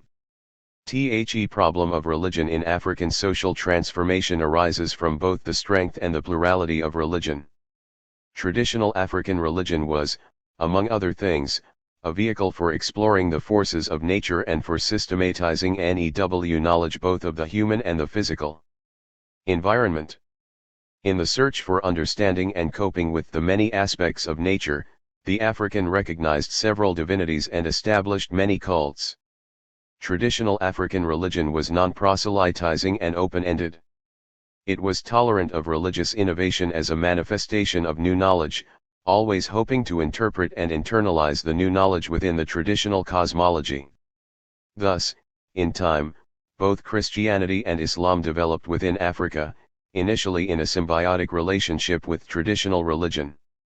But both Christianity and Islam are proselytizing religions, claiming exclusive revelation of the truth, fiercely competitive and intolerant of coexisting with other religions, particularly each with the other.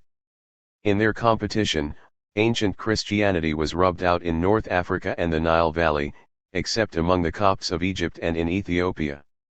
Periodic movements of reform and religious purification produced a continuum from situations where Islam and Christianity were interpreted in traditional African cosmology to those in which Islam and Christianity provided the cosmology but which was indigenized within African social thought. Thus, plurality of religion became an essential feature of African society, but there was also what Nkrumah called a distinct African experience of Islamic and Euro-Christian presence. The widespread activities of Christian missions in Africa in the 19th century in the wake of colonialism complicated the religious situation. The degree of indigenization of Christianity and Islam in the past had depended on the autonomy of the people both socially and politically.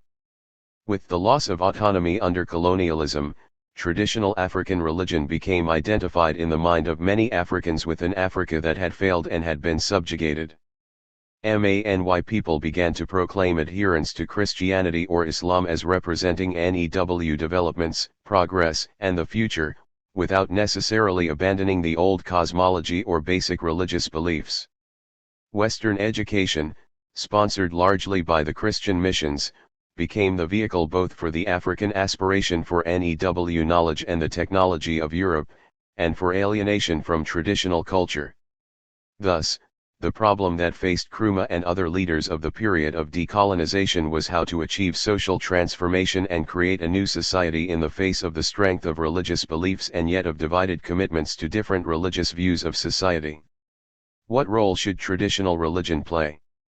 How far could a person be a faithful Muslim or Christian and still be a good African? The conflict of values and ideologies produced trauma in the private lives of individuals and communities that has been the subject of several novels. It is the crises in the public sector occasioned by the religious factor that has interested historians, the role of the different religious traditions in the struggles for liberation in Kenya and Zimbabwe, in Morocco and Algeria, in Senegal, Zaire and Zambia, the religious factor in the competition of various groups for sharing political and economic power, the control of education. 502. Or control over foreign policy and foreign relations, the struggle between various religious groups seeking autonomy within a state aiming for exclusive monopoly of power, or minority religious groups resisting a dominant one seeking to impose its own faith as the national religion, the only basis of values, and of access to political and economic resources of the state. 3. Accurate statistics are notoriously difficult to come by, partly because national censuses are either out of date or non-existent, partly because claims of rival statistics are an important part of the competition for power. Partly also because there is genuine doubt as to when some WHO claim to be adherents of Islam or Christianity have effectively ceased to belong to the traditional religion, and when they may have reverted back to it. By 1935, it does appear that roughly 80% of the total African population were divided roughly equally between Islam and Christianity, with Islam probably having a slightly larger share. Since then, both Islam and Christianity have made rival claims of further advances at the expense of African traditional religion, though more recently the widespread revival of traditional religion has been reported. Countries in southern and central Africa which used to return figures of almost total affiliation to Christianity are discovering substantial survival or revival of traditional beliefs. Equally important is the national distribution of religious adherents, Fig 17.1. There are countries with wholly or almost wholly Islamic populations where Islam has been declared the state religion, whether or not the Sharfa is enforced. These include Morocco, Tunisia, Algeria, Libya, Somalia, the Comoros Islands and Mauritania. Egypt is predominantly Muslim but with a significant Christian minority group of less than 10%, and so is Senegal. There are several countries where the balance between Christianity and Islam is a major political issue. These include the Sudan, Ethiopia, Chad, Nigeria, Cameroon, and Tanzania. Some of these officially declare in their constitutions that the state is neutral or secular in relation to religion. In practice, all the leaders of Africa belong to an elite that has been educated within schools and religious structures that are either Christian or Islamic. While proclaiming the need for reviving traditional African values and principles, few leaders, irrespective of private beliefs and practices, have dared to alienate the religious susceptibilities of the Christians or Muslims by openly embracing traditional religion. Atlantic Ocean. Continuing relevance of traditional religion. The importance of traditional African religion 5 goes well beyond what the statistical affiliation figure of 20% of the total African population may suggest. For many Christians and Muslims, the basis of moral values still derives more from the old cosmology than from the new beliefs.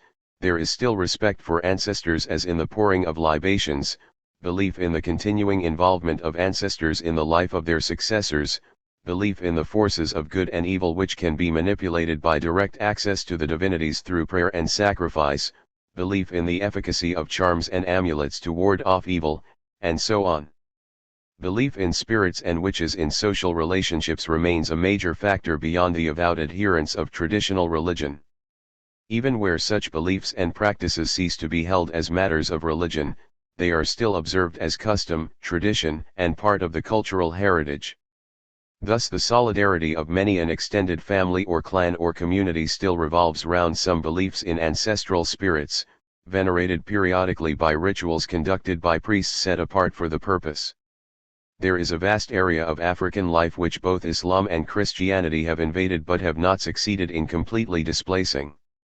This is the area of health and healing.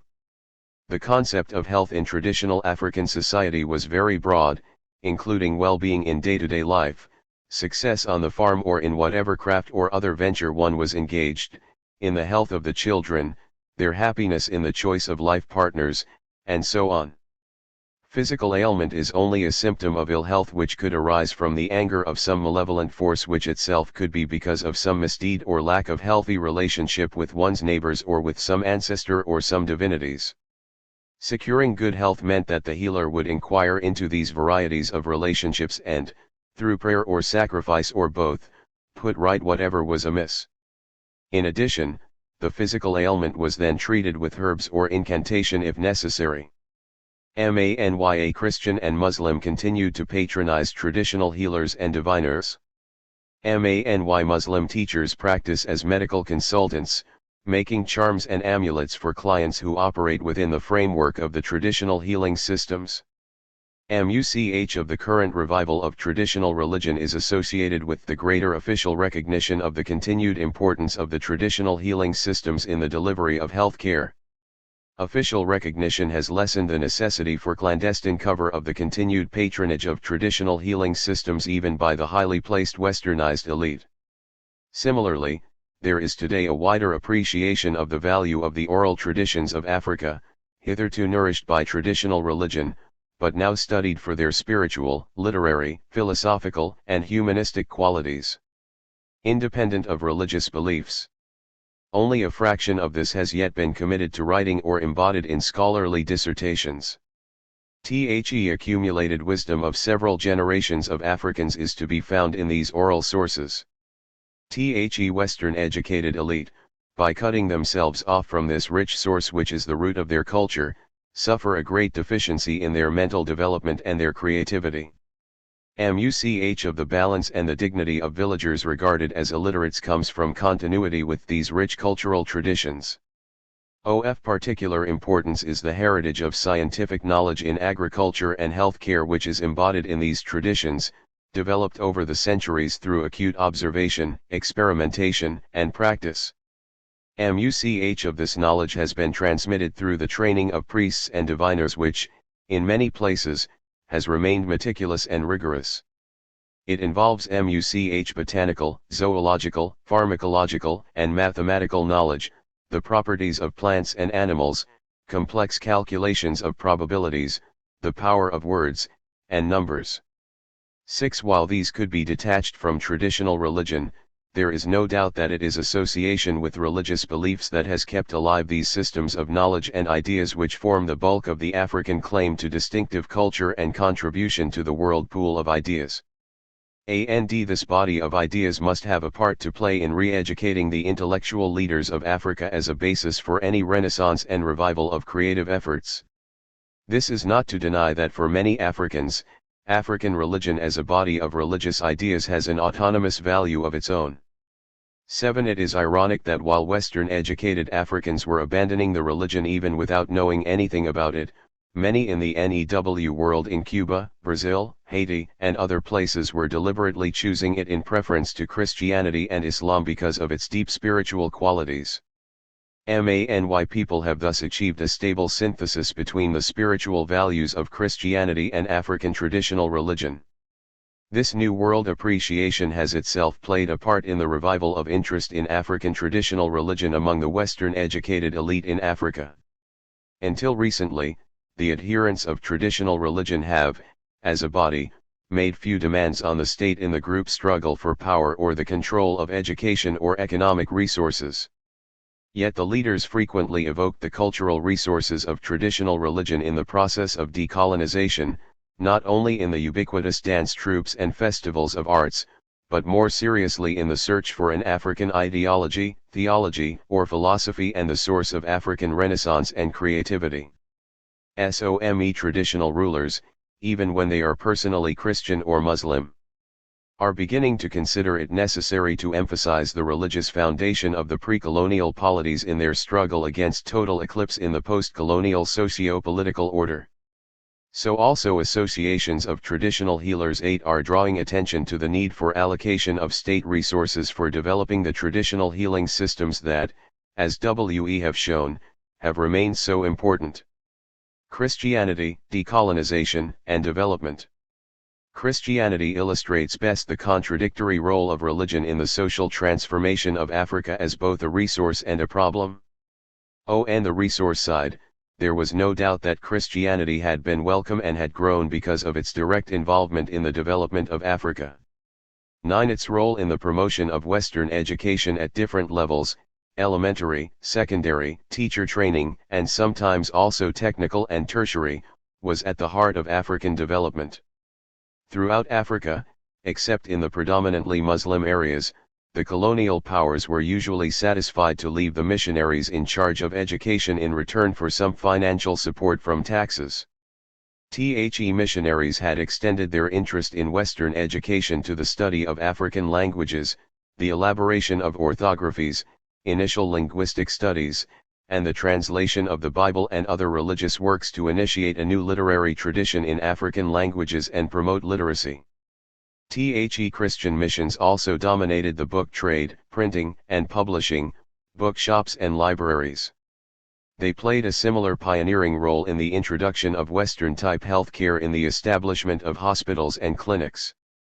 Thus, a great attraction of Christianity was in its essential pioneering effort in progressive measures, and encouraging the transition of its members from traditional society into the modernizing world which was set as the goal of colonization, but which colonial policies did little to realize.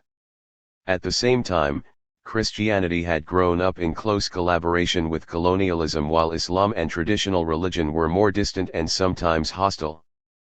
European and American missionaries WHO maintained a rigid hold on the churches they had created, were closer in their thought and attitudes to the colonial officials and European settlers than to their African colleagues, assistants, and parishioners.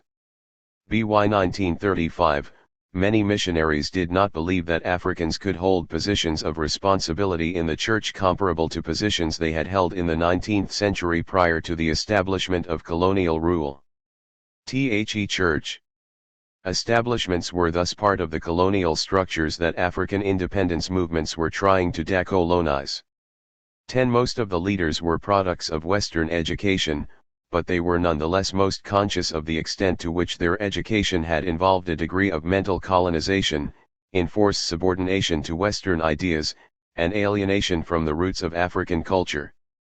They had first to transcend these constraints and, benefiting from missionary work on African languages, renew their contact with African thought and values, and use these to create the vision of a new African society. Thus, decolonization had to begin with the Church, not only to transform its structures and replace European leadership with African, but also to seek indigenization of its form and content without losing the essence of Christian values. This task of indigenizing the Christian Church was tackled by both Catholics and Protestants, but it was widely recognized that the issues involved went beyond the question of control, content, and form of the Christian churches. It concerned the whole development strategy, Nkrumah's search for an ideology of social transformation, the adaptation of Western science and technology, the search for an African philosophy, and a definition of the identity of the African in the modern world. One of the most influential documents on the question of the indigenization of the Church was the collective work of African leaders of the Catholic Church published in 1956 and setting out the various issues involved. De Prêtre Noirs s'interrogent, Black priests ask themselves questions. At the same time, the African Society for Culture based in Paris and led by Alain Diop, saw the issue as the most crucial part of the debate about negritude. Diop used the journal Présence Africaine to conduct a lively debate on African religious thought, and specifically even theological research. Thus when the Second Congress of Black Writers and Artists was convened in Rome in 1959, a subcommittee of African theologians and philosophers was established. In 1962, at the time of the Second Vatican Congress, Alain Diop canvassed the opinion of African Christian intellectuals and, in 1963, published a special issue of the journal on the work of the Vatican Congress entitled Personnalité africaine et Catholicisme. Diop was also the moving spirit in the 3 international symposia, in Abidjan in 1961 on religions in Africa in general, in 1970 in Cotonou on African religions as a source of values of civilization, and in Abidjan in September 1977 on the Catholic Church Festival and Black Civilization. The Colloquium of the World Festival of Black and African Art and Civilization, FESTAC, in 1977 also had an important section on religion. The search for models for the indigenization of the Christian Church in Africa went on not only within Catholicism but also within the Protestant churches as well. What is more, both Catholics and Protestants realized that the issues involved were in no way sectarian, and there have been efforts to work together not only at a pan-African but also at an ecumenical level. Notable in this regard was the meeting of African theologians convened in Ibadan in 1969 by the World Council of Churches. Several institutes, such as the Kinshasa Center of African Religions, have tried to reflect this Pan-African ecumenism both in their journal, Cahiers de Religions Africaines, and their Symposia on Christianity and African Religions, 1978, Christianity and African Forms of Spiritual Life, 1983, and African Mediations of the Sacred Rites and Religious Language, 1986. All these have encouraged the formation of the Ecumenical Association of African Theologians, Association Sciomanique de Théologiens Africains AOTA. In all these, three trends have been discernible in the approach to the question of African theology. 1. Initially, the approach was to explore the theology of traditional African religion in its various forms, the nature and attributes of the Supreme Being, the nature and meaning of sacrifice, the role of prayer and religious rituals. Distinct from the efforts of usually European agnostic anthropologists and ethnologists, these were studies by African theologians and Christian leaders. WHO saw traditional African religion as preparatory to the Christian gospel, and were exploring it for spiritual values which could be used to bring home more clearly to Africans the gospel message. 2. Others rejected that approach and made a distinction between the theology of traditional African religion and African theology as such. They are wary about suggesting a dialogue between the Christian theology and the theology of traditional African religion. They see African theology as the thought of African Christian theologians, deriving from the Bible, interpreted in the light of African historical experience and reality, and in dialogue with Christian theology in other non-Western parts of the world. 3.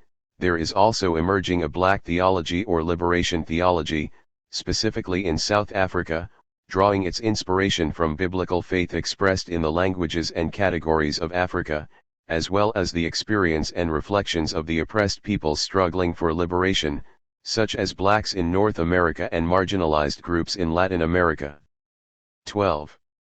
Side by side with the search for a new theology, there has also been the effort to organize and structure the liturgy, and develop a system of sacramental rites that, while being faithful to the received Christian formulae, takes account of the African reality. For example, what role could African musical styles and musical instruments play? How could Christian rites of baptism, marriage, and burial take account of African family institutions in which the naming of a new child is a family affair? Marriage is not just a union of the bride and bridegroom but a union of their two families, and burial ceremonies have various family dimensions and implications. Missionaries saw clearly enough that if the Christian Church were not to lose its social and political significance, Africanization of the personnel in the leadership of the Church must keep pace with, or even move ahead of, that of the institutions of the state. It was important that the spokesman of the Church in the ensuing struggle for political and economic power, the control of education, the shaping of the structures of the state, and so on, should be Africans. These new leaders of the Church could not but contribute their views to the political search for the African personality, identity, and authenticity. Islam and modernization. Unlike Christianity, which was an ally of colonialism, Muslim states gave the colonial powers some of the most determined resistance. Yet, in spite of continued suspicion and occasional hostility, Islam benefited from the colonial presence.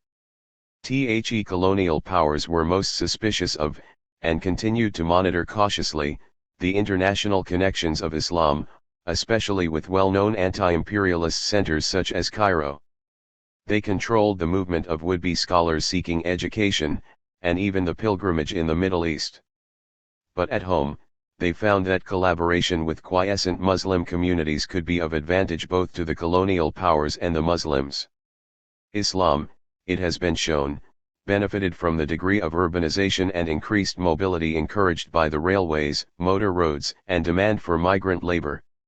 While the colonial powers were hostile to many institutions of traditional religion, they encouraged elementary Islamic education in the Quranic schools, they enacted laws protecting Muslims in the free practice of their religion, including the provisions of the Sharfa in the regulation of civil law among Muslim communities. They placed restrictions on the access of Christian missionaries in Muslim areas. MANY African communities. WHO had previously resisted the spread of Islam, considered it more honorable after the colonial conquest to join Islam than the religion of the conquerors. But even with such people who became Muslim as an act of passive resistance, there often developed a remarkable degree of collaboration with the colonial authorities. The most notable example was the Wolof Whom. The pre-colonial jihad movements had failed to convert, but WHO came out of the colonial period thoroughly Islamized. 13. This remarkable achievement was in no small measure due to the work of Sheikh Ahmadu Bamba, one founder of the Sufi order called the Murids. The success of his evangelical work among the Wolof benefited from the combination of religious belief and economic prosperity in the cultivation of groundnuts for export. He himself became a highly respected figure in the colonial period and was decorated for his services in recruiting troops for the French army to serve in France during the First World War. The success and continued importance of the Murids in contemporary Senegal illustrates one way in which Islam, through the spiritual values of mysticism, has accommodated itself within African society and culture as a vital religious force. Thus, in the process of decolonization, Muslims did not face the same problems of colonial structures and cultural alienation that faced Christians. That initially they regarded independence as an ambiguous adventure 5 was because of their hostility to Western education under the control of Christian missionaries and the fear that this had given an unfair advantage to the Christians. While in North Africa there was a continuous evolution of nationalist ideas, Muslims in West Africa to begin with tended to be lukewarm in the nationalist movements. They had stood outside the mainstream of the Pan-African movement, which was inspired from the New World through European Christian circles. It was one of the contributions of al-Nasser that he became the point of juncture of Pan-Arabism, Pan-Islamism and Pan-Africanism. His influence helped to pull West African Muslim leaders into the mainstream of the nationalist movement. For 50 years, in several African countries, Islam has made advances toward modernism, particularly by launching an educational system that branched out from the purely traditional paths. First, there was the Ahmadiyya movement, outside the mainstream of Islamic orthodoxy, combining Western education with Islamic and Arabic studies. The Ahmadiyya were important in Nigeria and Sierra Leone. Then the Wahhabis, within the Wahhabiyya reform movement, developed after the Second World War, formed two important action groups, the Subanu al-Muslim, leading the movement for educational reform, and the Union Culturelle Musulmane, Muslim Cultural Union, now an international organization concerned with all Islamic affairs, including politics. 16 The expansion of the Wahhabiyya reform movement coincided with the appearance of the Rassemblement Démocratique Africain RDA, Democratic African Union, the most important movement for decolonization in French West Africa. Many Wahhabi, acting individually, rallied to the RDA, their chief political aim being to establish a democratic state based on Quranic teaching of liberty, equality, and ijma one or consensus. Their conviction of the need for a radical reform of society, their firm opposition to the colonial order and to westernization, and their openness beyond ethnic barriers, all allowed them to cooperate with African leaders who had more secular views. Islam therefore appeared as a force for independence, unification, and the transformation of society. As Ken Post put it, in areas where Islam has long been established, in northern Cameroon, northern Nigeria, Niger, Mali, Guinea, Senegal, and Mauritania, it has profoundly affected the process of elite formation produced by the social changes of colonial rule. In some of them it offered an alternative cultural tradition, and even indigenous political systems, and provided ways of obtaining power and influence other than the purely modern ones. 7. On the east coast of Africa, ideas on the transformation of society developed through reformist newspapers such as Al-Islah, Reform, which began to appear in Mombasa, Kenya, in 1932. To counter the attraction and influence of Islamic anti-imperialistic and nationalistic messages that spread from Cairo and other places, the British colonial government at the end of the 1940s and during the 1950s encouraged the setting up of the East African Muslim Welfare Association under the patronage of His Highness Aga Khan III and of the Sultan of Zanzibar. Similarly, they helped to finance the establishment of the Mombasa Institute of Muslim Education, MIOME. This institution served all of East Africa, and many young African Muslims were able to receive a modern education at secondary and post-secondary level, in an Islamic cultural and religious environment. 18 historians and ideologists have emphasized that conditions existed in Africa for the establishment and development of an Islamic socialism. According to Mustafa As-Sibasi, 19 society at the time of the Prophet Muhammad and of the first four caliphs was socialist in character, and these leaders are considered to be founders of the first socialist community. Elsewhere in Black Africa, some have insisted that pre-colonial African society was also socialist in character. The sense of solidarity within the community between the members of the same group, and also the collective right to ownership of land, are seen as the most important elements of socialism in primitive Islamic society and of that of African pre-colonial society. 20 In fact, Islamic socialism is the official ideology in North Africa of countries such as Egypt, Algeria, and Libya. That of the majority party in power in Tunisia is specifically termed Est-Orient socialism. It is also practiced in Somalia. The statesman Mamadou advocated it in Senegal, and argues for it in his book, Islam, Sociétés africaines et culture industrielle, Islam, African Societies and Industrial Culture. *1 There is increasing reflection on the doctrinal principles of research for lines of action that favor the psychosocial liberation and the promotion of WOME within Islam.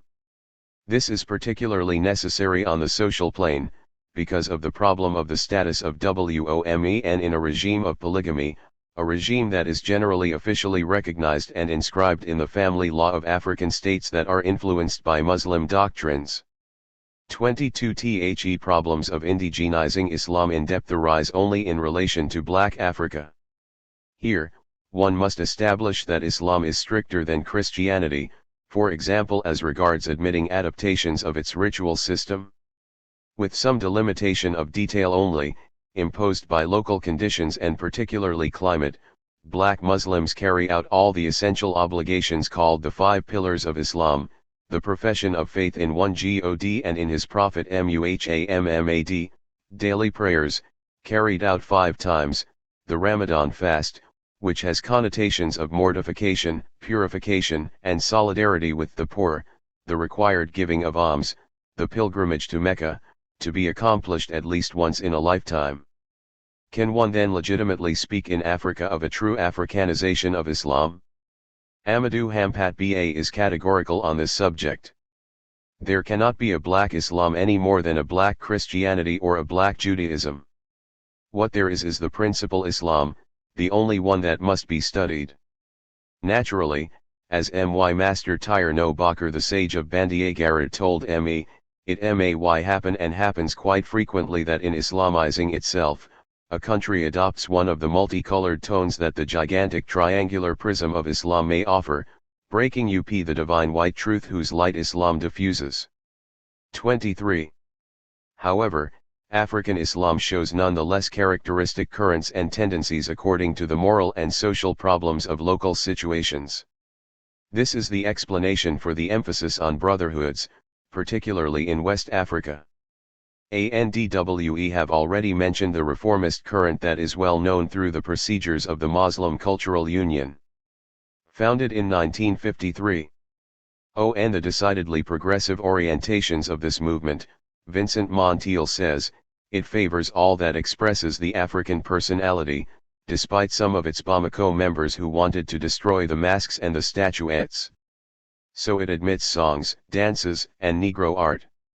It insists on the necessary distinction, on religious matters, between dogma and cult on one side, and social relationships on the other.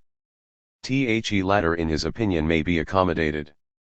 Some people even think that fasting may be given freedom of choice, that the number of daily prayers could be reduced to 2, or even dropped, because work is the true prayer. What count are morals, conduct and social behavior. As to polygamy, there will necessarily be evolution, linked to the education of girls and to the emancipation of women. 2. For the development of Islam in contemporary Africa must also have been influenced by the socio-political reality in most African countries of coexisting with Christianity and traditional African religion. While formal dialogue with traditional religion is unacceptable, there have been interesting attempts to establish, in religious and doctrinal centers, high-level dialogue with Christianity. One such center was opened in Tunis in 1977 under the leadership of Professor A. Boudhiba. 25 In Senegal, at the BOP Center, 26 There is an effort to achieve Muslim-Christian cooperation in community development. In spite of fierce competition which seems to characterize religious rivalries, especially among the elite, generally there is a good deal of actual cooperation and genuine dialogue at the more popular village level. One of the most important results of the process of decolonization has been the transcending of the bounds of localism imposed on Islam by colonialism, and the re-emphasizing of the universal and international aspects of Islam. Contacts with the Middle East through the pilgrimage, pan-Islamic movement, and exchange of scholars have been revived and greatly expanded. Thus major movements in the Middle East, such as the Shiite fundamentalism of Khomeini's Iran and Qaddafi radical revolutionary ideology, have had their impact on Africa. It is never certain, however, to what extent such localized anti-modernist radical movements in popular Islam, such as made it seen in northern Nigeria, can be attributed to international influences. However, through its international links, Islam makes a definite contribution to the general socio-economic development of Africa thanks to the financial support made to different countries by the oil-producing Arab states of North Africa and of the Gulf. 27 Religion, says Hadim M. Amaji, plays an important role in the granting of aid to Africa. But observers of Afro-Arab relations have noticed that almost all the Arab aid went to African beneficiaries who are connected with Islam. This link between economic aid and religious obedience corresponds to a precise political objective on the part of the Arab donors, which has been officially recognized by the Kuwaiti Minister of Finance, who said in 1974, "The major portion of our international financial aid will be placed at the service of Arab countries and to assist the Muslim countries, particularly in Africa." However, since then Arab aid has been diversified and has gone to African states of differing political tendencies, Muslim or non-Muslim. And one should note among the Arab institutions for multilateral aid the Arab Bank for the Economic Development of Africa, Banque Arabe pour le Développement Économique de l'Afrique, BADEA, and the Special Fund for Africa set up by OPEC, as well as the Fund for Arab African Technical Assistance which is attached to the Economic Council of the Arab League. Independent African churches and African identity. Although they have existed from the beginning of the century and even from the end of the last century, the movements of independent churches, including various kinds of sects, either Messianist or millenarian, have expanded greatly since the 1960s. In 1967, they totaled 155,000,000 according to the specialist D. B. Barrett. In 1970 there existed 6,000 strictly independent African organizations, with congregations of 16 million. Today, in 1987, there must be about 10,000 independent churches and sects, totaling some 33 million faithful. 28 Although these churches and sects are spreading throughout Africa, the greatest concentration is found in South Africa with 3,000, in Nigeria with 800, in Zaire which has more than 600, in Ghana with about 400 at the present time, and in Kenya 180. One of the most important of these independent churches is the Church of Christ on Earth, founded by the prophet Simon Kimbangu. This church alone estimates having about 3 million followers spread in several communities besides Zaire, particularly in the Congo Popular Republic, in Angola, in Rwanda, and in Burundi. These independent churches and sects have been classified into 5 categories by H. W. Turner. 29 The first category comprises politico-messianic movements, that is, groups essentially aiming at cultural and political liberation. One of the oldest of these movements is the United Native African Church of Nigeria, already active in 1891. Harrisism, from William Wade Harris, active in the Côte d'Ivoire, in Liberia, and in Ghana, is classified within this group. Another church along the same lines is that called the Irati or Dreamers, which fought as early as 1934 in Kenya for liberation from British domination. This group of movements insists on the need to develop an African Christianity, culturally integrated into Africa. A second category is that of the movements called neo-traditionalist. In this group, for example, there is the organization known as Dini Yamuzamwa, that is religion of the ancestors. In Nigeria, Godianism may be mentioned. This places at its center the God of Africa, who is said to have revealed himself for the first time in Egypt several thousand years ago. The third category is that of the syncretic cults. These cults include a mixture of borrowings from African traditional beliefs and practices and from Christian beliefs and practices. The group includes the Bwitai cult from Gabon and the Diema cult from the Côte d'Ivoire. Other movements declare themselves to be monotheist or Hebraist, in the sense that they completely reject all traditional religions and are turned towards monotheism as revealed in the Old Testament. The fifth category groups the prophetic and healing churches. These proclaim themselves to be Christian, believing in Jesus Christ as the Savior and placing great weight on the revelations of the Holy Spirit. For this reason they are often also known as churches of the Holy Spirit. Among these the best known are those with the name of Zion, which are implanted especially in South Africa and in the surrounding countries.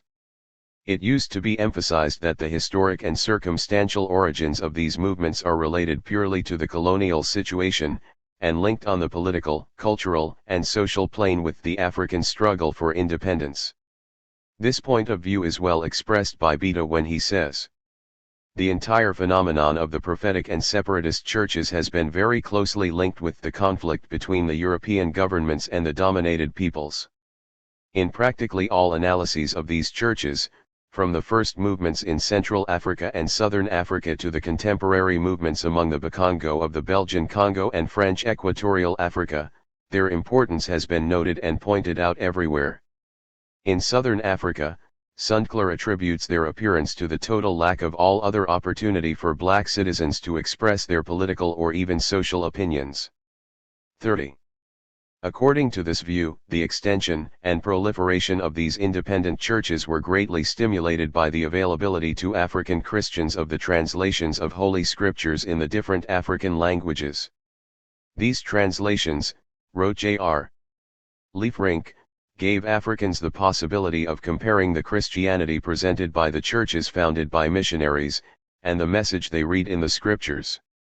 This comparison gave them the consoling impression that from then on, God spoke to them in their own language and was close to them. They like very much to feel him present and not simply to know that he is present. 31 Summing up, a specialist states that the sects are the fruit of a double movement of disappointment and enthusiasm. In different terms and through different practices, the sects offer a reply to the frustration that many feel faced by the model of society and of the church during a particular epoch. The sects are an indicator and a challenge. Behind their multicolored movements can be seen a claim of the senses, an immense thirst for betterment, freedom, and salvation, lived in the socio-cultural conditions of the present time. 32. It is now generally agreed 33 that this emphasis on the resistance, protest, and proto-nationalist aspects takes too limited a view of the value of these independent African church movements. It has distracted from the more positive and creative aspects of the churches, in the effort to develop an African theology that finds accommodation between African spiritual values and the inspiration of the Christian Bible. The churches could be viewed as centers for the re-evaluation of African religions and theology, in renewing the themes of humanism, sanctity of life and solidarity. Perhaps more important than the protest value of the churches was also the preservation of the African cosmology within the scope of Christian teaching. This made it possible for the urban poor and rural villagers to join the churches in large numbers, to abandon the old divinities of traditional religion, and to make sense of colonialism and its version of modernism without the trauma of having to abandon the essence of their worldview. In particular, the traditional view of healing and deliverance through faith which the mission churches were unable to provide was what attracted most people to these churches. The churches offered their members security against the traditional forces of evil, sorcery and witchcraft in particular. In the urban areas, they offered a framework of security, solidarity, and hospitality, aspects of welfare which the colonial system could not provide. They provided scope for the traditional patronage of artistic talent in the drama of ritual, and the music, both vocal and instrumental, that traditional religion had provided. But above all, it was the churches that kept alive the traditional healing systems within the Christian idiom until their social value began again to be publicly appreciated. It can be said that generally the emergence of the multiple and complex messianistic movements in African societies both before and after independence was a reply to socio-economic requirements, and to the search for new spiritual paths in these societies.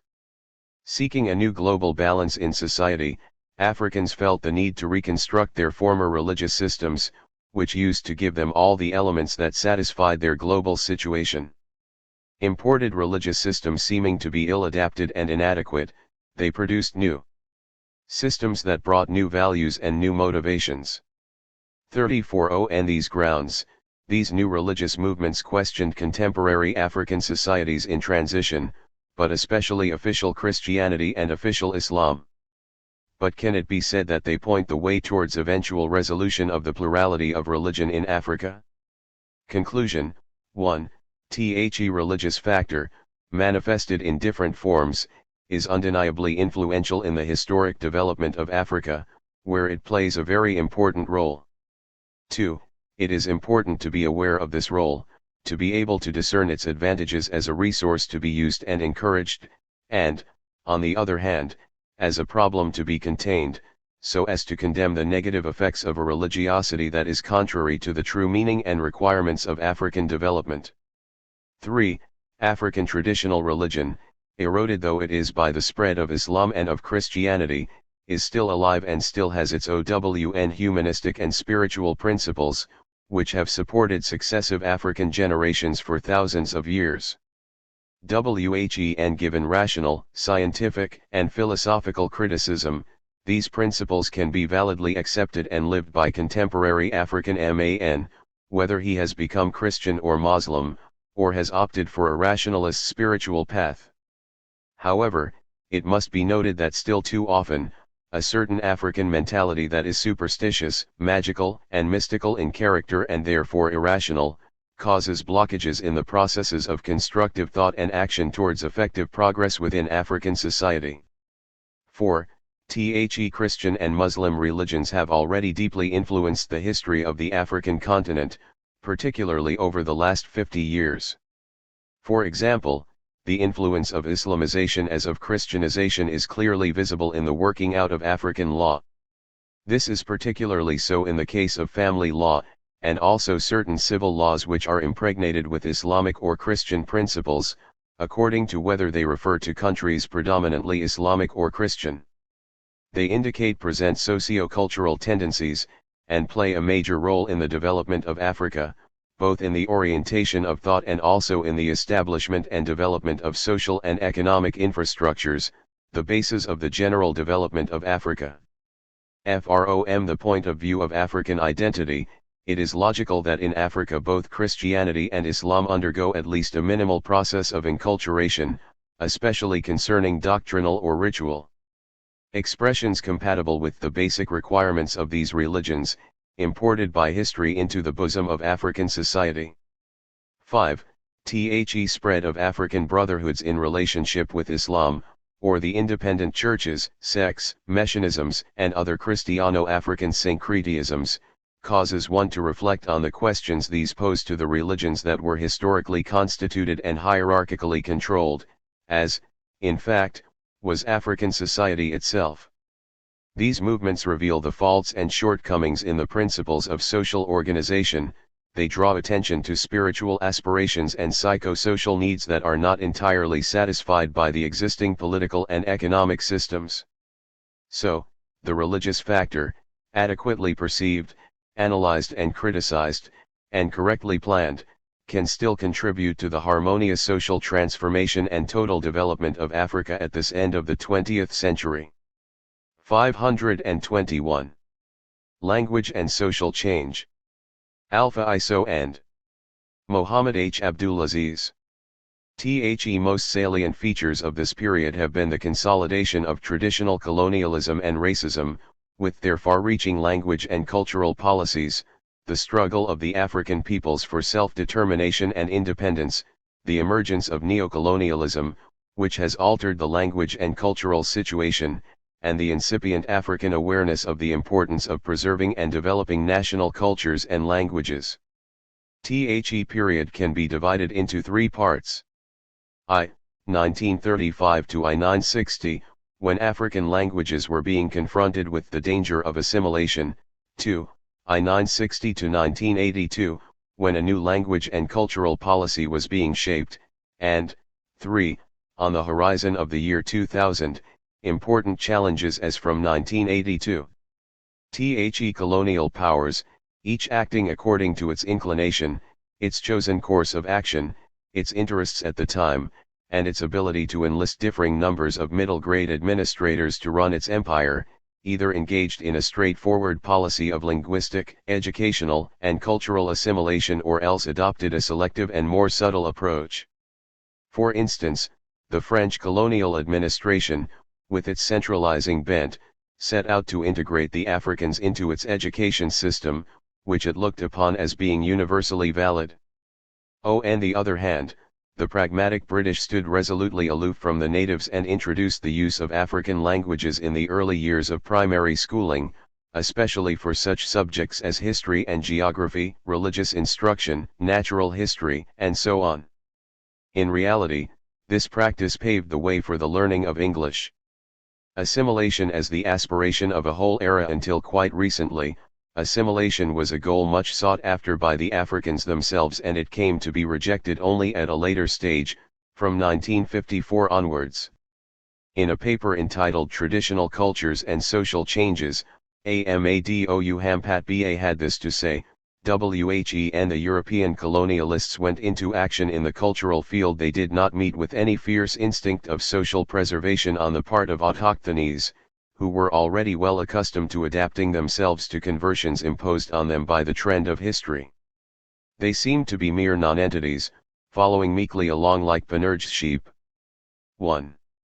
However, the colonial system was organizing itself and tightening its grip on Africa at a time when the world was being shaken to its foundations and colonial empires were being toppled by 2 world wars within the space of 21 years, by the triumph of the Socialist Revolution in October 1917, by the concept of the right of peoples to decide their own fate, and by the movements aimed at liberating the colonized peoples.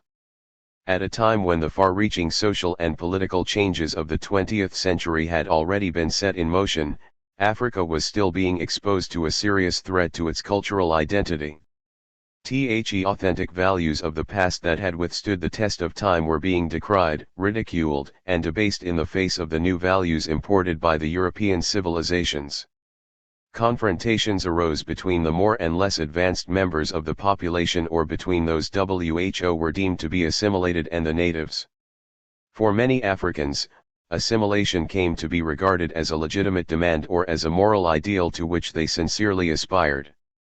Hence, the new ambitions of the colonized subjects took the form of wanting to live like the colonialists, dress like them, eat and drink like them, speak and be housed like them, and laugh and get angry like them, in short to have the same religious, moral and cultural yardsticks.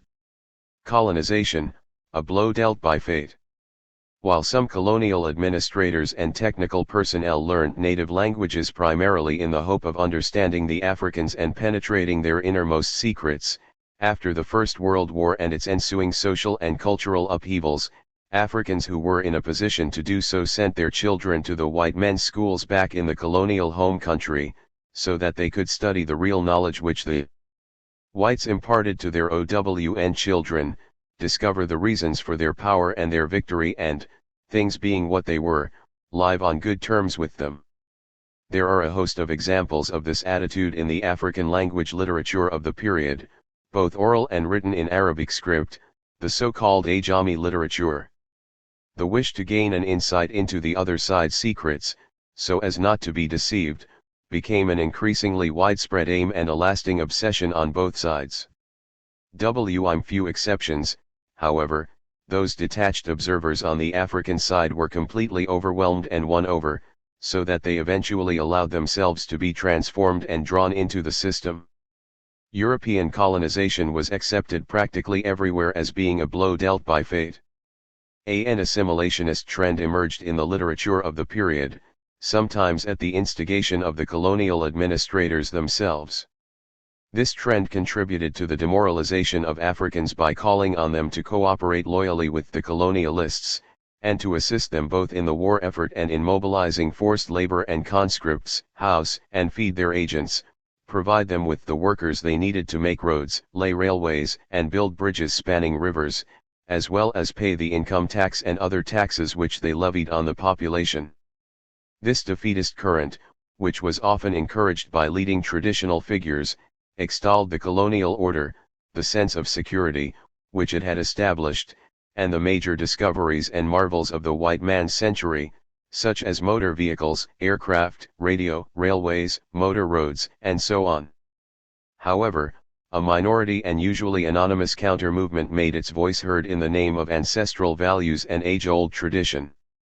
Setting out as it did to be the conscience of the people, this minority denounced the loyalist faction and its standard-bearers and became the spokesman of the colonized peoples, whose emancipation it presented as an irreversible process, especially after the victories of Lebanon and Syria and the independence of the peoples of Indochina, followed by the uprising in Algeria in 1954. Literature as a fallback value.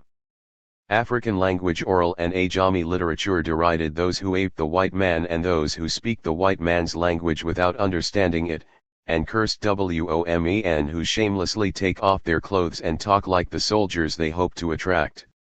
As critical bystanders, some of the cultural elites described the major upheavals taking place in their writings and warned African societies of the danger of surrendering their fundamental values and of thereby losing their personalities. 524. The sense of helplessness felt by those elites, with their traditional upbringing, WHO had to contend with the grave perils of the time, found expression in their literary and artistic works and in the proverbs and songs which they composed or inspired. For example, a Muslim poet from the Fouta Djallon, in Guinea, writing in Fulfulde, described the woes of our century in the following words: "Misfortune is upon us, the times have changed, lawlessness is spreading and the law is retreating, tradition has vanished and heresy has appeared, morals have declined and selfishness is the rule, kinship has yielded to the quest for pleasure, compassion has been banished, adultery is rife and its offspring is legion, truth is forsaken, education suffers and hypocrisy is rampant, wealth abounds and discord is rampant, theft is rampant, looting is rampant, lying is rampant, Satan has triumphed. Their evil hearts are more poisonous than venom, their sole concern is to amass wealth and women and jewelry, they have chosen this world and abandoned the other, those who deny or ignore the truth are on the increase, conflict and sin are on the increase, we must escape, but there is nowhere to flee, nowhere to stay, caught as we are in the clutches of this vast world." The African peoples accordingly rediscovered their identity in their languages and literatures, which continued to provide close and indissoluble links with the lost past and the vanished generations by still conveying the ancestral moral values and representing particularly precious fallback values. However, even those values were affected by the changes occurring. Enrichment of the vocabulary and vehicular languages as a result of contacts with Islam and with Arab and Asian traders, especially from Iran, as well as of contacts with European languages and Christianity, All the African languages considerably enriched their vocabulary, and a whole wealth of religious, technological, scientific, and cultural terms still bear witness to the economic and social developments over that 25-year period. Euro-African languages, such as Creole and Pidgin, developed and became genuine Black African languages in some of the countries and cities of the Atlantic seaboard, such as Cape Verde, Guinea-Bissau, the Gambia, Sierra Leone, and Cameroon. The Creole languages of Gambia and Cameroon and the Criollo of Sierra Leone borrowed a large number of words from English, and the Criollo of Cape Verde and Guinea-Bissau likewise borrowed from Portuguese. In the cases where such languages exist, their basic phonological, syntactical and semantic features are African, even though their vocabulary, which is a reflection of a particular power relationship, is borrowed to a considerable degree from European languages. In some countries, such as Mauritius, Creole is the most widespread and popular means of linguistic communication. With the encouragement of the colonial powers, Kiswahili, Lingala, Bambara, and Hausa all underwent remarkable growth as inter-ethnic vehicular languages that were widely used in the armies and police forces of the German, English, Belgian or French administrations. Furthermore, from the late 1920s, there were, among the colonial technical personnel and senior administrators, specialists who pointed to the dangers of assimilation and who made out a case for engaging in far-reaching research on Africa and its inhabitants and called for an in-depth study of African languages and literatures. A cleverly engineered development. Thus it was that in June 1926, the inaugural meeting of the International Institute of African Languages and Civilizations was held in London, attended by delegates from South Africa, Germany, Belgium, Egypt, the United States, France, Great Britain, Italy, and Sweden. This new institution was defined as being a body designed to gather information of all kinds on the languages, civilizations, and particular problems of Africa, and to act as a liaison office between specialists on those subjects. It set out to link science to practical experience by showing how the discoveries of the former can be used for the administration, education, hygiene, well-being, and development of Africans.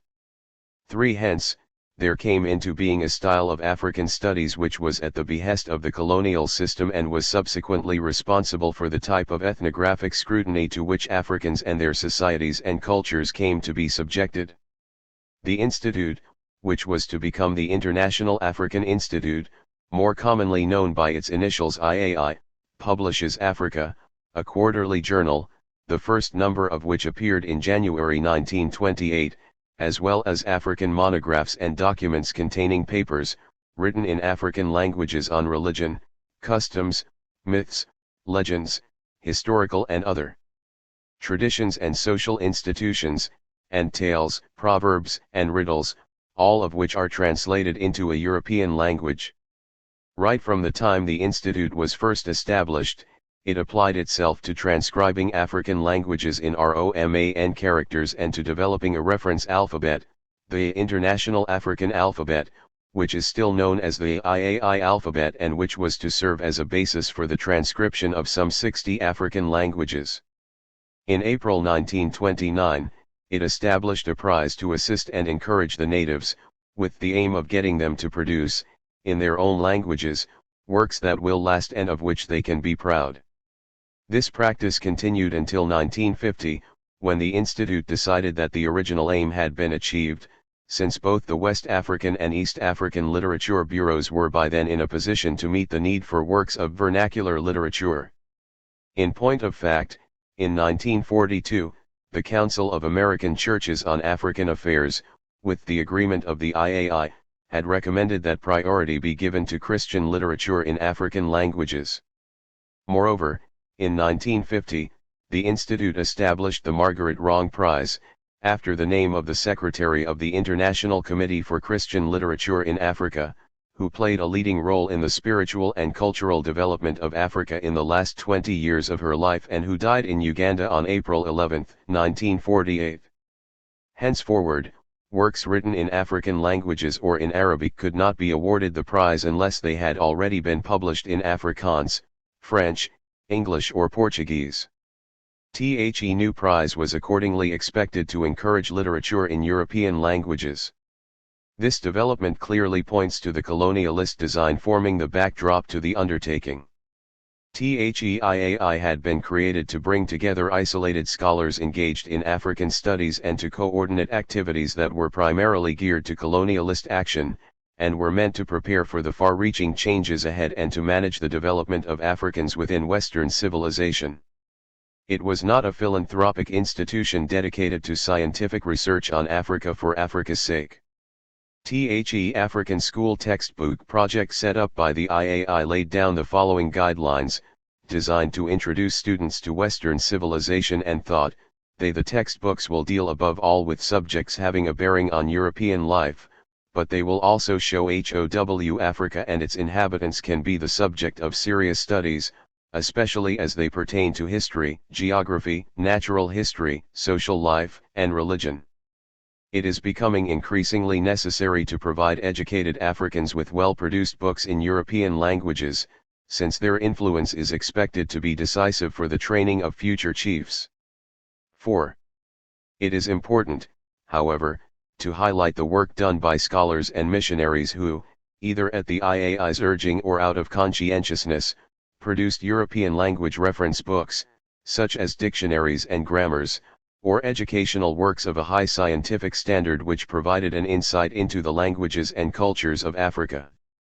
Colonial administrators, missionaries, and specialists of all kinds, such as social anthropologists, geographers, naturalists, musicologists, educators, and military officers, some of them humanists and some enlightened amateurs of both sexes, often disregarded or defied the prohibitions and instructions of the colonial administrations and engaged in the collection and the transcription, in the Lai alphabet or in a script of their choosing, of historical, scientific and literary works belonging to the African cultural heritage, which they then translated into European languages.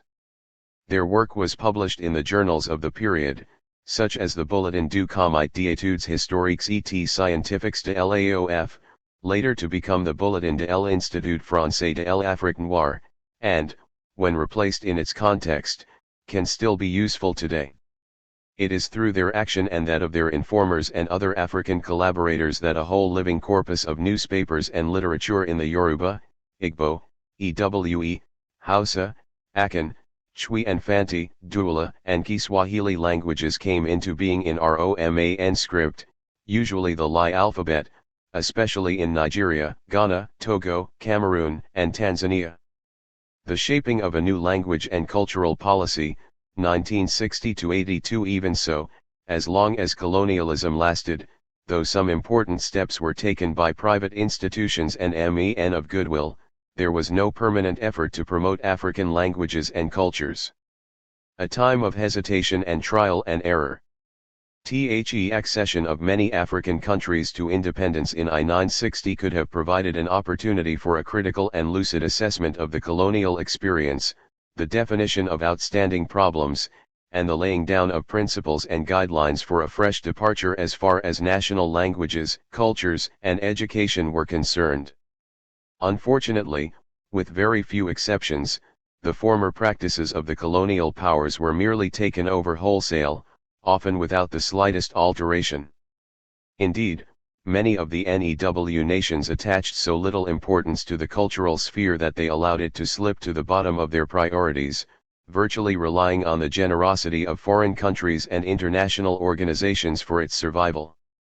It was only little by little, acting at the instigation and prompting of universities, private foundations, and institutions in many countries of Europe and America, as well as under pressure from regional and sub-regional learned societies at their congresses, seminars, and symposia, and in response to the energetically voiced demands of youth and student movements and women's and workers' organizations, that the leaders of the post-colonial states came to acknowledge the need for educational programs that took African languages as a basis. Even then, it was necessary to proceed with the utmost caution so as not to upset the former colonial powers and the acculturated national administrators, who regarded the vernacular languages as worthless. Even political leaders as clear-sighted as President Kwame Nkrumah of Ghana were reluctant to promote what they felt to be a vast number of backward languages, for fear that such a policy might jeopardize the new state's efforts at nation-building by dividing the Africans to no useful purpose at a time when they ought to be united. Those political leaders could not yet visualize Africans speaking and making themselves understood in languages other than English, French, or Arabic. Break with the past. For all these reasons, African languages were first looked upon as having a geographical, social, and cultural scope confined to rural areas, to adults and to oral tradition. Yet the issues at stake were immense. The question was whether the peoples of Africa would have access not only to education and culture but to the exercise of political and economic power as well. Eventually, however, the poignant observation that in Africa, every time an old man dies, a library goes up in flames began to have some effect on international decision-makers, who were moved to allocate substantial resources to research on African oral traditions and cultures. Between 1962 and 1964, a large number of African language departments and study and research centers were created in the newly founded universities of the continent, and high-quality journals and periodicals specializing in African languages and linguistics came into being and grew rapidly, especially in the universities of Sierra Leone, Tanzania, Addis Ababa, and Ibadan. During the same period, at the Congress of the Association of Orientalists held in Moscow in 1960, Africanist studies were separated from Orientalism, so that Africa assumed a place of its own, no longer being treated by the Europeans as part of the Orient or by the Orientals as part of the West. With UNESCO's support, the International Congress of Africanists was created in Accra in 1960, notably at the instigation of the Société Africaine de Culture, Alien Diop, and the University of Ibadan, Onwuka Dike. Encouraged from the outset by the world-famous American and Soviet scholars Melville Herskovits and Ivan Postishkin, this new institution 530 contributed to promoting African studies and to arousing, among Africans, a profound awareness of their own cultures. In 1962, in the context of its activities under the World Programme for Combating Illiteracy, UNESCO decided in favor of adult education in African languages and promised assistance for that purpose to the countries of the region. This decision marked the first step in the recognition of those languages and their introduction into the modern sector of the education system of the African countries. Needs and realities. Thus, African languages acquired their proper status as fully fledged languages, and the disparaging terms such as dialects, tribal languages, vernacular languages and so on, which had formerly been used indiscriminately to label them, gradually disappeared from the vocabulary of the specialists and only emerged from time to time in the unguarded writings or provocative pronouncements of a handful of irresponsible individuals. It was then found that many of the purportedly scholarly studies and academic papers available on African languages had been produced by amateurs or autodidacts who had no proper grounding in linguistics, had used a rudimentary descriptive approach for immediate practical purposes, had aligned philology, phonetics, and grammar too closely on European language models, and had indulged in obscure comparisons based on a priori judgments. What is more, although the studies were undertaken well after the emergence of modern linguistic theories, few of them had made use of the discoveries of Saussure and the structuralists. It was therefore necessary to start all over again with the assistance of consultants, foreign counterparts, researchers, and teachers. African university teachers and scholars had to be alerted to linguistic problems, and arrangements had to be made for them to be awarded training fellowships in the United States, Western Europe, and the Soviet Union. UNESCO's action. Once the general guidelines and basic options had been laid down by the countries concerned, UNESCO's assistance made it possible, by consulting specialists and holding regional and sub-regional meetings of experts, to identify the methodological and technical difficulties and to point to solutions, as well as to draw up operational programs for a set of countries and languages, and to train and equip national professionals to supervise the implementation of such programs. 5 Table 18.1, from a UNESCO publication, demonstrates the complexity of the task. Little by little, UNESCO's activities became more systematically organized and made it possible to achieve decisive results in collecting oral traditions and promoting the languages conveying those traditions. Among the main contributions made by UNESCO, mention must be made of the adoption, in 1964, of the project for the drafting of a general history of Africa, the organization, in 1966, of the Linguistic Conference in Bamako, which laid down the standardized transcription of a number of vehicular languages in West Africa, the definition of a coordinated regional research plan on oral traditions in 1968, assistance with the publication of literary and initiatory texts of considerable cultural significance, such as the Kaidara in 1968, the preparation, adoption, and implementation of the 10-year plan for the systematic study of oral tradition and the promotion of African languages as vehicles of culture and instruments of lifelong education, in 1972, support for the establishment, fitting out, and operation not only of the Ahmed Baba Center in Timbuktu, for Arabic and Ajami manuscripts of the Sahel and the Western Sudan, but also of the sub-regional centers for research on oral tradition and African languages, CELHTO Centre d'études linguistiques et historiques par tradition orale, in Niamey for West Africa, CERDOTOLA, Centre Regional de Documentation sur les Traditions Orales et les Langues Africaines, in Yaoundé for Central Africa, and EACROTANAL, Eastern African Center for Research on Oral Traditions and African National Languages, in Zanzibar for East and Central Africa.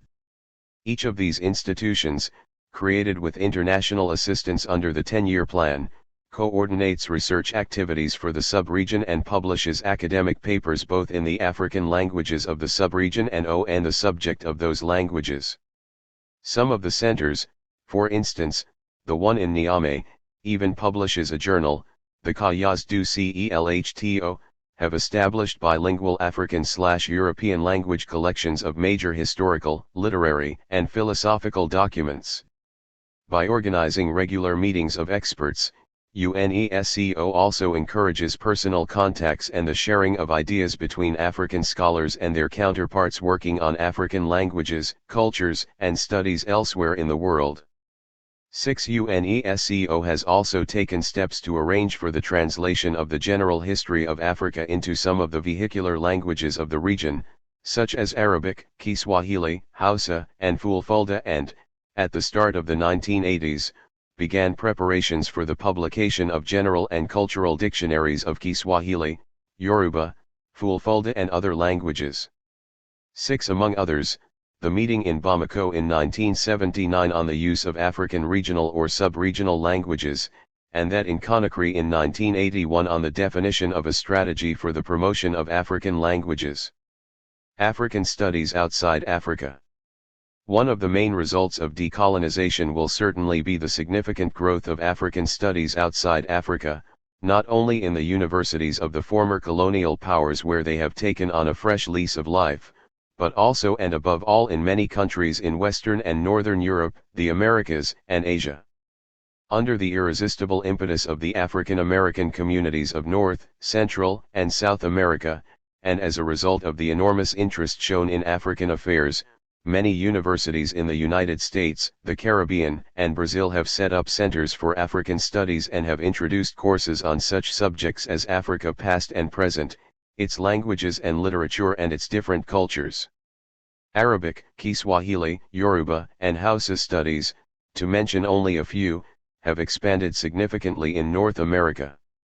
Indeed, it was a profoundly moving experience for the peasants of present-day Africa to welcome young American travelers, or Peace Corps volunteers, or Japanese or European researchers who could speak to them in Fulfulde, Kiswahili, Yoruba, Wolof, Hausa, or other languages, as if they had always been living in the neighboring village.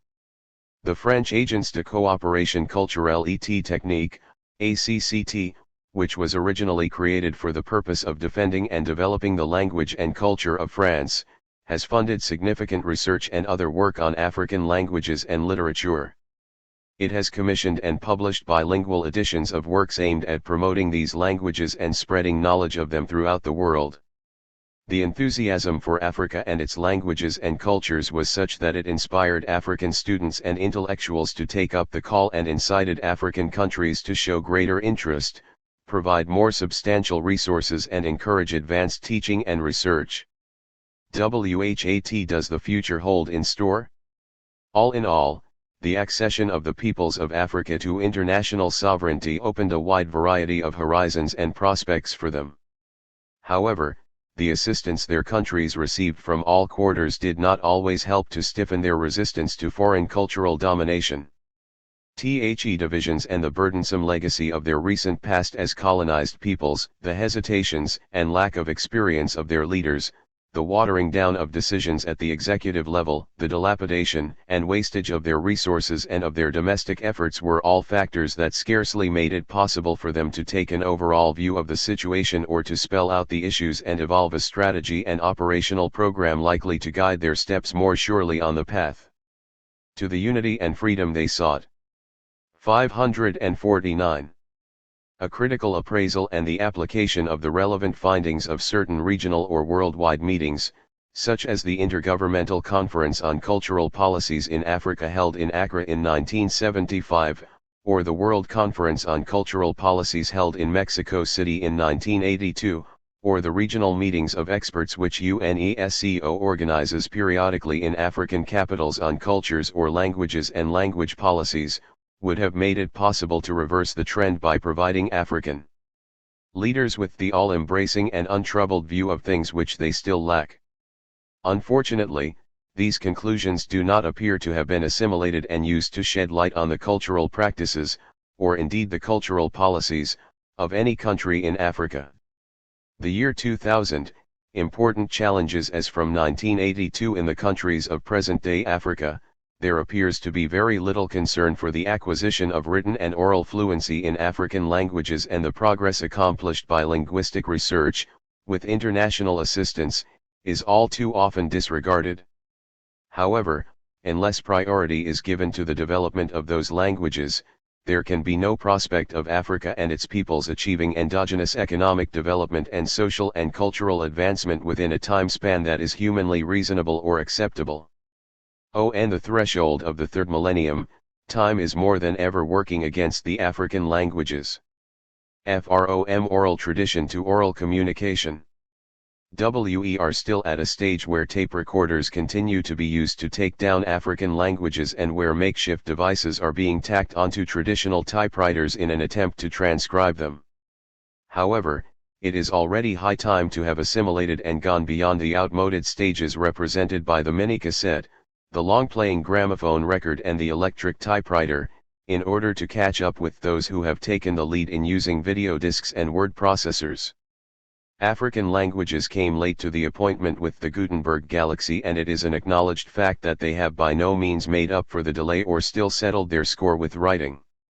However, the world's other languages, which are often saturated with writing, are now taking giant strides towards oral communication and the visual image. The goal to be achieved bears no relation whatsoever to the unsophisticated orality which impregnates communication in the African languages, where the human voice can only be relayed from time to time by the talking drum. On the contrary, it is a new type of oral com. 550. Communication, arising out of writing and industry, a technocrat's oral discourse in which video has a decisive role to play. Perform or perish. The population experts estimate that if the current growth rates are maintained, Africa will have 850 million inhabitants by the year 2000, representing 14% of the world's population at that time, compared with 10.6% at the end of the 1980s. Of those Africans, 297.5 million will be under 15 years of age. What languages will they be speaking in a continent where the pace of urban growth is being stepped up? Like the cultures they epitomize and convey, African languages are currently undergoing constant changes, some of which can be ascribed to the all-pervasive domination of the foreign languages of worldwide communication that are used in all the spheres of the everyday life of the nation. Although the world linguistic scene is now tending to oversimplification in favor of a handful of universal languages, the portents are that African languages, like other minority languages, will resist and will continue to exist. However, if African languages are to survive, they will have to evolve, and that implies that governments will have to have a clear vision of their goals and needs. They will have to draw up coherent operational programs and allocate substantial human, technical and financial resources to implementing them. This means that it will be more than ever necessary to go beyond the stage of improvisation and hesitation, expediency, and the makeshift, in order eventually to evolve a genuine language policy. Terminology committees will endeavor to draw up an inventory of the scientific and technological information accumulated by mankind as a whole, so as to integrate it systematically into African languages. Other research units will rapidly create and foster a whole range of specialized and popular press organs serving those languages. There can be no doubt that, by the end of the present century, the technological revolution we are now witnessing will dictate the formation of major geopolitical and socio-cultural units, in which speed will abolish distance and free the farthest corners of the earth from isolation through advanced technology and increasingly high-performance communications systems. In this breakneck race towards universality, there will no longer be any room for amateurs, and Africa will be compelled, merely in order to retain sovereignty over the space it occupies, to ensure that computers and satellites can speak its languages. Are we asking too much of our rundown neo-colonized economies? It is quite clear that the breakup of the old territorial units of the pre-colonial and colonial era has given rise, in present-day Africa, to states that are incapable of coping by themselves and are often condemned to beg for alms on the international scene. As it approaches the threshold of the third millennium, Africa is faced with a host of strategic, cultural and language issues. Year in and year out, its languages have hitherto largely defended themselves with a measure of success against the grave dangers to which they were exposed under colonial occupation. However, the problem will no longer be merely one of safeguarding knowledge when that knowledge itself has been undermined by its own conditions of preservation and by the manner in which it is handed down. Unless Africa is to allow itself to be taken over and eventually be overwhelmed by cleverly packaged and widely disseminated values that are artificial or superficial, it will have to make its presence and performance felt in the new electronic age. If the ancestral knowledge of Africans is compiled, analyzed, updated, and communicated both in writing and by image and sound from the end of the second millennium onwards, it will be possible for future generations to refresh themselves at the source and to maintain the close ties with the past that are essential to them. 552. The development of modern literature since 1935. Aha! Mazrui in collaboration with the late Mario de Andrade, Mamdalaki Abdallawi, Daniel P. Kunin and Jan Vanzina. The period since the 1930s is precisely the era which has witnessed the most extensive flowering of written literature in Africa.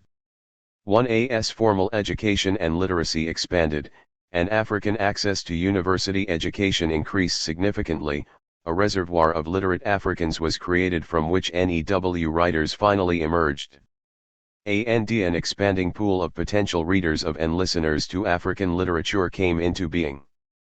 Although the short story, the essay, and the biography as literary genres were by no means insignificant, the most basic forms of creative literature in this period of African history were, first, poetry and rhetoric, secondly, drama and the theater, and, thirdly, the novel. Perhaps the easiest to accommodate with indigenous tradition were rhetoric and poetry. Africa had had poets, orators, and composers of songs almost since the beginning of language itself. The interplay between indigenous poetic and oratorical traditions and the NEW forms of the Western world was in many ways the least painful area of culture contact in literature. But if poetry was the most indigenous form of literature on the continent, the novel was the most alien. Even in the Western world, the novel was primarily a product of the 19th century and of the Industrial Revolution. Of course, storytelling as such was primordial in both the West and Africa. Hence the transition to short stories was not so difficult. Griots in West Africa go back at least a millennium. Complexity of material was not a problem. After all, very long and complex epics were told in Africa. But the novel as an art form which fuses a single story with characterization, plot, and narrative went beyond the conventions of the griot. Of all the literary forms which burst their way into Africa during European colonial rule, the novel was in many ways the most purely European. This chapter discusses the main themes expressed in literature as they relate to the general history of Africa without attempting to give a complete overview of all aspects of literature. Changes of a formal or stylistic nature are not discussed, the history of literary circles, organizations, and journals is not pursued, the complex filiation of influences and innovations cascading over their generations must be left aside. Before a discussion of the main themes of African literature can be opened, a few words must first be said about the economic and technical constraints which have impeded and still hamper the production of literary works. The scarcity of presses, the absence of substantial publishing houses in most parts of the continent, and the cost of books are major obstacles. Moreover, too few of the writer's countrymen and women can read European languages, and even fewer can afford to buy books. The writer in African languages paradoxically faces similar problems. More readers of diverse walks of life can enjoy the texts, but their appeal is now limited by the language itself. This is not a problem for Arabic, but it is the tragedy of much writing in sub-Saharan African languages. The new oral artists, and such composers still exist, are bypassed in literary surveys because they are contemporary, yet expressing themselves in a mode associated with archaism. Moreover, they reach only those who listen to them. Thus even today African oral authors still suffer from the 554.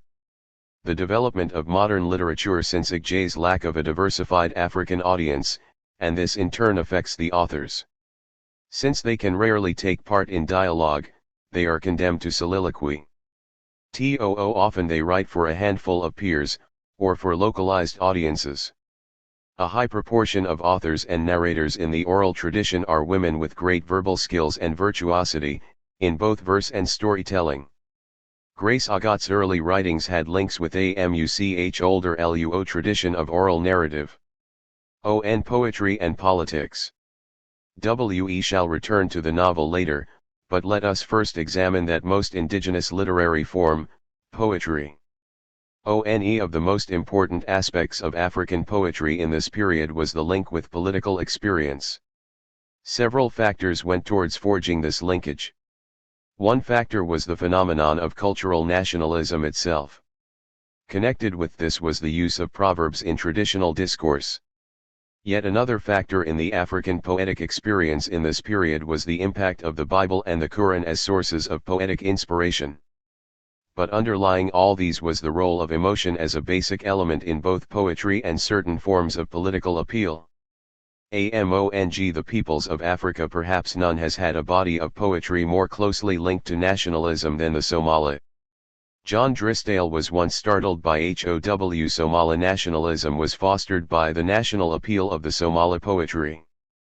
Colin Legum soon discovered that because of the longing for Somali reunification, Somali poetry was often strongly tinged with ideas of amputation and the dismemberment of the Somali nation.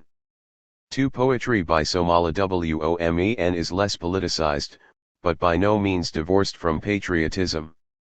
A different kind of cultural nationalism erupted among Africans in Paris in the 1930s. Partly inspired by surrealism as a rebellion against the tyranny of language and bourgeois art, Francophone Africans in Paris initiated a rebellion against the colonization of the African mind, but in a European frame of reference. French imperial policy of cultural assimilation provoked the African response of negritude. It turned out to be a pan-African experience of unique significance. African and Caribbean writers forged an alliance of poetry to lament their own dislocation from ancestry and affirm the validity of tradition and African authenticity. The alliance between Aimé Césaire of Martinique and Léopold Sédar Senghor was a particularly important foundation of the literary movement of negritude. Indeed, Aimé Césaire invented the word negritude, and then embarked on what Nietzsche would have called a transvaluation of values. Aimé Césaire applauded and said hooray to the following: "Those who have invented neither powder nor the compass, those who have tamed neither gas nor electricity, those who have explored neither the seas nor the skies. My negritude is not a rock, its deafness hurled against the clamour of the day, my negritude is not a thing of dead water on the dead eye of the earth, my negritude is neither a tower nor a cathedral, it plunges into the red flesh of the earth. 4. Writers like Jean-Joseph Rabet-Ivalo, Malagasy, Chikaya Tamsi, Congo, and Yambo Olagi M. Mali, joined the literary African forces against European cultural imperialism and in favor of African cultural vindication. The forces of poetry and of politics were joined. In the earlier years of this period it was not clear whether we were witnessing poets with an interest in politics or politicians with an interest in poetry. It has been pointed out often enough that Léopold Senghor of Senegal was a poet, Keita Fadeba of Guinea a producer of ballets, Bernard Dadi of the Côte d'Ivoire a novelist and Kofi Godot a playwright, before they held political office in their respective countries. In those early years it was difficult to draw a line between the artist and the activist, between the poet and the politician. 5. In the fusion between art and agitation, certain African magazines played a decisive role for a while. These included Présence Africaine, Paris, Black Orpheus, Ibadan, and Transition, Kampala and Accra. 6. Are oratory and rhetoric a branch of literature? They definitely can be, especially in societies of the oral tradition. Let us turn to a special kind of fusion between oratory and poetry. Foreign art and African activism. Oratory and rhetoric definitely are flourishing branches of African literature. No one who ever heard Patrice Lumumba's impassioned pleas can ever doubt this. No one swayed by Al-Nasser's rhetoric will ever forget it.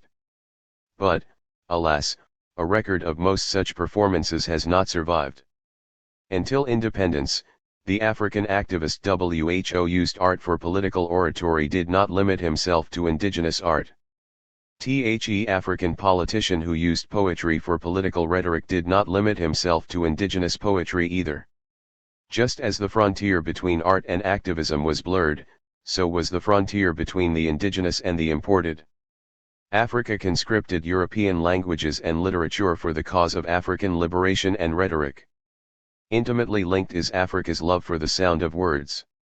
One of the first warnings which young Nnamdi Azikiwe pronounced on his return to Nigeria from the US was a warning against what he called the byproducts of an imitative complex. He urged his countrymen to go beyond the veneer of knowledge, and he emphasized that ability to quote Shakespeare or Byron or Chaucer does not indicate original scholarship. 7. Chinua Achebe, Nigeria's leading novelist, points at his countrymen's love for the sound of big words in a speech he allocates to the president of Umuofia Progressive Union in the novel No Longer at Ease. And in a play by Wole Soyinka, Nigeria's leading playwright and Nobel Prize winner, a teacher assails the custom of paying bride price with a series of long high-sounding English words and only stopped because he had only the shorter companion dictionary, the longer edition which he had ordered hadn't arrived. 8. The literary critic Donatus Nwoga refers to certain characters in Nigeria's market literature, and the satire of high-sounding words, in Veronica, My Daughter, Chief Jumbo, feeling that Veronica, his daughter, and Pauline, his wife, were trying to browbeat him with their superior knowledge of the English language, sent for Bomber Billy, reputed for the bomb words he could throw. This concatenation of bombasts would be greatly effective on stage in Nigeria where big words do make an impact. 9. In addition to the sound of words, foreign literature was attractive as a source of wit, to point a moral or adorn a tale. European literature was made subject to the laws of conversation of indigenous African languages. Conversational wit in many African languages postulates a ready command of diverse proverbs. As a Yoruba proverb has put it, a wise man who knows proverbs reconciles difficulties. 10. Proverbs are also the staple of oratory. The indigenous love of proverbs was transferred to quotations from foreign literature. Donatus Nwaga tells us about an Igbo dictum that to make a speech without using proverbs is like trying to climb a palm tree without a climbing rope. Nwaga then goes on to make a connection between traditional proverbs and Shakespearean quotations in contemporary Africa. He says, I suggest that the tendency towards supporting one's statements with proverbs might have carried over into this market literature in the form of using quotations. In Veronica, My Daughter, between pages 20 and 23, there are quotations from Richard Whately, William Shakespeare, G.A. Gallic, Rudyard Kipling, Benjamin Harrison, William Ernest Henley and Henry Longfellow, and before the end of the story there are further quotations from Johann Wolfgang von Goethe and some unknown poet. But quotations were important not only for conversation but also for political anti-colonial oratory. Africa's new activists were often straining to be literary. European colonial powers in Africa in the first half of the 20th century, though sensitive to sedition and subversion, underestimated the political implications of those poetically expressed ideas. Late Chief Obafemi Awolowo once confessed in his autobiography, some of the mighty lines of Shakespeare must have influenced my outlook on life. 12 In Uganda, young Apollo Obitt adopted a new first name, Milton, out of admiration for the author of the British classical poem, Paradise Lost. In the Gold Coast in 1934, young Kwame Nkrumah was applying to the Dean of Lincoln University in the U.S. for admission. In his application, Nkrumah quoted from Tennyson's In Memoriam, so many worlds, so much to do, so little done, such things to be. In his autobiography more than 20 years later, Nkrumah confirmed that this verse was to me then, and as it still is today, an inspiration and a spur.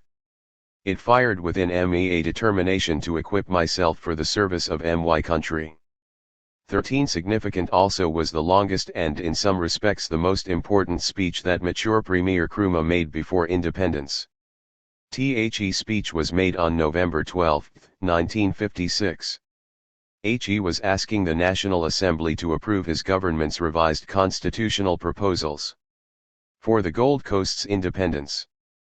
Nkrumah opened his speech with a reference to Edmund Burke's remark, "We are on a conspicuous stage and the world marks our demeanor." Nkrumah asserted, "Never has this been truer than today. We conduct ourselves when we become independent will affect not only Ghana but the whole of Africa." 14 Kwame Nkrumah concluded his speech with Wordsworth's immortal lines about the French Revolution of 1789. Nkrumah said, "I hope that someday, somewhere, we also may be able to say with William Wordsworth, bliss was it in that dawn to be alive. But to be young was very heaven v5. We might therefore conclude that either directly, or by kindling a new interest in local styles of argumentation, European literature generally is part of the genesis of the linkage between art and activism in Africa. Just as African nationalists used European languages for new purposes of political struggle, so also for a while they used European literature for the same nationalistic goals. European poetry afforded quotations for use in those early days of the newly aggressive African intellectual sigh. Foreign literature inspired a paradoxical form of cultural nationalism among the new wave of African freedom fighters. It afforded a new discourse by proverbs. It often merged with the Bible or the Quran, or with Christian and Islamic hymns, to provide additional stimuli to Africa's sensibilities. Both European literature and European languages provided the basis of some of the emerging oratory of this period of African history. If oratory and rhetoric are a branch of literature, this phase was a striking mixture of foreign poetry and African rhetoric. Tom Mboya of Kenya once recited Rudyard Kipling's poem If in its entirety before a huge crowd. It was the eve of an election in Nairobi. The crowd was waiting to hear Mboya's last pre-election speech. Mboya burst into foreign poetry. If you can keep your head when all about you are losing theirs and blaming it on you. If you can meet with triumph and disaster and treat those two impostors just the same, if you can talk with crowds and keep your virtue or walk with kings, nor lose the common touch, if you can fill the unforgiving minute with 60 seconds worth of distance run, yours is the earth and everything that's in it, and, which is more, you'll be a man, my son. 16. There in Nairobi was this immortal son of Kenya, worn out by the exertions of campaigning, nervous about the election the next day, confronting an eager audience of fellow black people listening to his words of wisdom. Mboya was later to communicate to posterity the following paragraph. I read out to the great crowd the whole of Rudyard Kipling's poem, If. When facing the challenge of nation building, nobody can claim to have played a manly part if he, or she, has not filled the unforgiving minute with 60 seconds worth of distance run. 7. Again, two branches of literature were interacting, poetry and rhetoric. The poetry was foreign and imperial, the oratory and rhetoric were deeply African. Kipling, the poet of the white man's burden, had become the poet of the black man's ambition. On the one hand, European literature was colonizing the African mind. On the other hand, when Rudyard Kipling's poetry was mobilized in the service of Africa, it was a case of Rudyard Kipling being decolonized. It was Kipling himself who said in 1923, "Words are, of course, the most powerful drug used by mankind." 18. But it is in the nature of nationalism in Africa, as elsewhere, to be economical and sparing in its acknowledgement to foreign inspiration, be that inspiration poetic or ideological, Shakespearean, or Leninist. If it be asked why nationalism should be so inhibited in acknowledging its debt, the reply might best be given by Zimbabwe's veteran politician, Endabeni Sithole. His answer rests on the premise that nationalism has a strong elemental force of sheer ambition, and his answer is directly Shakespearean. Why are the imperial literary origins of modern African nationalism not acknowledged by the nationalists? Endabeni Sithole quotes. But 'tis a common proof that lowliness is young ambition's ladder, whereto the climber upward turns his face. But when he once attains the upmost round, he then unto the ladder turns his back, looks in the clouds, scorning the base degrees by which he did ascend. 19. The African orator had arrived at the rich mines of European literature. The orator saw, conquered, and took, and then climbed upwards. The muse of liberation. But not all African activists used borrowed foreign poetry for nationalistic African purposes. Some of the new activists and liberation fighters were themselves poets or other kinds of creative writers. Some created workshops or cultural organizations to promote wider literary creativity. Among these must be counted Agostinho Neto, later destined to be the founder-president of independent Angola. In the winter of 1948-9, a number of militant exiles got together in Lisbon. The group was small, consisting of Amilcar Cabral, 1924-73, Vasco Cabral, Marcelino dos Santos, Mario de Andrade and Agostinho Neto, 1922 to the power of 79th. The intellectuals were reading poetry and discussing literature when Neto interrupted to say, "Today I received a letter from my friend Viriato de Cruz, perhaps you have heard of him. He is one of our poets. He says they have organized a cultural center in Luanda and named it Let's Discover Angola. He also writes that they're going to do studies on African history and popular art, write stories and poems, and use the profits from the sale of publications to help talented and needy writers. I think we could also do this here in Lisbon. There are many people here who can write poetry and short stories, not only about student life, but also about our native countries Angola, Mozambique, and the islands of Cape Verde and São Tomé *0. In the 1950s, Neto, Cabral, and Mario de Andrade secretly established a Center for African Studies, Centro de Estudos Africanos, with a broad agenda for promoting the study of colonized black people, including the study and promotion of creative African literature. A literary wing of the enterprise was the Casa dos Estudantes do Imperio. In 1951 two works on creative literature were issued, Linha do Horizonte, The Horizon Line, by Aguinaldo Fonseca, Cape Verde, and the anthology Poesia M. Moçambique edited by Orlando de Albuquerque and Victor Evaristo. AMONG. The most notable of the 25 writers from Mozambique represented in the volume were Orlando Mendes, Noemia de Sousa and Fonseca Amaral. Art and activism once again interacted. The Salazar regime in Lisbon, reacting to the militant anti-imperialism of post-war Africa, suppressed the Casa dos Estudantes do Imperio from 1952 to 1957. After its revival in 1957 it still clashed periodically with the authorities until it was closed down completely in 1965. The word African was once forbidden when referring to the overseas Portuguese provinces. When referring to the spread of African traditions, colonial writers had to resort to the jargon of the spreading of overseas. The development of modern literature since JJ cultural values. Ideas of negritude in Lusophone Africa therefore came like a breath of fresh air. Some of the poetry exploded in wild physical abandon, and I lift up into the equinox of my land the ruby of the most beautiful Ranga song, and on the rare whiteness of the loins of dawn the caress of my beautiful savage fingers is like the tacit harmony of spears in the rut of the race, beautiful as the phallus of another man, erect within the nervous womb of the African night. 21 Craviron perhaps Mozambique's most prominent non-white poet was arrested in 1964 when war broke out in his land. But the imperial order could not silence either him or Agostinho Neto, even if the poetry had to be published far from Portugal's reach. Both Craviron's and Neto's poems appeared in Italy in 1966, for example. Activism and art continued to be dramatically fused.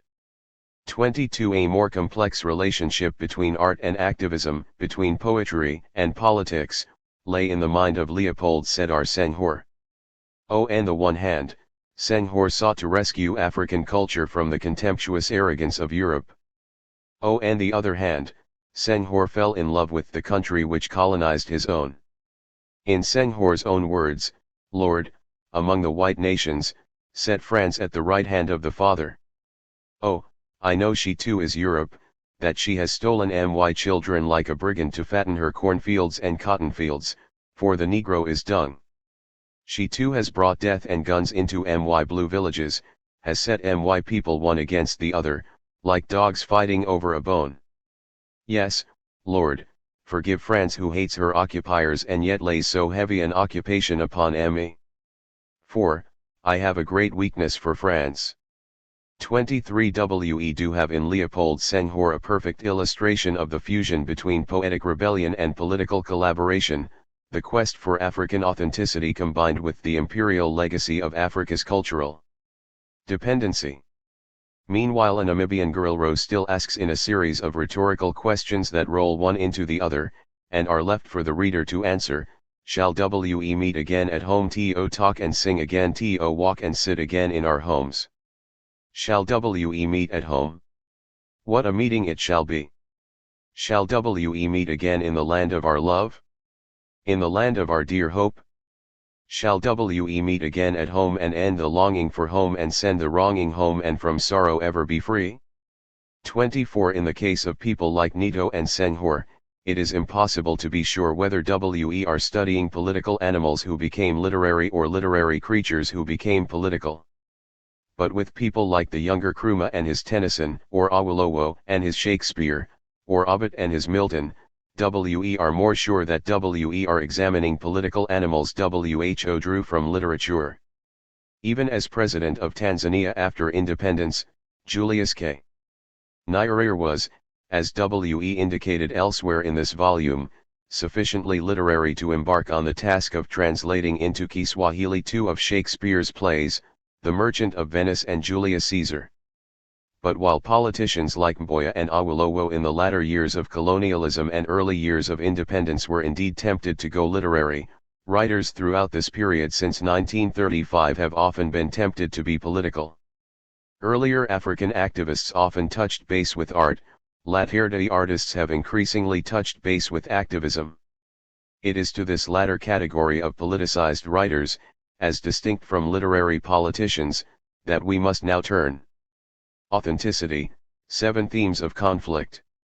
Our discussion of the history of literature in Africa could not entirely be separated from more general thematic issues, but in this section we shall examine more closely some of the central areas of literary focus during that period. A number of interrelated conflicts of values manifested themselves in African writings. One was the conflict between the African past and the development of modern literature since 1935 African present.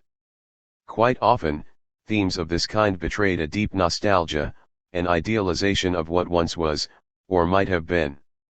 Related to this is the conflict between tradition and modernity.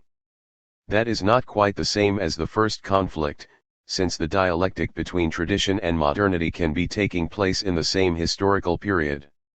It certainly continues to unfold in the Africa of today. The third dialectic, again intimately related but by no means identical, is the conflict between the indigenous and the foreign. Indigenous traditions may struggle for supremacy with imported foreign traditions. A debate was also underway as to whether there could be a distinctly African approach to modernization which did not at the same time involve westernization. The fourth dialectic in the literature of this period, and indeed of the future, is the apparent conflict between the individual and society, between private rights and public duty. The fifth dialectic, which did not really gather momentum in Africa until the 1960s, was the grand dilemma between socialism and capitalism, between the pursuit of equity and the quest for affluence. The sixth, and intimately related dialectic, concerns the apparent dilemma between development and self-reliance, between rapid economic change with foreign help on one side and slower but autonomous progress on the other. The seventh dialectic is the even more fundamental one between Africanity and humanity, between the rights of Africans as members of a particular race or inhabitants of a particular continent and the duties of Africans as members of the human race. The first theme of nostalgia for the past has points in common with the whole movement of negritude in parts of French-speaking Africa. There is an idealization of ancestry, and sometimes an obsession with dance and rhythm as aspects of ancestral culture. A striking example is Le Regard du Roi by Camarole. Jomo Kenyatta, though Anglophone, belonged to this mood not only as a writer but also as president of Kenya. Literally to his last day of life he was a patron of traditional dancers, spending many hours in the course of his presidency watching dancers from different cultural backgrounds, and sometimes participating with them. This obsession with dance was a musical and artistic manifestation of cultural nostalgia. In Kenyatta's view, it is the culture which he inherits that gives a man his human dignity. 5. Kenyatta's etogenic compatriot, Joe Mudiga, addresses the fig tree in a similar mood. Holy huge trees, you tax my memory.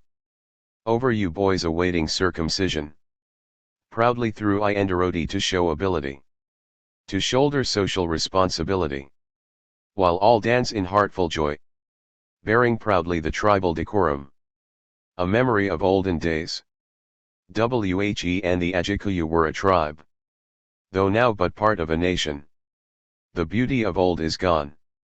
25 A longing for the past in Africa is interwoven with values of tradition as against modernity. Some of the writers and poets of this period were all too aware that dancing for rain was a less efficient way of increasing productivity than learning how to use a tractor. But the more romantic of the poets still longed for those rhythms of rural incantation, the music of supplication rather than the voice of an exhaust pipe. Joseph Waiguru, another Make-Rear graduate, wrote a kind of ode to the round mud hut, a poem which was broadcast on the BBC African service and on the old Radio Uganda. In the poem he sees the mud hut as a shared refuge for humans and their animals, for adults and their children. But the round mud hut is under siege, the forces of modernized accommodation, separating parents from children in their different rooms, humans from their animals in stables, segregating the inhabitants of the otherwise shared earth. The round warm hut, proud to the last of her noble sons and daughters, stands besieged. Of late stones, in tripartite agreement, guarded afire. And then a pot. A large hot pot. Which nurtured black children. The bleating sheep. And the horned goat. The development of modern literature since J. calves cut chewing at the end penned, share the warmth of the round mud hut. All this and much more. Slowly and slowly disappears, slowly and slowly iron appears, lays a siege on the roof and takes prisoner of the gourd. The plate, the cup, the lamp, what's this but a change to the new oblong house? The round mud hut is no more. 27 But modernity in Africa is not only contrasted with tradition, it is also substantially identified with westernization. That is why the second dialectic between modernity and tradition is so intimately linked with the third dialectic between the indigenous and the foreign. The very situation of those African writers using European languages was a dramatization of the basic tension between what was native and what was alien. Three forces were at work in facilitating this alien penetration of African societies. One was precisely Western-style education, whose pinnacle was universities like Dakar, Ibadan, and Makerere. The second medium of penetration was Western Christianity, importing new paradigms of both ethics and explanation. The third medium of penetration was technology, especially those aspects which were of relevance to economic change and material production. The writers of this period were much more conscious of the implications of Western education and Western Christianity than they seemed to be of the implications of Western technology and science. On the educational front, there was some recognition that these new processes of instruction and socialization created forms of cultural dependency.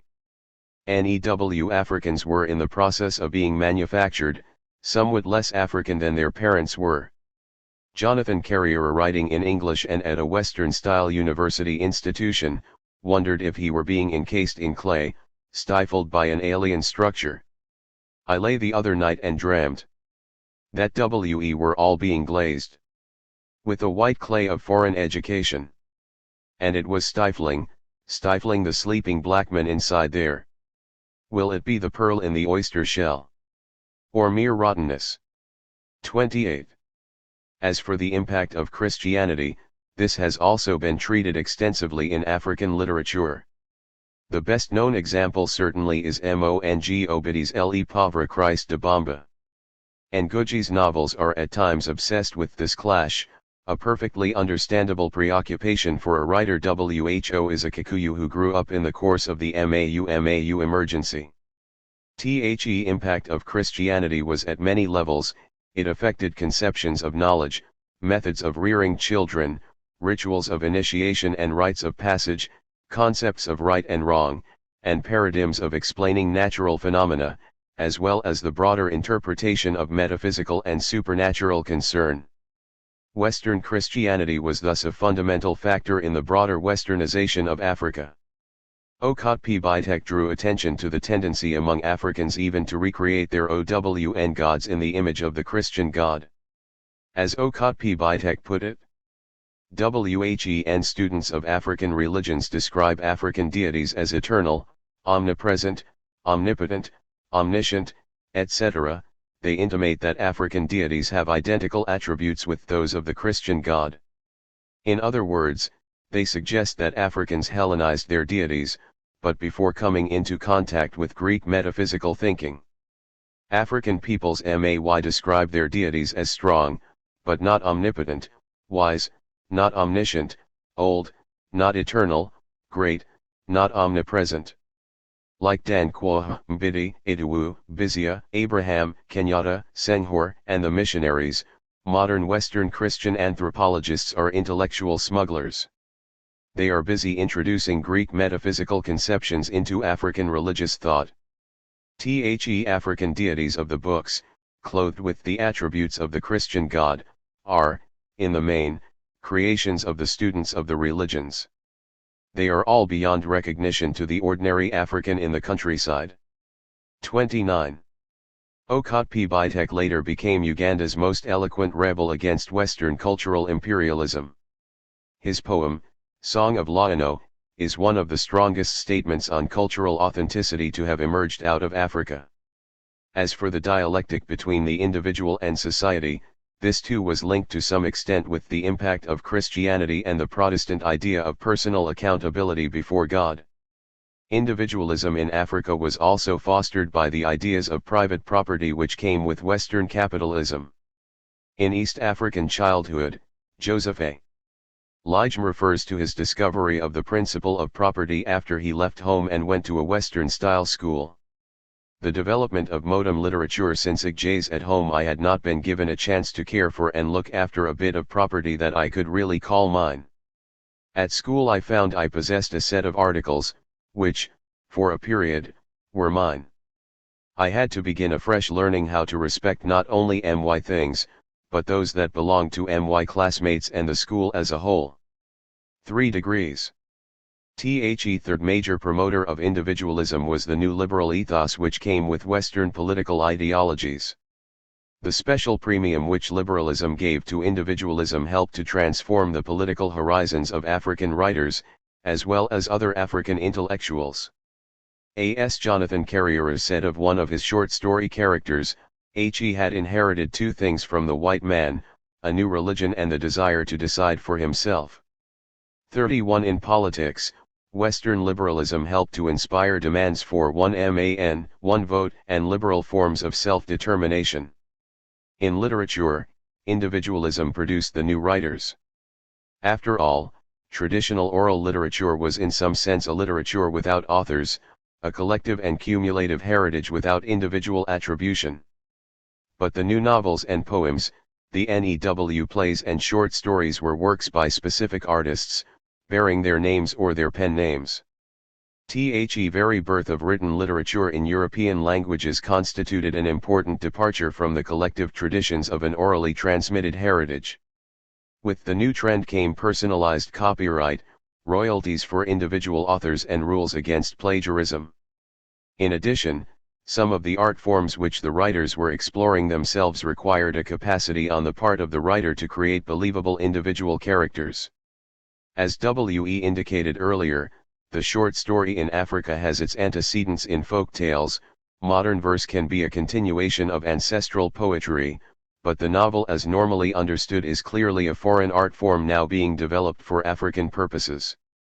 And the history of the novel is intimately connected with the rise of individualism in the West. Molly Mazrui, in her Make Rare thesis on the individual and society in some African fiction, takes us back to that first English novel, Robinson Crusoe.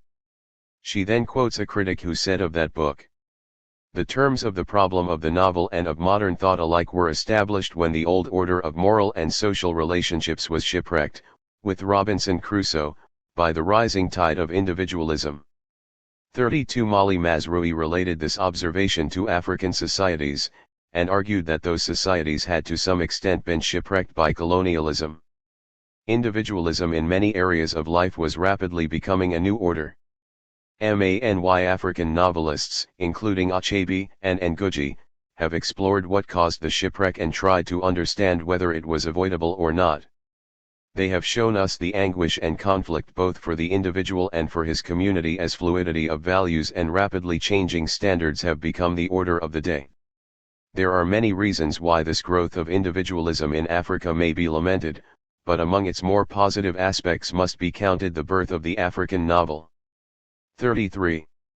The fifth dialectic affecting African writers concerned the dilemma between capitalism and socialism.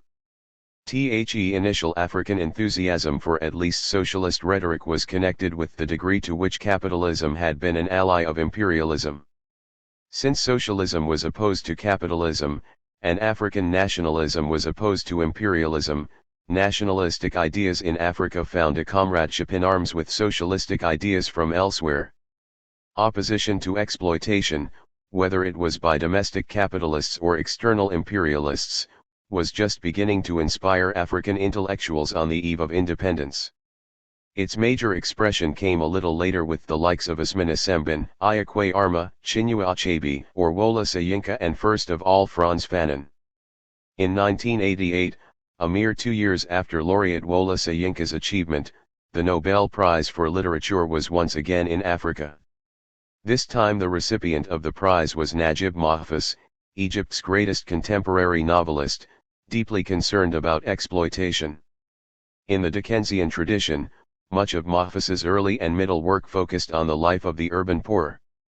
Mahfouz demonstrated a remarkable sensitivity to the nuances and color of life in the urban slums, especially in his most famous work, The Valley of Al-Midak.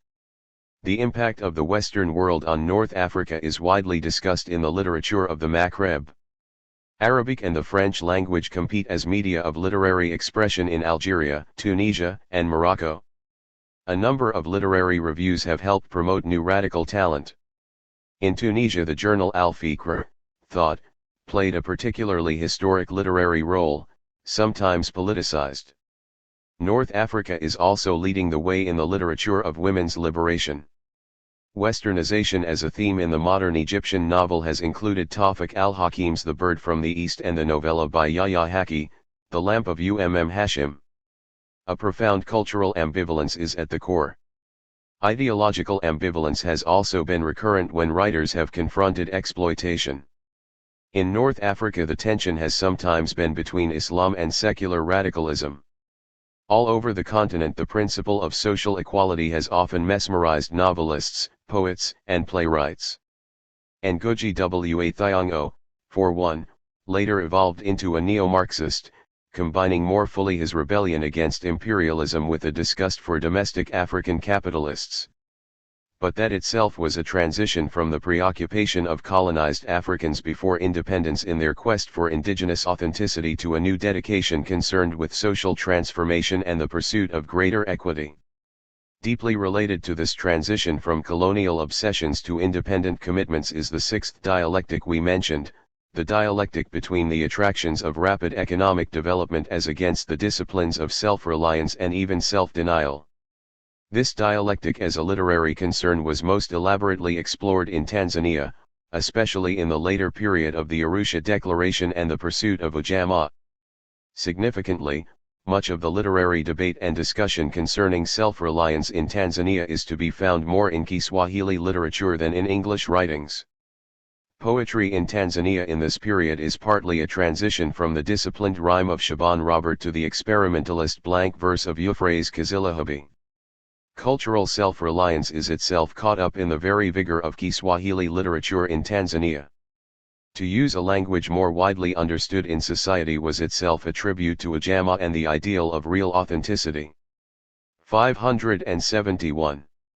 The new political literature on dependency in Africa certainly belongs to this general school of emphasis, and has affinities with the literature of dependencia of Latin America. The thrust of the discussion is that Africa may have attained some level of political independence, but the struggle for economic autonomy and cultural authenticity has only just begun. The economies of Africa are still penetrated by foreign capital, and members of the new black bourgeoisie are mainly allies of external foreign interests.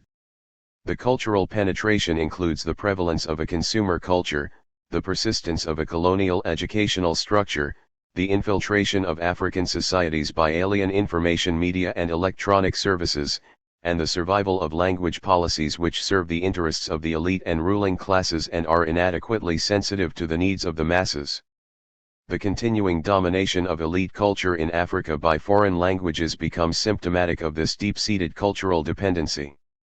Female literary rebels against neocolonialism have included Molara Ogundai-Plessly of Nigeria, Abina Bizia of Ghana, and Christine Abo of Uganda. One of the ironies of their predicament is that these particular women are among the most westernized of their generation. Political writers in Anglophone Africa who are concerned with economic dependency include Adibia Adidiji of Nigeria, Issa Shivji of Tanzania, Dan Nabudere of Uganda and Ashino Odhiambo of Kenya. Political writers concerned with cultural dependence include Chinwe Izu of Nigeria, the late Okot P. Bitek of Uganda, Ali A. Mazrui of Kenya and Julius K. Nyerere of Tanzania. Much of the writing in this area is either academic or polemical, only a little has so far taken the form of poetry or fiction. but the basic dilemma between dependent development on one side and self-reliant stagnation on the other is in any case the latest incarnation of such older dilemmas as the one between tradition and modernity, and between the indigenous and the foreign. What the writers of the earlier decades of the century grappled with in terms of the tensions of modernization and freedom are now being explored in terms of the tensions of development and dependency. But finally we have the most fundamental dialectic of them all, the dialectic between African distinctiveness and the idea of universalism, between the uniqueness of the African person and the Catholicism of humanity. Our writers in the days before independence did indeed often use the language of humanity, but more often to demand rights for Africans. Chinua Achebe has referred to the black writer's burden. Achebe points out that in colonial Africa it was the African writer's job to attack colonial injustice. In independent Africa, according to Achebe, the writer must still accept the duty to challenge injustice wherever he sees it, even if it is injustice committed by Africans against Africans. We must never agree to bargain away the right to be treated like full members of the human family. We must seek the freedom to express thought and feeling, even against ourselves, without the anxiety that what we might say might be taken as evidence against our race. 34 In a way, political independence has been a contributory factor towards expanding the moral horizons of African intellectuals generally. To experience tyranny by Africans against Africans after experiencing the domination of Africans by white people is to learn about the universalism of rights and duties, and sin, and redemption. The radicalization of writers like Kofi Awanor and Louis Nkosi has been part of this adventure into new categorical imperatives. Some writers have gone beyond demanding rights for Africans, or for black people, they have transcended even Pan-Africanism as a specialized solidarity, and have instead sought to identify with the oppressed generally.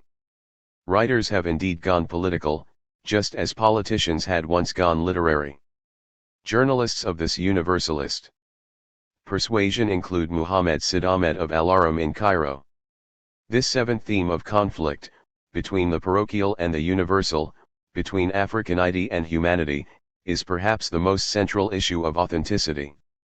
The tension between the past and the present, tradition and modernity, are ultimately agonies of epochs across time. Tensions between the indigenous and the foreign are concerned with a dialectic across space.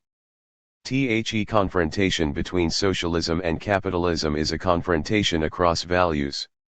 Dilemma between rapid development and stagnant self-reliance is also about values, but taking the form of priorities in policy. But in the final analysis, it is the dialectic between the individual and society, on one side, and between society and universalism on the other, that lies at the heart of art itself.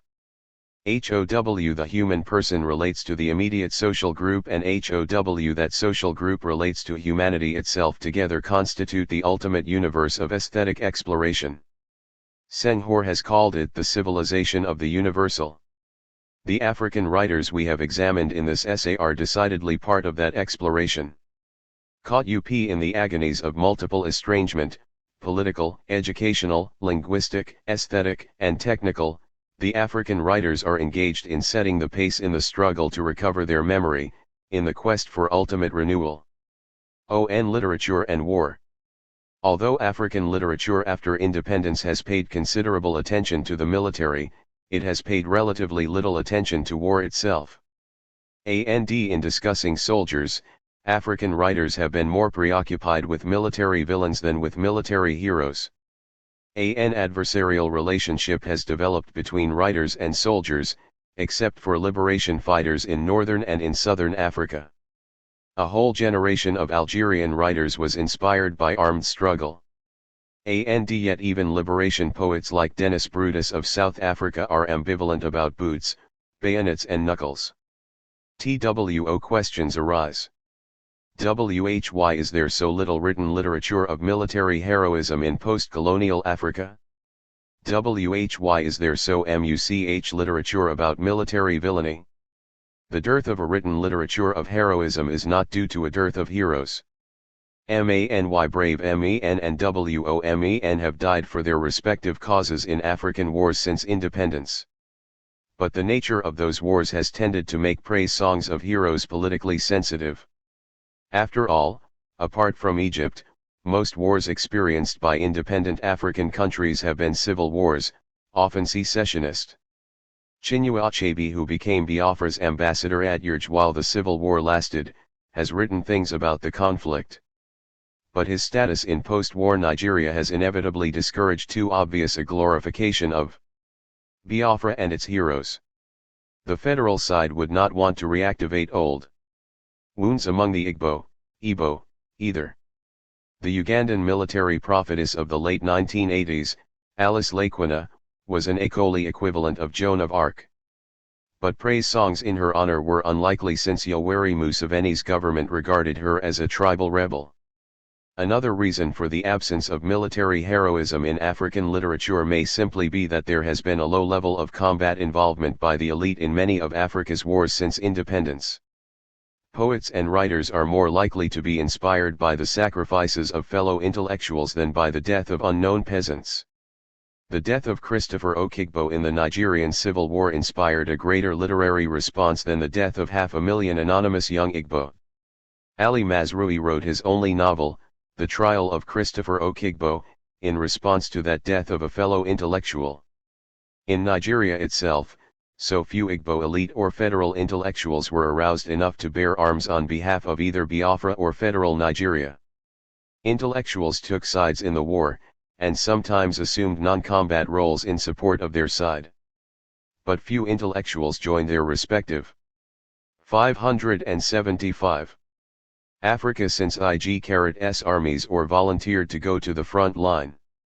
In the words of John D. E. St. Hoare in his impressive book, The Nigerian Civil War, the proportion of actual casualties among the elite, compared with the masses, is minute and must constitute something of a record in the history of warfare. With a few courageous exceptions, the Nigerian and Biafran intellectuals, unlike their counterparts, say, in the First World War or Spanish Civil War, did not believe in picking up a rifle to defend the cause. The Nigerian War produced its Wilfred Owen, the Biafran poet, Christopher Okigbo, who died in action in Nsukka early in the fighting, but we have yet to see the Nigerian or Biafran equivalent of a Robert Graves, a George Orwell, or a Norman Mailer emerge. 35. The shortage of African heroic military literature may also be due to the fact that a war against a foreign power is the most likely conflict to generate the type of patriotic fervor which celebrates heroes. Yet Africa, especially south of the Sahara, has been short of foreign military adversaries since independence. The October War of 1973 between Egypt and Israel was regarded as heroic by Egyptians and generated poetry and songs in Egypt. Morocco's war to retain Western Sahara has also been widely seen at home as patriotic, and has similarly inspired song and poetry. Western Sahara, recognized by the Organization of African Unity as the Sahrawi Arab Democratic Republic, has in turn generated heroic literature of its own about its own conflict with Morocco, while the wars in the Horn of Africa also gave birth to anguished poetry. For Chad, Libya was a hostile foreign power. Chad's struggle against Libyan hegemony helped to nourish oral poetry and heroic songs. In 1987, Chad struck into the Libyan heartland for the first time. Libyan patriotism was wounded in a new way. It was only a matter of time before Libyan counter-moves in defense of Al-Watsan, ancestral land, would provoke its own pool of heroic literature. What had already inspired such songs and poetry was the American bombing of Tripoli and Benghazi in April 1986. The heroism of David versus Goliath had been reenacted on Arab soil. South of the Sahara, the image of the warrior is used more widely in indigenous languages, but often as a metaphor for non-military forms of combat. Tanzania's Swahili poet, Kazila Habi, proclaims, "Had I been a warrior I would have bathed in blood and water," Kichwa Namwili, 1974. But it is metaphorical.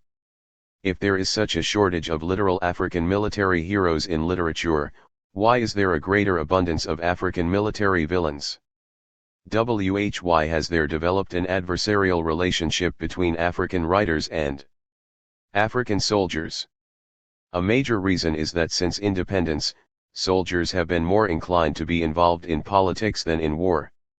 And yet soldiers and writers have conflicting visions of the political process. Perhaps the adversarial relationship has been between writers and rulers, be those rulers military or civilian. Muhammad Hakel, former editor of Al-Aram in Egypt, is one political writer who rose to great influence under al-Nasser, only to end up behind bars under Anwar al-Sadat. Yet Hakel's impact on Arab journalism has remained immense.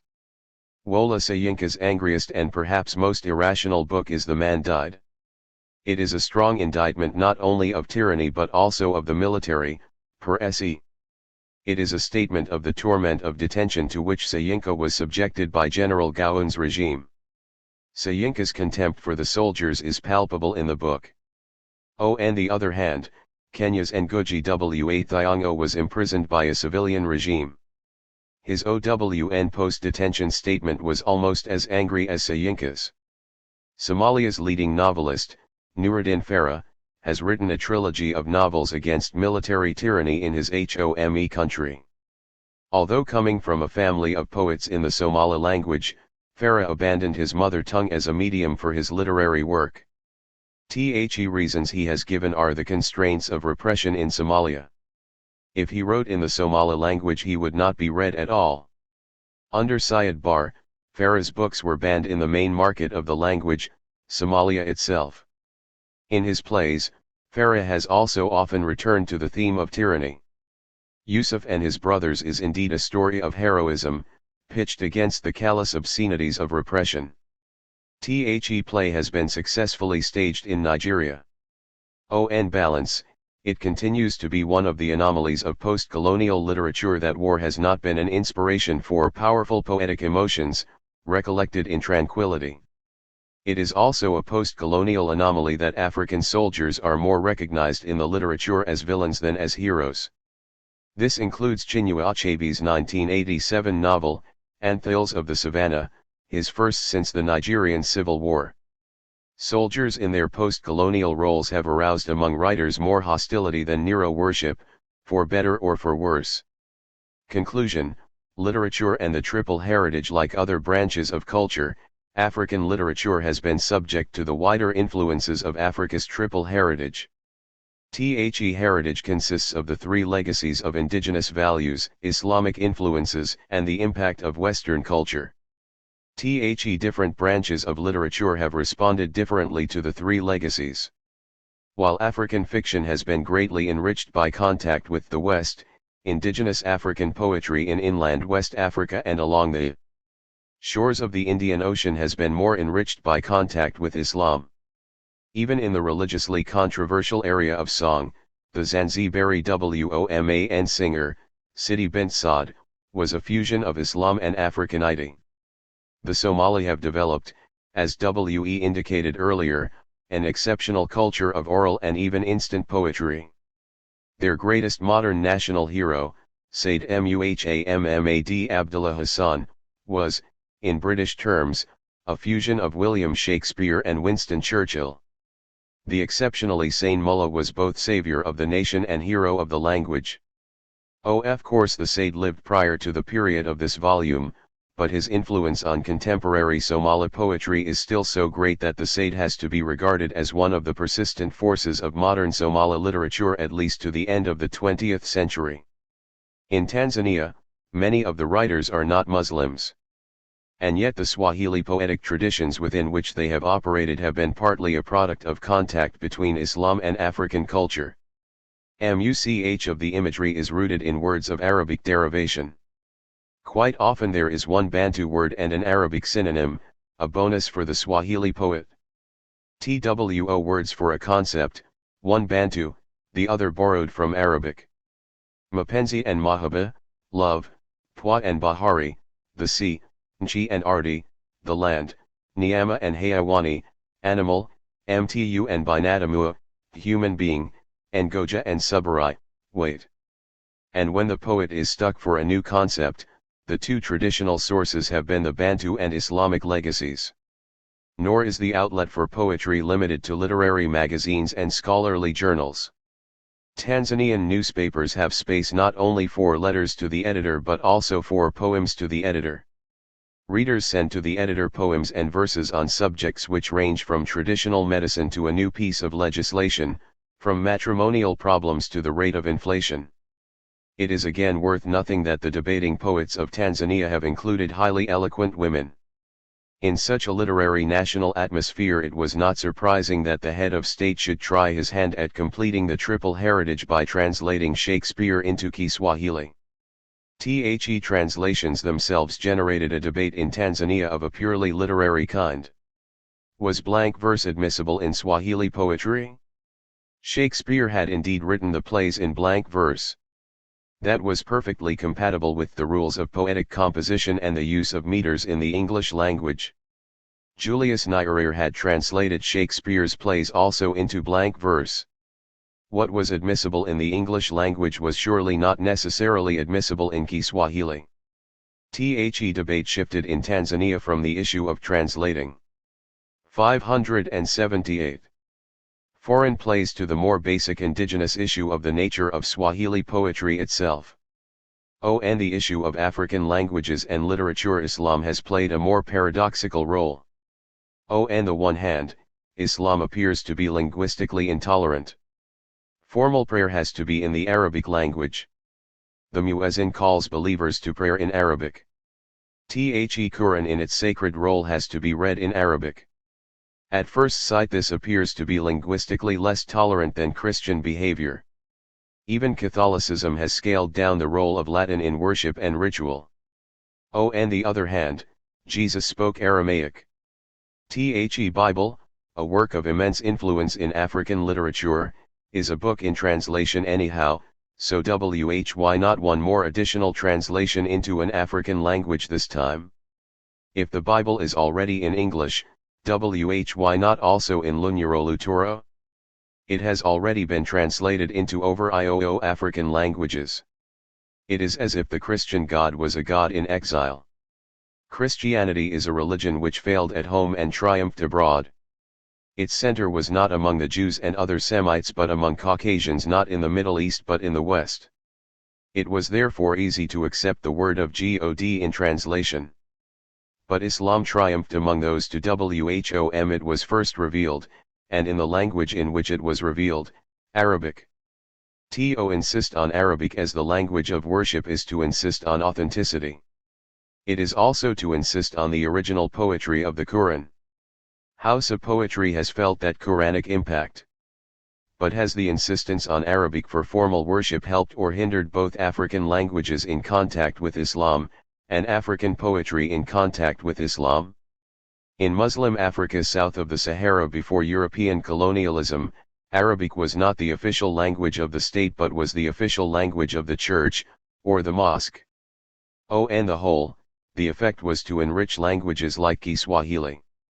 Other languages influenced by Arabic include Wolof, Somali, Tigrinya and Tigray. What about African poetry and its response to Africa's triple heritage? How has African literature been affected by the imported legacies of the West and Islam? There has been a school of thought in the West which has denied Africans a capacity for art at all. Let us look at this challenge more closely. Thomas Jefferson of America went to the extent of denying blacks a capacity for art or poetry. In Jefferson's Notes on the State of Virginia, Paris, 1784, there occurs the following astonishing observation. Never yet could I find that a black man had uttered a thought above the level of plain narration, never saw even an elementary trait. 579. Of painting or sculpture. In music they are more generally gifted than the whites with accurate ears for tune and time, and they have been found capable of imagining a small catch. Whether they will be equal to the composition of a more extensive run of melody, or of complicated harmony, is yet to be proved. Jefferson then goes on to make an interesting statement. Pain is often a mother of poetry, anguish a stimulant to the muse. In Jefferson's words, misery is often the parent of the most affecting touches in poetry. among the blacks is misery enough, God knows, but no poetry. Love is the peculiar estrum of the poet. Their love is ardent, but it kindles the senses only, not the imagination. Religion, indeed, has produced a Phyllis Wheatley, but it could not produce a poet. The compositions published under her name are below the dignity of criticism. While Hegel and Hugh Trevor Roper denied Africans a capacity for history, Thomas Jefferson had earlier denied Africans a capacity for art. Yet both forms of prejudice have been contradicted many times by the relentless march of historical and social research.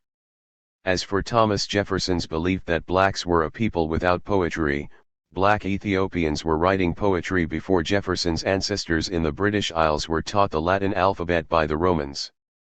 And so entrenched is the poetic tradition among the Kiswahili-speaking peoples of East Africa today that the newspapers receive not only letters to the editor but also poems to the editor almost every day, as W.E. indicated.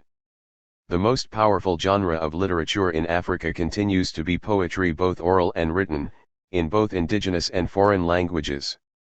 Some of the poetry is a celebration of uniqueness, some is a cry of anguish. Considering his tragic fate as a casualty of the Nigerian Civil War, few lines in African literature are as poignant and prophetic as the following ones by Christopher Okigbo. When you have finished and done up my stitches, wake me near the altar and this poem will be finished. Leopold Senghor fuses Africanity with femininity. If Eve was the mother of the human species, and Africa was the mother of Eve, where does Africa end and womanhood begin? Senghor answers thus: naked woman, black woman, clad in your color that is life, in your form that is beauty. I have grown up in your shade, the sweetness of your hands bound my eyes. And now in the heart of summer and noon, I discover you, promised earth, from the tower of your sun-scorched neck, and your beauty smites me to the full of my heart like the flash of an eagle. Naked woman, dark woman. But there is more than sadness and joy in African literature, more than tragedy and comedy. To paraphrase and supplement a Sierra Leonean poet-diplomat, Davidson Abiose Nicole, you are not a country, Africa, you are a concept. You are not a concept, Africa, you are a glimpse of the infinite. 581. Arts and Society since 1935. Janvier. Everywhere in Africa today we witness an astonishing creative outburst of the arts, bewildering in their diversity and welling up in all social strata. Many of the new trends in the arts date from the latter half of the colonial period. Indeed, some pioneers are still active today. After all, only 2 generations have elapsed since 1935. In this short interval of time, however, the pursuit of the arts has been so rich and diverse that this chapter can do no more than set out the major lines of development. 1. At the outset, a few general social and cultural features affecting all of the arts must be enumerated, as they provided a matrix for all of them. These include the waxing, but uneven, impact of Europe, the growth of the cities, the increasingly sharp social stratifications resulting in the formation of new classes, the industrial division of time which created leisure time, a time for the practice and the enjoyment of the arts, the prestige attached to technicity and technical training, the changing place and role of the artist in society from artisan to cultural diviner, the changing attitudes towards works of art and their uses, the alteration of values in general and especially the shifts in religious values. Focuses for artistic production have multiplied, providing new patronage. These include not only centers of government, churches, and temples or mosques, but also bars, dance halls, military institutions, schools, and museums.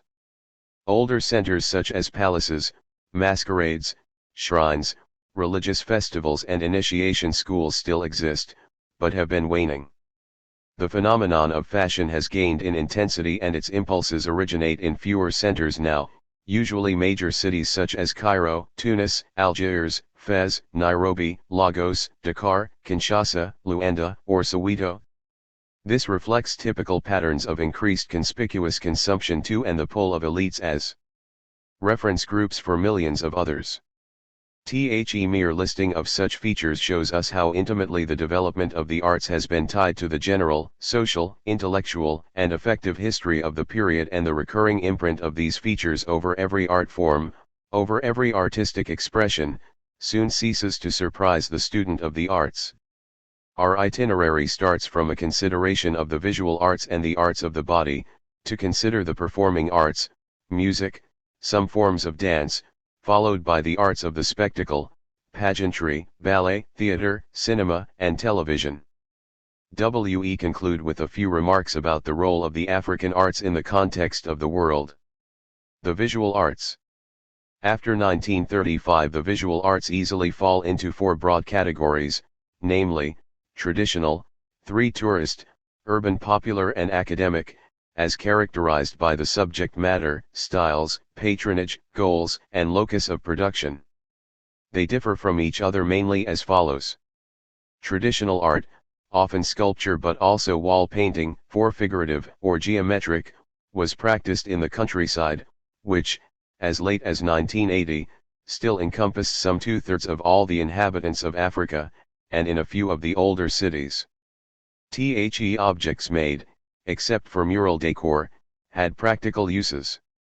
Among the users, institutions such as initiation ceremonies for boys or girls, funerals, next to village palaver houses, courts and some Christian churches, 5, as well as some palaces of former rulers, stand out. Tourist art was aimed at foreign patrons. Its subject matter accordingly favored exotic and anecdotal themes. The style was figurative, simplified, and its canons were half Europeanized. Urban popular art was still inchoate in 1930. It consisted mainly of paintings to decorate the walls of houses in town. Arising F. 1930 in Central Africa, and much earlier in North Africa, it was figurative. Portraits, historical, anecdotal, and decorative subjects were favorites. Another variety of popular art is expressed in sign paintings for shops, vehicles, cinemas, and so on. The artists, like traditional artists or producers of tourist art, see themselves as able craftsmen. Academic art was practiced by artists trained in Western principles of painting and sculpture, using European techniques. Their patrons were governments, churches, or the international art market. Their subject matter was often immediately similar to the repertoire in international use. Artists formally trained in official academies assumed roles associated with international art, while those who were trained in workshops have assumed fewer of these roles. The categories are not absolutely exclusive. Traditional items could appeal to tourists, as happened with painting on glass in Senegal 6, where the consequent rise in prices shut out local customers from the market. Conversely, tourist items could appeal to members of the local elites, who could afford going prices. Academic art was produced by artists who had been trained as traditional artists, Lamadi Fakai, 7, or as producers of tourist art, Felix Ejibor, 8, while academic artists reverted to tourist or popular art, School of Lubumbashi, some Oshogbo artists. Yet, on the whole, the extent to which these trends remain separate strands over the two generations discussed here is the more remarkable. 9. Before we discuss each of these separately, architecture must be at least mentioned. South of the Sahara, very little modern architecture has been left to African architects, even though a handful of schools, Kinshasa, Luanda, Maputo, trained potential architects. Traditional architects were still found in northern Africa, but not elsewhere, as housing became more and more standardized and built by the users, while after Agio almost no traditional public buildings of a lasting character were realized. Hence the categories of art discussed do not apply to architecture, which in contrast to all the other arts is limited to expatriate activities, even if some of their efforts aim at reproducing features of traditional architecture. 10. Local innovative architecture of a popular kind is limited to the building of places of worship. Traditional arts. Although its demise had been heralded well before 1935, traditional art still lives and develops today. Most Africans are still rural and still crave artistic expression. In the generations before 1936, traditional arts had not only undergone internal developments of style and the gradual adoption of imported materials, cloth, paints, tools, saws, files, and some techniques, but lively novel traditions had sprung up here and there, such as figurative work on calabashes, Zaire, Kenya, 3 or in ceramics, Zaire. 4 Often substantial innovations meant sales to European residents. Thus full-length Fang funerary figures or Dan female statues are now seen as timeless traditional art. Yet they developed only after 1885 in response to local European interest. These innovations soon found a niche of use in the cultures that created them, distinguishing such works from early tourist art. Nevertheless, the variety and output of these arts had shrunk by 1935, due to competition from cheap manufactured imports and to a loss of buying power as well as a loss of status by the traditional elites. As the Depression struck in 1930, however, and imports became more expensive relative to income, the dynamics of substitution were reversed for all products, even metal wares. This situation lasted until the close of the Second World War. Then, however, the process reversed again. After I-960, even ceramics, which had held their own against enameled ware, were being abandoned as the age of plastic dawned. Local textiles became relatively so expensive that they survived only as tourist items or as the costly materials for new national costumes. Already by 1935, the outcry that traditional arts were dying out had led to official action in favor of handicrafts, as in Tunisia, Ghana, and Zaire. 5 Government intervention, to be sure, led more often than not to the development of tourist art, since the customers for the products were no longer local rural people, but it did preserve or at least retard the loss of technical know-how. Sculpture and painting on traditional themes in a traditional setting continued their stylistic developments after 1935. Religious painting in Ethiopia is an outstanding example. 6 And so are buildings and carvings for traditional palaces in southwestern Nigeria or the creation of Mbari houses in southeastern Nigeria. 7 As the dynamics of traditional art during this period have attracted little research, we cannot describe how these arts developed thematically and stylistically, apart from changes fueled by a tourist market. In Cuba art during these years, the range of media for carving increased, for example, ebony, ivory, but the repertoire of style formulae decreased in sophistication, for example, rhythms of repeated decor.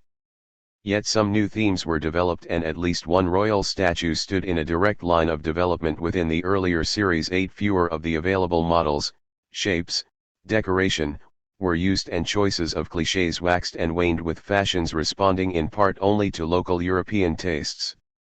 Masks in coastal West Africa increased in complexity and fancifulness as religious purpose was turning to carnival. Sometimes greater stylization and assuredness of proportion and rhythm replaced earlier preciosity, for example, signifo. Sometimes the reverse evolution occurred, ball. Very little change took place between 1930 and 1982 in some items such as icons and masks for the Cuba Boys initiation. Yet in the Janya initiations, Kisangani, Zaire, Mod, Urnization of icons was continually occurring, despite the fact that the initiation never became a tourist show. 9 On the whole, one dare neither generalize about the evolution of traditional art, nor continue to proclaim its imminent demise. In North Africa, independence brought an emphasis on traditional architecture and on the renovation of ancient monuments. One thinks of the Mausoleum for Mohammed of Morocco or the stone-cutting revival in Tunisia, and of restorations everywhere.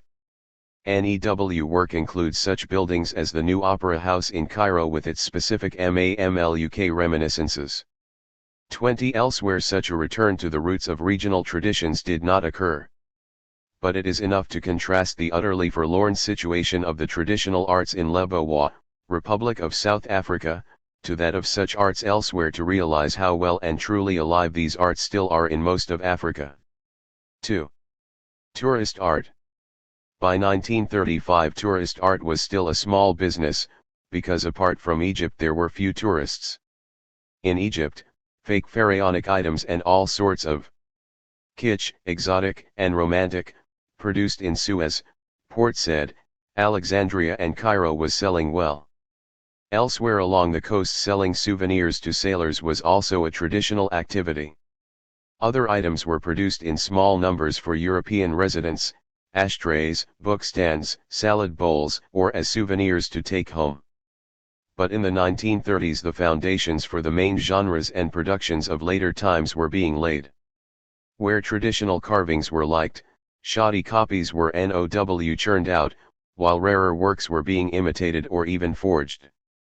For instance, the Fumban, Cameroon, brasses in the Ife style, using a Nigerian stamp as a model, began to be manufactured in the 1940s. Artists such as Osei Bonsu provided both for the needs of the establishment at Kumasi and made copies of well-known works for sale. 22. Secondly, existing